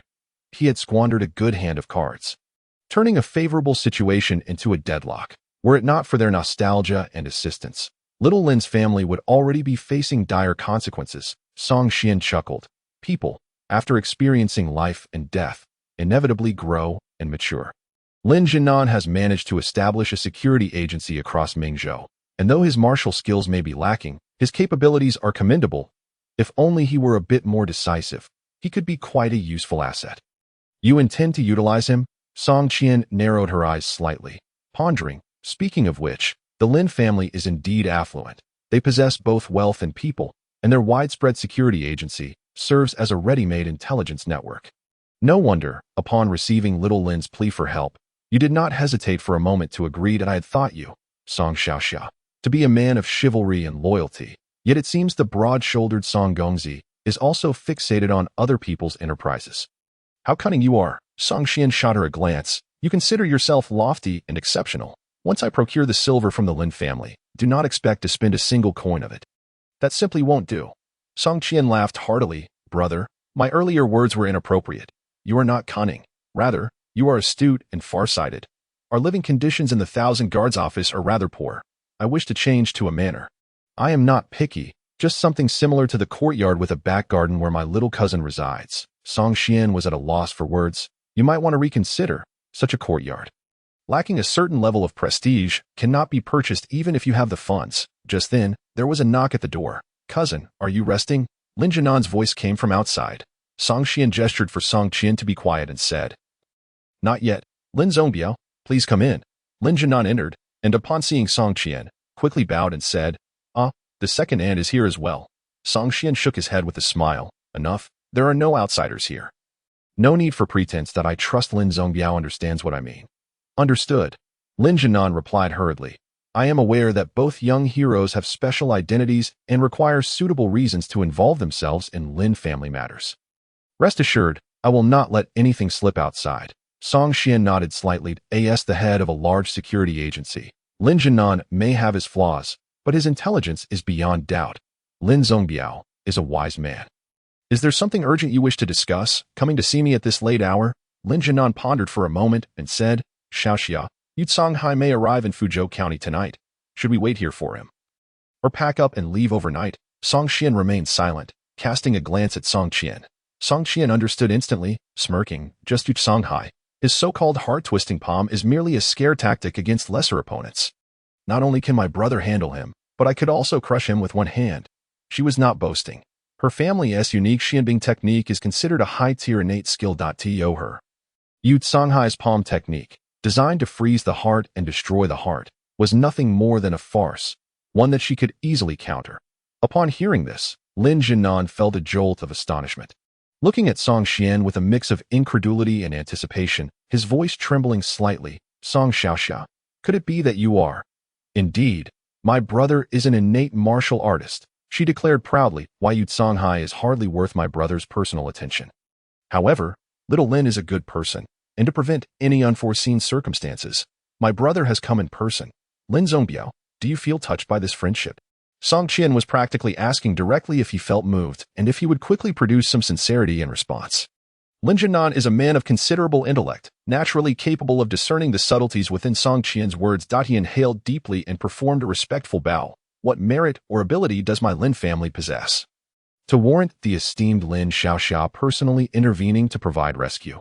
If the esteemed one does not despise us, my Lin family shall henceforth regard you as our sovereign, and we will follow your lead without hesitation. Over the years, my family has amassed a significant fortune. Should you accept, I am prepared to offer it all without seeking anything in return, save for the chance for my son Pingji to serve beside you and repay his gratitude. After Lin Jianan entered the room, Song Qian, who had shown little reaction previously, finally exhibited a slight change in demeanor. Lin Jianan, are you truly willing to forsake your family's fortune merely to secure a future for your son? Lin Jianan nodded earnestly, affirming this intention, and earnestly requested an opportunity from the esteemed one. Song Qian smiled. I am aware that your family possesses considerable wealth, yet I am not one who covets riches. To me, money is as ephemeral as a wisp of cloud. Lin Jianan's expression stiffened. What then, esteemed one, is your meaning? The management of the Fuwei escort agency shall continue as it has in the past, and you will oversee it. I ask only one thing. Lin Jianan sighed in relief, for although Song Qian professed indifference to wealth, his words clearly indicated acceptance of Lin Jianan's allegiance. Please, command away. Lin Jianan adeptly altered his address. Aside from its regular operations, the Fuwei escort agency must undertake an additional task to gather various valuable intelligence from across the realm. Lin Jianan hastily inquired. Esteemed one, what kind of intelligence is deemed valuable? Intelligence from the political arena and the martial world must be collected. Lin Jianan acknowledged with understanding. Song Qian nodded slowly. If all goes as expected, Yu Songhai should arrive tonight. Once we deal with him, my sister and I will return to Yangzhou. Please take the time to relocate the agency's headquarters there. It will be easier to assist the Lin family should any unforeseen circumstances arise. Everything shall be as you command. Lin Jianan felt a surge of joy. He had awaited this assurance. With the pledge of Song Qian, a formidable innate master, the safety of the Lin family in Yangzhou seemed assured. By the way, esteemed one, what of Pingji's situation? He wished for Lin Pingji to follow Song Qian, and if he could secure a position within the Xianyi Guard, he would die content. This matter is not urgent. Song Qian waved his hand. Lin Pingji is no longer a child. I believe it would be best for you to arrange for him to marry and start a family first. The lineage of the Lin family appears somewhat lacking in vitality. Indeed, esteemed one, my Lin family as progeny is somewhat sparse. Once we have overcome this trial, I shall take measures for Pingji's marriage. Song Qian nodded with a smile. In that case, you may return to rest. Tonight, there may be some disturbances, but they should not escalate significantly. With that, Song Qian dismissed him, and Lin Jianan promptly rose to take his leave as he exited the room and stepped into the courtyard. Song Qian hurried after him. Does the young lady have further instructions? Lin Jianan asked with great deference, setting aside the fact that I am the younger sister of the esteemed one. Your demeanor in the presence of Yu Songhai is one that demands my utmost respect. My brother values loyalty and righteousness, and thus there are certain matters that he does not take lightly. However, there are some things I must clarify with you. Lin Jianan. Please, young lady, speak. After a brief pause, Song Qian continued. Tonight, it was Lin Jianan who voluntarily offered his family's wealth to align with my brother. Has my brother coerced you in any way? Not at all. The esteemed one is benevolent and has not imposed any demands. Song Qian nodded with satisfaction. Then this decision is yours alone. Should I discover any acts of betrayal in the future, do not blame me for being ruthless. Lin Jianan lowered his gaze. Rest assured.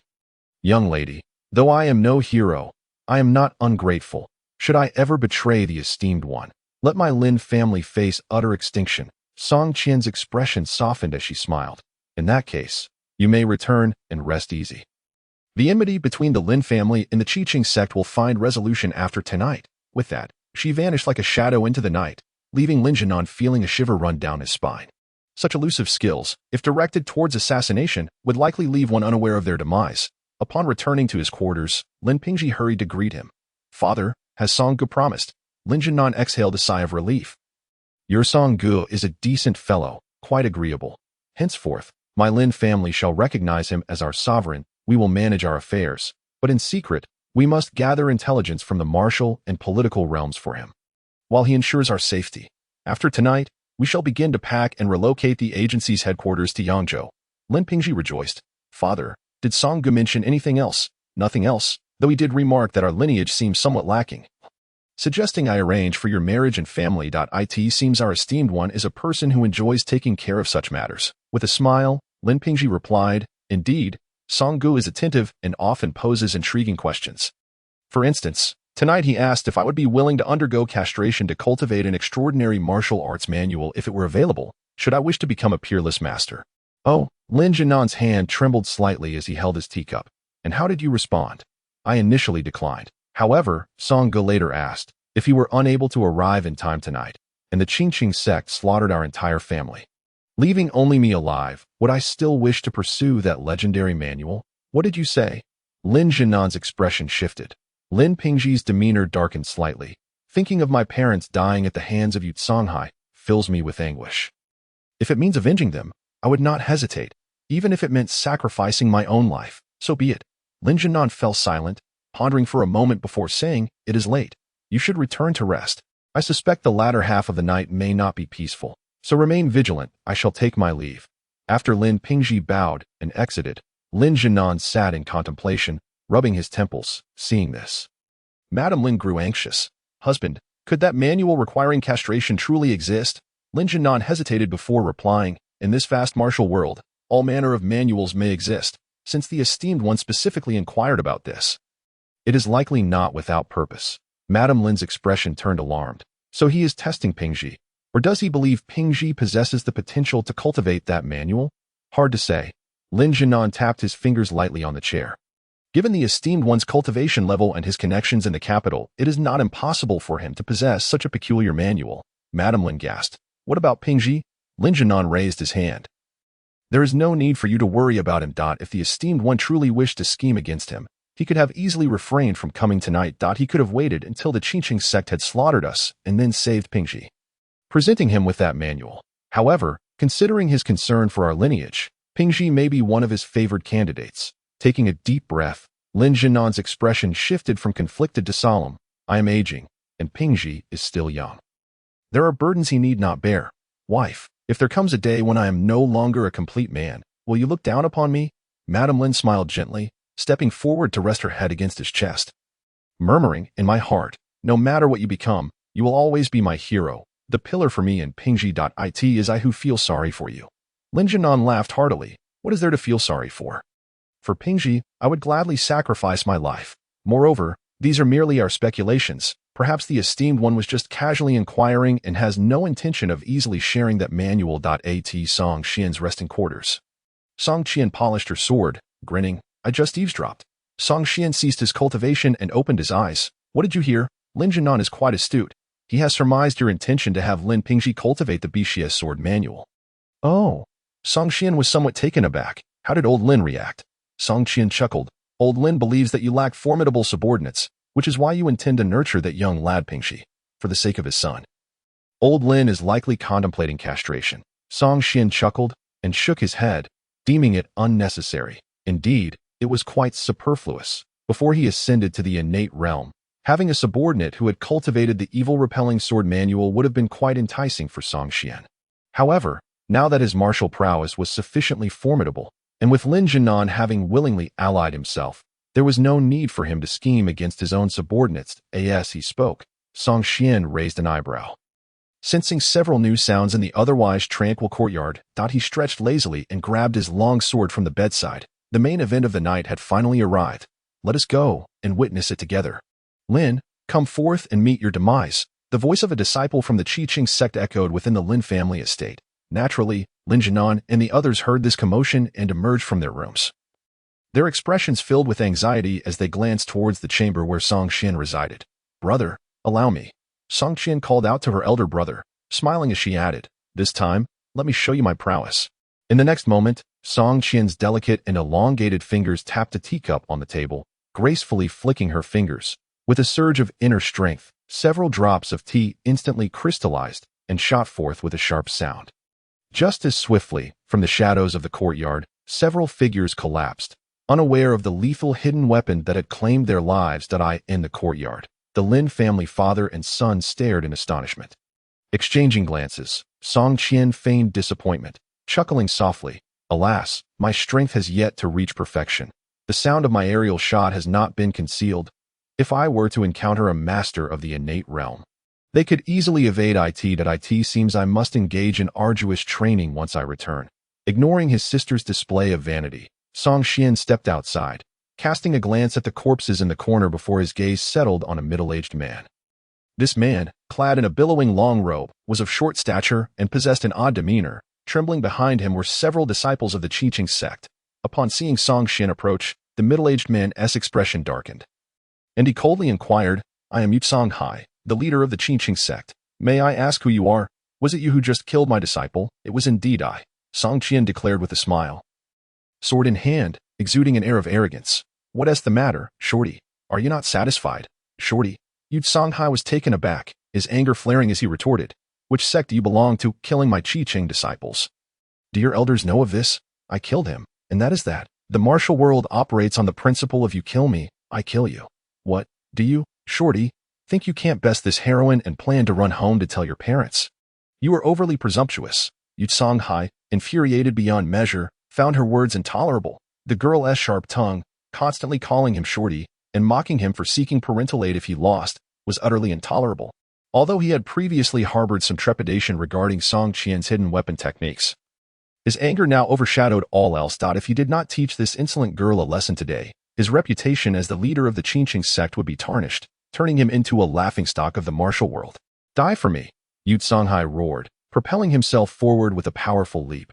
Closing the distance to Song Qian in an instant, he inhaled deeply, his robe billowing dramatically, and then unleashed a palm strike imbued with a chilling, overwhelming force. Song Qian remained unfazed, channeling her inner ice energy into her palm. She countered with a strike of her OW, and her astonishment, her palm struck nothing but an afterimage of Yutsong Hai.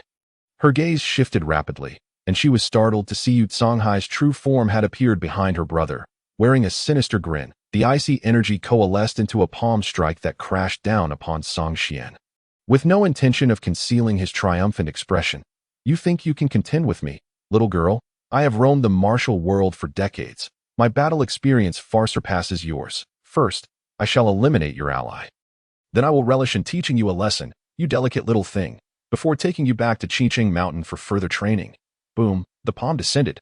Song Qian turned with a smile. While Yutsong Hai's body jolted, his eyes wide with shock and confusion, before he swiftly pivoted and leaped onto the Lin family estate's wall, vanishing into the night with astonishing speed.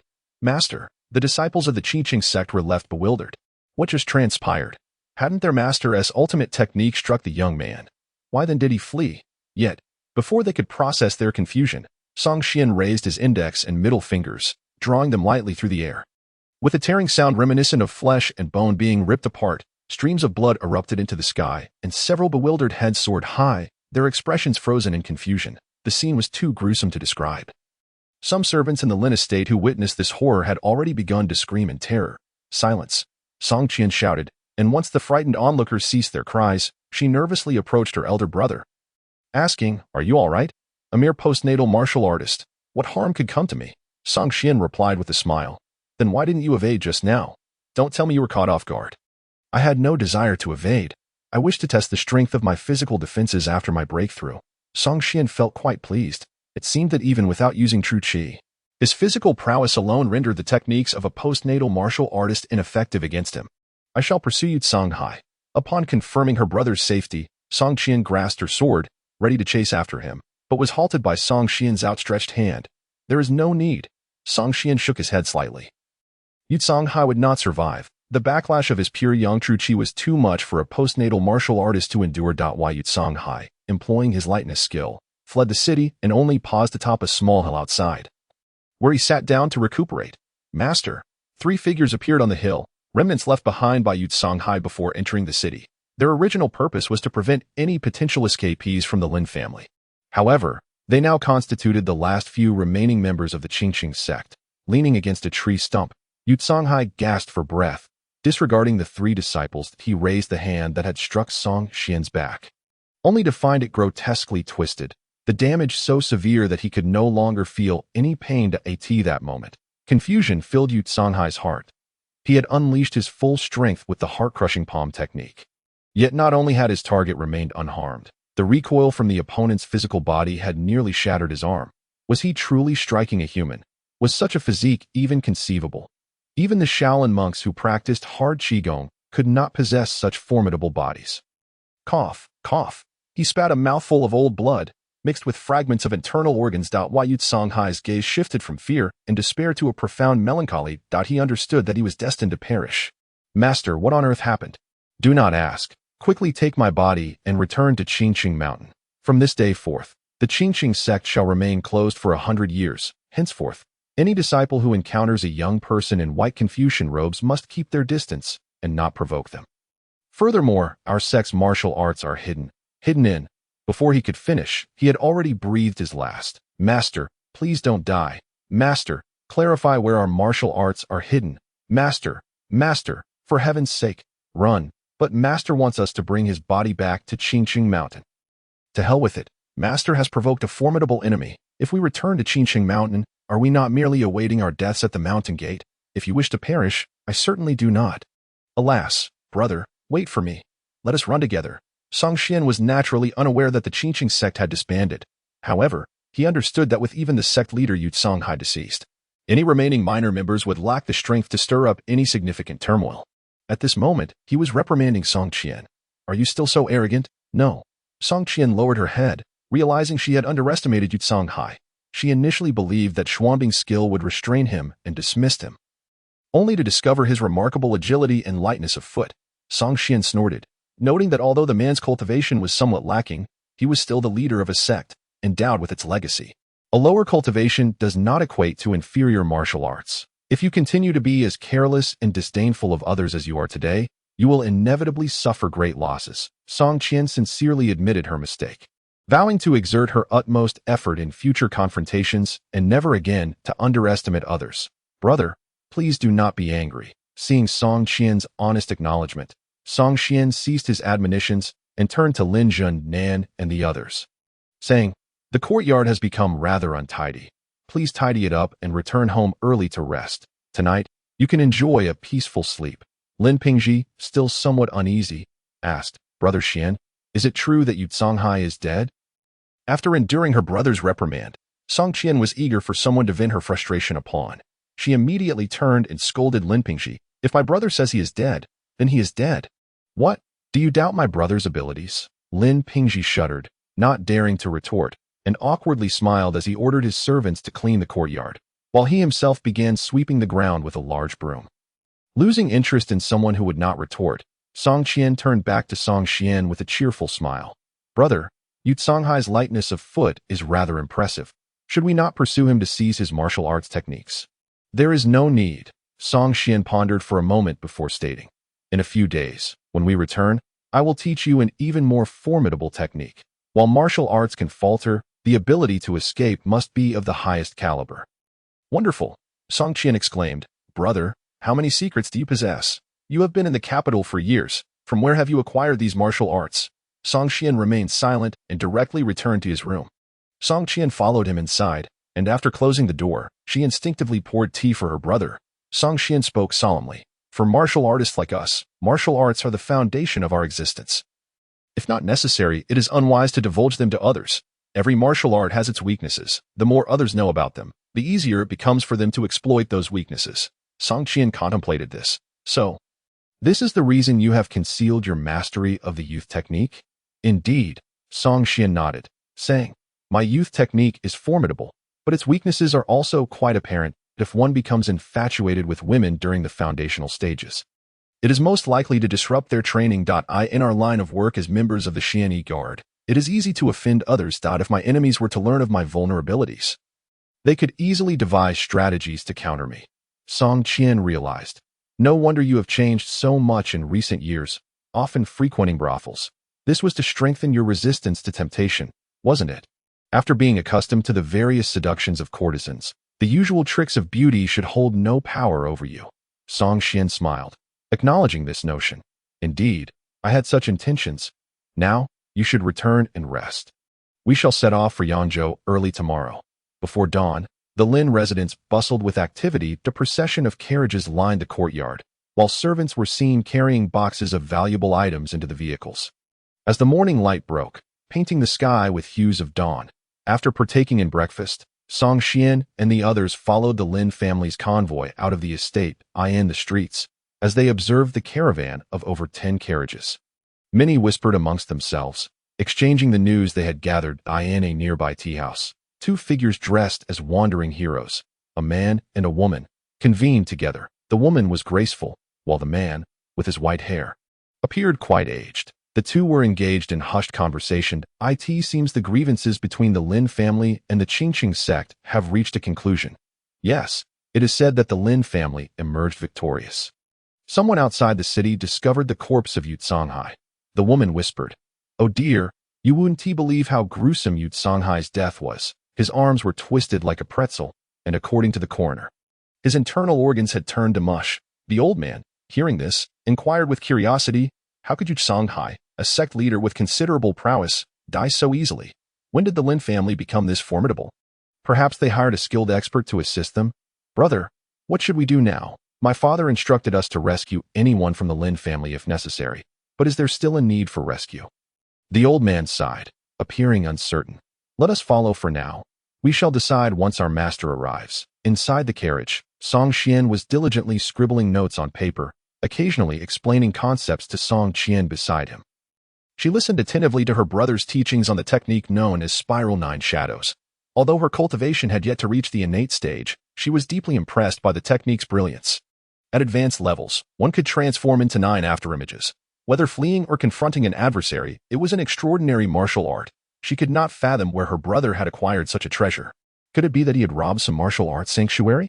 "My lord." Just then, Lin Jiannan's voice rang out from outside the carriage. "Is there something amiss?" Song Xian replied calmly, "My lord. Since leaving the city, a group of people has been following our convoy at a distance. Despite the convoy stops and starts over 100 miles, they continue to trail us. I suspect they may harbor ill intentions toward us." "Understood. I shall handle this matter," Song Xian said, handing the notes on the Spiral 9 Shadows technique to Song Qian.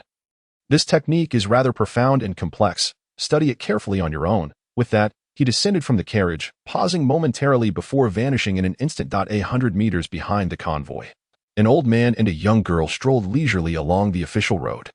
"Do you think we will be discovered by following so closely?" the girl asked. "What is there to fear? We neither steal nor rob. This road does not belong to the Lin family. Are we not allowed to traverse it?" "True," the young girl chimed in with a melodious laugh, just as she noticed a handsome young man in white robes standing ahead. The young man held a sword in one hand and regarded them with a broad smile. "Halt. This mountain is mine, and this tree is mine. If you wish to pass, leave behind a toll." The old man and young girl were none other than the Huashan sect's second senior brother, Lao Denua, and the daughter of the sect leader, Yubuchuan, Yuling Shan. At this moment, Yuling Shan wore an expression of shock as she exchanged glances with her second senior brother. "Lao Denua, what is happening?" In broad daylight, on this official road, they encountered a bandit. The problem is, how could a bandit look so handsome? Disguised as an old man, Lao Denua quickly clasped his fist and said, "Young hero, please do not jest. We are merely a poor grandfather and granddaughter, with no wealth to speak of." He gestured towards the nearly invisible Lin family convoy ahead, saying, "There is a convoy up ahead belonging to the wealthy Lin family of Fuzhou Prefecture. If you are in need of money, you may borrow some from them." Song Xian scrutinized the two, and from their attire and the manner in which they had been following the Lin family's convoy, he had largely deduced their identities that if nothing unexpected occurred, they were indeed Lao Denua and Yuling Shan of the Huashan sect.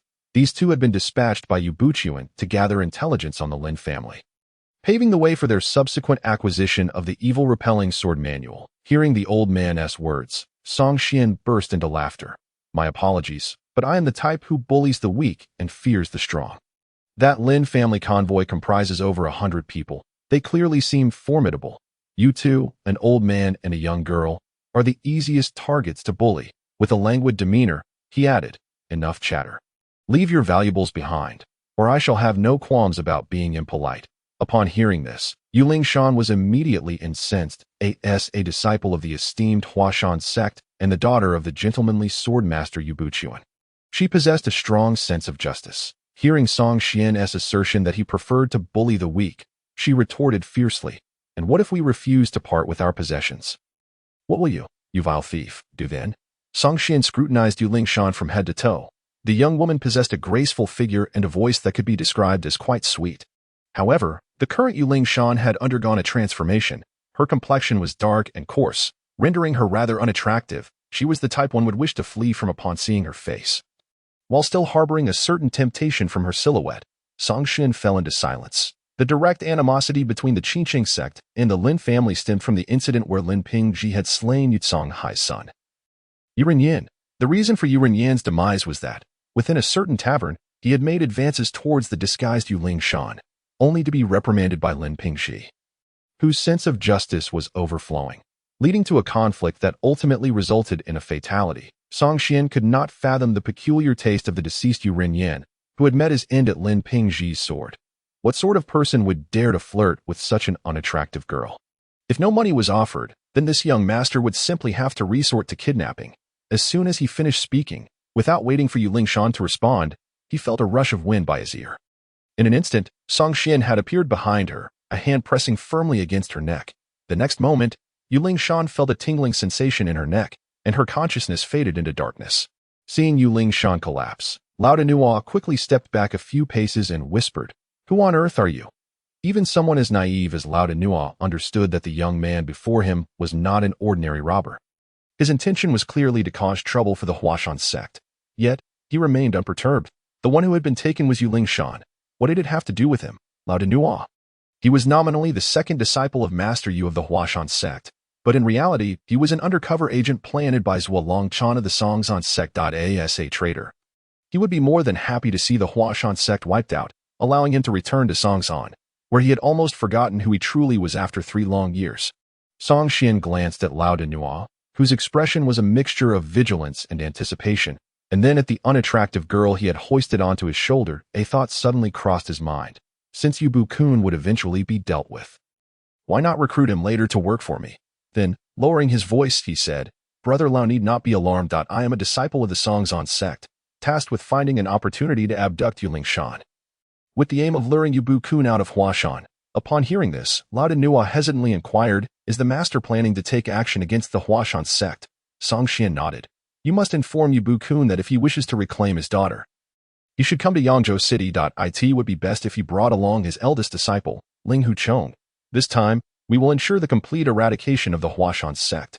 By the way, I am currently in a position that makes it inconvenient to notify the sect. Please take the opportunity to inform Master Zhuo to send more personnel. Yu Bu-kun is not weak, and a small number of us may not be able to detain him. Over the years, Brother Lao has endured considerable hardship while lurking within the Huashan sect. This time, whether we can capture the Huashan sect in one fell swoop depends on you." Understood. Upon realizing his significant role, Lao Danua's face lit up with excitement. "Rest assured, junior brother, after waiting for so long, this day has finally arrived. Just wait in Yangzhou. There will definitely be no mishaps this time." Song Xian looked at him with admiration. "Then I will rely entirely on you. Brother Lao, I shall take my leave now." With that, Song Xian, carrying Yu Lingshan, did not depart along the official road, but instead slipped into the nearby woods. Disappearing from view in an instant, Lao Danua watched Song Xian's retreating figure and murmured, "Luring the snake out of its den and capturing it all at once. This indeed sounds like the master's strategy." It appears that the master's ice-cold chi has reached a significant level. He is finally preparing to take action against Yu Bu-kun, while carrying Yu Lingshan through the woods. Song Xian meandered for a while before finding a secluded corner unseen by any onlookers, quickly slipping into a horse-drawn carriage. "Brother, why did you come back carrying someone?" Song Xian glanced at Yu Lingshan and exclaimed, "Oh, how ugly. When did my brother's taste become so peculiar? She was not just anyone. She was the daughter of Yu Bu-kun, the leader of the Huashan sect. If she could not cultivate the evil repelling sword technique, whether she would be able to learn a profound sword technique in the future would depend on how capable Yu Lingshan proved to be." Intrigued, Song Qian thought, "Does the Huashan sect possess formidable sword techniques? I've never heard of that before," but she decided to discuss the matter later. Song Xian refrained from pursuing the topic further. According to the narrative's progression, Ling Huchong should not yet have learned the Dugan 9 swords from Feng Qingyang. It seemed he would have to wait a while longer to acquire the Duga 9 swords through Xuan. However, there was no rush. Once they returned to Yangzhou, there would be ample time to strategize. The gentlemanly sword, Yubu Kun, was said to possess a rather scholarly appearance. How could his daughter be so unattractive? Noticing her brother's silence on the subject of sword techniques, Song Qian resumed her scrutiny of Yu Lingshan's appearance. Staying in the carriage with such an ugly girl made her feel as though the entire carriage had become sullied. Song Qian shot her a glance. I told you to learn more about the ways of the martial world. Yet you continue to dismiss it, but can't you tell she is in disguise? Song Qian smiled sheepishly and wiped away the makeup from Yu Lingshan's face, using a damp cloth to clean her skin. You know, this little girl doesn't look half bad. Song Qian looked over and beheld the unconscious Yu Lingshan. Her small face was fair and delicate, while she could not be deemed a stunning beauty. She certainly had her charms. It was no wonder Ling Huchong had been so enamored with this little junior sister, Song Qian commented. However, she still falls short compared to this female hero, adding that her sister-in-law, the current deputy leader of the Yihua Palace, was the true epitome of beauty. Although Yu Lingshan was quite pleasant to look at, she had not yet met the standards for becoming her sister-in-law. After a few glances, Song Qian lost interest and returned to studying the Spiral 9 Shadows technique in her hands. As time passed, over an hour later, Song Qian suddenly spoke. Since you are awake, there is no need to continue pretending to be asleep. Upon hearing this, Yu Lingshan gradually roused from her slumber. In actuality, she had woken some time ago but had dared not open her eyes, feigning unconsciousness while cautiously listening to her surroundings. However, the carriage was eerily silent. Song Qian and his sister were occupied, one immersed in refining her martial arts and the other in cultivating pure yang energy, making no sound at all, thwarting Yu Lingshan's plan to gather information. Who are you, and why have you kidnapped me? As Yu Lingshan opened her eyes, she simultaneously launched a sudden attack, raising her hand to strike at Song Qian beside her. Understanding Song Qian's formidable prowess, a level of strength she could not comprehend, she realized that if she wished to save herself, she must first subdue the woman next to her. However, just as she was about to unleash her strike, a long, pale hand suddenly clasped around her neck, the suffocating grip rendering her powerless to fight back. Song Qian opened his eyes and glanced at Song Qian. She still has great use. Don't choke her to death. Song Qian replied, retracting her arm, and said coolly, little girl, my brother is gentle with delicate flowers, but I am not. If you dare to make any further reckless moves, I will snap your neck. As the daughter of Yubu Kun, Yu Lingshan had always been cherished and pampered. She could hardly endure such indignity. Instantly, her temper flared, and she prepared to retort against Song Qian. Yet, upon seeing the cold, emotionless gaze of Song Qian, a sudden fear gripped her heart, and she quietly turned away, no longer meeting her gaze. Women understand each other best. Her instincts told her that angering this stunningly beautiful woman could lead to deadly consequences. Thus, she instinctively shifted her focus to Song Qian. What do you intend to do? Song Qian regarded her and inquired, your name is Yu Lingshan, correct? Yu Lingshan paused momentarily, then became alert. You know me? Indeed. Song Qian replied nonchalantly, daughter of the Huashan sect leader, the gentlemanly sword, Yubu Kun. You know me, yet you still dare to kidnap me? Are you not afraid of my father coming to trouble you? Song Qian remained silent, but Song Qian scoffed. Just a fallen sect leader in the martial world. People give your father face by calling him the gentlemanly sword. Without that, he is merely a laughingstock, jumping about like a fool. You shall not insult my father. Hearing her esteemed father being mocked so blatantly, Yu Lingshan's eyes brimmed with tears. My father is a man of integrity, a hero of the martial world. Acknowledged as a gentleman. My capture is due to my lack of skill, but that does not mean our Huashan sect's martial arts are inferior. You may mock me, but you cannot insult my father. Song Qian was momentarily taken aback, opening her mouth but refraining from further taunts. The coldness in her gaze when she looked at Yu Lingshan had dissipated. You do possess a measure of filial piety. Song Qian offered a faint smile and reassured Miss Yu, fear not. Accompany us without concern. As long as you do not intentionally provoke trouble, once we reach Yangzhou, your freedom shall be restored. Yu Lingshan furrowed her brow. Confusion etched on her face. I do not comprehend your intentions. What grievance could there possibly be between my Huashan sect and you two? Song Qian shook his head, declaring, there is neither enmity nor resentment. Then you must covet the martial arts of my Huashan sect. Yu Lingshan pressed. Song Qian chuckled lightly. To be frank, I regard your sect's most formidable skill, the Zixia Gong, with indifference. Nothing piques your interest. It seems. Then what, pray tell, do you desire? Song Xian replied with a nonchalant demeanor. People.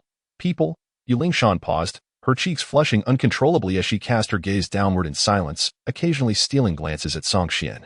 Song Xian, at a loss for words, thought to himself, my dear lady, where has your mind wandered? While youthful infatuation is understandable, is it not a tad premature to entertain such thoughts in broad daylight? Humph, interjected Song Qian, such a naive little girl, dreaming far too early for her age. My brother's interest lies not in you, so why blush like a fool? Stung by her words, Yulingshan lowered her head even further. Clutching her clothing in silence, she dismissed Song Qian's taunts, knowing full well that if her father, Yuan, was indeed involved, it was not her but her father who was targeted. The carriage creaked along the official road, enveloped in an unbroken silence until evening approached, when the caravan slowly entered a small county town. Halting outside an inn at My Lord, came the voice of Lin Zhunnan from outside the carriage. Night has fallen. We must rest here for the night. Indeed, you are seasoned in these matters. Make the necessary arrangements, Song Xian replied. Please hold on a moment. I shall have someone prepare your accommodations. Lin Zhunnan's voice faded away. At last, Yulingshan could not contain her curiosity and asked, Who are you truly? Why does the head of the Fu Wei escort, Lin, refer to you as my lord? As she spoke, a look of dawning comprehension crossed her face. Disbelief evident as she recalled the morning's news of Yu Songhai's corpse discovered outside Fuzhou. Could it be that you were responsible for his death? Song Xian regarded her with a bemused expression. Miss you must grasp your predicament.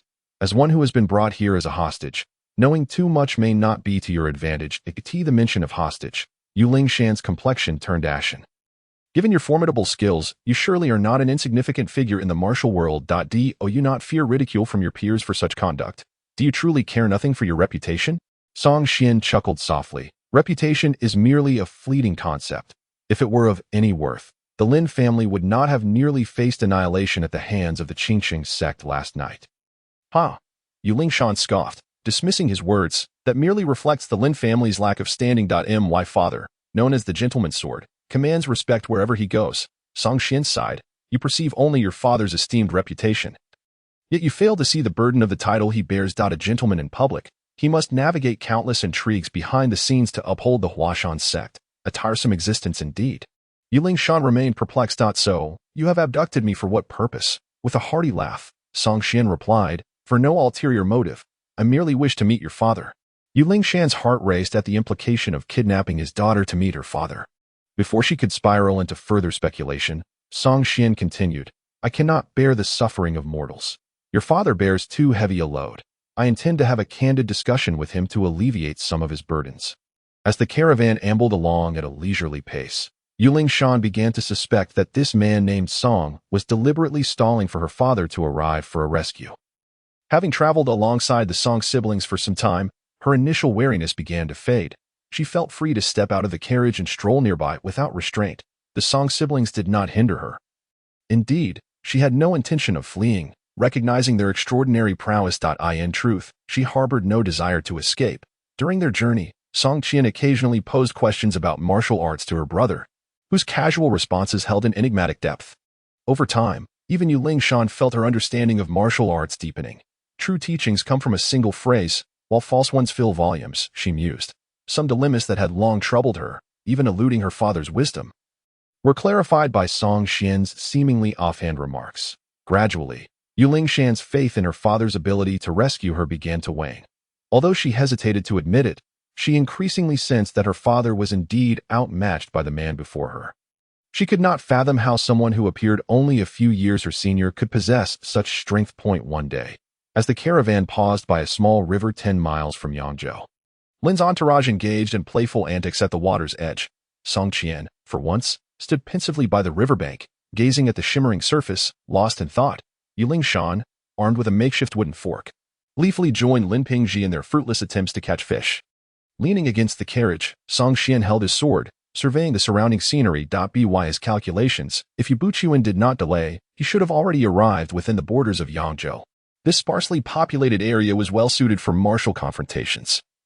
If he intended to rescue his daughter, this would be his final opportunity. Once inside Yangzhou, not only would there be the city guards, but also the salt soldiers and the Xuan guards stationed there. Even Yu Buchuan, despite his arrogance, would not dare to engage in conflict within the city walls. As Song Xian contemplated when Yu Buchuan might make his move, a sudden thunderous roar erupted from the water's surface. A figure burst forth, leaping onto the shore, sword gleaming, and aimed a thrust directly at Song Xian's chest. "Junior sister, flee. I shall hold off this scoundrel." The attacker was a young man of approximately 25 or 26. His demeanor exuding an air of defiance, yet now his face was twisted with fury as he executed the white rainbow piercing the sun technique. "Senior brother, no." Yu Lingshan's wooden fork froze in midair as dread washed over her upon recognizing the assailant.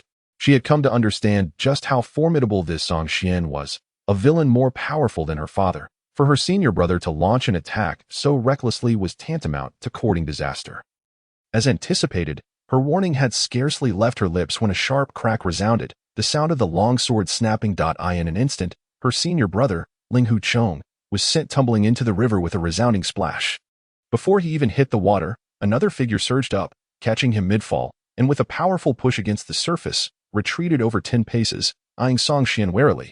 "You killed my senior brother." Yu Lingshan's face turned pale as she glared at Song Xian. "He is not dead," Song Xian replied in a calm, dispassionate tone, observing the composed middle-aged scholar who stood upon the water's surface, cradling Ling Hu Chong in one arm and wielding a sword in the other. Its tip wreathed in a faint purple aura, poised to strike. "Gentleman's sword, Yu Buchuan?" Song Xian inquired casually. "Indeed, it is I, Yu. Might I inquire as to your identity and the reasoning behind your abduction of my daughter?" At this moment, the color in Yu Buchuan's face began to darken, but inwardly he hesitated, deeply wary of Song Xian's capabilities. His initial plan had been for his disciple, Ling Hu Chong, to engage the foe while he seized the opportunity to rescue his daughter. However, he had never anticipated that his most trusted disciple would be so easily cast aside. What was most alarming was that even he, Yu Buchuan, had failed to discern how Ling Hu Chong had been so effortlessly defeated. The young man in the white scholar's robe was far more powerful than he had anticipated. Song Xian offered no response, merely smiling faintly before vanishing from sight. "Trouble." Yu Buchuan's heart raced wildly. And instinctively he stepped back, sweeping his longsword horizontally behind him, executing a formidable slash in midair, although he failed to detect Song Xian's presence. Years of experience in the martial world compelled him to instinctively adopt the most appropriate response when an enemy vanishes. One should strike backwards without hesitation. The sword appeared to have struck its target, yet it felt as though it had not. After the slash, Yu Buchuan was horrified to discover that he had lost control of the weapon in his hand. Behind him, Song Xian's figure had materialized unnoticed, 2 fingers gripping Yu Buchuan's sword firmly, rendering all his attempts to escape futile. At that moment, Song Xian bore an expression of peculiar intrigue as he observed Yu Buchuan, whose complexion was growing increasingly pale and sweaty. Curiously, he inquired, "How did you perceive my presence behind you?" Yu Buchuan, aware of his own strength, estimated it to be at the peak of the postnatal realm. Acknowledging that few could rival him at this stage, yet he had not yet entered the innate realm. Song Xian, possessing innate cultivation paired with the masterful technique of Spiral 9 Shadows, found it bewildering that a postnatal martial artist could detect his presence.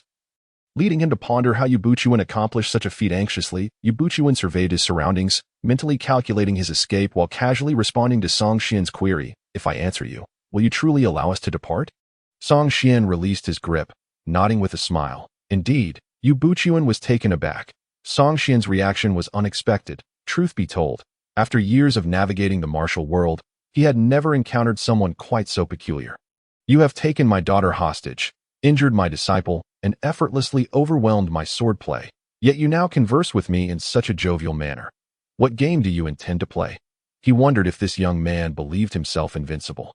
Seeking merely to toy with an old man like himself, this thought filled him with sorrow, for there was a time when the Huashan sect was a prestigious faction, now reduced to such a state.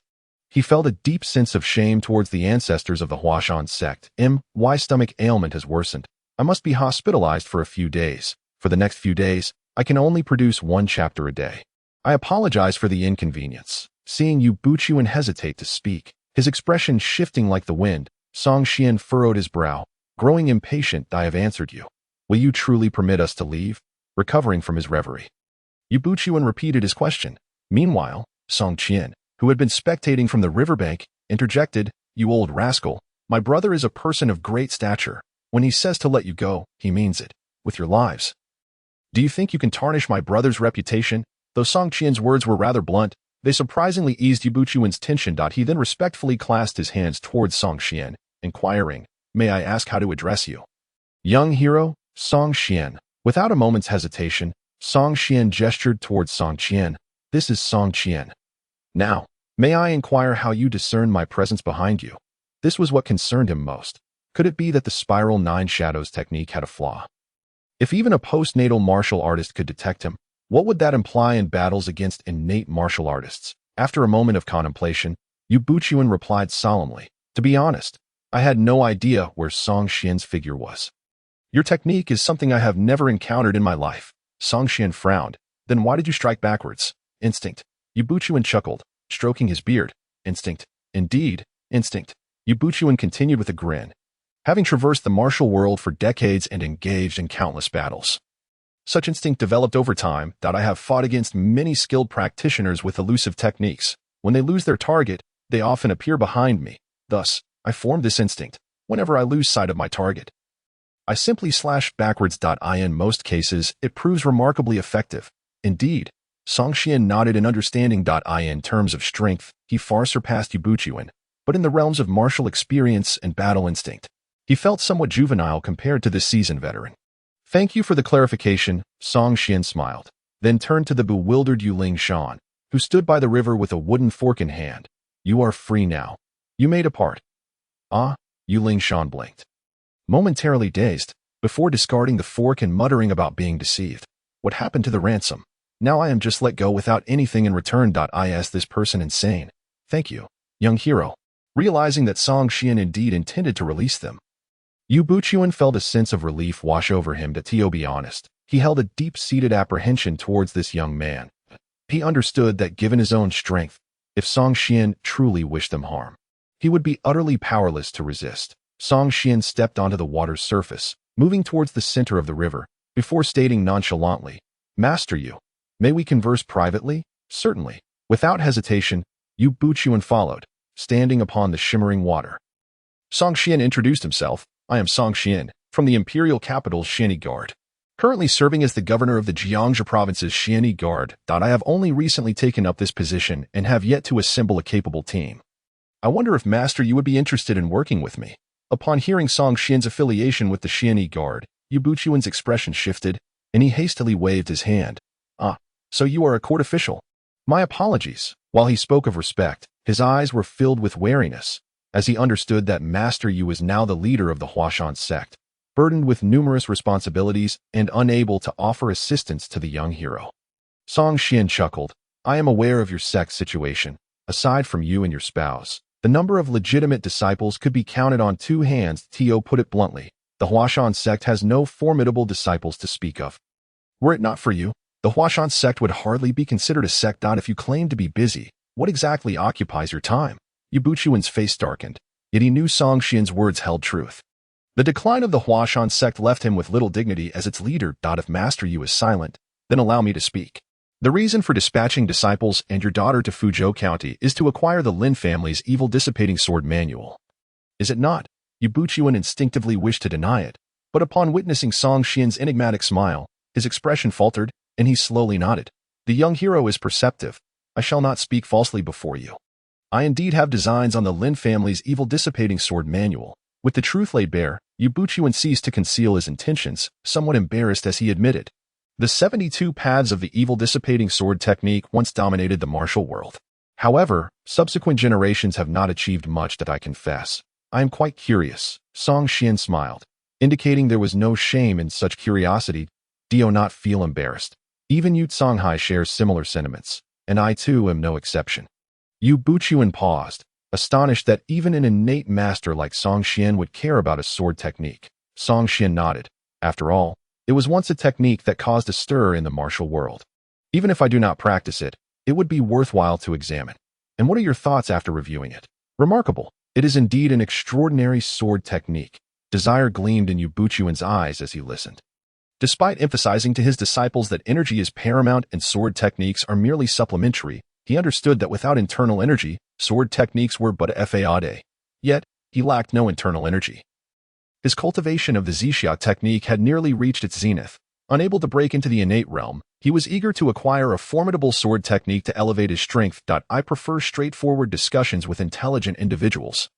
Song Xian fixed his gaze on Yu Buchuan, speaking earnestly, "Join my ranks, and I will grant you the evil-dissipating sword manual." This, Yu Buchuan instinctively felt the urge to refuse once more. Transitioning from the leader of a prestigious sect to a pawn of the court was a psychological hurdle he struggled to overcome. If word spread through the martial world, how could he hold his head high? The esteemed gentleman's sword would be reduced to a mere lackey of the court. Would he still have any dignity left? How would the martial community perceive him? Not to mention, even his daughter might look down upon him. Let us not rush to refuse. As it became evident that Yu Buchuan was about to refuse, Song Xian pressed on. "I am well aware of the situation regarding your Huashan sect. To speak frankly, you are in imminent peril." Yu Buchuan fell silent, harboring no doubts about the intelligence capabilities of the Xianyi Guard. Although the Five Mountain Sword sect claims to be united as one, the reality is that competition among them is fierce. I can clearly inform you that Zhuo Lingchan of the Songzhan sect has already cultivated the Aish True Qi and entered the innate realm. Master you should be acutely aware of Zhuo Lingchan's ambition to annex the other sects. With his recent breakthrough, he will undoubtedly take action. Do you think the Huashan sect can remain aloof? To speak candidly, given the current state of your sect, Zhuo Lingchan would likely not even need to lift a finger. His subordinates, the 13 Guardians, could easily eradicate the Huashan sect. A wise person recognizes the times. It is high time you considered securing a powerful ally for yourself and the Huashan sect. Having said this, Song Xian turned and walked toward the riverbank. "You may take your leave, whenever you come to understand. Seek me out at the Xianyi Guard's headquarters in Yangzhou." The sounds of the carriage and horses gradually faded, and Yu Buchuan stood by the waterside, gazing at the retreating convoy, momentarily lost in thought. "Father, what exactly did he say to you?" At this moment, Yu Lingshan was intensely curious. That villain had bound her, only to release her inexplicably. What could have been discussed with her father that left him so melancholic? Yu Buchuan offered no reply, but Ling Huchong, whom he was supporting, spat out blood and asked, "Junior sister, during the days you were captured, did Song Xian ever make things difficult for you?" "Not at all. As long as I didn't attempt to escape, he refrained from any inappropriate actions. In truth, he is quite peculiar. I initially thought he was after our Huashan sect secret manual." Yu Buchuan shook his head. This individual appeared quite young, perhaps in his 20s, yet his strength had already reached the innate realm. Such a remarkably gifted person would hardly regard ordinary martial arts. Yu Lingshan instinctively nodded. Indeed, he had mentioned that he looked down upon the martial arts of the Huashan sect. "Father, senior brother seems severely injured. Should we find a place for him to recuperate? It is of no concern." Ling Huchong coughed a few more times, feeling much better after expelling the congealed blood. "Although I appear severely injured, these are merely external wounds and have not affected my internal organs. Expelling the bruised blood has alleviated much of the discomfort." Yu Lingshan sighed with relief. "Father, what did that great villain say to you? Did he threaten you?" Yu Buchuan's expression was grave. "Let us leave this place at once and find a safer location for your senior brother to heal. We can discuss other matters later." "Understood, father." However, just as the group prepared to depart, a laughter suddenly erupted from the nearby hillside. "Master Yu, where are you planning to go?" The moment the words left his mouth, a flurry of wind swept through the surroundings, and a figure dashed from the surrounding hills like the wind, encircling Yu Buchuan and his companions, the 13 Guardians of Songzhan. Recognizing the newcomers, Yu Buchuan's heart sank. Not long ago, Song Xian had warned him that Zhuo Lingchan of the Songzhan sect had made a breakthrough and would soon take action against the Huashan sect. He had not anticipated their arrival would be so swift. Yu Buchuan surveyed the encirclement, his gaze landing on the leader, and he exclaimed angrily, "Ding Mian, what do you mean by this?" Ding Mian, the towering hand, was Zhuo Lingchan's second disciple. His palm technique was as formidable as a giant tower crashing down. Anyone struck would surely suffer shattered meridians and death, making him one of the most formidable guardians. At this moment, he was accompanied by the second guardian, Lu Bo, the third guardian, Fei Bin, and more than a dozen disciples from the Songzhan sect. Thoroughly sealing off any escape routes. A scene that ignited Yu Lingshan's fury unfolded. Behind the disciples of the Songzhan sect, the Huashan sect's traitor, Lao Denua, stepped forward with a grin. "Master, it was quite a challenge to catch up with you. I almost missed you." Yu Buchuan glared at Lao Denua with a dark expression. He had long known that this individual was a spy planted by the Songzhan sect and had been on guard against him. Yet, due to the urgency of his daughter's abduction, He had overlooked this character point. One moment of negligence had now led him into a dire predicament. He had not anticipated that the Songzhan sect would so brazenly tear apart any semblance of Jianghu ethics. Ding Mian surveyed the area with a grin. Being somewhat remote, it was indeed an excellent place for murder and robbery. He clasped his fists and said, Master Yu, my sect leader has some matters to discuss with you. I kindly request that you remain here and do not move, awaiting my sect leader's arrival. Yu Buchuan ignored him, glancing at his eldest disciple, Ling Huchong, and his daughter, Yu Lingshan, before lowering his voice to speak. I will hold them off. You two take the opportunity to escape. Father, Yu Lingshan exclaimed anxiously. Escape? Where can we flee to? Even if we manage to escape, if you perish, how can the Huashan sect survive the clutches of the Songzhan sect? Remember, flee to Yangzhou City and seek out Song Xian at the Xianyi Guard's headquarters. Tell him that I accept his proposal, without waiting for Yu Lingshan and Ling Huchong to respond. Yu Buchuan fervently channeled his Zixia skill, his face radiating a deep purple aura. He then unleashed the long rainbow pierces the sun sword technique, sending a surge of purple radiance soaring toward Ding Mian. Ding Mian dared not confront this head-on and swiftly retreated. The name of the gentleman's sword, Yu Buchuan, was not to be taken lightly, had it not been for their sect leader's breakthrough into the innate realm. The Songzhan sect would not have dared to confront the Huashan sect so openly, forced back by a single sword strike. A gap appeared in the encirclement. Yu Buchuan, seizing the moment, sheathed his sword and lifted both Yu Lingshan and Ling Huchong. Dashing forward, there was no time to wait for death. Escaping before Zhuo Lingshan arrived was their only glimmer of hope. It must be said that the title of Gentleman's Sword was well earned. Although he could not compare to the leaders of grand sects like Shaolin and Wudong, among the postnatal martial artists, he was undoubtedly among the elite. Ding Mian, Lu Bo, and Fei Bin were also renowned postnatal martial artists in the Jianghu. Yet, faced with Yu Buchuan, who was carrying two people that could only trail far behind, unable to catch up. As they ran, the ancient and majestic city of Yangzhou came into view. However, before Yu Buchuan could express any joy, his heart raced wildly, and an overwhelming sense of mortal danger enveloped him. Instinctively, he glanced back to see a tall, imposing figure in a mask rapidly closing the distance, exuding a chilling aura. Yu Buchuan thought to himself, this is bad. Just as we are about to enter the city, Zhuo Lingshan is still in pursuit. This man, even if he were turned to ashes, Yu Buchuan would recognize him at a glance.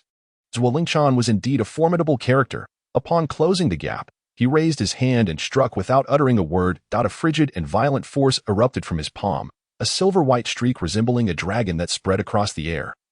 Enveloping Yu Buchuan and his companions in a shroud of death, the palm power of an innate martial artist, condensed through true qi, was something Yu Buchuan believed he could not withstand. Faced with the imminent threat to his life, he took a deep breath and bellowed toward the city ahead, Young Hero Song, save me. As night fell and the bright moon hung high, casting a veil of silken light over Yangzhou City, a carriage near the city gate held Song Qian, who curiously observed her elder brother. Why do you keep staring at me? Song Qian asked, her expression peculiar. Brother, what did you mysteriously call old Yu over to discuss? It wouldn't be a marriage proposal, would it? Just so you know, I have no qualms about Yu Lingshan, but the eldest must be my sister Lu. I trust you do not wish to cause headaches over familial issues in the future? Song Qian waved his hand dismissively. My current situation does not permit thoughts of women. For Song Qian at present, enhancing his strength, gathering followers, and bolstering his survival capital in this world were paramount. As for women, there was no need to expend time pursuing them. Not a marriage proposal? Song Qian pondered. Then it must be about the Huashan sect. Song Qian nodded. I invited Yu Buchuan to work under me. But he declined. That is quite normal. After all, he is a respected sect leader. If I were in his shoes, I too would not wish to be subordinate. Song Qian chuckled lightly. It matters not. I believe he will come to see things differently soon. If all goes as expected, the Songzhan sect should be arriving in Yangzhou. Unless Yu Buchuan wishes for the Huashan sect to vanish from the Jianghu, he has no other path to take. Song Qian asked, puzzled, how would the Songzhan sect come here? Did you secretly notify them? Song Qian nodded slightly. You truly are a cunning and treacherous individual. Song Qian's expression turned stern as he raised his hand to make a fist, declaring, snap, the grand estate you desired has vanished. Stop. Song Qian quickly wrapped her arms around her brothers. I misspoke earlier. Brother, you are truly a master strategist, achieving victory from afar, a display of genuine wisdom. By the way, if the Songzhan sect fails to arrive in time, wouldn't your plan be in vain? Not at all. It merely means I will have to subdue Yu Buchuan a bit later. A smile graced Song Qian's lips. It was inevitable that the ruthless Xuan would attempt to absorb the Huashan sect, leading to an inevitable conflict. Yuan, unless he wished to witness the demise of the Huashan sect under his own leadership, would eventually seek me out. Qian understood. Thus, you are employing overt tactics. Although Yuan appears to be the sect leader, faced with a formidable adversary like Xuan, he has no other path to tread but to ally with you. Indeed, Qian replied with a faint smile. Without my intervention, Yuan might have had a chance to acquire the Lin family SBCS sword manual and turn his fortunes around. However, that manual now rests in my hands. The martial world may seem vast, yet the choices before Yuan have narrowed to two. Either submit to Xuan and watch the Huashan sect be consumed by the Songshan sect, or yield to me, Qian. Though this would diminish his dignity and freedom as he quietly serves as a pawn of the court, at least the Huashan sect would endure, perhaps even rise to prominence in the pugilistic world. Qian was confident that this choice would not be difficult for Yuan, whose heart yearns for the continuation and flourishing of the Huashan sect at that moment. A resonant and urgent male voice echoed through a significant portion of Yangzhou City. Young hero Song, help! The suddenness of the voice startled him, yet upon hearing it, Qian vanished in a blur from within the carriage. Clang! The long sword was drawn, its sharp edge clashing with the air, casting a crimson glow against the night sky, the fierce sword energy cascading down like a torrential river, spreading across the heavens. This strike, akin to a red rainbow, was so formidable that even a seasoned innate martial artist would be struck with terror at its sight. The sword energy sliced through the air, causing the ground outside the city gates, usually firm and compact due to frequent trade, to tremble and vibrate under its relentless force, dust and debris scattering in all directions. Simultaneously, the hard ground emitted a continuous cracking sound, fissures spider-webbing across its surface. At the city gates, numerous pedestrians were thrown into a panic, scurrying for safety, their screams echoing in waves. This is bad, Xuan thought to himself. Realizing the extraordinary sharpness of the sword energy that had burst forth from within the city, such terrifying sword energy was undoubtedly that of a seasoned innate martial artist. At this moment, Xuan's masked face was grave, his heart filled with dread, for who could have anticipated that such an unparalleled swordsman was lurking within the gates of Yangzhou? Boom! In the sky, the crimson sword light descended like divine thunder. Imbued with the intent of judgment, poised to vanquish the wicked of the world. It shone like the brilliant sun rising, dispelling the darkness and gloom of the realm, racing forth with blinding speed. In an instant, it collided with Xuan's icy palm strike aimed at Yuan. With a sound akin to fabric tearing and ice melting, Xuan's palm strike, infused with cold energy, crumbled upon impact.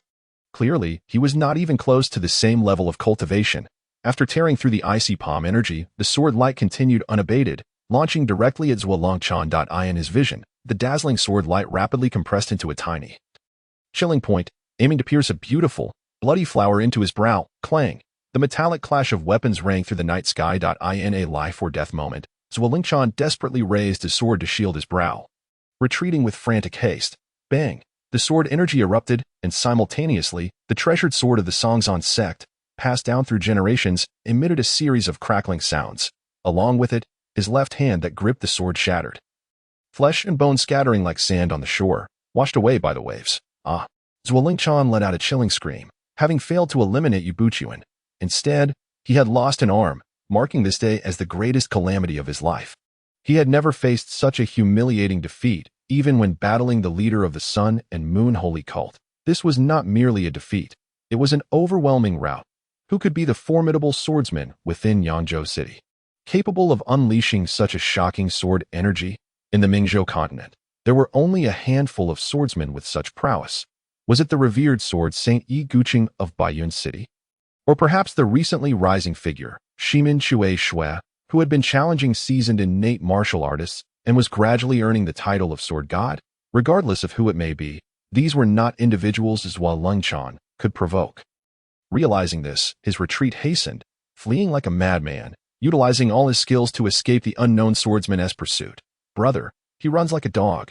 On the city wall, witnessing Xuan's pitiful flight, Qian let out a peal of laughter. Bright as silver bells dot on this day, both inside and outside Yangzhou City, many witnessed a scarlet sword-shaped arc ascend from the city walls, soaring into the sky. The terrifying sword light, crackling like thunder, pierced through the air with a chilling shriek, mercilessly shattering the arm of an unfortunate soul. blood droplets scattered in the void, narrating the brutality of the earlier events. For the common folk, they were not unfamiliar with martial artists, yet they had never witnessed such a scene of soaring sword energy. Those who beheld it gasped in astonishment, some even standing agape, unable to comprehend the spectacle before them. It was akin to the time when Xian had unleashed a sword energy that left a massive crater in their courtyard, leaving Lin Daiyu stunned for a long while. As the whistling sword energy finally dissipated and the masked Zhuo Lingchan vanished from sight, someone finally shouted, "A sword immortal has descended upon Yangzhou City."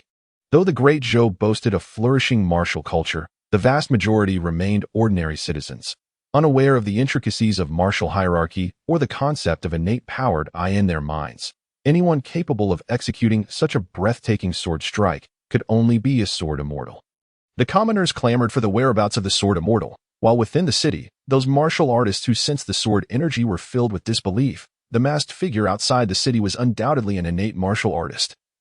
The energy fluctuations in his palm strike were unmistakable. An innate-level masked assassin had been defeated by a single sword strike, severing his arm. What kind of cultivation did the one within the city possess? It was hard to gauge the exact level of cultivation, but it was certainly innate and likely among the top tier. The presence of such a powerful figure in Yangzhou City was astonishing. Indeed, it was a place teeming with hidden talents. They were fortunate not to have stirred trouble earlier. This person seems familiar. He looks like the newly appointed Xian Yiwei town protector. Many martial artists felt a twinge of recognition, their hearts racing at the thought. The saying heroes transgress the law was no laughing matter. Yangzhou City was filled with wealthy merchants, and many martial artists roaming the city entertained thoughts of redistributing wealth from the rich to the poor. What would one do when in need of silver? Simply take some from the affluent households. For martial practitioners, taking silver could hardly be deemed theft. It was an act of chivalry, a means to aid the impoverished. Who would dare oppose such a noble cause? They would simply be subdued. However, witnessing the fate of the masked martial artist outside the city, many resolved to depart hastily. If even an innate martial artist could be slain at the city gates by the Xian Yiwei town protector, what would happen to them should they be discovered while attempting to redistribute wealth? They could very well meet the same fate, cut down by a flurry of swords, in the southeastern region of Yangzhou City. Within the garden of the Duke of Huai's residence, an elderly man clad in a flowing robe was listening to music and observing the graceful dance of the maidens. Suddenly, he lifted his head abruptly, gazing towards the city gates. "This commotion is rather significant," he remarked, turning to the captain of his guards. "Send someone to investigate what has transpired." A moment later, the captain returned, whispering a few words in his ear. The elderly man's brow furrowed upon hearing this. How could the Xian Yiwei have summoned such a figure? What were they planning from the imperial capital? After a moment of contemplation, he shook his head dismissively and remarked, "What does it matter? I am not inciting rebellion. I am merely concocting some medicinal elixirs for longevity. Can the Xian Yi guard truly dare to provoke me?" Rising and stretching lazily, the old man chuckled. Continue the music and the dance. In a private room of a certain tavern, a refined middle-aged scholar waved his feather fan and glanced at the handsome man across from him. "Lord Yi." What was that red flash that just swept past the city wall? The man addressed as Lord Yi appeared to be in his 30s, embodying the youthful vigor of a young man while possessing the composure and grace of middle age. At that moment, as he gazed at the crimson sword aura passing in the distance, a keen interest gradually surfaced in his eyes. It had been a long time since he had witnessed such formidable sword energy. The middle-aged scholar furrowed his brow slightly. The attention Lord Yi had given to the wielder of that sword aura indicated an extraordinary strength. If one were to engage him, would victory be assured? Lord Yi pondered. The refinement of that sword energy surpasses my own by a slight margin. He must be a congenital master who has condensed the blossoms of qi. However, his sword energy does not seem to embody spiritual intent, nor does it carry the oppressive weight of abundant vitality. That if he has not concealed his true capabilities, I should emerge victorious. What if he has concealed his strength? Lord Yi smiled lightly. Then it becomes uncertain. In a life and death struggle where cultivation levels are closely matched, the outcome ultimately depends on the specific circumstances of the battle. The middle-aged scholar speculated. I have heard rumors of a swordsman named Shimen Chue Shui rising in the Jianghu of Mingzhou, whose swordplay has reached astonishing heights, and whose sword energy is devastatingly powerful. Could it be that he has come to the Jiangsu Zhujiang region? Perhaps. Lord Yi sighed. In the past, encountering such a master of swordsmanship would have compelled me to engage in a bout with him. Yet now, I find myself unable to act, needing instead to conceal my whereabouts. The fewer who know of my presence here, the better. Sometimes, I reflect on this. and it diminishes the joy I once knew. The middle-aged scholar chuckled softly, gazing out at the bustling street below. Once the bow is drawn, there is no turning back. It is too late for Lord Yu to have regrets now. Lord Yu shook his head slightly. I, for one, do not know what it means to regret. In the Willow Lane at the Tongfu Inn, the weary Huang Rong, having toiled throughout the day, returned to her room with dirt smudged across her face. 3 more children had gone missing today. Speaking to herself, she poured herself a cup of tea, her eyes heavy with fatigue. The number of little beggars in the city was dwindling. The depths of Yangzhou were perilous. Should she continue her investigation or hasten her departure? A sense of panic stirred within her. Initially, her concern was for the few little beggars she had befriended, who had vanished without a trace. Driven by loyalty, she sought to uncover the truth. Yet the deeper she delved, the more fear gripped her heart, as if she were slowly descending into an abyss. Even with her remarkable agility, she could still find herself ensnared in the unfathomable depths of Yangzhou. This place was no longer tenable. She must leave at first light. Just as she resolved to depart, a sudden piercing shriek erupted from outside her window. Peering out, she beheld a crimson arc soaring through the city gates, vanishing into the vast horizon. Huang Rong stared in astonishment, instinctively inhaling sharply. What manner of place was this Yangzhou? That sword energy she had just witnessed was likely on par with her father's strength. Was it not? Muttering to herself, she began to pack her belongings. She could no longer endure this wretched place for even a moment longer. Yet, in the next instant, she hesitated, her expression clouded with recollection. That sword energy seemed oddly familiar. Unconsciously, a memory surfaced in her mind. The cold-faced man who had once tricked her out of a profound martial art outside the imperial city. The scene where a crimson sword energy nearly claimed her life. The sword energy she had just witnessed was also red, albeit larger, thicker, and faster. It appeared strikingly similar. Could it be that the cold-faced deity had also arrived in Yangzhou, thousands of miles away?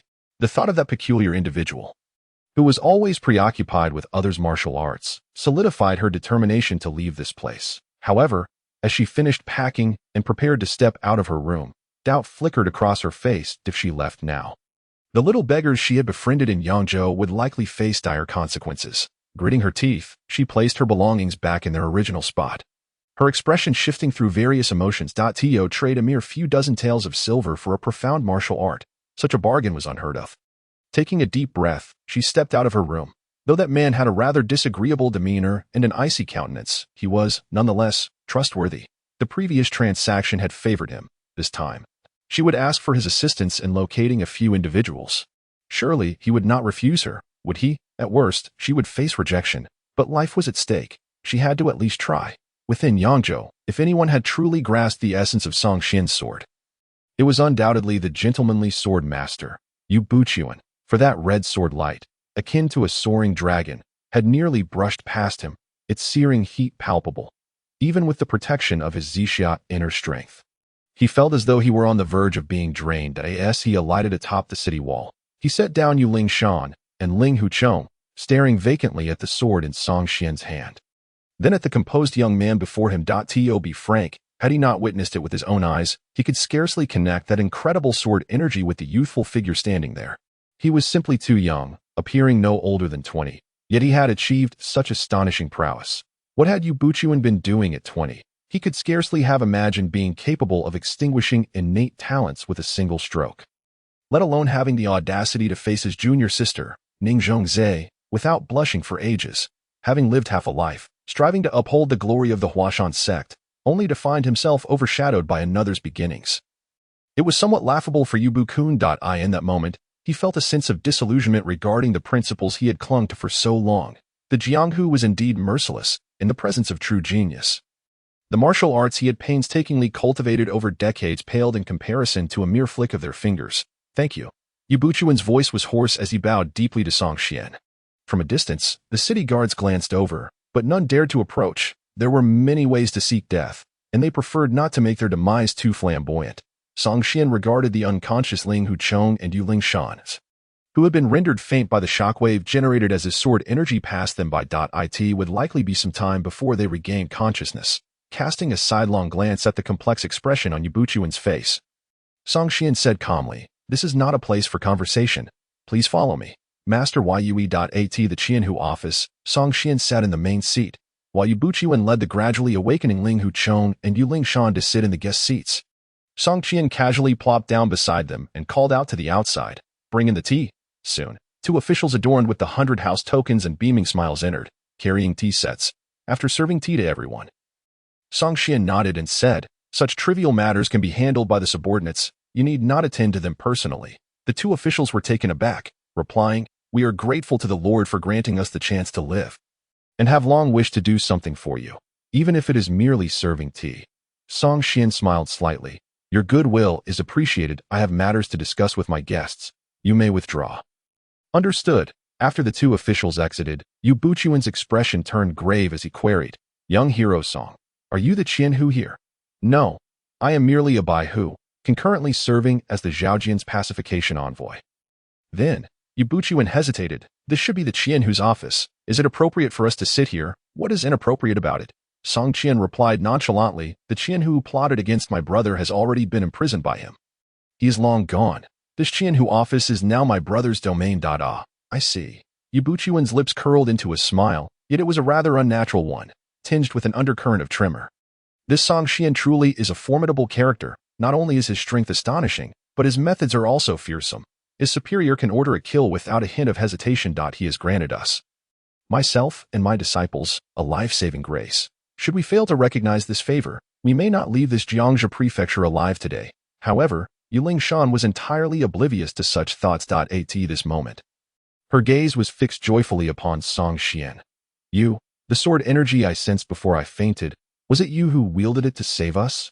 "Indeed," Song Qian affirmed with a nod.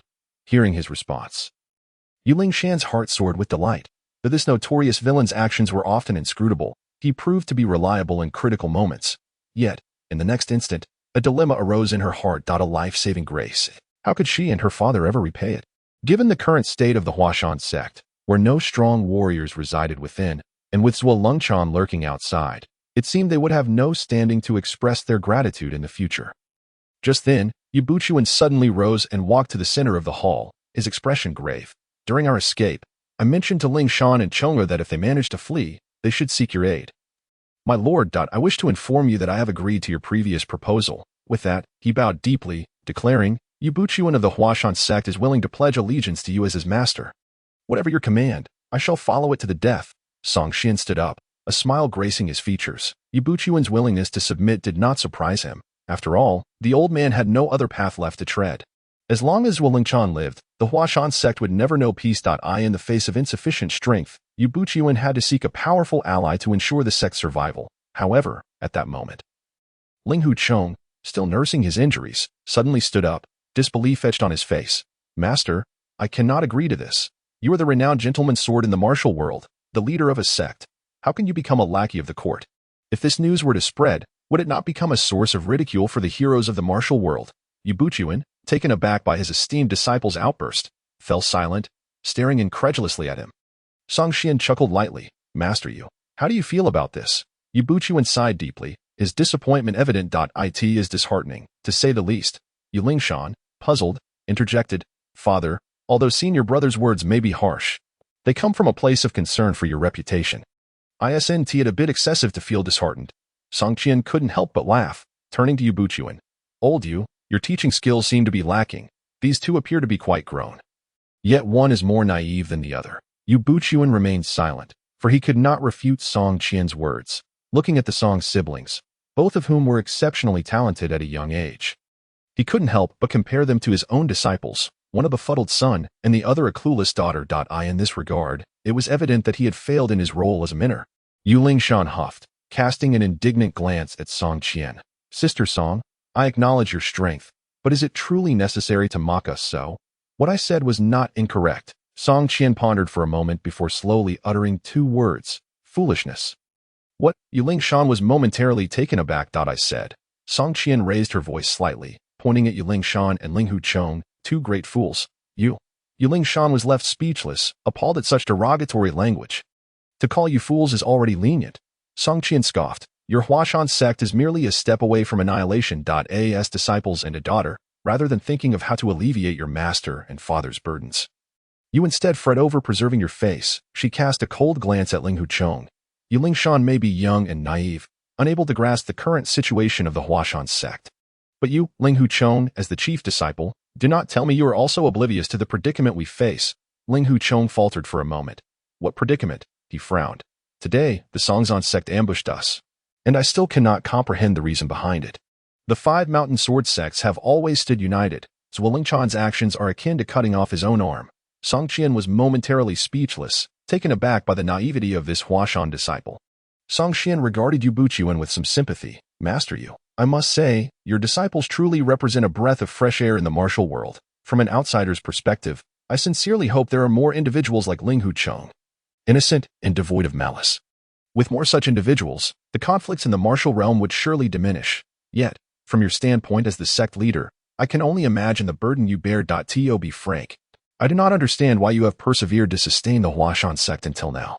What is it that drives you? Yu Buchuan inhaled deeply and addressed Ling Huchong solemnly. Chonger, you are no longer a child. In a few years, you will reach the age of maturity. It is time for you to grow up and take on responsibilities. You say being a lackey of the court would tarnish your reputation. It is understandable that you do not comprehend this now. I will grant you time to reflect.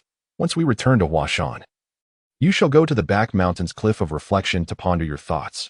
Only when you understand why I must take this path, may you emerge from your contemplation. Master, Ling Huchong felt a sense of injustice. He had never held a favorable view of the court and could not accept the idea of the Huashan sect transforming from a respected martial faction into a mere pawn of the government. Leave, Yu Buchuan barked sharply. Wait outside. I do not wish to see you at this moment. He gestured toward Yu Lingshan. You too? Step outside. I have matters to discuss with my lord. Yu Lingshan opened her mouth but found herself at a loss for words. She was not particularly startled by her father's allegiance to the court. Rather, she found it perplexing. After all, he was her father, surely he would not bring her harm. As she reached the doorway, she paused momentarily, turning to glance back at Song Qian, who wore a gentle smile. She recalled the day this notorious villain had captured her and questioned him about his intentions. He sought neither wealth nor martial prowess. So what was it that he desired?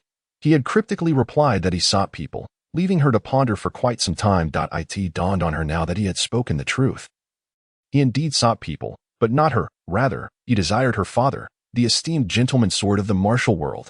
With a complex expression, she turned and exited, gazing up at the sky in exasperation. Her thoughts felt utterly chaotic. Inside the hall, Yu Buchuan forced a bitter smile and clasped his fists. I apologize for the inconvenience, my lord. Not at all. This is quite normal, Song Qian reassured him. After all, they are young, having navigated the martial world for a while. Who wouldn't be confused when addressed as young hero? To suddenly shift from being a martial hero to a despicable lackey of the court is indeed difficult for anyone to accept. Yu Buchuan sighed heavily. I anticipated that Chonger would struggle with this, but I did not expect him to be so thoughtless, so ungrateful. His mind is consumed with the idea that becoming a court lackey would tarnish his reputation. Yet he fails to consider my plight as his master. Why would I forsake my position as a leader to serve the Xuan guards? Others may be carefree, but he is my eldest disciple whom I raised since childhood. If he had even a shred of conscience, he would contemplate how to assist me in ensuring the survival of the Huashan sect amidst Zhuolingchan's looming threat, rather than immediately opposing my decisions. Song Qian chuckled. How you choose to guide your disciples is your own affair.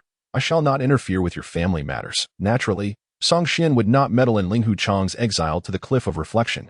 He actually hoped the lad would hasten to reflect and learn the Duga 9 swords from the hidden boss. Feng Qingyang, as the saying goes, your sword is my sword. While it was difficult to scheme for the Duga 9 swords while in Feng Qingyang's possession, once it was in Ling Huchong's hands, Song Qian would have ample means to acquire it. Moreover, he need not lift a finger for Zhuolingchan. That tool was still alive as long as he was utilized correctly. He could shoulder the blame time and again. Taking a sip of tea, Song Qian continued, Today, I have severed one of Zhuolingchan's arms, yet the crisis facing the Huashan sect remains unresolved. On the contrary, after this setback, Zhuolingchan will only become more cautious and ruthless. The next time he strikes, he may not grant you the opportunity to seek refuge with me. Unbeknownst to Master Yu, have you contemplated how to confront the impending counterattack from the Songzhan sect? In response to Song Qian's inquiry, Yu Buchuan remained silent. After a moment, he shook his head, a bitter expression on his face, and remarked, Aside from relying on the master, I possess no other means. As for Zhuolingchan, I find myself utterly incapable of dealing with him. Not everyone possesses the ability to unleash sword chi at the acquired stage, as Song Qian does. For Yu Buchuan, the chasm between the acquired and innate realms is insurmountably vast. Should Zhuo Lingchan truly decide to sever ties and unleash lethal force upon the Huashan sect, I would be bereft of any viable means to counter him. Song Xian slightly shook his head and said, Old Yu, let me be candid that if you remain in Yangzhou City, I can certainly ensure your safety. However, your foundation lies in Huashan. It is impossible for you to stay here indefinitely. Eventually, you must return to Huashan. Once there, the mountains are high and the roads long. Despite my capabilities, it would be exceedingly difficult for me to safeguard you. Now, tell me honestly, do you foresee any possibility of breaking through to the innate realm within the next few years? Upon hearing the term innate realm, Yu Buchuan's countenance darkened. No, I have been stuck at the pinnacle of the acquired stage for many years, with no glimmer of hope for a breakthrough into the innate. Song Xian expressed surprise, stating, logically speaking, the Zhixiagong of the Huashan sect is of considerable rank and belongs to the orthodox Taoist teachings. Your aptitude is not lacking. By your age, you should be on the verge of a breakthrough. No, in the Dezhou dynasty, martial arts flourished, yet for the common man, practicing martial arts remained an exceedingly arduous endeavor. Typically, a commoner seeking to pursue martial arts had only two pathways. One was fortunate enough to be accepted as a disciple by a martial arts family or sect, thereby receiving a systematic martial arts education. Absent a comprehensive martial arts manual, relying solely on self-exploration would yield little more than muscle training, rendering it impossible to cultivate inner strength. The other avenue was to join the Imperial Army, where soldiers could practice military formations and martial arts tailored for their training. However, most could only reach the limits of the mortal realm unless they achieved military merits, making it difficult to obtain the methods for cultivating inner strength. Yu Buchuan's rise to become the leader of the Huashan sect may not match the prodigious talents of others, yet it cannot be said to be inferior either. Having access to the orthodox inner strength techniques of the Huashan sect and the resources of a sect. After decades of diligent practice, to find not even a hint of a breakthrough into the innate realm is indeed unusual. At this point, Yu Buchuan's face flushed with rare embarrassment. This is something the master is unaware of. The Zhixiagong is an orthodox Taoist technique, which initially focuses on refining essence in a qi, akin to a child's practice. When the Huashan sect faced a great upheaval years ago, many of the senior experts perished or dispersed, and I was thrust into leadership unexpectedly. My master passed away early, and there were no elders to guide me. Thus, I remained ignorant of the necessity to avoid indulgences, which led to significant losses in my vital energy during my youth. Song Xian responded with an understanding, recognizing the challenges you faced. After all, in his youth, Ning Zhangzi was renowned as a beauty in the martial world. Any man fortunate enough to marry such a lovely wife might find it difficult to rise from bed each day. It was only later that I attained some understanding of the essence of the Zhixiagong's refinement of essence into qi, especially after having my daughter Ling Xuan. However, by then, it was too late. The earlier losses were too great, and even with subsequent medicinal remedies, it proved challenging to restore myself to my former state. Yu Buchuan's face was etched with worry. The Zhixiagong is indeed formidable. Our Huashan sect once became a prominent force in the martial world due to this technique, yet regrettably, it has become a shackle that hinders my entry into the innate realm. Listening to Yu Buchuan's lament, Song Xian internally breathed a sigh of relief. The pure Yang Wuzhigong he practiced was a fusion of various divine techniques from both Taoism and Buddhism. He had previously pondered why such a plethora of divine techniques culminated in a child's practice. It now seemed comprehensible that in both Taoism and Buddhism, the foundational stage emphasizes celibacy, fundamentally revolving around the refinement of essence into qi, making it reasonable to refer to it as a child's practice. Old Yu. Song Xian lightly tapped his fingers on the chair, contemplating before continuing, what if I were to present you with a technique that could enable you to break through to the innate realm in a remarkably short time? Master.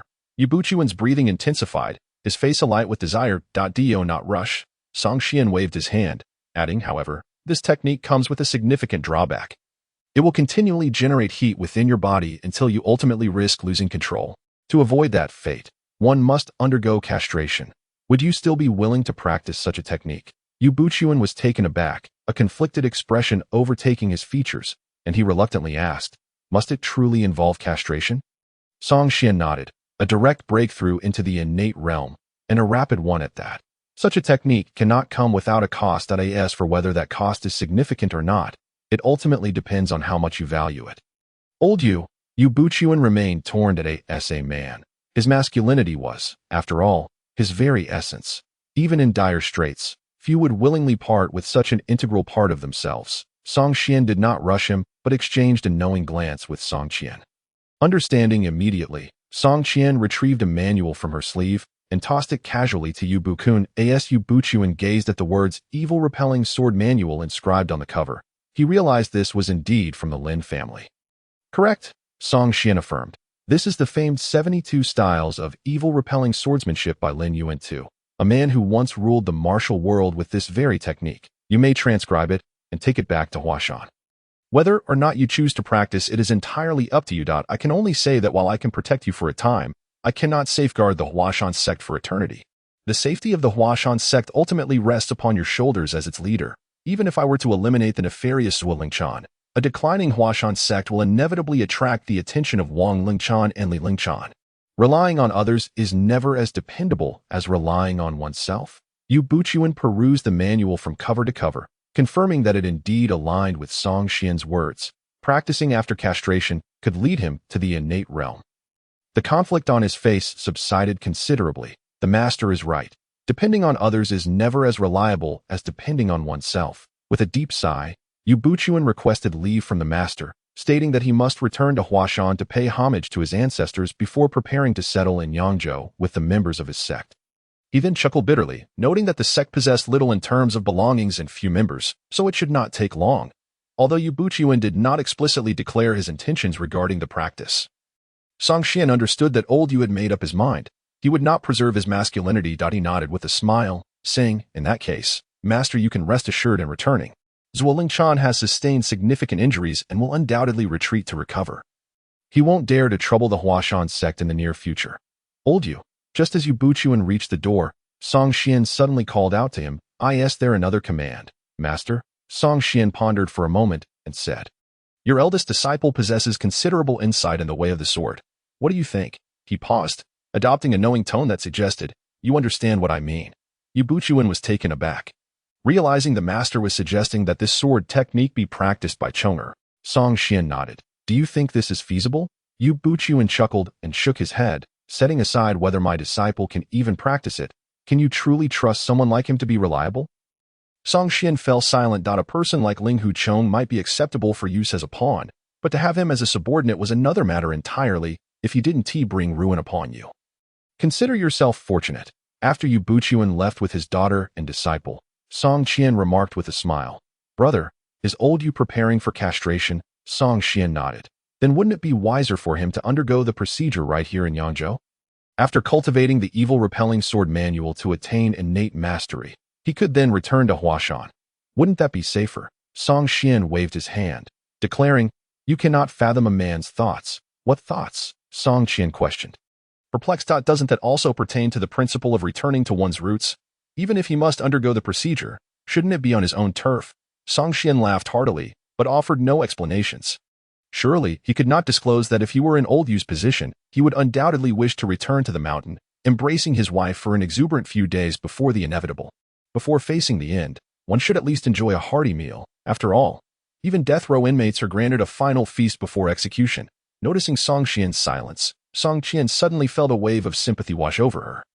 "I can't help but feel a bit sorry for old Yu. It's rather heartbreaking. If only one of his disciples were worthy, he wouldn't need to make such a difficult choice. It is indeed quite pitiable."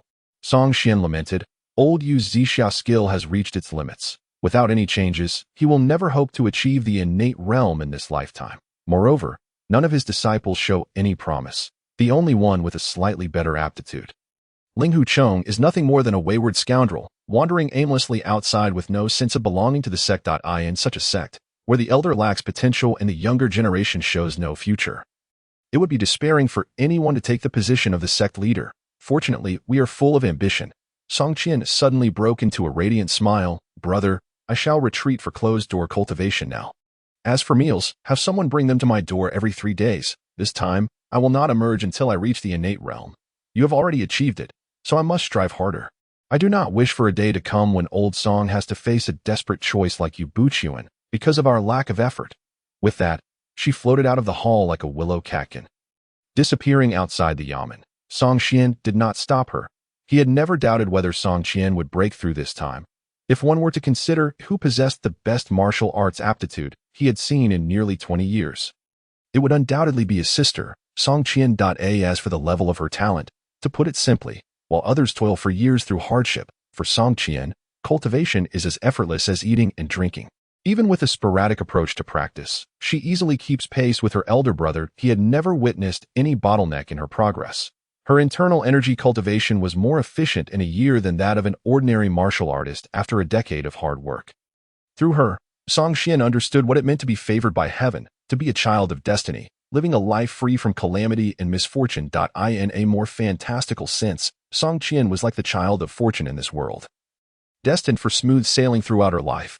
Initially, Song Qian's martial arts aptitude could not be deemed extraordinary, yet it was still superior to that of most martial artists. However, when compared to Song Qian, his abilities seemed rather mediocre. At times, he even questioned how the gap in martial talent could be so vast between siblings. Fortunately, over the past decade, the pure young limitless youth technique had subtly enhanced his martial arts aptitude, gradually accelerating his cultivation speed.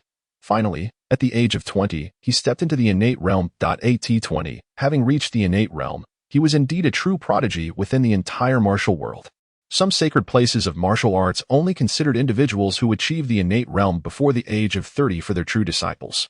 Since arriving at the Qianhu office in Jiangxi Prefecture, Song Qian had been idly passing time, but now he found himself dealing with official matters in the yamen. Knock, knock, knock. A sound echoed from outside the door.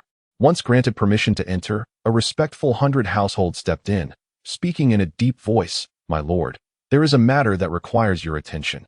Song Qian set down his pen and lifted his gaze. "Speak." During your absence from the Qianhu office, several members of the inspection division's Xian Guard arrived from the Shanha Prefecture, claiming to investigate a case involving the murder of officials' family members by individuals from the martial world. "Oh," Song Qian replied, maintaining an impassive demeanor. Continue. The deceased were the son of the county magistrate of Jiacheng County in Shanha Prefecture, along with his numerous guards in attendance. Jiangcheng County has determined that this case is related to martial artists and has therefore transferred the case to the Qianhu office of Shanha Prefecture. Song Qian remarked flatly, "How did this case from Shanha Prefecture come to involve us in Jiangxi Prefecture?" The 100 household displayed a troubled expression, explaining that during the time of the deceased's death, the escort ship from the Fuwei Escort Agency had docked at the harbor. Thus, they suspected that the Lin family might be involved in this case. Song Qian nodded thoughtfully, recalling the scene from Jiangxi County where he had toasted the newlyweds, wishing them well. The entire family of the newlyweds was now deceased, but he had only managed to deal with the county magistrate's son and his attendants due to time constraints, leaving the magistrate himself untouched. He had intended to eradicate the entire family of the magistrate, but he had not found the opportunity to clean up the aftermath, and unexpectedly, the magistrate had acted hastily. At that moment, Song Qian chuckled. "I suppose they are not merely referring to the Lin family, are they? Are they insinuating that this official might also have some connection to the case?" The 100 household hurriedly replied. They did not state it outright, but their insinuations were quite clear. "Those few individuals are currently waiting outside the yamen. Would you like to meet them?" "Very well, let us meet them." Song Qian chuckled lightly. "I wish to see what their intentions are. They likely think that we lack a Qianhu and wish to take advantage of us." The 100 household appeared accustomed to such matters, stating, "As you know, the inspection division holds significant power in the various Qianhu offices, and there are many factions among the Qianhu offices. Open and covert conflicts are not uncommon." Song Qian dismissed it nonchalantly. "Wherever there are people, there is a martial world. Even the imperial court is no exception. Call them in. I wish to see whether they have truly uncovered something, or if they are merely seeking a reason to extort some benefits from us." The 2 Xian guards who arrived from Shanha Prefecture wore dark robes, each adorned with a small flag emblem, indicating they were of the lowest rank among the second-tier Xian guards. As they entered, Song Qian's smile faded, replaced by a cold indifference as he fixed his gaze upon them. Though these 2 bore the small flag insignia, they suppressed their aura. However, even so, Song Qian could not help but perceive the innate energy emanating from them, which was far from concealed. The arrival of these 2 from the Qianhu office of Shanha Prefecture was clearly a disruption. Initially, they appeared quite casual, seemingly not taking the Qianhu office seriously at all. However, upon entering the main hall, their expressions shifted unexpectedly. They seemed utterly unprepared for the fact that the master of this Qianhu office was also an innate level expert. After a brief moment of hesitation, they clasped their fists and bowed respectfully. Xian guard, Xiao greets Lord Song. Xian guard, Huaman Shan, greets Lord Song. Song Xian sat firmly in his grand chair, saying coolly, I have no fondness for those who hide behind masks. It would be best for you two to reveal your true names and intentions. Otherwise, you shall find it difficult to leave Yangzhou. The two Xian guards exchanged glances, their eyes shimmering with concealed light. Lord Song is jesting. We have merely come to investigate a case. If you do not welcome us, we can take our leave at once. The one speaking, who appeared to be around 30, sported a meticulously groomed mustache that matched his eyebrows, giving the impression from afar that he had 4 eyebrows adorning his face at this moment.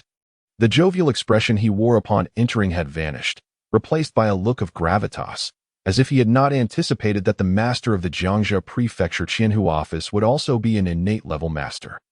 As he finished speaking, he attempted to turn and leave with the young man beside him, who bore an air of elegance.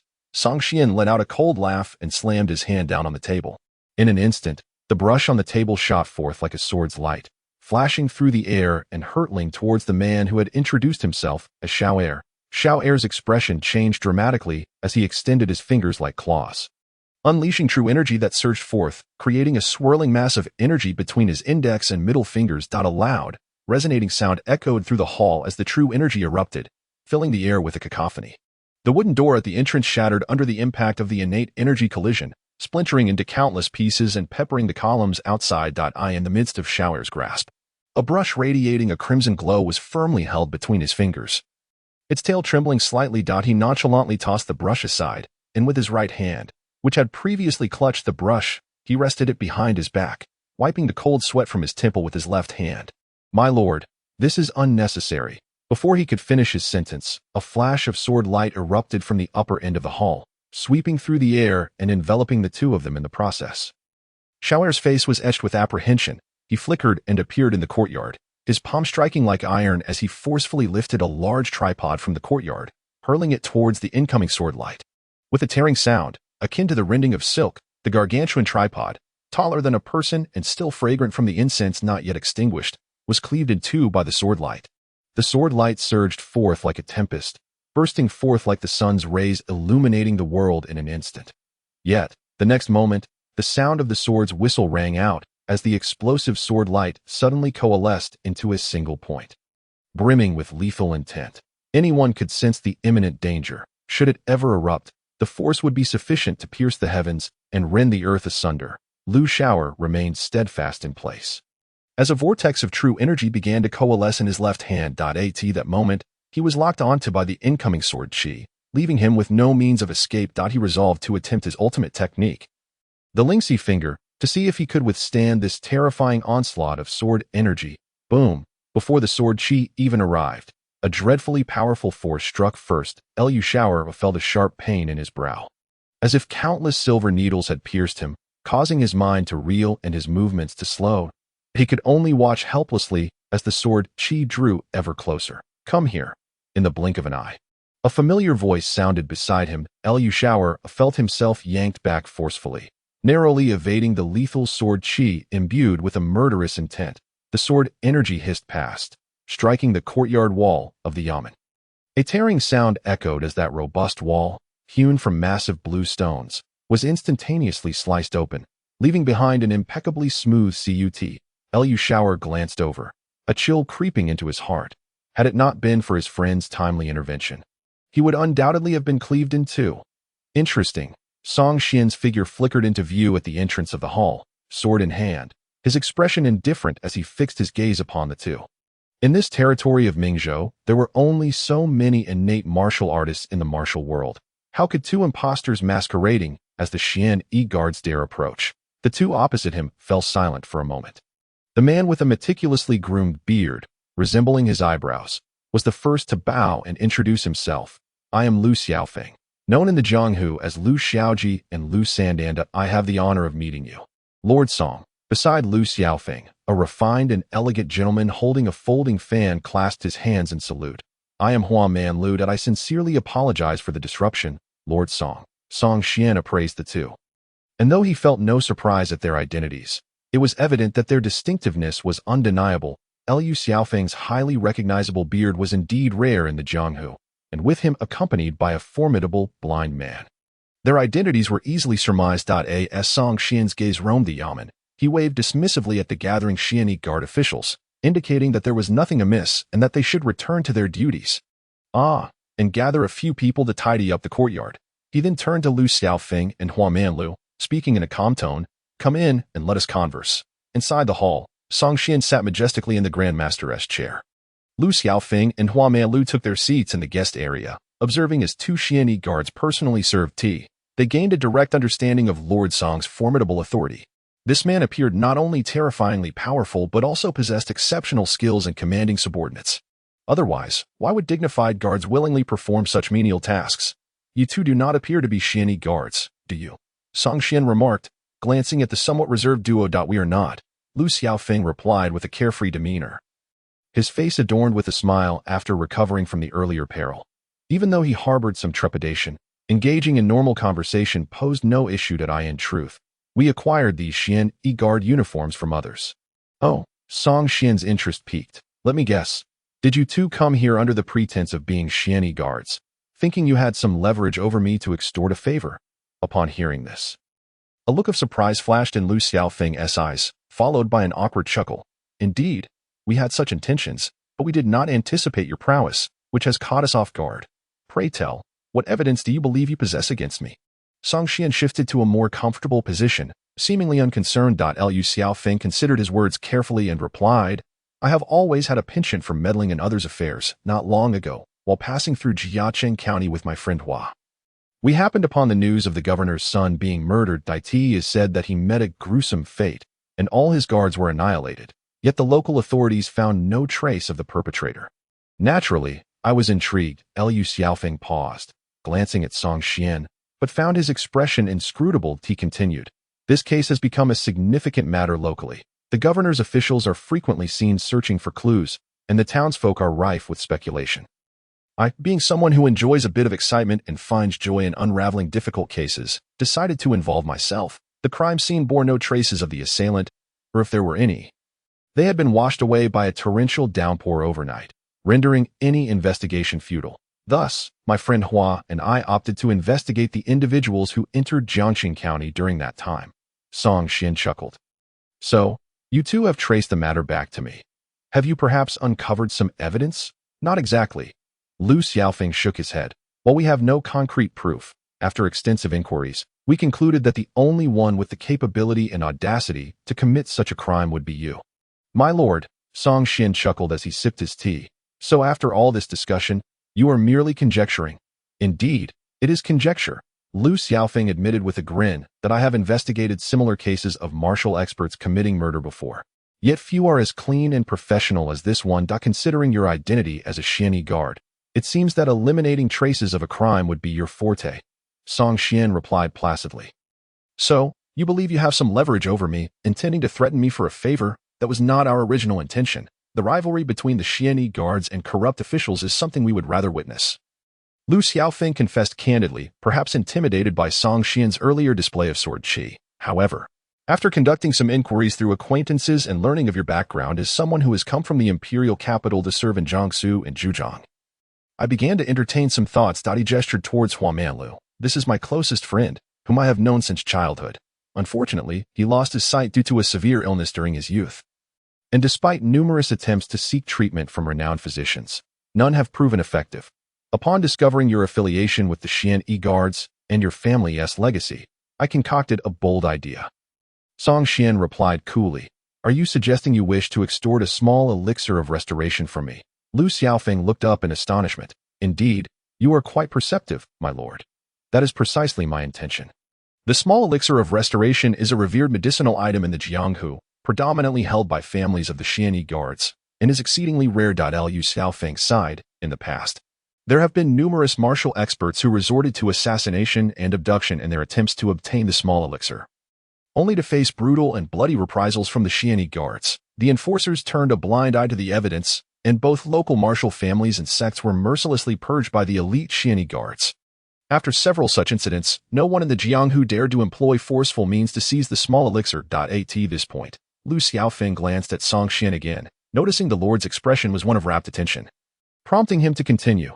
Since force is not an option, we must resort to cunning. It is rare to encounter a member of a prestigious Xian guard family who appears so open. And it seems we have indeed caught you in a bind. Thus, I sought to test the waters and see if I might obtain the small elixir from you. Test the waters, Song Xian laughed. So you two donned the uniforms of the Xian guards to take a gamble. Indeed, we came to gamble, hoping to intimidate you a bit. If you were truly the murderer of the governor's son in Jiacheng. Having this leverage would ensure that you would not dare reveal our dealings, even if you were to hand over the elixir. And if I am not the murderer, Lu Xiaofeng sighed, then we would suffer no loss. We discovered you are merely in your 20s and presumed your strength to be that of a mere acquired martial artist, with the abilities of my friend Hua and myself. We could easily withdraw at any moment. Who would have thought that, despite your youthful appearance, your strength is so astonishingly formidable? Lu Xiaofeng and Hua Manlu exchanged glances before contemplating. If I am not mistaken, Lord Song, you have already condensed both the Qi Blossom and the Divine Blossom on your martial path, have you not? That sword Qi earlier was imbued with a mental assault, causing me an excruciating headache and a sense of disorientation. Were it not for Hua's timely intervention, I suspect I would have met my demise on the spot. Song Xian smiled ambiguously, neither confirming nor denying. To be frank, ever since he ascended to the innate realm, he himself was uncertain of his standing within the martial world at this juncture, whether it be the relatively weaker Zhualengchan among innate warriors or the already renowned Lu Xiaofeng. Both were far from being his match. The pure Yang Wujin Tongzi Gong, a celestial-level inner skill, was simply too formidable. A technique birthed from the fusion of multiple top-tier inner skills. Each breakthrough in Song Xian's realm brought about a transformative enhancement in his vitality and spirit. Presently, this enhancement could be described as overwhelming within the same realm. Dare I ask, are the Xianwei clans in the imperial capital all as terrifying as this esteemed sir? Lu Xiaofeng and Hua Manlu were genuinely taken aback today. They had initially thought it was merely a young Xianwei coming to intimidate them, hoping to seize some leverage to obtain a small pill, which would be quite a boon.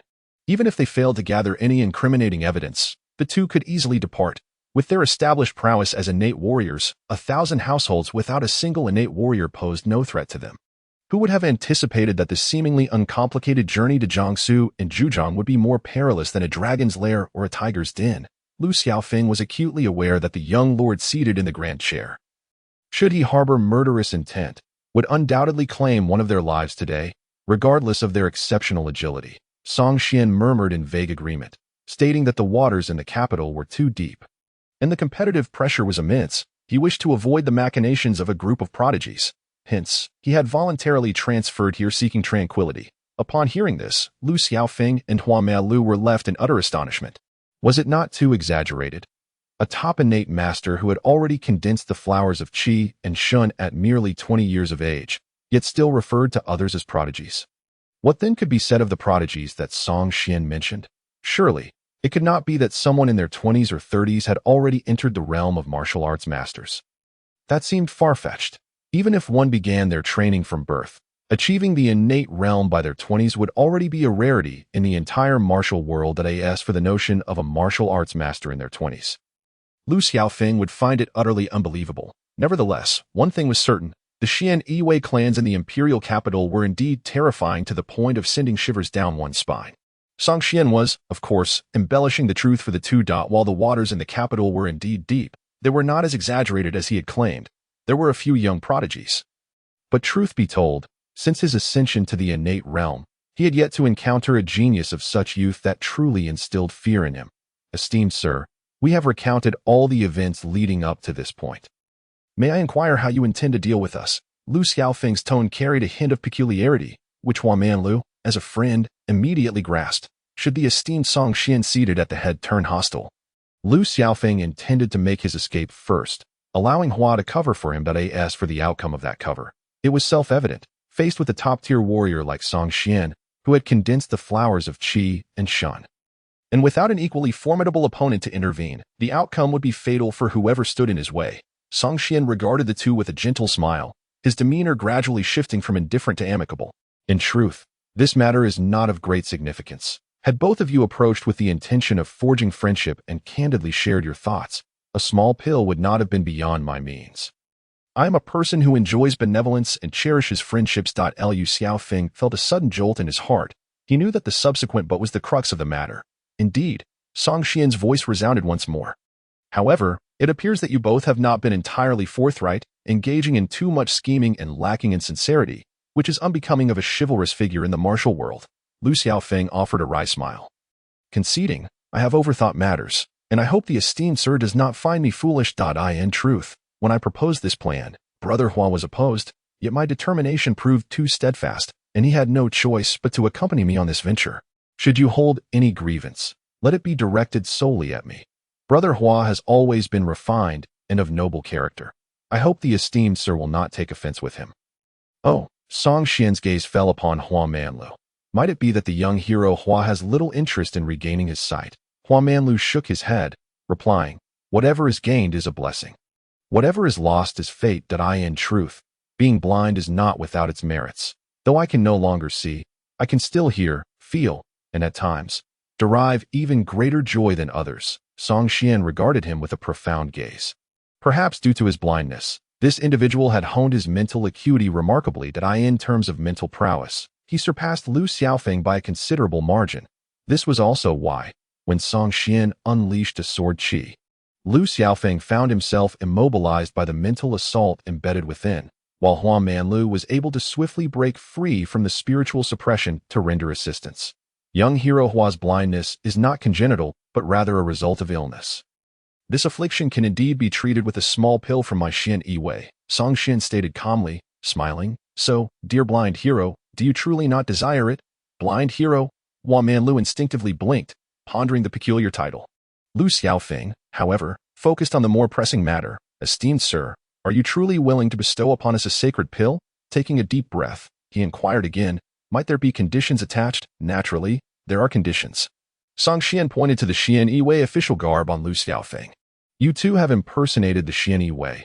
This offense could be grave or trivial. If it goes unnoticed, then all is well. But should the Law Enforcement Bureau take notice, your future days may be far from peaceful. Liu Xiaofeng nodded. There are always gains and losses in any endeavor. It is only right to take some risks in pursuit of a small pill. He paused, fixing his gaze intently on Song Xian. Esteemed sir, feel free to state your conditions. As long as they are not excessive, I am willing to bear some cost for Brother Hua's chance to regain his sight. How refreshing! Song Xian laughed heartily. Then I shall no longer keep you in suspense. Since you have donned the Xian Yi garb, there is no need to remove it. Why not serve under me directly? Liu Xiaofeng's expression shifted immediately. About to speak, when Song Xian raised a finger, I know your nature. You are free-spirited, fond of meddling in others' affairs, enjoy drinking, admire beauty, and place great value on loyalty. I shall not make it difficult for you. For a small pill, I ask you to serve under me for 10 years. For the sake of your brother seeing these splendid landscapes, you would not refuse 10 years of your time, would you? Liu Xiaofeng's lips parted slightly before he sighed, slowly nodding. With the conversation reaching this point, if he were to refuse, it would appear that he lacked brotherly loyalty. He would only lose 10 years of freedom, while his brother stood to lose the chance to regain his sight. Brother Liu, do not. At that moment, Hua Manlu interjected suddenly. Though his eyes bore no glimmer, Song Xian felt as if he were being scrutinized. Esteemed sir, it is I who shall take the small pill to restore my sight. It has nothing to do with Brother Liu. I believe my strength is not inferior and does not fall behind Brother Liu by much. If you require a subordinate, I am willing to serve under you for 10 years. Brother Liu is accustomed to freedom and cannot abide restraint. I hope you can understand and allow him to depart. Liu Xiaofeng frowned. Brother Hua, this matter arose because of me. Had I not dragged you here to test our luck, we would not be in such a predicament today. Let me handle this. Do not involve yourself. You know I cannot remain idle and love to meddle. Becoming a Xian Yi allows me to investigate any case I desire, which is not a bad thing for me. Song Xian watched with a smile as the two performed their brotherly loyalty in front of him, and only after they had spoken themselves hoarse did he finally raise a hand to gesture. Your brotherly bond has moved me greatly. How about this? Neither of you shall contest. Come serve under me instead. Liu Xiaofeng. After all that performance, they were both being drawn in, without waiting for the two to respond. Song Xian continued, I shall not make it difficult for you. Both of you shall serve under me for 3 years, and I guarantee the cure for Hua Manlu's eye ailment. If one small pill is insufficient, then 2. If 2 are not enough, Then 3. Should I lack sufficient pills here, I will return to the capital to procure more. 3 years for a lifetime of sight. How does this deal sound to both of you? Is what you say truly sincere? Lu Xiaofeng's heart was stirred. He was acutely aware of how difficult it was to treat Hua Manlu's eyes. After all, they had known each other since childhood. Over the years, he had accompanied Hua Manlu to consult numerous renowned physicians, yet to no avail. Frankly speaking, even the so-called miraculous Xiao Haidan left Lu Xiaofeng doubting whether a single pill could truly effect a cure. However, at this moment, with Song Xian confidently vouching for a guaranteed recovery, how could he not feel a surge of hope? Though he appeared carefree, he was, in truth, deeply sentimental. The sightlessness afflicting Hua Manlu pained him far more than if he himself were blind. Song Xian had successfully ensnared him. Apart from Xuan, who had yet to cultivate the evil-repelling sword manual, 2 genuine veteran innate warriors had now joined their ranks. Although the period of service was limited to 3 years, Song Xian remained unfazed. If he could persuade them with no prior rapport, how much more could he count on their loyalty after 3 years of camaraderie, even if these two were ungrateful? Would Hua Manlu's need for Xiao Haidan not extend to their own loved ones facing grave illness or injury? As for whether their relatives and friends would suffer misfortunes during these 3 years, Song Xian mused. That was indeed a possibility. In times of necessity, one must conjure means. Truth be told, these two were not easily deceived. Both Lu Xiaofeng and Hua Manlu possessed sharp intellects, especially Lu Xiaofeng. In terms of wisdom and martial prowess, they were figures of note in the martial world. To persuade them to work under him, Song Xian had indeed exerted considerable effort. He first exerted overwhelming swordsmanship to suppress them, making it clear that unless they reached a resolution today, they might not leave this place alive. This was Song Xian's personal threat through martial prowess. He then subtly alluded to the terrifying strength of the imperial capital's Xian Guard clan. Amplifying the psychological pressure on the two, that he instilled in them the illusion that even if they managed to escape, they could not evade the pursuit of the Xian Guard clan. This was Song Xian leveraging his backing to exert coercion. In terms of personal strength and backing, there was not a single path to safety for Lu Xiaofeng and his companion. With the threat achieved, Song Xian proceeded to make appropriate concessions, proposing to restore Hua Manlu's sight in exchange for a 3-year commitment of service from the two. Lu Xiaofeng, being a person of deep loyalty, found himself compelled to accept Song Xian's proposal. Even though he was undoubtedly a man of considerable cunning, perhaps both of them harbored some reluctance, but Song Xian cared little. Whether or not they were truly convinced mattered not to him. He sought their service, not their hearts. 3 years hence, he had ample means to secure their continued loyalty. 3 years followed by another 3. He would ensure they took root within the Xian Guard, rendering them inescapable. At the command of the town pacification envoy, the two, newly appointed as total flags under Song Xian, were guided by a junior flag of the Xian Guard to a modest courtyard. Esteemed total flags, henceforth this will be your residence, the junior flag said with an ingratiating smile, assuring them that the room had been cleaned and furnished for their comfort. Lu Xiaofeng nodded and retrieved a piece of silver from his sleeve. Thank you for your trouble. Not at all, not at all. The junior flag hastily shook his head, as if the silver were a venomous creature, and hurriedly departed. It seemed that Master Song possessed quite the skill in managing his subordinates. Hua Manlu remarked with a hint of admiration. How could he not be impressive? Lu Xiaofeng sighed. After years of navigating the martial world, what kinds of characters have we not encountered? Yet here we are. Drawn into the Xian Guard system by his deafness. At first, I felt little, but the more I reflect, the more I realize that Master Song's methods are indeed quite shrewd. We have unwittingly fallen into his trap. Entering the courtyard, Hua Manlu lamented. Barring unforeseen circumstances, the son of the Jiangcheng County magistrate is likely the one he killed. Yet he left the father alive, presumably to bait us. Perhaps his true quarry lies within the political realm. But instead, we too have been ensnared. Such is fate, Lu Xiaofeng mused, absent-mindedly plucking a blade of grass and chewing on it, while he fishes for others, who compelled us to walk right into his net. Though I feel somewhat uneasy, if 3 years can restore your sight, this exchange remains worthwhile. My only concern is whether he might renege on his promise. Unnecessary worry. Hua Manlu shook his head. At merely 20. He has already condensed the essence of both vitality and spirit, a prodigy of unparalleled caliber, destined to become the second martial arts master of Mingzhou, provided he does not meet an untimely end. Such a person, with unyielding conviction and a formidable spirit, would surely not easily breach his word for a single Xiao Haidan. That is a fair point, Lu Xiaofeng conceded. After all, he was to be a master of martial arts. and such individuals invariably value their reputation. The Xiao Dan, a panacea in our eyes, may be truly inconsequential to him. For something he does not lack, surely he would not cast aside his dignity. Would he? As he spoke, he stretched and stood beneath the willow tree in the courtyard, surveying his surroundings. Once assured that no one was watching, he lowered his voice and asked, "Brother Hua, in all honesty, how does our recent acquaintance, Shimen Shui, compare to Song Xian?" After a moment's contemplation, Hua Manlu replied, "Shimen Shui is a man of few words, who cherishes his sword above all. He takes lives in the blink of an eye, viewing murder as art. For him, the way of the sword is life itself. The last time we met, his merciless swordsmanship had advanced even further in terms of sword energy. I believe he and Song Xian are quite evenly matched." "Are you suggesting their strengths are comparable?" "No."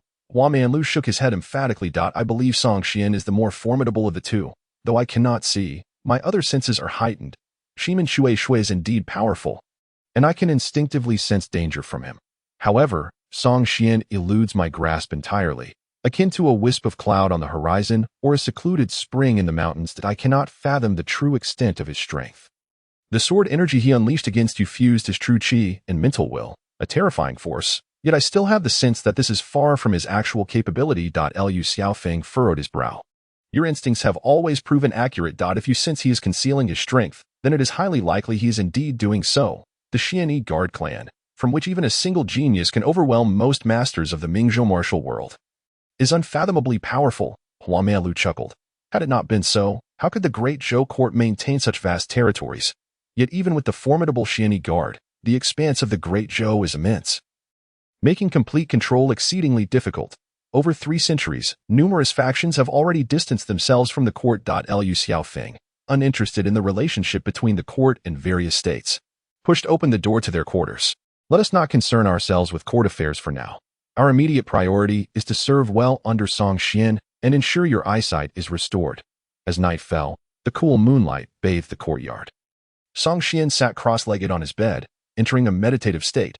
This had been his habit for nearly 2 decades. Whenever he found a moment, he devoted it to cultivation. The pure young infinite boy technique required substantial time before the martial spirit could reach fruition. Fortunately, the high caliber of this technique ensured that a night of meditation left his spirit in a state even more rejuvenated than sleep could provide. Thus, Song Xian has developed the habit of replacing sleep with meditation practice. Unless in exceptional circumstances, he spends most nights awake. The path of martial arts is akin to rowing upstream. If one does not advance, they inevitably regress. To progress further along the martial path, one must possess not only talent and opportunity but also unwavering perseverance, none of which can be absent.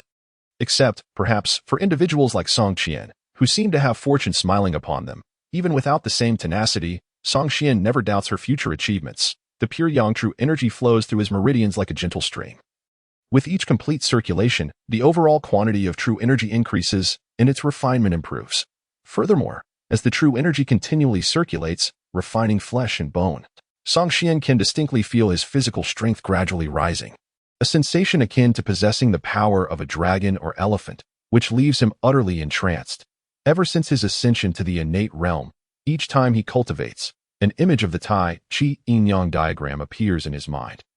After contemplating this diagram through the night, his mental acuity noticeably sharpens. This is the advantage of celestial-grade techniques. With a single practice, true energy, physical body, and spirit can all undergo comprehensive refinement, especially after advancing to the innate realm.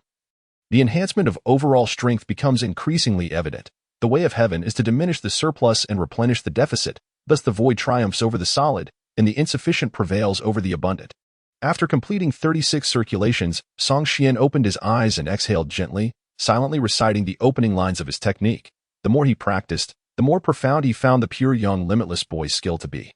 Song Xian felt that although this technique appeared to be rooted in martial arts, its essence might, in fact, transcend the realm of martial arts in the future, immersed in his cultivation, outside the courtyard. A shadow as dark as night stealthily drifted in, almost imperceptible in the darkness. This figure possessed extraordinary lightness of foot, making no sound as they approached the room where Song Xian resided. Puncturing a small hole in the gauze window, then, they held their breath, listening for a moment, and sensing that the occupant was unaware, withdrew a bamboo tube from their sleeve, preparing to blow through the small hole. Wisps of green smoke billowed from the tube, but just as the smoke was released, the figure felt a gust of wind rushing towards them. The creaking sound of the door opening followed, revealing Song Xian, clad in a flowing white robe, standing at the entrance, gazing at the black-clad figure frozen in astonishment. But aren't you going to sleep in the dead of night? Don't you have work tomorrow? The black-clad figure remained silent, their toes lightly touching the ground, retreating like a ghost several paces, producing a pill which they hastily swallowed.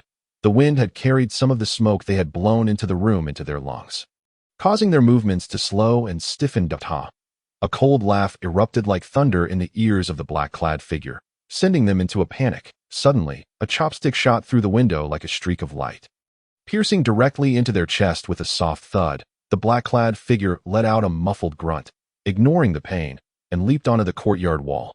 However, just as they prepared to jump down and flee, they felt a sudden weight on their head, a long and powerful hand pressing down. Believe it or not, if you move again, your head will change residences, a cold voice echoed, causing the black-clad figure to tremble in fear. But they dared not make any further movements, remaining frozen in place, their bodies still poised for a jump. Song Xian casually withdrew the chopstick from their chest, blood gushing forth, contorting the figure's face in agony. "Oh, my apologies," Song Xian spoke calmly, not allowing the figure to voice their pain before plunging the chopstick back in with a swift motion. This time, the black-clad figure could no longer contain themselves. Screaming in torment, the commotion drew the attention of several figures rushing towards the courtyard, led by Lu Xiaofeng and Huamanlo. My lord, what has happened? Song Xian removed the black veil from the figure's face and tossed it aside, smiling lightly.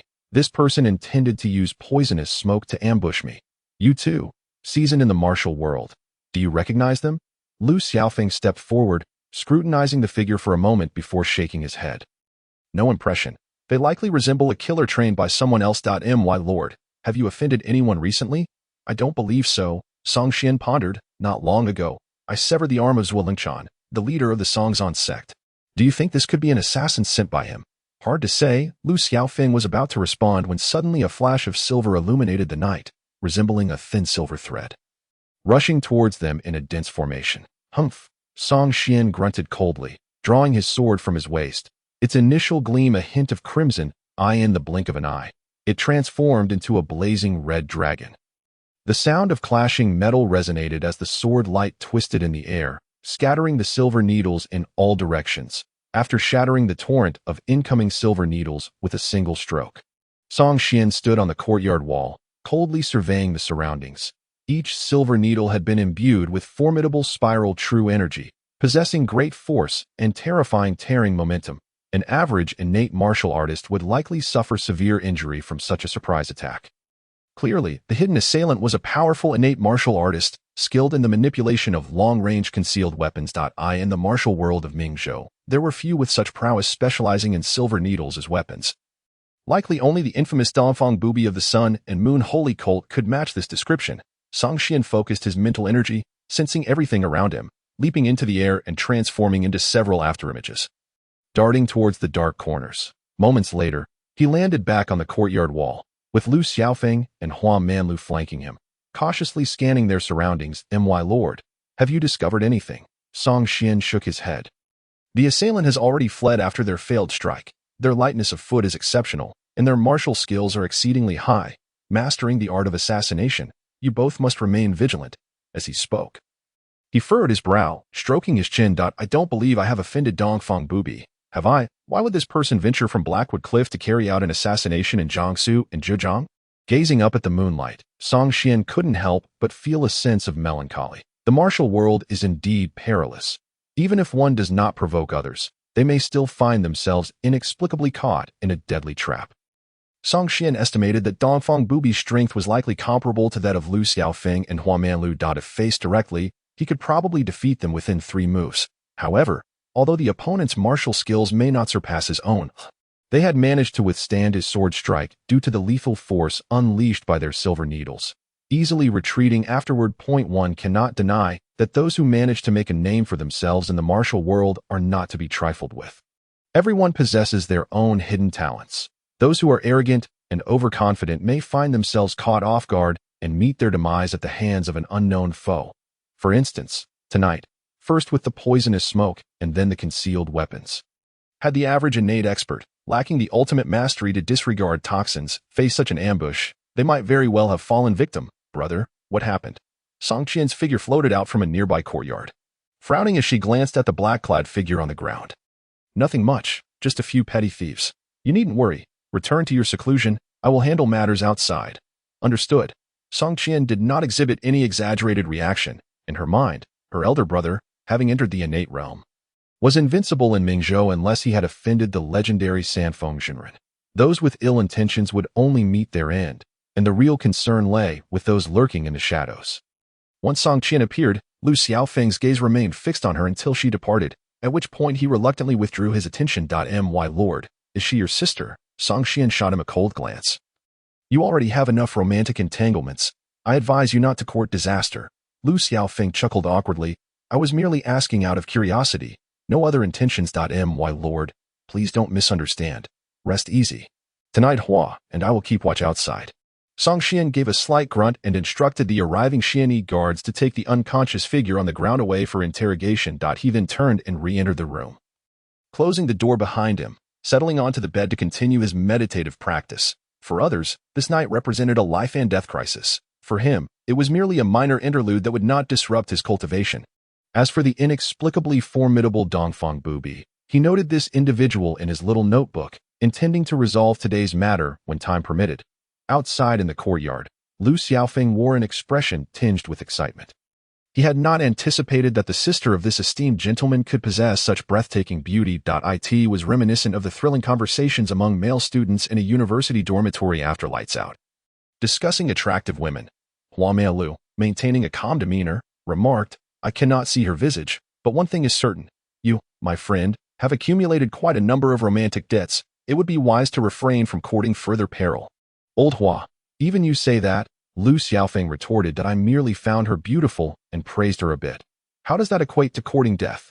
You had better not entertain any further notions. Hua Manla's lackluster gaze fixed on Lu Xiaofeng. That woman gives me an unsettling impression, reminiscent of the extreme danger I felt when I first encountered Shimen Shui Shui. Such a person is a born harbinger of death. To provoke her would spell your doom. Lu Xiaofeng's expression stiffened. Do you truly feel that way? Hua Manlu nodded slightly. I never lie about such matters. Understood. If you say we should not provoke her, then we shall steer clear. Lu Xiaofeng acquiesced, removing a wine gourd from his waist. Let us not discuss women tonight. We shall only drink, and that should suffice, yes? Drinking is acceptable, Hua Manlu replied, his expression softening slightly as he accepted the wine gourd and took a sip. Our esteemed gentleman does not appear to be one who suffers losses easily. After this evening's commotion, I suspect he will make significant moves tomorrow. Drink sparingly. Do not jeopardize tomorrow's business. Lu Xiaofeng waved his hand dismissively. I understand. Blind hero. Hua Manla's lips twitched slightly, but he refrained from further comment, savoring the cool night breeze as he drank in silence. In the southern part of the city, at a stone table within a manor, several individuals were gathered, seemingly waiting for something. Suddenly, a man clad in elaborate robes spoke flatly. The Eastern leader has returned. As his words fell, a shadow leaped over the wall and landed in the courtyard. However, upon landing, the individual let out a muffled groan, clutching his right chest. Oh, is Brother Dongfang injured? A man dressed as a scholar hurried forward, only to see the cloaked man remove his mask, revealing a heavily made-up face that was ambiguous in gender. It is nothing. Dongfang Bubi pulled a silver needle from his chest and said in a low voice, I have injured my lungs. I will need a few days to recover. The robed man seated on the stone bench let out a cold laugh. Dongfang, I have long warned you. That man is not someone you can provoke. Do you believe me now? Dongfang Bubi tore a strip from his garment and bound his wound, his voice weary as he replied. You are correct, Lord Yi. I overstepped, eager to test that man's mettle, which led to today's defeat. And what did you ascertain? Lord Yi inquired, taking a sip of tea. Dongfang Bubi scrutinized Lord Yi for a moment, contemplating before saying, it is hard to say much, but at least in the realm of swordsmanship, he should not be beneath you. My silver needles were entirely deflected by him, and a number even returned to injure me. His swordsmanship is so formidable that if I were to engage him up close, I would have no means to retaliate. Yi Guqing nodded. It appears that the individual who severed Zhuo Lengchan's arm that day still retains considerable strength. I have always maintained that we ought to remain hidden, minding our own affairs without provoking this man. Now that you have caused such a stir, he is unlikely to let it rest. At this, he sneered coldly. You have achieved nothing but to create more trouble. This remark struck a nerve with Dongfang Bubi, Yi Guqing. Anyone can speak disparagingly. If you possess the ability, go and remove that Song fellow's head. What merit is there in mocking me, a mere woman? Hearing the other party refer to herself as a woman while observing her ambiguous appearance, Yi Guqing could not help but sigh that I have truly fallen on hard times. How did I end up partnering with such a character? He disregarded Dongfang Bubi and turned to a middle-aged scholar beside him. Mr. Liu, what stance does the leader of the Ming sect take? Is he willing to join forces with us for a grand endeavor? The middle-aged scholar shook his head slightly. They are still in discussions. There is no outcome as of yet. Then exert yourself. Yi Guqing replied earnestly. Zhang Wuji, the leader of the Ming sect, shares a close relationship with the Wudong's Zhenren Sanfeng. If we can secure his support, our grand plan will be solidified. As dawn broke, having concluded a night of cultivation, Song Xian entered his study to begin drafting a work report. Being an official did not exempt one from duties. Even if one had done nothing, the submitted reports to the imperial capital must convey a sense of busyness. He selected several tasks undertaken by the Qianhu office in Jiangsu and Zhujiang recently, detailing arrests of several rogue individuals from the martial world, resolution of long-standing cases, and the exposure of corrupt officials. Of course, Song Xian had not engaged in any of these endeavors, but it did not hinder the lower ranks from seeking to improve their own standing. The accomplishments of his subordinates naturally reflected his adept management as their superior. Did they not? Thus, composing the report for the imperial capital was merely a formality. With old Zhao as a backing at the inspection office in the capital, this promotion report was merely a procedural step. After completing these entries, Song Xian retrieved a blank report and began to write meticulously. This time, he documented the usage of the Xiao Huandan and De Huandan. He needed to record the number received from the capital, how many had been used, and on whom they had been administered. As this report was not just a formality, the adjudication office would send personnel to verify the information, should any falsification be discovered by the adjudication office. The exclusive benefits and treatment for the Xian guards would be revoked. Therefore, Song Xian recorded this with great seriousness, as he had no choice but to be thorough. As he spent more time within the Xian guard system, his rank continued to rise, and he became increasingly privy to the court's secrets. Unreservedly speaking, the Xian guards had maintained their superiority over martial artists for 300 years primarily due to the existence of these two types of elixirs. This was the fundamental reason behind the Xian guards' sustained advantage. Consequently, the distribution and usage of these elixirs were subject to the most stringent regulations, according to the rules of the Xian guards. The elixirs received by the guard families were strictly for direct family members and could not be distributed or sold. The consequences of any violation were severe. Of course, rules are rigid, while humans are adaptable. Typically, the headquarters of the Xian guards in the capital would not enforce the rules too strictly. Occasionally administering 1 or 2 elixirs to friends and family was permissible. However, such actions required clear documentations, and prior written requests had to be approved before administering to outsiders. In urgent situations, such as Lin Rahai's near-fatal poisoning, it was permissible to administer the elixirs for life-saving purposes. However, one must document the circumstances thoroughly afterward. Awaiting personnel from the adjudication office to verify the authenticity of the claims, the results of the verification would be reported to the Great Zhou's Taizu. Indeed, the Taizu who unified the 9 provinces and suppressed the fortunes of the Great Zhou dynasty for 300 years with unparalleled martial prowess. Ji Wuming is still alive today. Moreover, the elixirs periodically received by the families of the Xian guards were refined and distributed from the royal dojo of the Great Zhou's Taizu. The quantity of elixirs was limited, and the quotas were finite. Aside from the families of the Xian guards, only the royal family and first-class Xian guards were eligible to receive them. Even the emperor received a limited quota each year. To acquire additional quantities, one must petition the Great Zhou's Taizu. Unless the reasons were compelling, additional requests would not be granted. Given the extreme rarity and limited quantity of these 2 elixirs, it was common for families to feel they had insufficient stock for their own use, and very few would bestow elixirs upon others. This was also why Lin Ruhai felt deeply moved upon learning that Song Xian had saved him with a Xiao Huandan. Even though the emperor held him in high regard, he had been reluctant to bestow even a single Xiao Huandan during Lin Ruhai's serious illness. In contrast, Song Xian, a distant relative, was so generous. How could this not evoke Lin Ruhai's admiration? having completed the documentation regarding the usage of the small and large return elixirs. Song Xian proceeded to draft an application to gift a small return elixir to his dear friend, Xuan. It was imperative that the recipient be a friend, should he merely list a subordinate. The application would likely face rejection. After a moment's hesitation, Song Xian added the phrase having shared a bond of life and death before the term friend. This modification would significantly enhance the chances of approval. In exchange for a single elixir, securing 2 seasoned innate martial artists as subordinates seemed quite a bargain to Song Xian, especially given the current scarcity of personnel under his command. Liu Xiaofeng and Huamanlu were individuals he could not afford to lose. Once he had completed these tasks, dawn had already broken.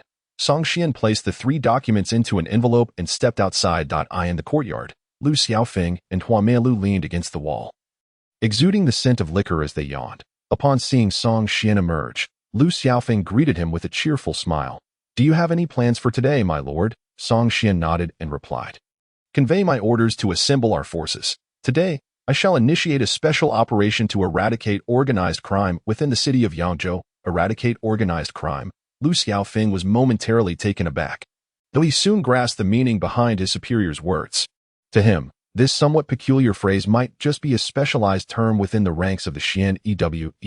By the way, Song Xian raised a piece of correspondence, stating, "Although I possess a small return elixir, it cannot be given to just anyone. An application must be submitted to the headquarters of the Xian Yiwei in the capital. I have already prepared the necessary documentation and shall send it off today. Soon, personnel from the capital will arrive discreetly to verify the situation. Once the application is approved, I shall be able to provide you with the small return elixir." Liu Xiaofeng was momentarily stunned. And even Huamanlu, who was typically unfazed, was taken aback by the gravity of the situation. Is what you say true? He had thought that only after 3 full years in the Xian Yiwei could one hope to obtain a small return elixir. Little did he expect that this Song Xian would be so forthright, initiating actions the very day after their agreement. "My words are always reliable. You must conduct your duties diligently. Should you indulge in deceit and the assessors from the capital deem you untrustworthy, the consequences will be dire." Liu Xiaofeng, wearing a serious expression, assured, "Rest assured, my lord. From now on, we shall heed your every word as long as it does not contravene moral principles. Whatever you command, we shall comply." Song Xian nodded in satisfaction, smiling as he said, "There is no need for such solemnity. Officially, we are superior and subordinate, yet privately, we may interact as friends. Should anyone inquire about our relationship, remember to state that we are friends." With that, Song Xian added, "And remember, we are friends who have shared a bond of life and death." Bond of life and death. Liu Xiaofeng's expression turned peculiar. My lord, while I understand this may facilitate the approval process from the capital, such a phrase seems rather exaggerated, does it not? Exaggerated? Not at all, Song Xian replied earnestly. "Last night, we were ambushed by assassins, and through our united efforts, we repelled them. Does that not constitute a bond of life and death?" After a moment of contemplation, Liu Xiaofeng nodded solemnly. "Indeed, it is a bond of life and death. Specifically, the life of that assassin in black, the one who released poison and was subsequently pierced by your blade, is already dead." Dead? Song Xian was rather unconcerned, for once one entered the Xian Yiwei's prison, it was exceedingly rare to emerge alive. It seemed that the assassin had divulged no useful information. Liu Xiaofeng shook his head. "This morning, personnel from the prison came by. They did not wish to disturb your rest, so they merely briefed me on the situation. According to them, the assassin was merely a hired hand, unaware of the identity of the mastermind behind the scheme." Song Xian was not surprised. The profession of assassination thrived even in this feudal era, much like it does in the shadows of modern society. Where there is demand, there will always be those willing to take on the task for the right price. After breakfast, Song Xian arrived at the training grounds of the Qianhu office. Inside, hundreds of Xian Yiwei cavalrymen donned in iron armor stood ready, their glimmering armor reflecting the morning sun, adding an air of intimidation. Upon noticing Song Xian's arrival, 100 men hurriedly approached to pay his respects. My lord, aside from a few cavalrymen dispatched on missions, our forces at the Qianhu office are nearly assembled, mounted on his warhorse. Song Xian spoke in a grave tone. "Though I have only recently arrived in Yangzhou, I have already faced multiple assassination attempts. I am deeply dissatisfied with the security of this city, effective immediately." I shall commence a special operation to eradicate organized crime within Yangzhou for a duration of half a month. You are the local forces. You are more aware than I of who the villains are and which rats hide in the shadows." With a piercing gaze, Song Xian surveyed the crowd, his voice cold as he declared, "I shall not tolerate useless subordinates. If you cannot present satisfactory results in half a month, you shall bear the consequences." With a flourish of his sleeve, he commanded, "Move out." The thunderous sound of iron hooves pounding the earth reverberated, shaking the ground as squads of Xian Yiwei cavalry, led by their respective 100 men, surged forth like wild stallions, dispersing throughout Yangzhou. No one was foolish. After the assassination attempt on the governor last night, it was clear that he was harboring a great deal of pent-up frustration, likely seeking to exact vengeance on a number of individuals. Lu Xiaofeng and Hua Meilu positioned themselves alongside Song Xian. Behind them, a dozen silent cavalrymen awaited his next command. With a sweep of his sleeve, Song Xian said, "Let us take a stroll. Having been here for some time, I have yet to properly explore the city of Yangzhou." Lu Xiaofeng readily agreed, for he was a restless soul, eager to roam freely. "Brother, you aren't taking me along?" At that moment, a graceful figure approached at great speed, arriving beside Song Xian in mere moments. "Have you made a breakthrough?" Song Xian assessed his sister, Song Qian, sensing a newfound aura about her. "Yes," Song Qian beamed. "It was quite easy. Just as you break through when practicing your swordplay. I simply practiced and achieved a breakthrough as well." Song Xian merely nodded, his expression complex, for someone as favored by destiny as Song Qian. It was evident that without some form of external assistance, it would be challenging to temper such a gifted individual. "Young master, come play with us." The lively atmosphere of Yinhua Lane, filled with laughter and merriment, enveloped Song Xian as he found himself on a street bustling with joy. Most ordinary citizens, upon seeing the Xian Yiwei attire, were filled with fear and trepidation. Yet, the courtesans paid little mind to this. Many beautiful maidens, upon catching a glimpse of Song Xian's visage, tossed handkerchiefs from the balconies above. "Young master, come play. No charge. Young master, come to me. I shall not only waive the fee, but I will also offer you my savings from the past few years. Just for one night of warmth. Young master, look at me. I possess unparalleled skills that will leave you feeling utterly satisfied. Once is not enough." Even someone as resolute as Song Xian was drawn to gaze longer at the scene of fluttering handkerchiefs. "Do you find them appealing?" Song Qian sidled up to him, grinning mischievously. "You can only look, not touch. Does it feel frustrating?" Song Xian cast her a sidelong glance, uninterested in engaging in conversation.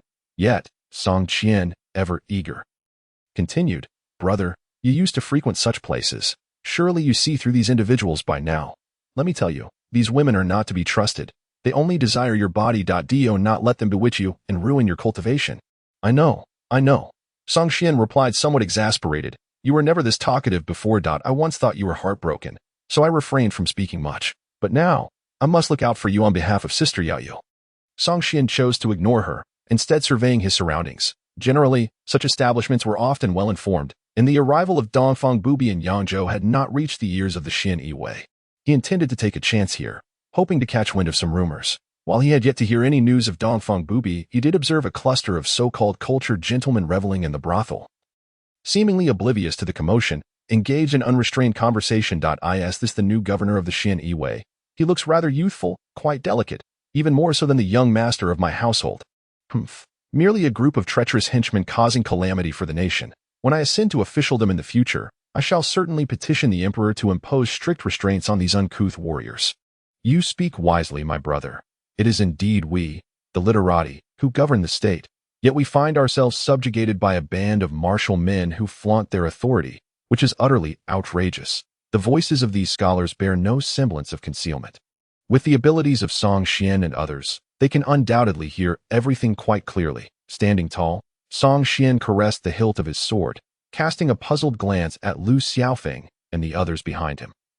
Are the scholars of Yangzhou always this audacious? In the imperial capital, the Xuan Guard strides with impunity, yet here in Mingzhou, Yangzhou, it appears the scholars possess little fear of the Xuan Guard. This is not a promising sign. When a region begins to lose its reverence for the court, it signifies a gradual decline in the court's authority over that area, and when that decline reaches a certain point, it heralds the onset of fragmentation. Behind Song Xian, an official of the Xuan Guard, adorned with the insignia of the commander, spoke in a hushed tone. "My lord, this place is, after all, too distant from the imperial capital. Moreover, The previous Fang Qianhu and the prominent families of Jiangsu and Zhejiang essentially shared the same interests.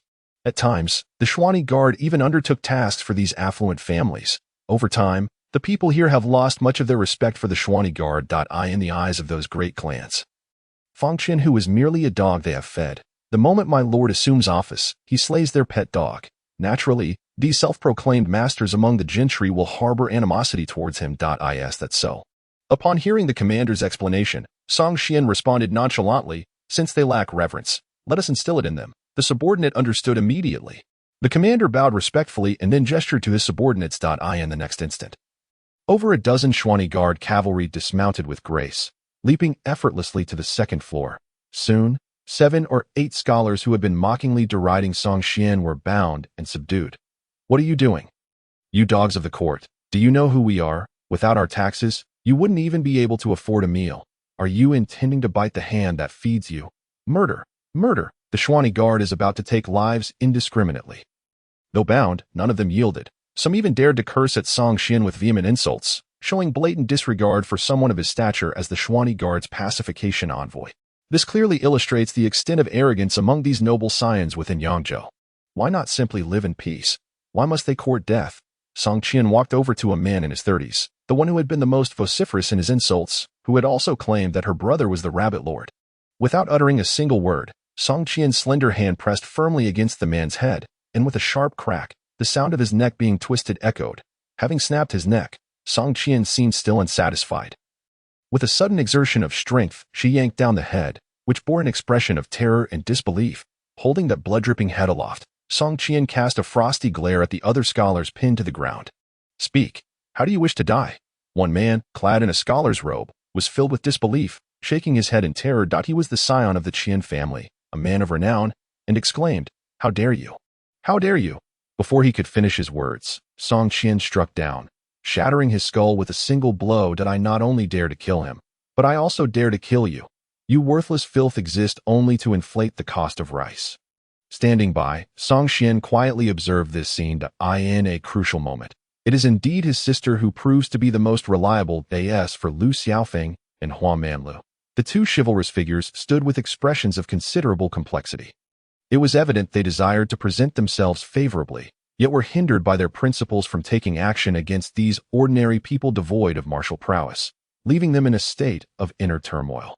Song Qian turned to Lu Xiaofeng and inquired, "Do you find this excessively cruel?"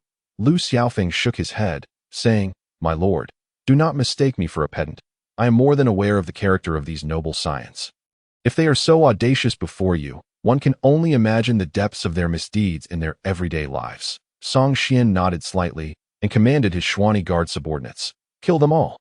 At his words, the sound of unsheathing long blades resonated, and soon, the throats of the 7 or 8 scholars were slit, their bodies collapsing to the ground. Song Qian's expression remained cold, not even glancing at the deceased.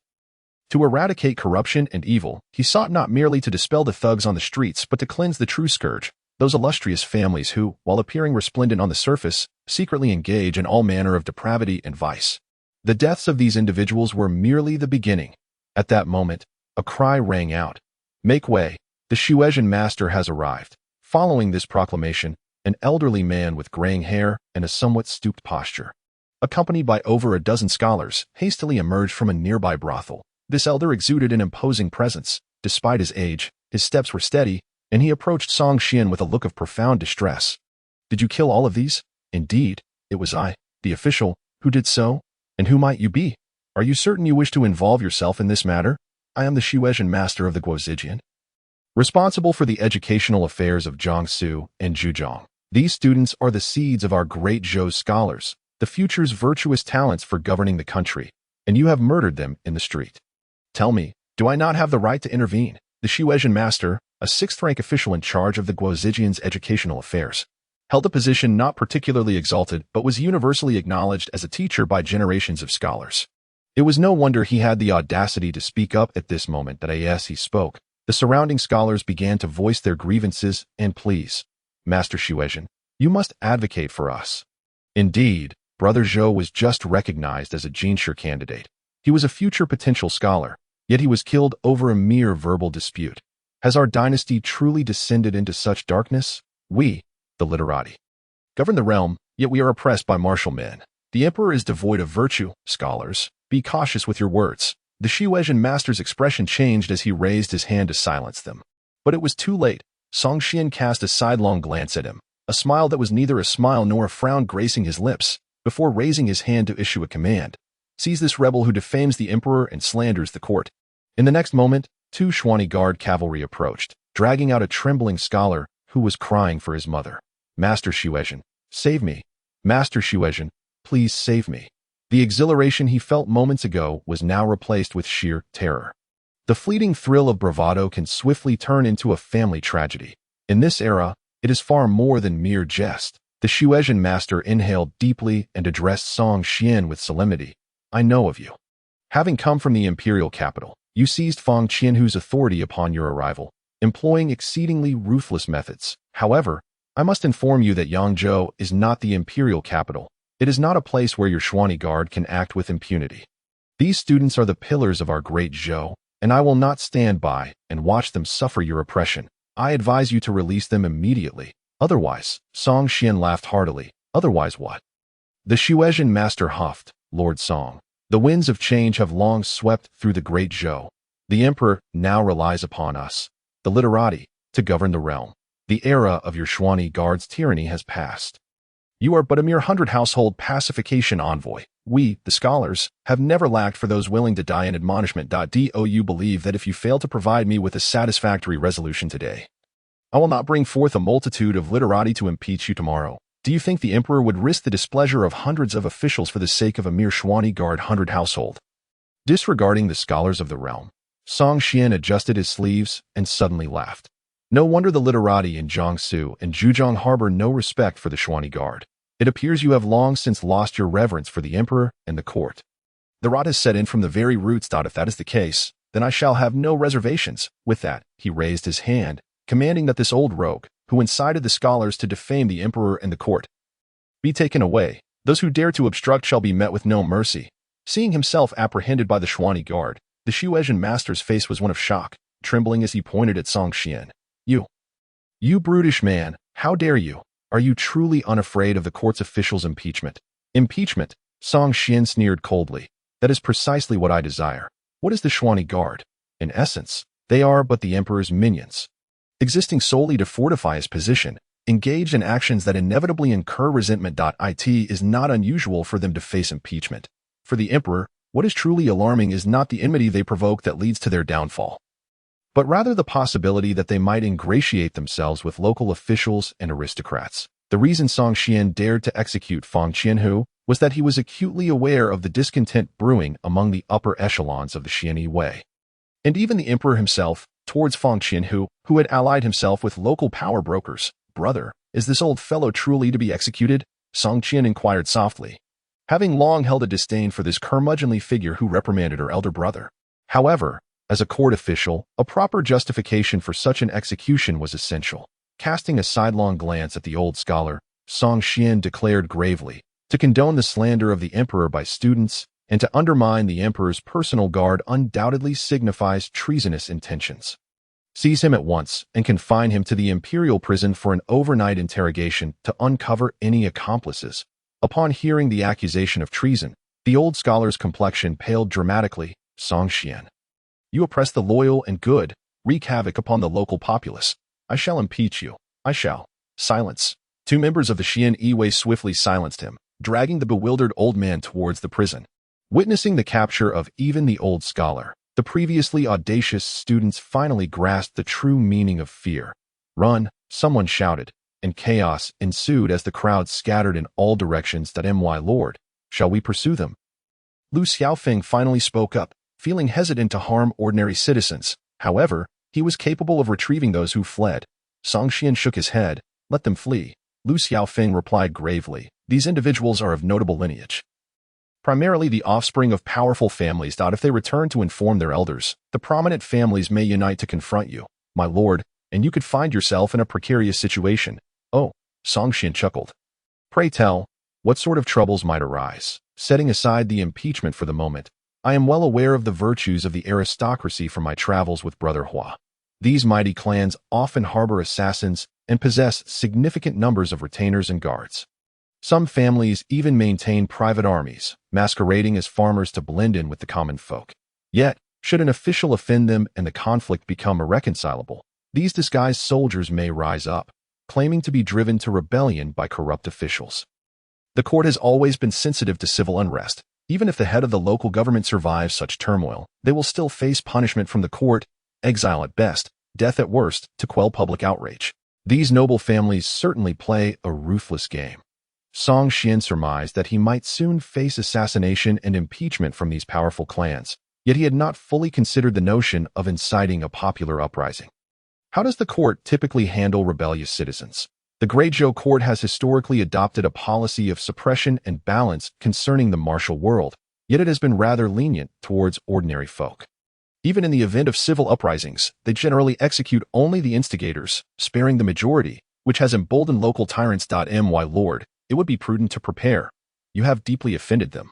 And once the methods of persuasion, impeachment, and assassination fail, a popular uprising may very well ensue. Song Xian nodded slightly, unconcerned. While civil officials fear rebellions, he, Song Xian, is a military officer, specifically a member of the Xian Yi, whose duties revolve around executing enemies. He harbored little anxiety regarding potential insurrections that, if necessary, we shall eliminate them all. We will cleanse from top to bottom. Now, let us return and discuss our subsequent strategies, and also check on the progress of the other 100 households. Mounted on his steed, as he departed from Yinlu Alley, Song Xian cast a glance towards a corner of the street. There, a slender girl, disguised as a beggar, flitted past him. The figure seemed familiar. After a moment's contemplation, he realized she resembled Huang Rong, whom he had encountered outside the imperial capital. What a coincidence, he muttered to himself, then shook his head slightly, choosing not to dwell on the matter. At this stage, consolidating forces and enhancing his strength was his priority. Women had never been his focus. A.S. young master Song rode ahead. Unbeknownst to him, 2 Xian Yi officers were exchanging glances behind him. That little beggar seemed quite slender. She must be a girl, right? Remarked one. Without a doubt, she is indeed a girl. The other confirmed. I always thought our lord was indifferent to women. It seems he has a particular taste. We must have been looking in the wrong direction. This could be an opportunity for promotion and wealth. Anyone noticed by our lord, even if they are a mere beggar, must be extraordinary. We should be cautious. Once we return, gather more people, prepare our equipment, and ensure nothing goes awry. Instead of returning directly to the 100 households, Song Xian instructed his subordinates to go ahead while he took Song Qian to Lin Rahai's residence. Cousin, Lin Daiyu, having received the news, greeted them eagerly at the entrance of the courtyard, her eyes sparkling like autumn waters as they flitted between Song Xian and his sister, evoking amusement in those who beheld her. Ah, little Yu, let your cousin see how much you've grown. Song Qian laughed as she approached, pulling Lin Daiyu into the courtyard and instinctively beginning to tease her. Cousin, where are you touching? Came Lin Daiyu's flustered voice from within the courtyard. Ha. Song Qian laughed heartily. Indeed, you have grown well, a likely candidate for motherhood. It seems you have not neglected the skills I taught you, for you are much sturdier than before, no longer resembling a fragile willow. Come, your cousin has matters to discuss with your father. Let us go to the inner chamber and I shall teach you some breathing techniques. You have good martial arts potential. In a few years, you too shall become a master. Cousin, do not pull me. Lin Daiyu protested with a hint of resignation as her voice echoed from the inner chamber. Cousin, father awaits you in the study. I shall accompany cousin for a while. Please do not take offense if I have not been a good host. Do not pull me. In Lin Rahai's study, Song Xian and Lin Rahai sat opposite each other, leisurely sipping tea. You stirred quite a commotion today. I heard about it at the Salt Administration. Lin Rahai blew gently on his teacup and continued. It appears you have already taken charge of the Xian Yi. Are you planning to take on the local aristocracy in Yangzhou? Song Xian nodded. Though he did not explicitly state it, he suspected that his transfer here was intended to target the powerful families of Jiangsu and Zhujiang. The emperor may tolerate the greed and lust of his subordinates, but he would never allow them to threaten imperial authority. The local aristocracy's influence had even extended to the Xian Yi, which had undoubtedly touched the emperor's sore spot. Lin Rahai nodded. What do you plan to do? Will you cleanse them all, or will you capture the big fish while letting the small ones go as a warning? I have not yet decided, Song Xian replied with a smile. I came to seek your counsel. Cousin. To kill them all is unrealistic. Lin Rahai took a sip of tea and remarked, if you were to do that, the whole realm would be shaken. Even if the emperor were to protect you, you would still have to relinquish your position as a Xian Yiwei officer. What then is your suggestion? Lin Ruhai smiled faintly. Eliminate a portion, win over another, and suppress the rest. Song Xian pondered briefly before slowly nodding. Cousin, over the years, you have cleansed several salt merchant clans and eliminated numerous mid-sized salt traders. Have any of those hidden enemies ever resorted to inciting a popular uprising against you? Lin Ruhai shook his head. Over these years, they have employed various methods: wealth, women, and assassination, but they have never dared to incite the kind of popular uprising you mentioned. That tactic, while powerful, cannot be used lightly. How could the emperor be unaware of its intricacies? Once or twice may be tolerated, but repeated occurrences would be tantamount to courting death. As a civil official, I am not worth enough for those noble families to provoke a popular uprising. Methods of assassination and poisoning suffice. Yet you. Lin Ruhai's voice trailed off. I cannot ascertain your martial prowess, but I suspect it is formidable. Moreover, with the elixir of immortality, poison poses little threat to you. If the court's impeachment attempts prove ineffective against you, that would indeed be the day a popular uprising occurs. How do you intend to respond? Song Xian drained his teacup and slowly uttered a single word: kill. Lin Ruhai nodded, acknowledging that the political landscape of Jiangzhou Prefecture was destined for upheaval, necessitating the replacement of officials with those who were amicable towards him. This process, inevitably, would not be devoid of bloodshed.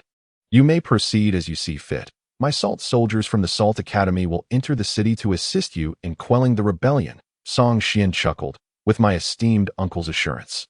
I can rest easy. His intention for visiting today was indeed to discuss the military forces of the Salt Academy. Although the Xianyi guards stationed at the Qianhu office were formidable, their numbers were merely in the hundreds. When chaos erupted within the city, such a force would prove inadequate to maintain control over the entirety of Yangzhou. Hence, the significance of Lin Ruhai, who commanded an independent military unit, became increasingly apparent. When do you plan to take action? Song Xian pondered. Perhaps in half a month. I will release the Xianyi guards from the Qianhu office to embark on a half-month campaign to eradicate corruption. The influential families will undoubtedly remain untouched. First, we must eliminate the underworld forces below them. Half a month should be sufficient for the noble families in Yangzhou to align themselves. The strategy of killing some, courting others, and suppressing the rest resonated well with Lin Ruhai, who found Song Xian's plan commendable. He designated a fortnight, during which those willing to align themselves with Song Xian would be potential allies, while those who dared to oppose would be the ones to be purged. The remaining noble families, who chose to remain neutral, would later become targets of suppression. It seems you have already devised a plan. Then go forth and execute it. Lin Ruhai expressed growing satisfaction with Song Xian. In terms of appearance, character, martial prowess, and tactics, he was undoubtedly one of the finest talents of the age, capable, composed, and receptive to others' opinions.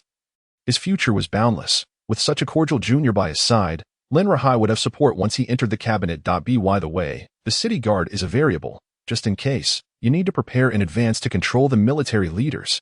They need not participate in the suppression. Just ensure they remain passive observers. Song Xian promptly agreed. Thank you for the reminder, esteemed uncle. I will arrange this. With that, he stood to take his leave. Stay for dinner before you head back. Lin Ruhai invited with a smile. You are as unfamiliar with this place and lacks company. You are of similar age, so it would be good for you to converse more. After a moment's contemplation, Song Xian nodded in agreement. Very well. After dinner, the night had fully descended. After bidding farewell to Lin Ruhai and his daughter, Song Xian and his sister leisurely rode their steeds through the streets. Brother, our little cousin seems to harbor some peculiar feelings for you, Song Qian remarked, gazing at the stars above. Song Xian responded, seemingly unfazed by her comment. Song Qian was somewhat dissatisfied with her brother's lack of reaction. What else should I say? Song Xian stretched. Lu Xiaolu seems to have strange feelings for you as well. Would you consider marrying him? Song Qian shook her head. I've always regarded him as a younger brother. Song Xian shrugged. Then that settles it. Matters of love rely on fate. In this regard, I have always believed in going with the flow and letting things develop naturally. No coercion, no suppression. If you like someone, you do. And if you don't, you don't. I will never feel obligated to reciprocate or make promises simply because someone has affections for me. Song Qian appeared contemplative. It seems you truly have no interest in someone so young. For now, you have no thoughts regarding our little cousin. This statement, while entirely normal, caused Song Qian to instinctively glance down at her chest, leading to a slight twitch at the corner of Song Xian's mouth. So, when Song Ernie mentioned disliking those who were too young, it turned out that was what she meant. Brother, I'm hungry. Shall we go eat? Song Qian's sudden remark caught Song Xian off guard. Did we not just eat at the Lin residence? Oh, I was so busy talking with Dayu that I hardly ate anything. You saw how our cousin ate. So refined and demure. I felt embarrassed to indulge. Indeed, there's Tian Ranju up ahead.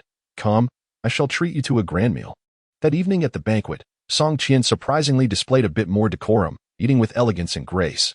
Yet, for a foodie like her, it was quite torturous as she had barely consumed anything. As the pair arrived at Tian Ranju, Song Qian paused momentarily. This establishment was renowned in Yangzhou, typically bustling at this hour. However, it was eerily quiet, with few patrons in sight, sensing the concealed martial presence of several individuals on the second floor. Song Qian exchanged a knowing glance with Song Qian. Tonight is indeed a fitting night for murder. Ascending to the second floor of Tian Ranju, the duo took a seat at a central table. With a resounding thud, Song Qian confidently slammed her sword onto the table, causing the few scattered patrons in the corners to exchange furtive glances. What can I get for you, young lady? The waiter approached with a bow and a smile. Song Qian casually produced a silver ingot from her sleeve and declared, "Bring forth the finest food and drink." "Certainly. Please wait a moment," the waiter replied, hastily retreating downstairs. Meanwhile, the second floor was filled with meaningful gazes directed towards the duo. Unperturbed, Song Qian poured himself a cup of tea and raised it to his lips. As he did so, the eager eyes around him grew more fervent, filled with anticipation for him to take a sip. However, he paused slightly, turning to Song Qian. "By the way, you seem to have forgotten to inform the waiter that you don't eat coriander. Oh, right?" Song Qian exclaimed, slapping the table. "Waiter, come here." The waiter dashed back, his eyes flickering nervously. "What else can I assist you with, young sirs? Tell the chef that this young lady does not consume coriander." "Understood. I will inform him at once," the waiter hurriedly assured, relieved to escape the situation. Song Qian chuckled to himself, lifting the teacup to his lips as if about to drink. The surrounding gazes once more fixated on him, with some patrons displaying an anxious urgency for him to drink. Yet, Song Qian suddenly halted, placing the cup back on the table, and called out, "Waiter, come here." Observing this, the patrons exchanged subtle glances. A few seemed unable to restrain themselves from rising, only to be restrained by their companions, who shook their heads in warning against acting rashly. "What can I do for you, esteemed guest?" The waiter's smile had vanished, replaced by a look of exasperation as he glanced at the teacup in Song Qian's hand. Internally lamenting, "I've never encountered such a difficult patron. You've been toying with that cup of tea for ages. Will you drink it or not? This tea has gone cold. Bring me a fresh pot." "Certainly, please hold on." The waiter sighed internally, though he still took the teapot and headed downstairs. As he descended, his gaze discreetly met that of a certain patron, to which he subtly nodded in a short while. The waiter returned briskly with a pot of tea. "Young sir, here is a fresh pot. Let me pour you a cup and see how you like our new tea." Song Qian nodded, and as the waiter filled his cup, he brought it to his nose for a sniff. "What do you think, young sir?" the waiter inquired, a hint of nervousness in his voice. "Is this Longjing tea?" "Yes, it's top quality Westlake Longjing. Would you like to give it a try?" Song Qian chuckled. "I never drink Longjing. I only drink Da Hong Pao from Wui Mountain. Bring me another pot." The waiter stood frozen, his face gradually flushing with anger. At this moment, it dawned upon him that the duo had been playing him for a fool, having long seen through the plot to poison the tea. "You think I'll let you drink this?" The waiter lunged forward, gripping the teapot, intending to pour the contents down Song Qian's throat. But in an instant, he clutched his throat in horror, blood oozing between his fingers. A chopstick had somehow pierced his throat. "Since you enjoy tea so much, I shall grant you this wish before you meet your end." With the teapot in hand, Song Qian poured an entire pot of steaming tea into the mouth of the innkeeper, only discarding him to the side once the man had rolled his eyes in utter defeat. "You wretched scoundrel," he proclaimed, "at such a tender age, your heart is already so malevolent. Today, I, son, shall rid the world of your villainy."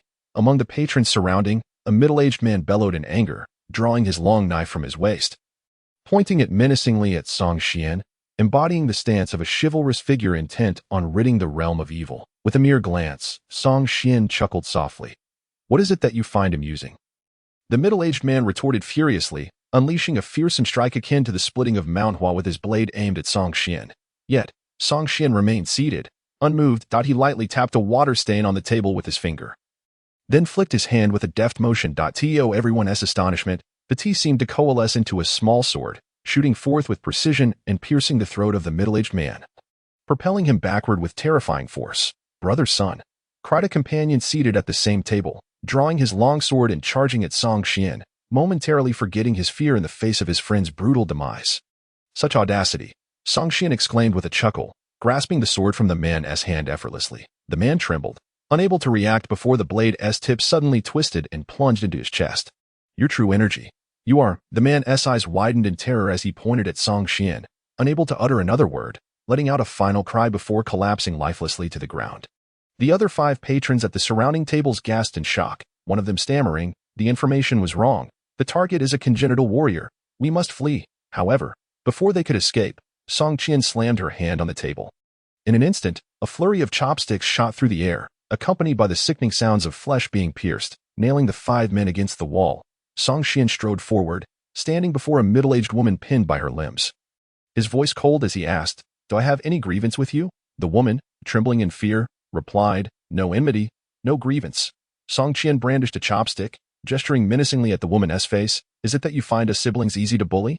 The woman shook her head vigorously. "We merely take money to resolve troubles for others. We had no prior dealings with the 2 young heroes. We acknowledge our defeat at your hands and only plead for a swift end." Song Qian shook his head. The woman, seeing his response, offered a bitter smile, realizing that the young hero likely had no intention of granting them a quick death, even and strive to survive. "Why do you seek death so resolutely?" he remarked, waving his sleeve, causing the chopsticks embedded in their bodies to fly away. "I am of a kind heart, disinclined toward slaughter.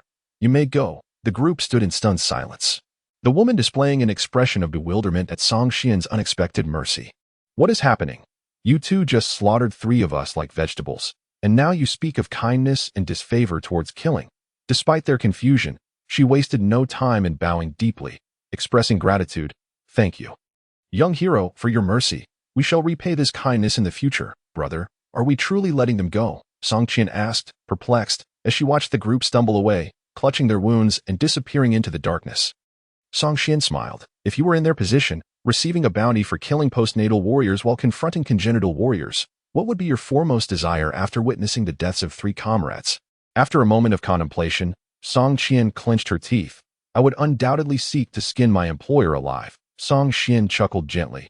"Let us go. We have a show to witness." Having narrowly escaped from the natural residence, the 5 assassins regrouped in a dilapidated courtyard on the outskirts of the city. Finally arriving at this location, the middle-aged woman exhaled deeply, collapsing to the ground, gasping for breath. "We survived." The others echoed her sentiments, displaying expressions of lingering dread as they sat cross-legged to heal their wounds while conversing in hushed tones. "Sister, who exactly are the brother and sister we are meant to kill? They are terrifying." The middle-aged woman bore an expression of regret. The employer claimed they were officials from the Xianyi Guard, offering a high price. "I was greedy. This cannot be blamed on you, sister." After all, the employer's information indicated that the siblings were merely in their 20s. Who would have anticipated they were both congenital masters? A lean, wiry man gritted his teeth. "The employer deliberately misled us with their age, and the price was set for killing postnatal warriors. That scoundrel intentionally gambled with our lives to test the true strength of those siblings." "Sister, should we let this go?" asked a burly man. "Let it go." The middle-aged woman paused for a moment, her chest heaving as she struggled to suppress her indignation. "We cannot simply let this slide. To pay for the lives of postnatal warriors with the lives of congenital warriors, how can we allow this deceit to fall upon us unchallenged?" After staunching her wounds, she retrieved some provisions and water. Then seethed, "The Jiang family of Yangzhou. I shall go and flay them alive. Do you wish to join me?" Upon hearing this, the others quickly rose, eager to join in.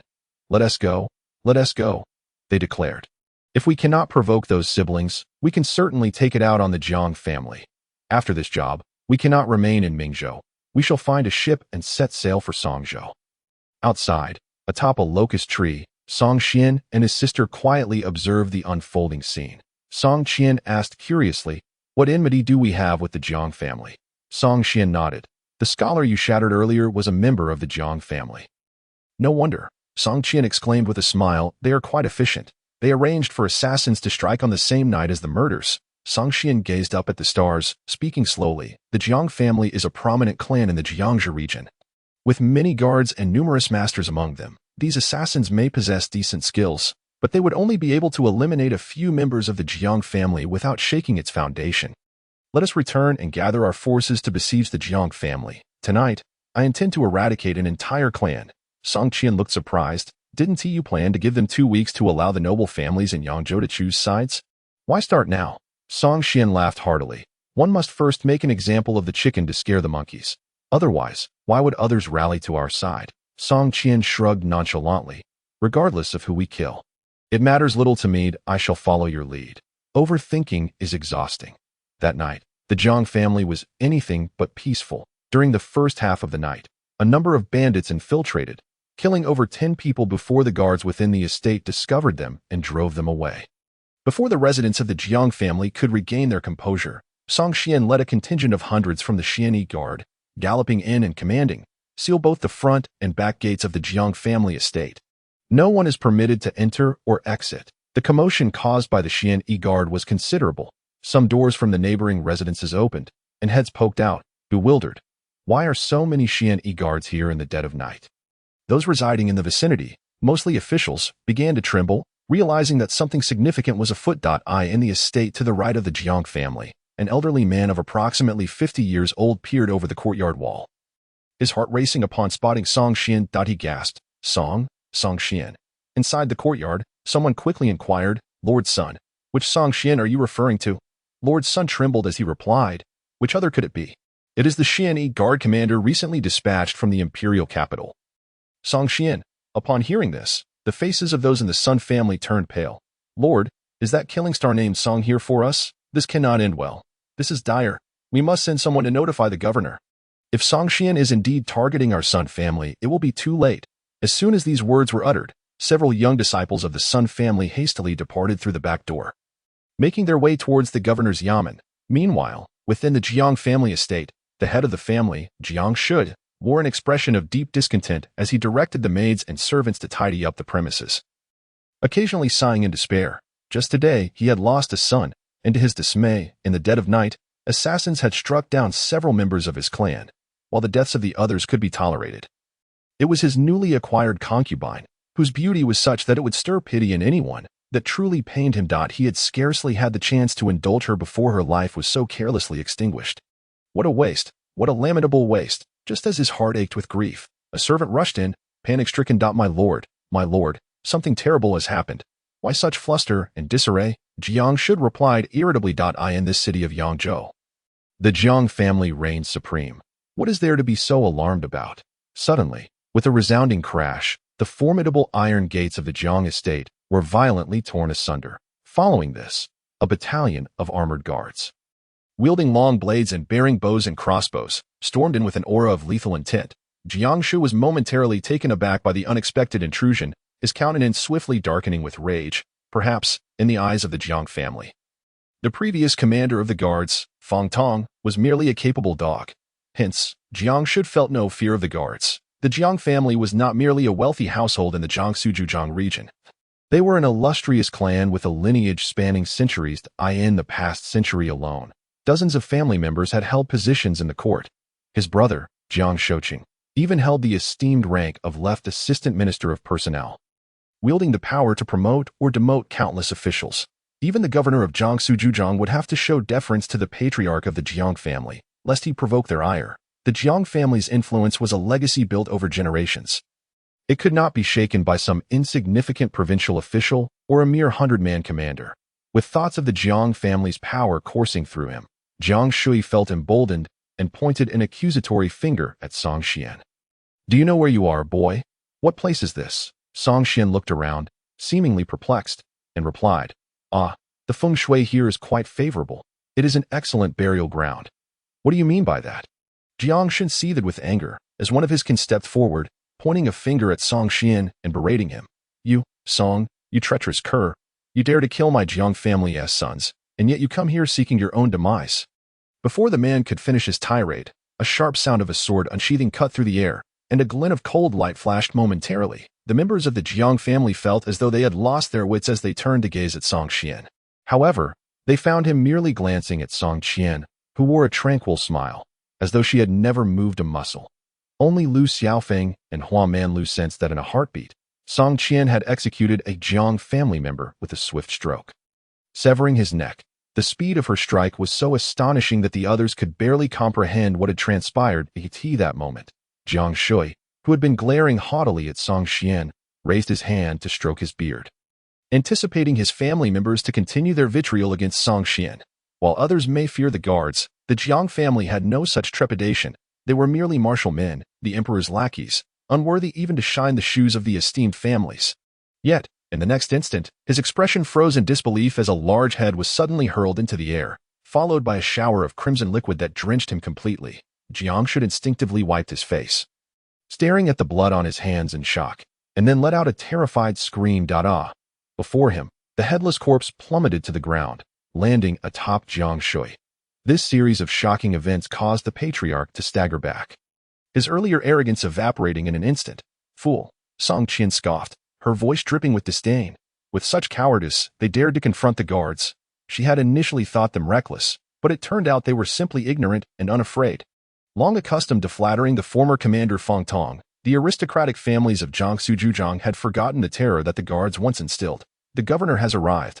Just then, a voice called from outside the Jiang estate, and Song Qian turned to see a dignified elder, exuding an air of authority, hastening towards them. "Song Zhenfu, what brings you to stir up such a commotion at this late hour?"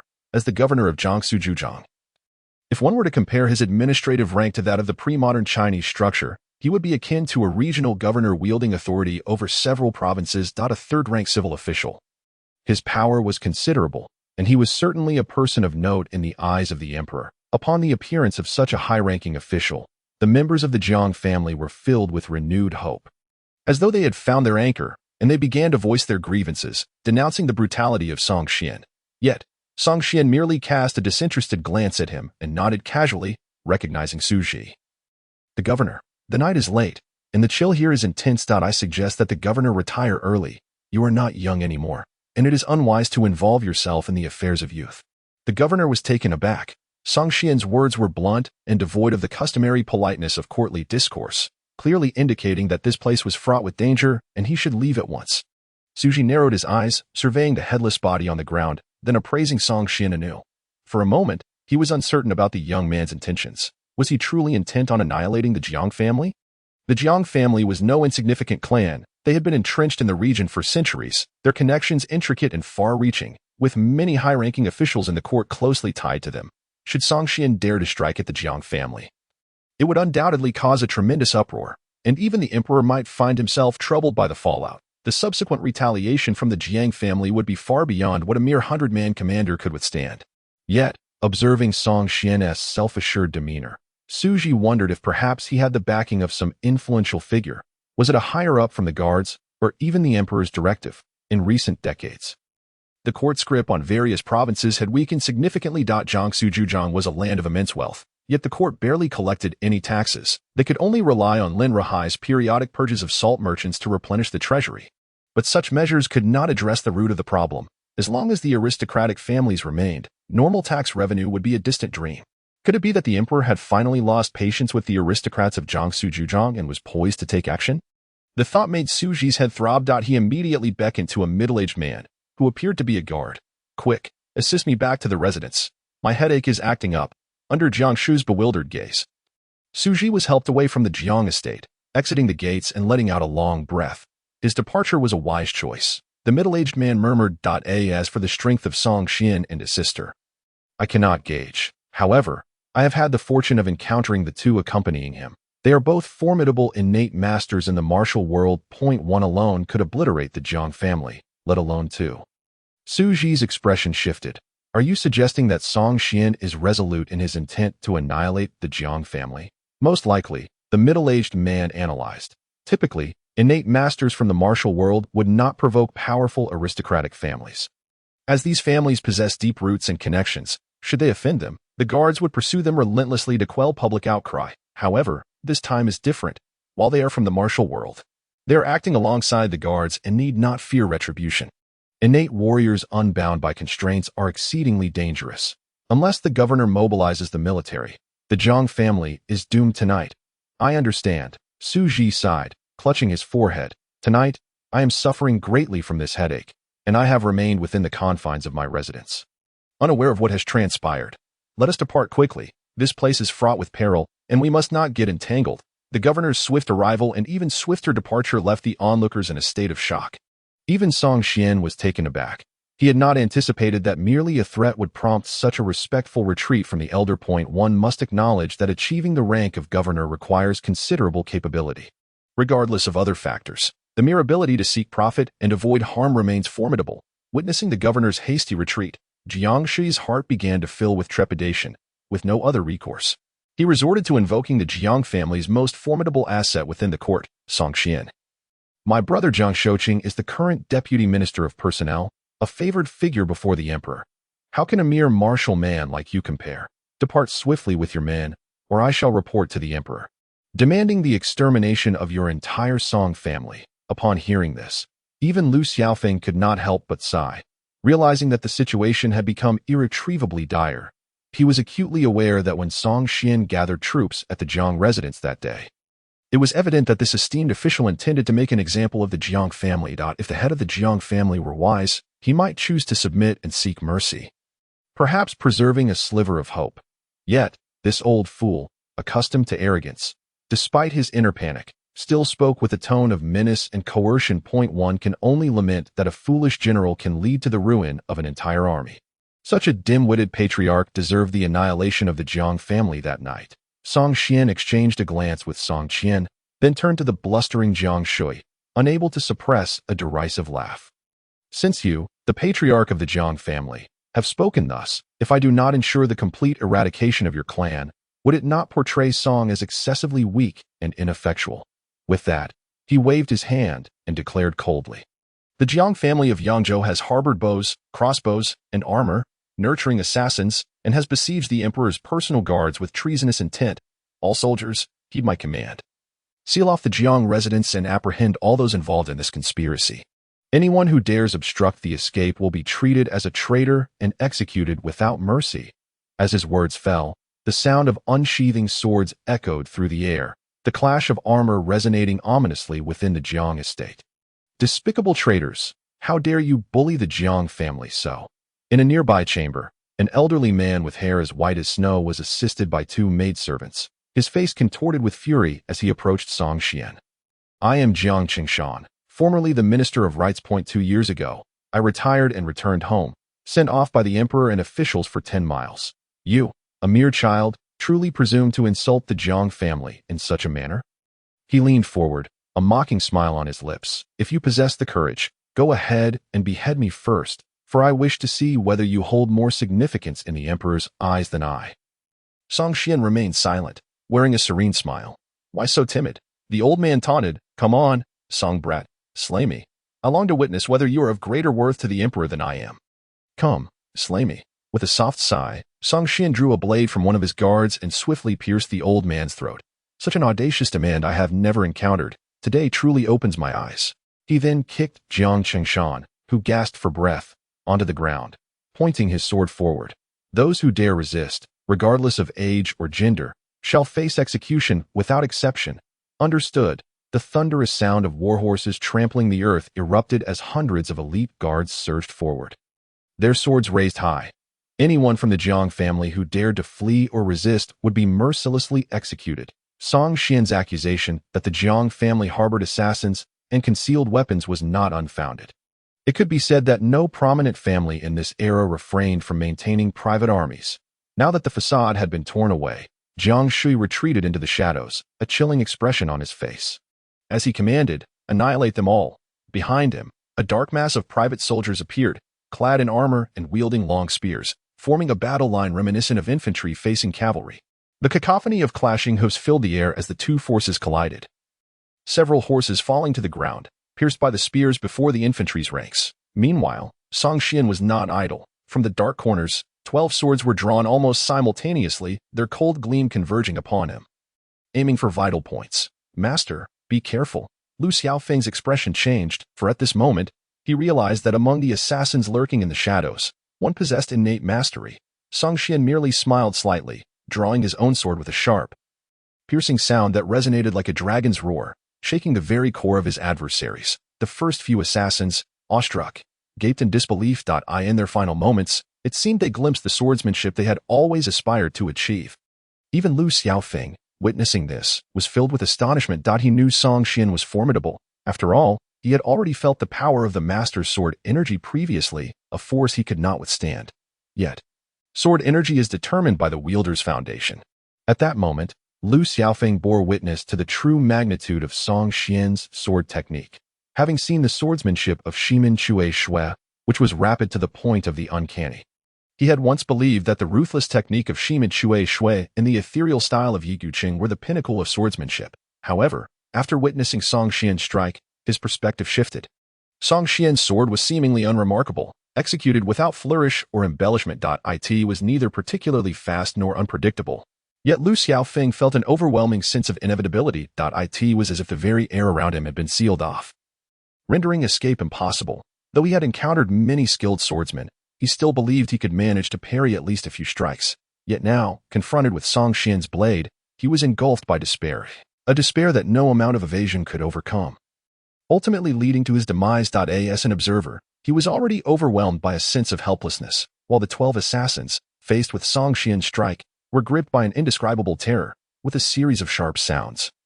The assassins felt a sudden sweetness in their throats, their cries silenced as their necks were pierced in an instant. Among the 12 assassins, one of innate mastery and 11 at the pinnacle of acquired skills, none were spared. All falling before Song Xian's single strike. With a thud, the 12 bodies collapsed to the ground, stirring up a cloud of dust. Song Xian casually twirled his sword, flicking the blood from its tip before sheathing it with a satisfying clang. Lu Xiaofeng, regaining his composure, swallowed hard, inwardly expressing gratitude for his earlier fortune. But it was fortunate that when the master had dealt with him, he had merely unleashed a sword energy, granting him a sliver of mercy. Had the master drawn his sword for close combat that day, even with both him and Huan Manlu fighting together, they would have met the same fate as the assassins today, slain in an instant. Within a yard, all beings are equal. I am invincible. Be they acquired or innate, all shall fall before a single strike. After dispatching the 12 assassins with ease, Song Xian looked towards Lu Xiaofeng and Huan Manlu. Lifting his sword with a single hand. Lu Xiaofeng smiled faintly. Without need for further instruction from Song Xian, he leapt into the fray against the Jiang family's private soldiers. While he might feel a twinge of discomfort confronting ordinary individuals lacking in resistance, charging into a battalion of several hundred private soldiers posed no psychological barriers. Lu Xiaofeng's lightness of foot, known as Phoenix Dance of the Nine Heavens, allowed him to move as gracefully as a phoenix taking flight, effortlessly sending the armored soldiers, armed with steel blades and long spears, sprawling like dumplings, unable to withstand his onslaught. In that moment, Lu Xiaofeng finally rediscovered the sensation of being a martial arts master. Since encountering Song Xian, he has become somewhat lacking in confidence. Today, he has finally risen to the occasion, showcasing his talents. Although Huan Manlu cannot be seen, his perceptive abilities are remarkably acute, sensing Lu Xiaofeng's exhilaration. He smiles gently, swiftly unfurling the folding fan in his hand, and like a wisp of willow fluff, he soars into the battlefield. The two formidable, innate martial artists join forces, rendering the hundreds of private soldiers of the Jiang family utterly defenseless. In less than the time it takes to brew a cup of tea, the ground is strewn with corpses. Even those who remain alive are grievously injured, lying on the ground, moaning and wailing in agony. There is no need for Song Xian to issue further commands regarding the cleanup. The Xian Yiwei Ti Chi, under the guidance of the captains, begins to systematically storm the various residences of the Jiang family. Before long, a captain, accompanied by several Xian Yiwei, hastens to Song Xian's side, kneeling on one knee. My lord, we have uncovered irrefutable evidence of their treason within the Jiang family. The captain gestures behind him, and several Xian Yiwei spread out the items they hold. As Song Xian gazes upon them, he sees a black robe, upon which is embroidered a majestic five-clawed dragon. Surprised, Song Xian realizes that he had prepared evidence of the Jiang family's rebellion before arriving, such as private letters conspiring against him with other families or similar sayings from the likes of De Chuxing and Chen Shengwang. That it is irrelevant whether the Jiang family is guilty. Song Xian is confident he could find such items within their inner sanctum. However, a dragon robe is something he had not anticipated. For a moment, he is unsure if this is an embellishment by his subordinates, an improvised act. Thus, with a scrutinizing gaze, Song Xian turns to the captain, questioning whether this evidence truly originated from the Jiang family. Absolutely true, the captain, sensing the doubt in the eyes of the town pacification officer, asserts vehemently, if I dare utter a single lie, may my entire family perish. Upon hearing this, Song Xian is convinced no one would dare invoke the fate of their entire family in front of him. Knowing he is capable of such a ruthless act, Song Xian blinks, his gaze fixed on the black dragon robe for a long while before he finally withdraws his attention, directing it towards Jiang Shu, the head of the Jiang family, who is currently pinned to the ground. That I have not wronged you, have I? Initially anxious and uneasy, Jiang Shui now displays an unusual calmness, glaring at Song Xian with resentment. We could have coexisted peacefully. Why have you chosen to trouble my Jiang family? With a cold smile, Song Xian retorts, did you consider the consequences when you sent assassins after me? You were the one who first killed my second son. I merely retaliated. Jiang Shu snaps back. You initiated this conflict. With a disdainful snort, Song Xian counters, do not presume that you and your family are innocent. The notorious Dongfeng Bubi, the leader of the Sun and Moon Holy Cult, attempted to assassinate me before, and do not think your esteemed family played no part in that. What Sun and Moon Holy Cult? Jiang Shu is taken aback. I sought the assassins from Qingyi Tower. When did this become associated with the Sun and Moon Holy Cult? You do not know Dongfeng Bubi. Jiang Shui feels a sense of despair, realizing that his family is likely being used as a scapegoat. It matters not. Your Jiang family harbors treasonous intentions. You deserve your fate.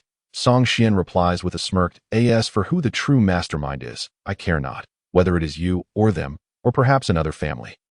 I will eradicate them one by one until none remain. Jiang Shi glares at him, filled with hatred. You vile scoundrel, even if my Jiang family perishes, I will drag you down with us. You think my Jiang family possesses only this modicum of power in Jiangsu and Zhejiang?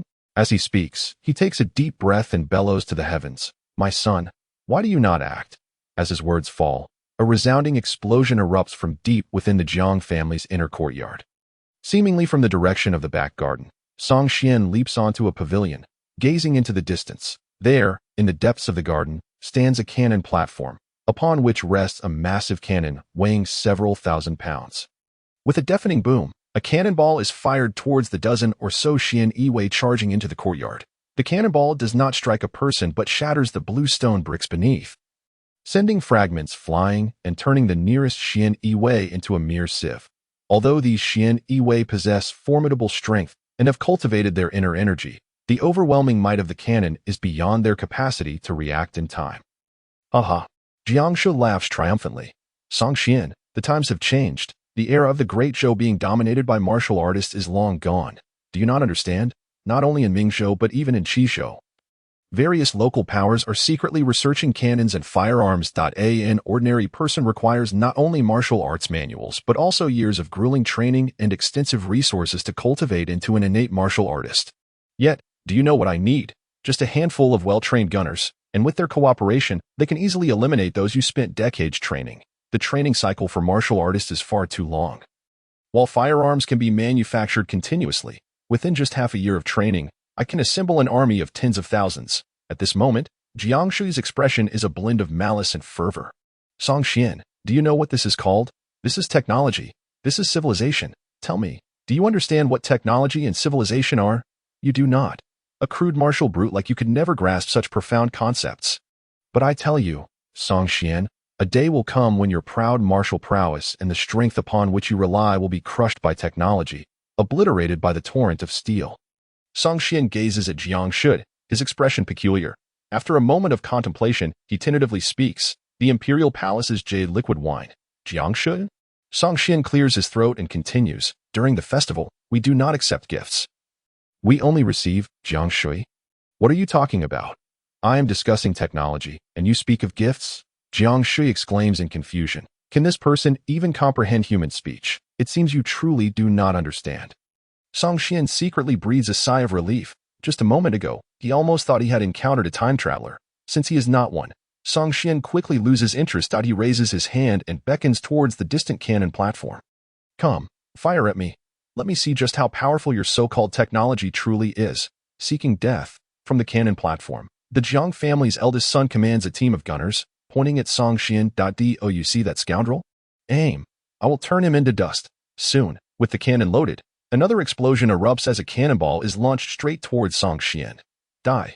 The Jiang family's eldest son grins maliciously, but in the next instant, his smile freezes. From the pavilion, the Xian Yiwei town pacification officer, the very one responsible for the impending doom of the Jiang family, merely raises a hand in the air. The scarlet true energy swirls like a vortex.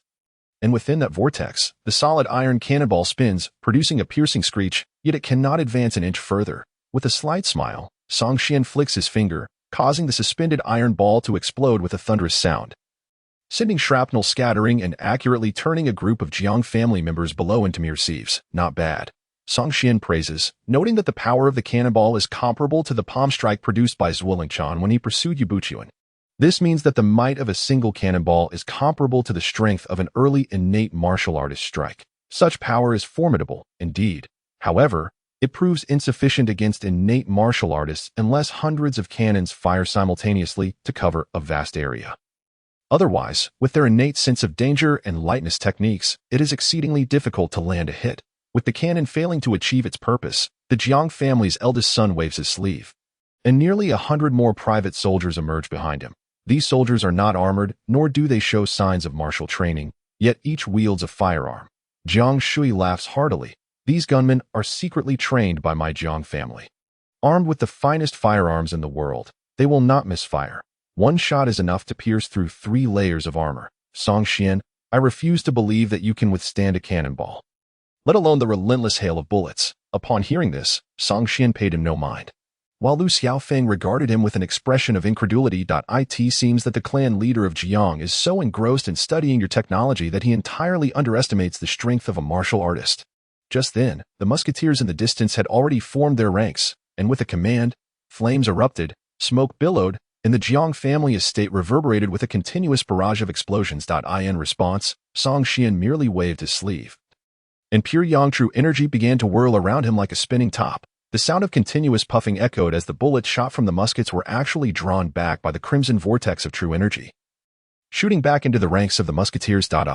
Help! Many musketeers fell to the ground, struck down, their cries of anguish resonating incessantly. With a clang, Song Xian drew his longsword once more, and at the moment the blade was unsheathed, it emitted a dragon's roar. In an instant, a streak of sword light, akin to a flowing ribbon, surged forth, slicing through the air. Swoosh! Like a startled swan darting through the sky, the sword light arrived with a swift slicing sound, and the cannon platform where the eldest son of the Jiang family stood was abruptly severed by the sword energy. The moment the cannon platform was split apart, Song Xian's figure flickered and appeared behind the sword energy, delivering a powerful palm strike. As the palm struck forth, the force surged like a raging flood, like a volcanic eruption, with crimson light cascading down like meteor showers. Boom! With a thunderous crash, the cannon platform shattered, countless fragments raining down like blossoms, engulfing the surrounding area for dozens of meters. After delivering the blow, Song Xian did not even glance down, sheathing his sword and retreating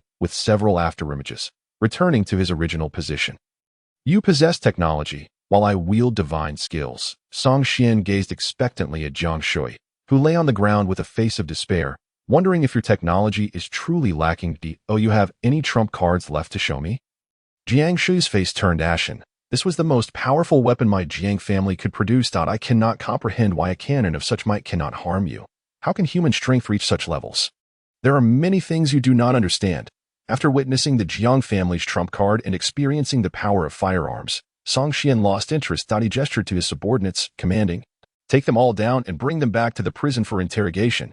Indeed, firearms are formidable. With cannons paired with muskets, the Jiang family would have had a chance to overthrow the dynasty in a typical feudal society. However, regrettably, this great Zhou dynasty is not an ordinary world, but a realm of martial arts. It is said that upon reaching the level of a grandmaster of martial arts, one can traverse the skies. In such a high martial world, unless you can create a nuclear bomb capable of annihilating an entire city. Top martial artists are virtually unbeatable. On the way back to the Thousand Households office, Song Xian remained mostly silent. The more he pondered, the more uneasy he felt. As a scion of the Xian Guard family, the fate of the Song family is intertwined with that of the great Zhou. Yet, the events concerning the Jiang family today filled him with considerable apprehension. This is merely a prominent family from Mingzhou, Jiangsu province, and they have already developed cannons and muskets. What about the noble families in other provinces? Have they not all harbored thoughts of usurping the great Zhou dynasty? While harboring rebellious thoughts is not particularly alarming. What is truly concerning is that firearms have developed to such an extent, yet the Xianyi guards in the imperial capital seem to have received no wind of it. Or perhaps lower-ranking guards have reported this matter, but the higher-ups of the Xianyi guard do not regard the emergence of firearms with any seriousness. This is not a good sign. Top martial artists are indeed unmatched. Firearms are merely toys to them. A grandmaster can easily alter the course of a war. Yet what if a grandmaster from the court is restrained by another grandmaster? Upon returning to the Thousand Households office, Song Xian finally turned to Lu Xiaofeng, who had been silent. What do you think of the Jiang family's firearms? Lu Xiaofeng pondered for a moment and replied, "They are quite impressive, but only pose a threat to those below the innate level. Above the innate level, those cannons and muskets are unlikely to hit anything. Even if they do, they cannot penetrate the protective true energy." He sensed Song Xian's concerns and continued, "I understand what you are worried about, but to be honest, there is no need. No matter how powerful firearms may be, they ultimately require human hands to operate. For skilled martial artists, there is no need for a direct confrontation with firearms. They can simply eliminate the operators." Upon hearing this, Song Xian understood why he had not heard any news regarding firearms in the imperial capital. Even someone like Lu Xiaofeng, a figure in the martial world, dismisses them. How much less would the Xianyi guards, who hold the strongest martial power in the world, regard them? The Xianyi guards are not oblivious to the emergence of such formidable weapons. But they probably do not take them seriously at all. When the higher-ups of the Xianyi guards deem it necessary to intervene, they need only dispatch a few elite guards to suppress any trouble. For 300 years, the Great Zhou has consistently handled matters this way, and they have long since become accustomed to it. The usually reticent Hua Manlu also took the opportunity to share his insight. "Sir, external forces are ultimately just that. External. The power one possesses oneself is what truly matters." Song Xian smiled faintly and nodded slightly, acknowledging his point. Within the dimly lit interrogation chamber of the Xianyi guards, the air felt extraordinarily murky.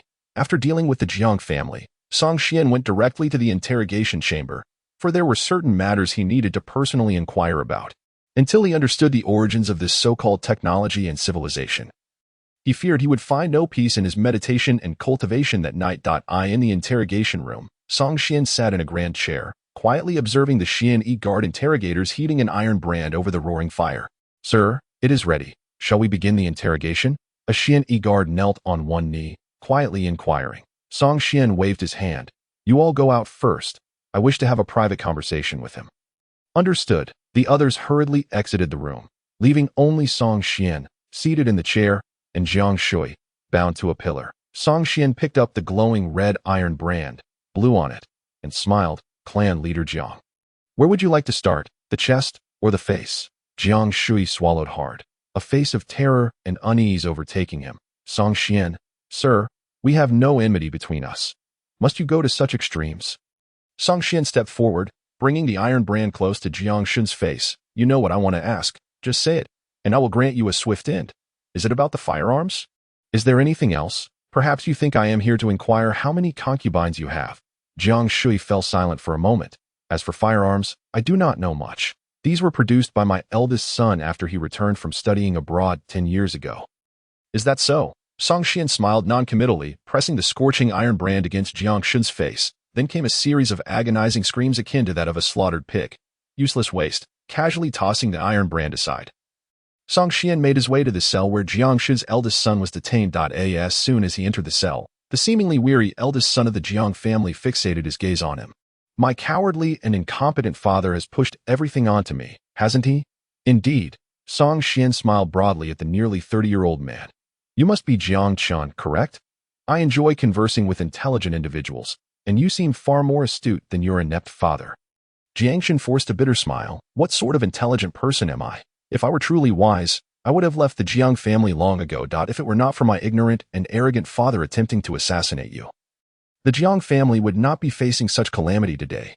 Song Xian raised his hand, summoning a chair that flew through the air to land before him. He crossed his legs and sat down, smiling lightly. "I have no interest in the grievances between you and your father. Now, tell me how you obtained those firearms, and where your incompetent father got the terms technology and civilization from." Jiang Chen paused for a moment before slowly speaking.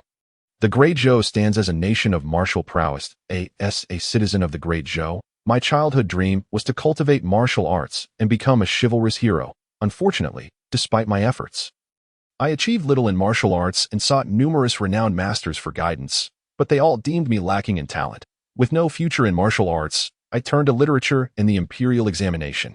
At the age of 20, after my initial failure in the imperial examination, I set forth from my home accompanied by my family retainers, seeking solace in the vastness of the world. This journey, winding and uncertain, led me countless miles to the northern territories of Mingzhou. The majority of the populace in Mingzhou, that region is regarded as a remote and barbaric land, although it lies within the dominion of the Great Zhou. The court has historically paid little heed to that desolate area. As long as the annual taxes are collected, the government adopts a laissez-faire approach towards it. The inhabitants there display an astonishing variety in appearance, featuring red, golden, and yellow hair, predominantly with pale skin marred by coarse pores and unpleasant odors. Upon my first encounter with these individuals, their scent compelled me to retch. At this juncture, Jiangchen could not help but chuckle. These Caucasian groups, with a physique distinct from the regular citizens of the Great Zhou, possess incomplete meridians, rendering them incapable of martial cultivation. Thus, they have always been viewed as a benign populace by the court, a tribe incapable of mastering martial arts. Even should they contemplate rebellion, a mere handful of warriors could easily quell them. I spent a considerable period in the northern territories, indulging in the scenic beauty, and after some time interacting with the locals, I discovered that despite their inability to practice martial arts, they exhibited remarkable qualities. Perhaps it is precisely their inability to cultivate martial skills that has enabled them to channel their energies into the study of external forces. Gunpowder, a substance long known in the Great Zhou and primarily employed for fireworks, found a different application in the hands of those so-called savages, who ingeniously fashioned cannons and firearms from it. Moreover, they have pioneered theories in physics, chemistry, and astronomy. The scientific and civilizational concepts that adults in the Great Zhou speak of have indeed originated from that region. During my years there, I forged numerous friendships and acquired a wealth of knowledge.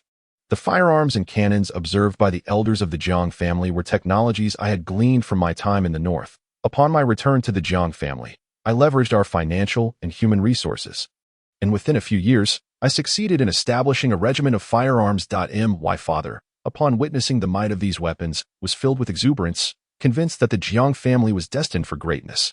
However, when it comes to my father, Jiangchen found himself at a loss for words. I have admonished him on several occasions to maintain a low profile, to quietly develop our influence without drawing the court's scrutiny.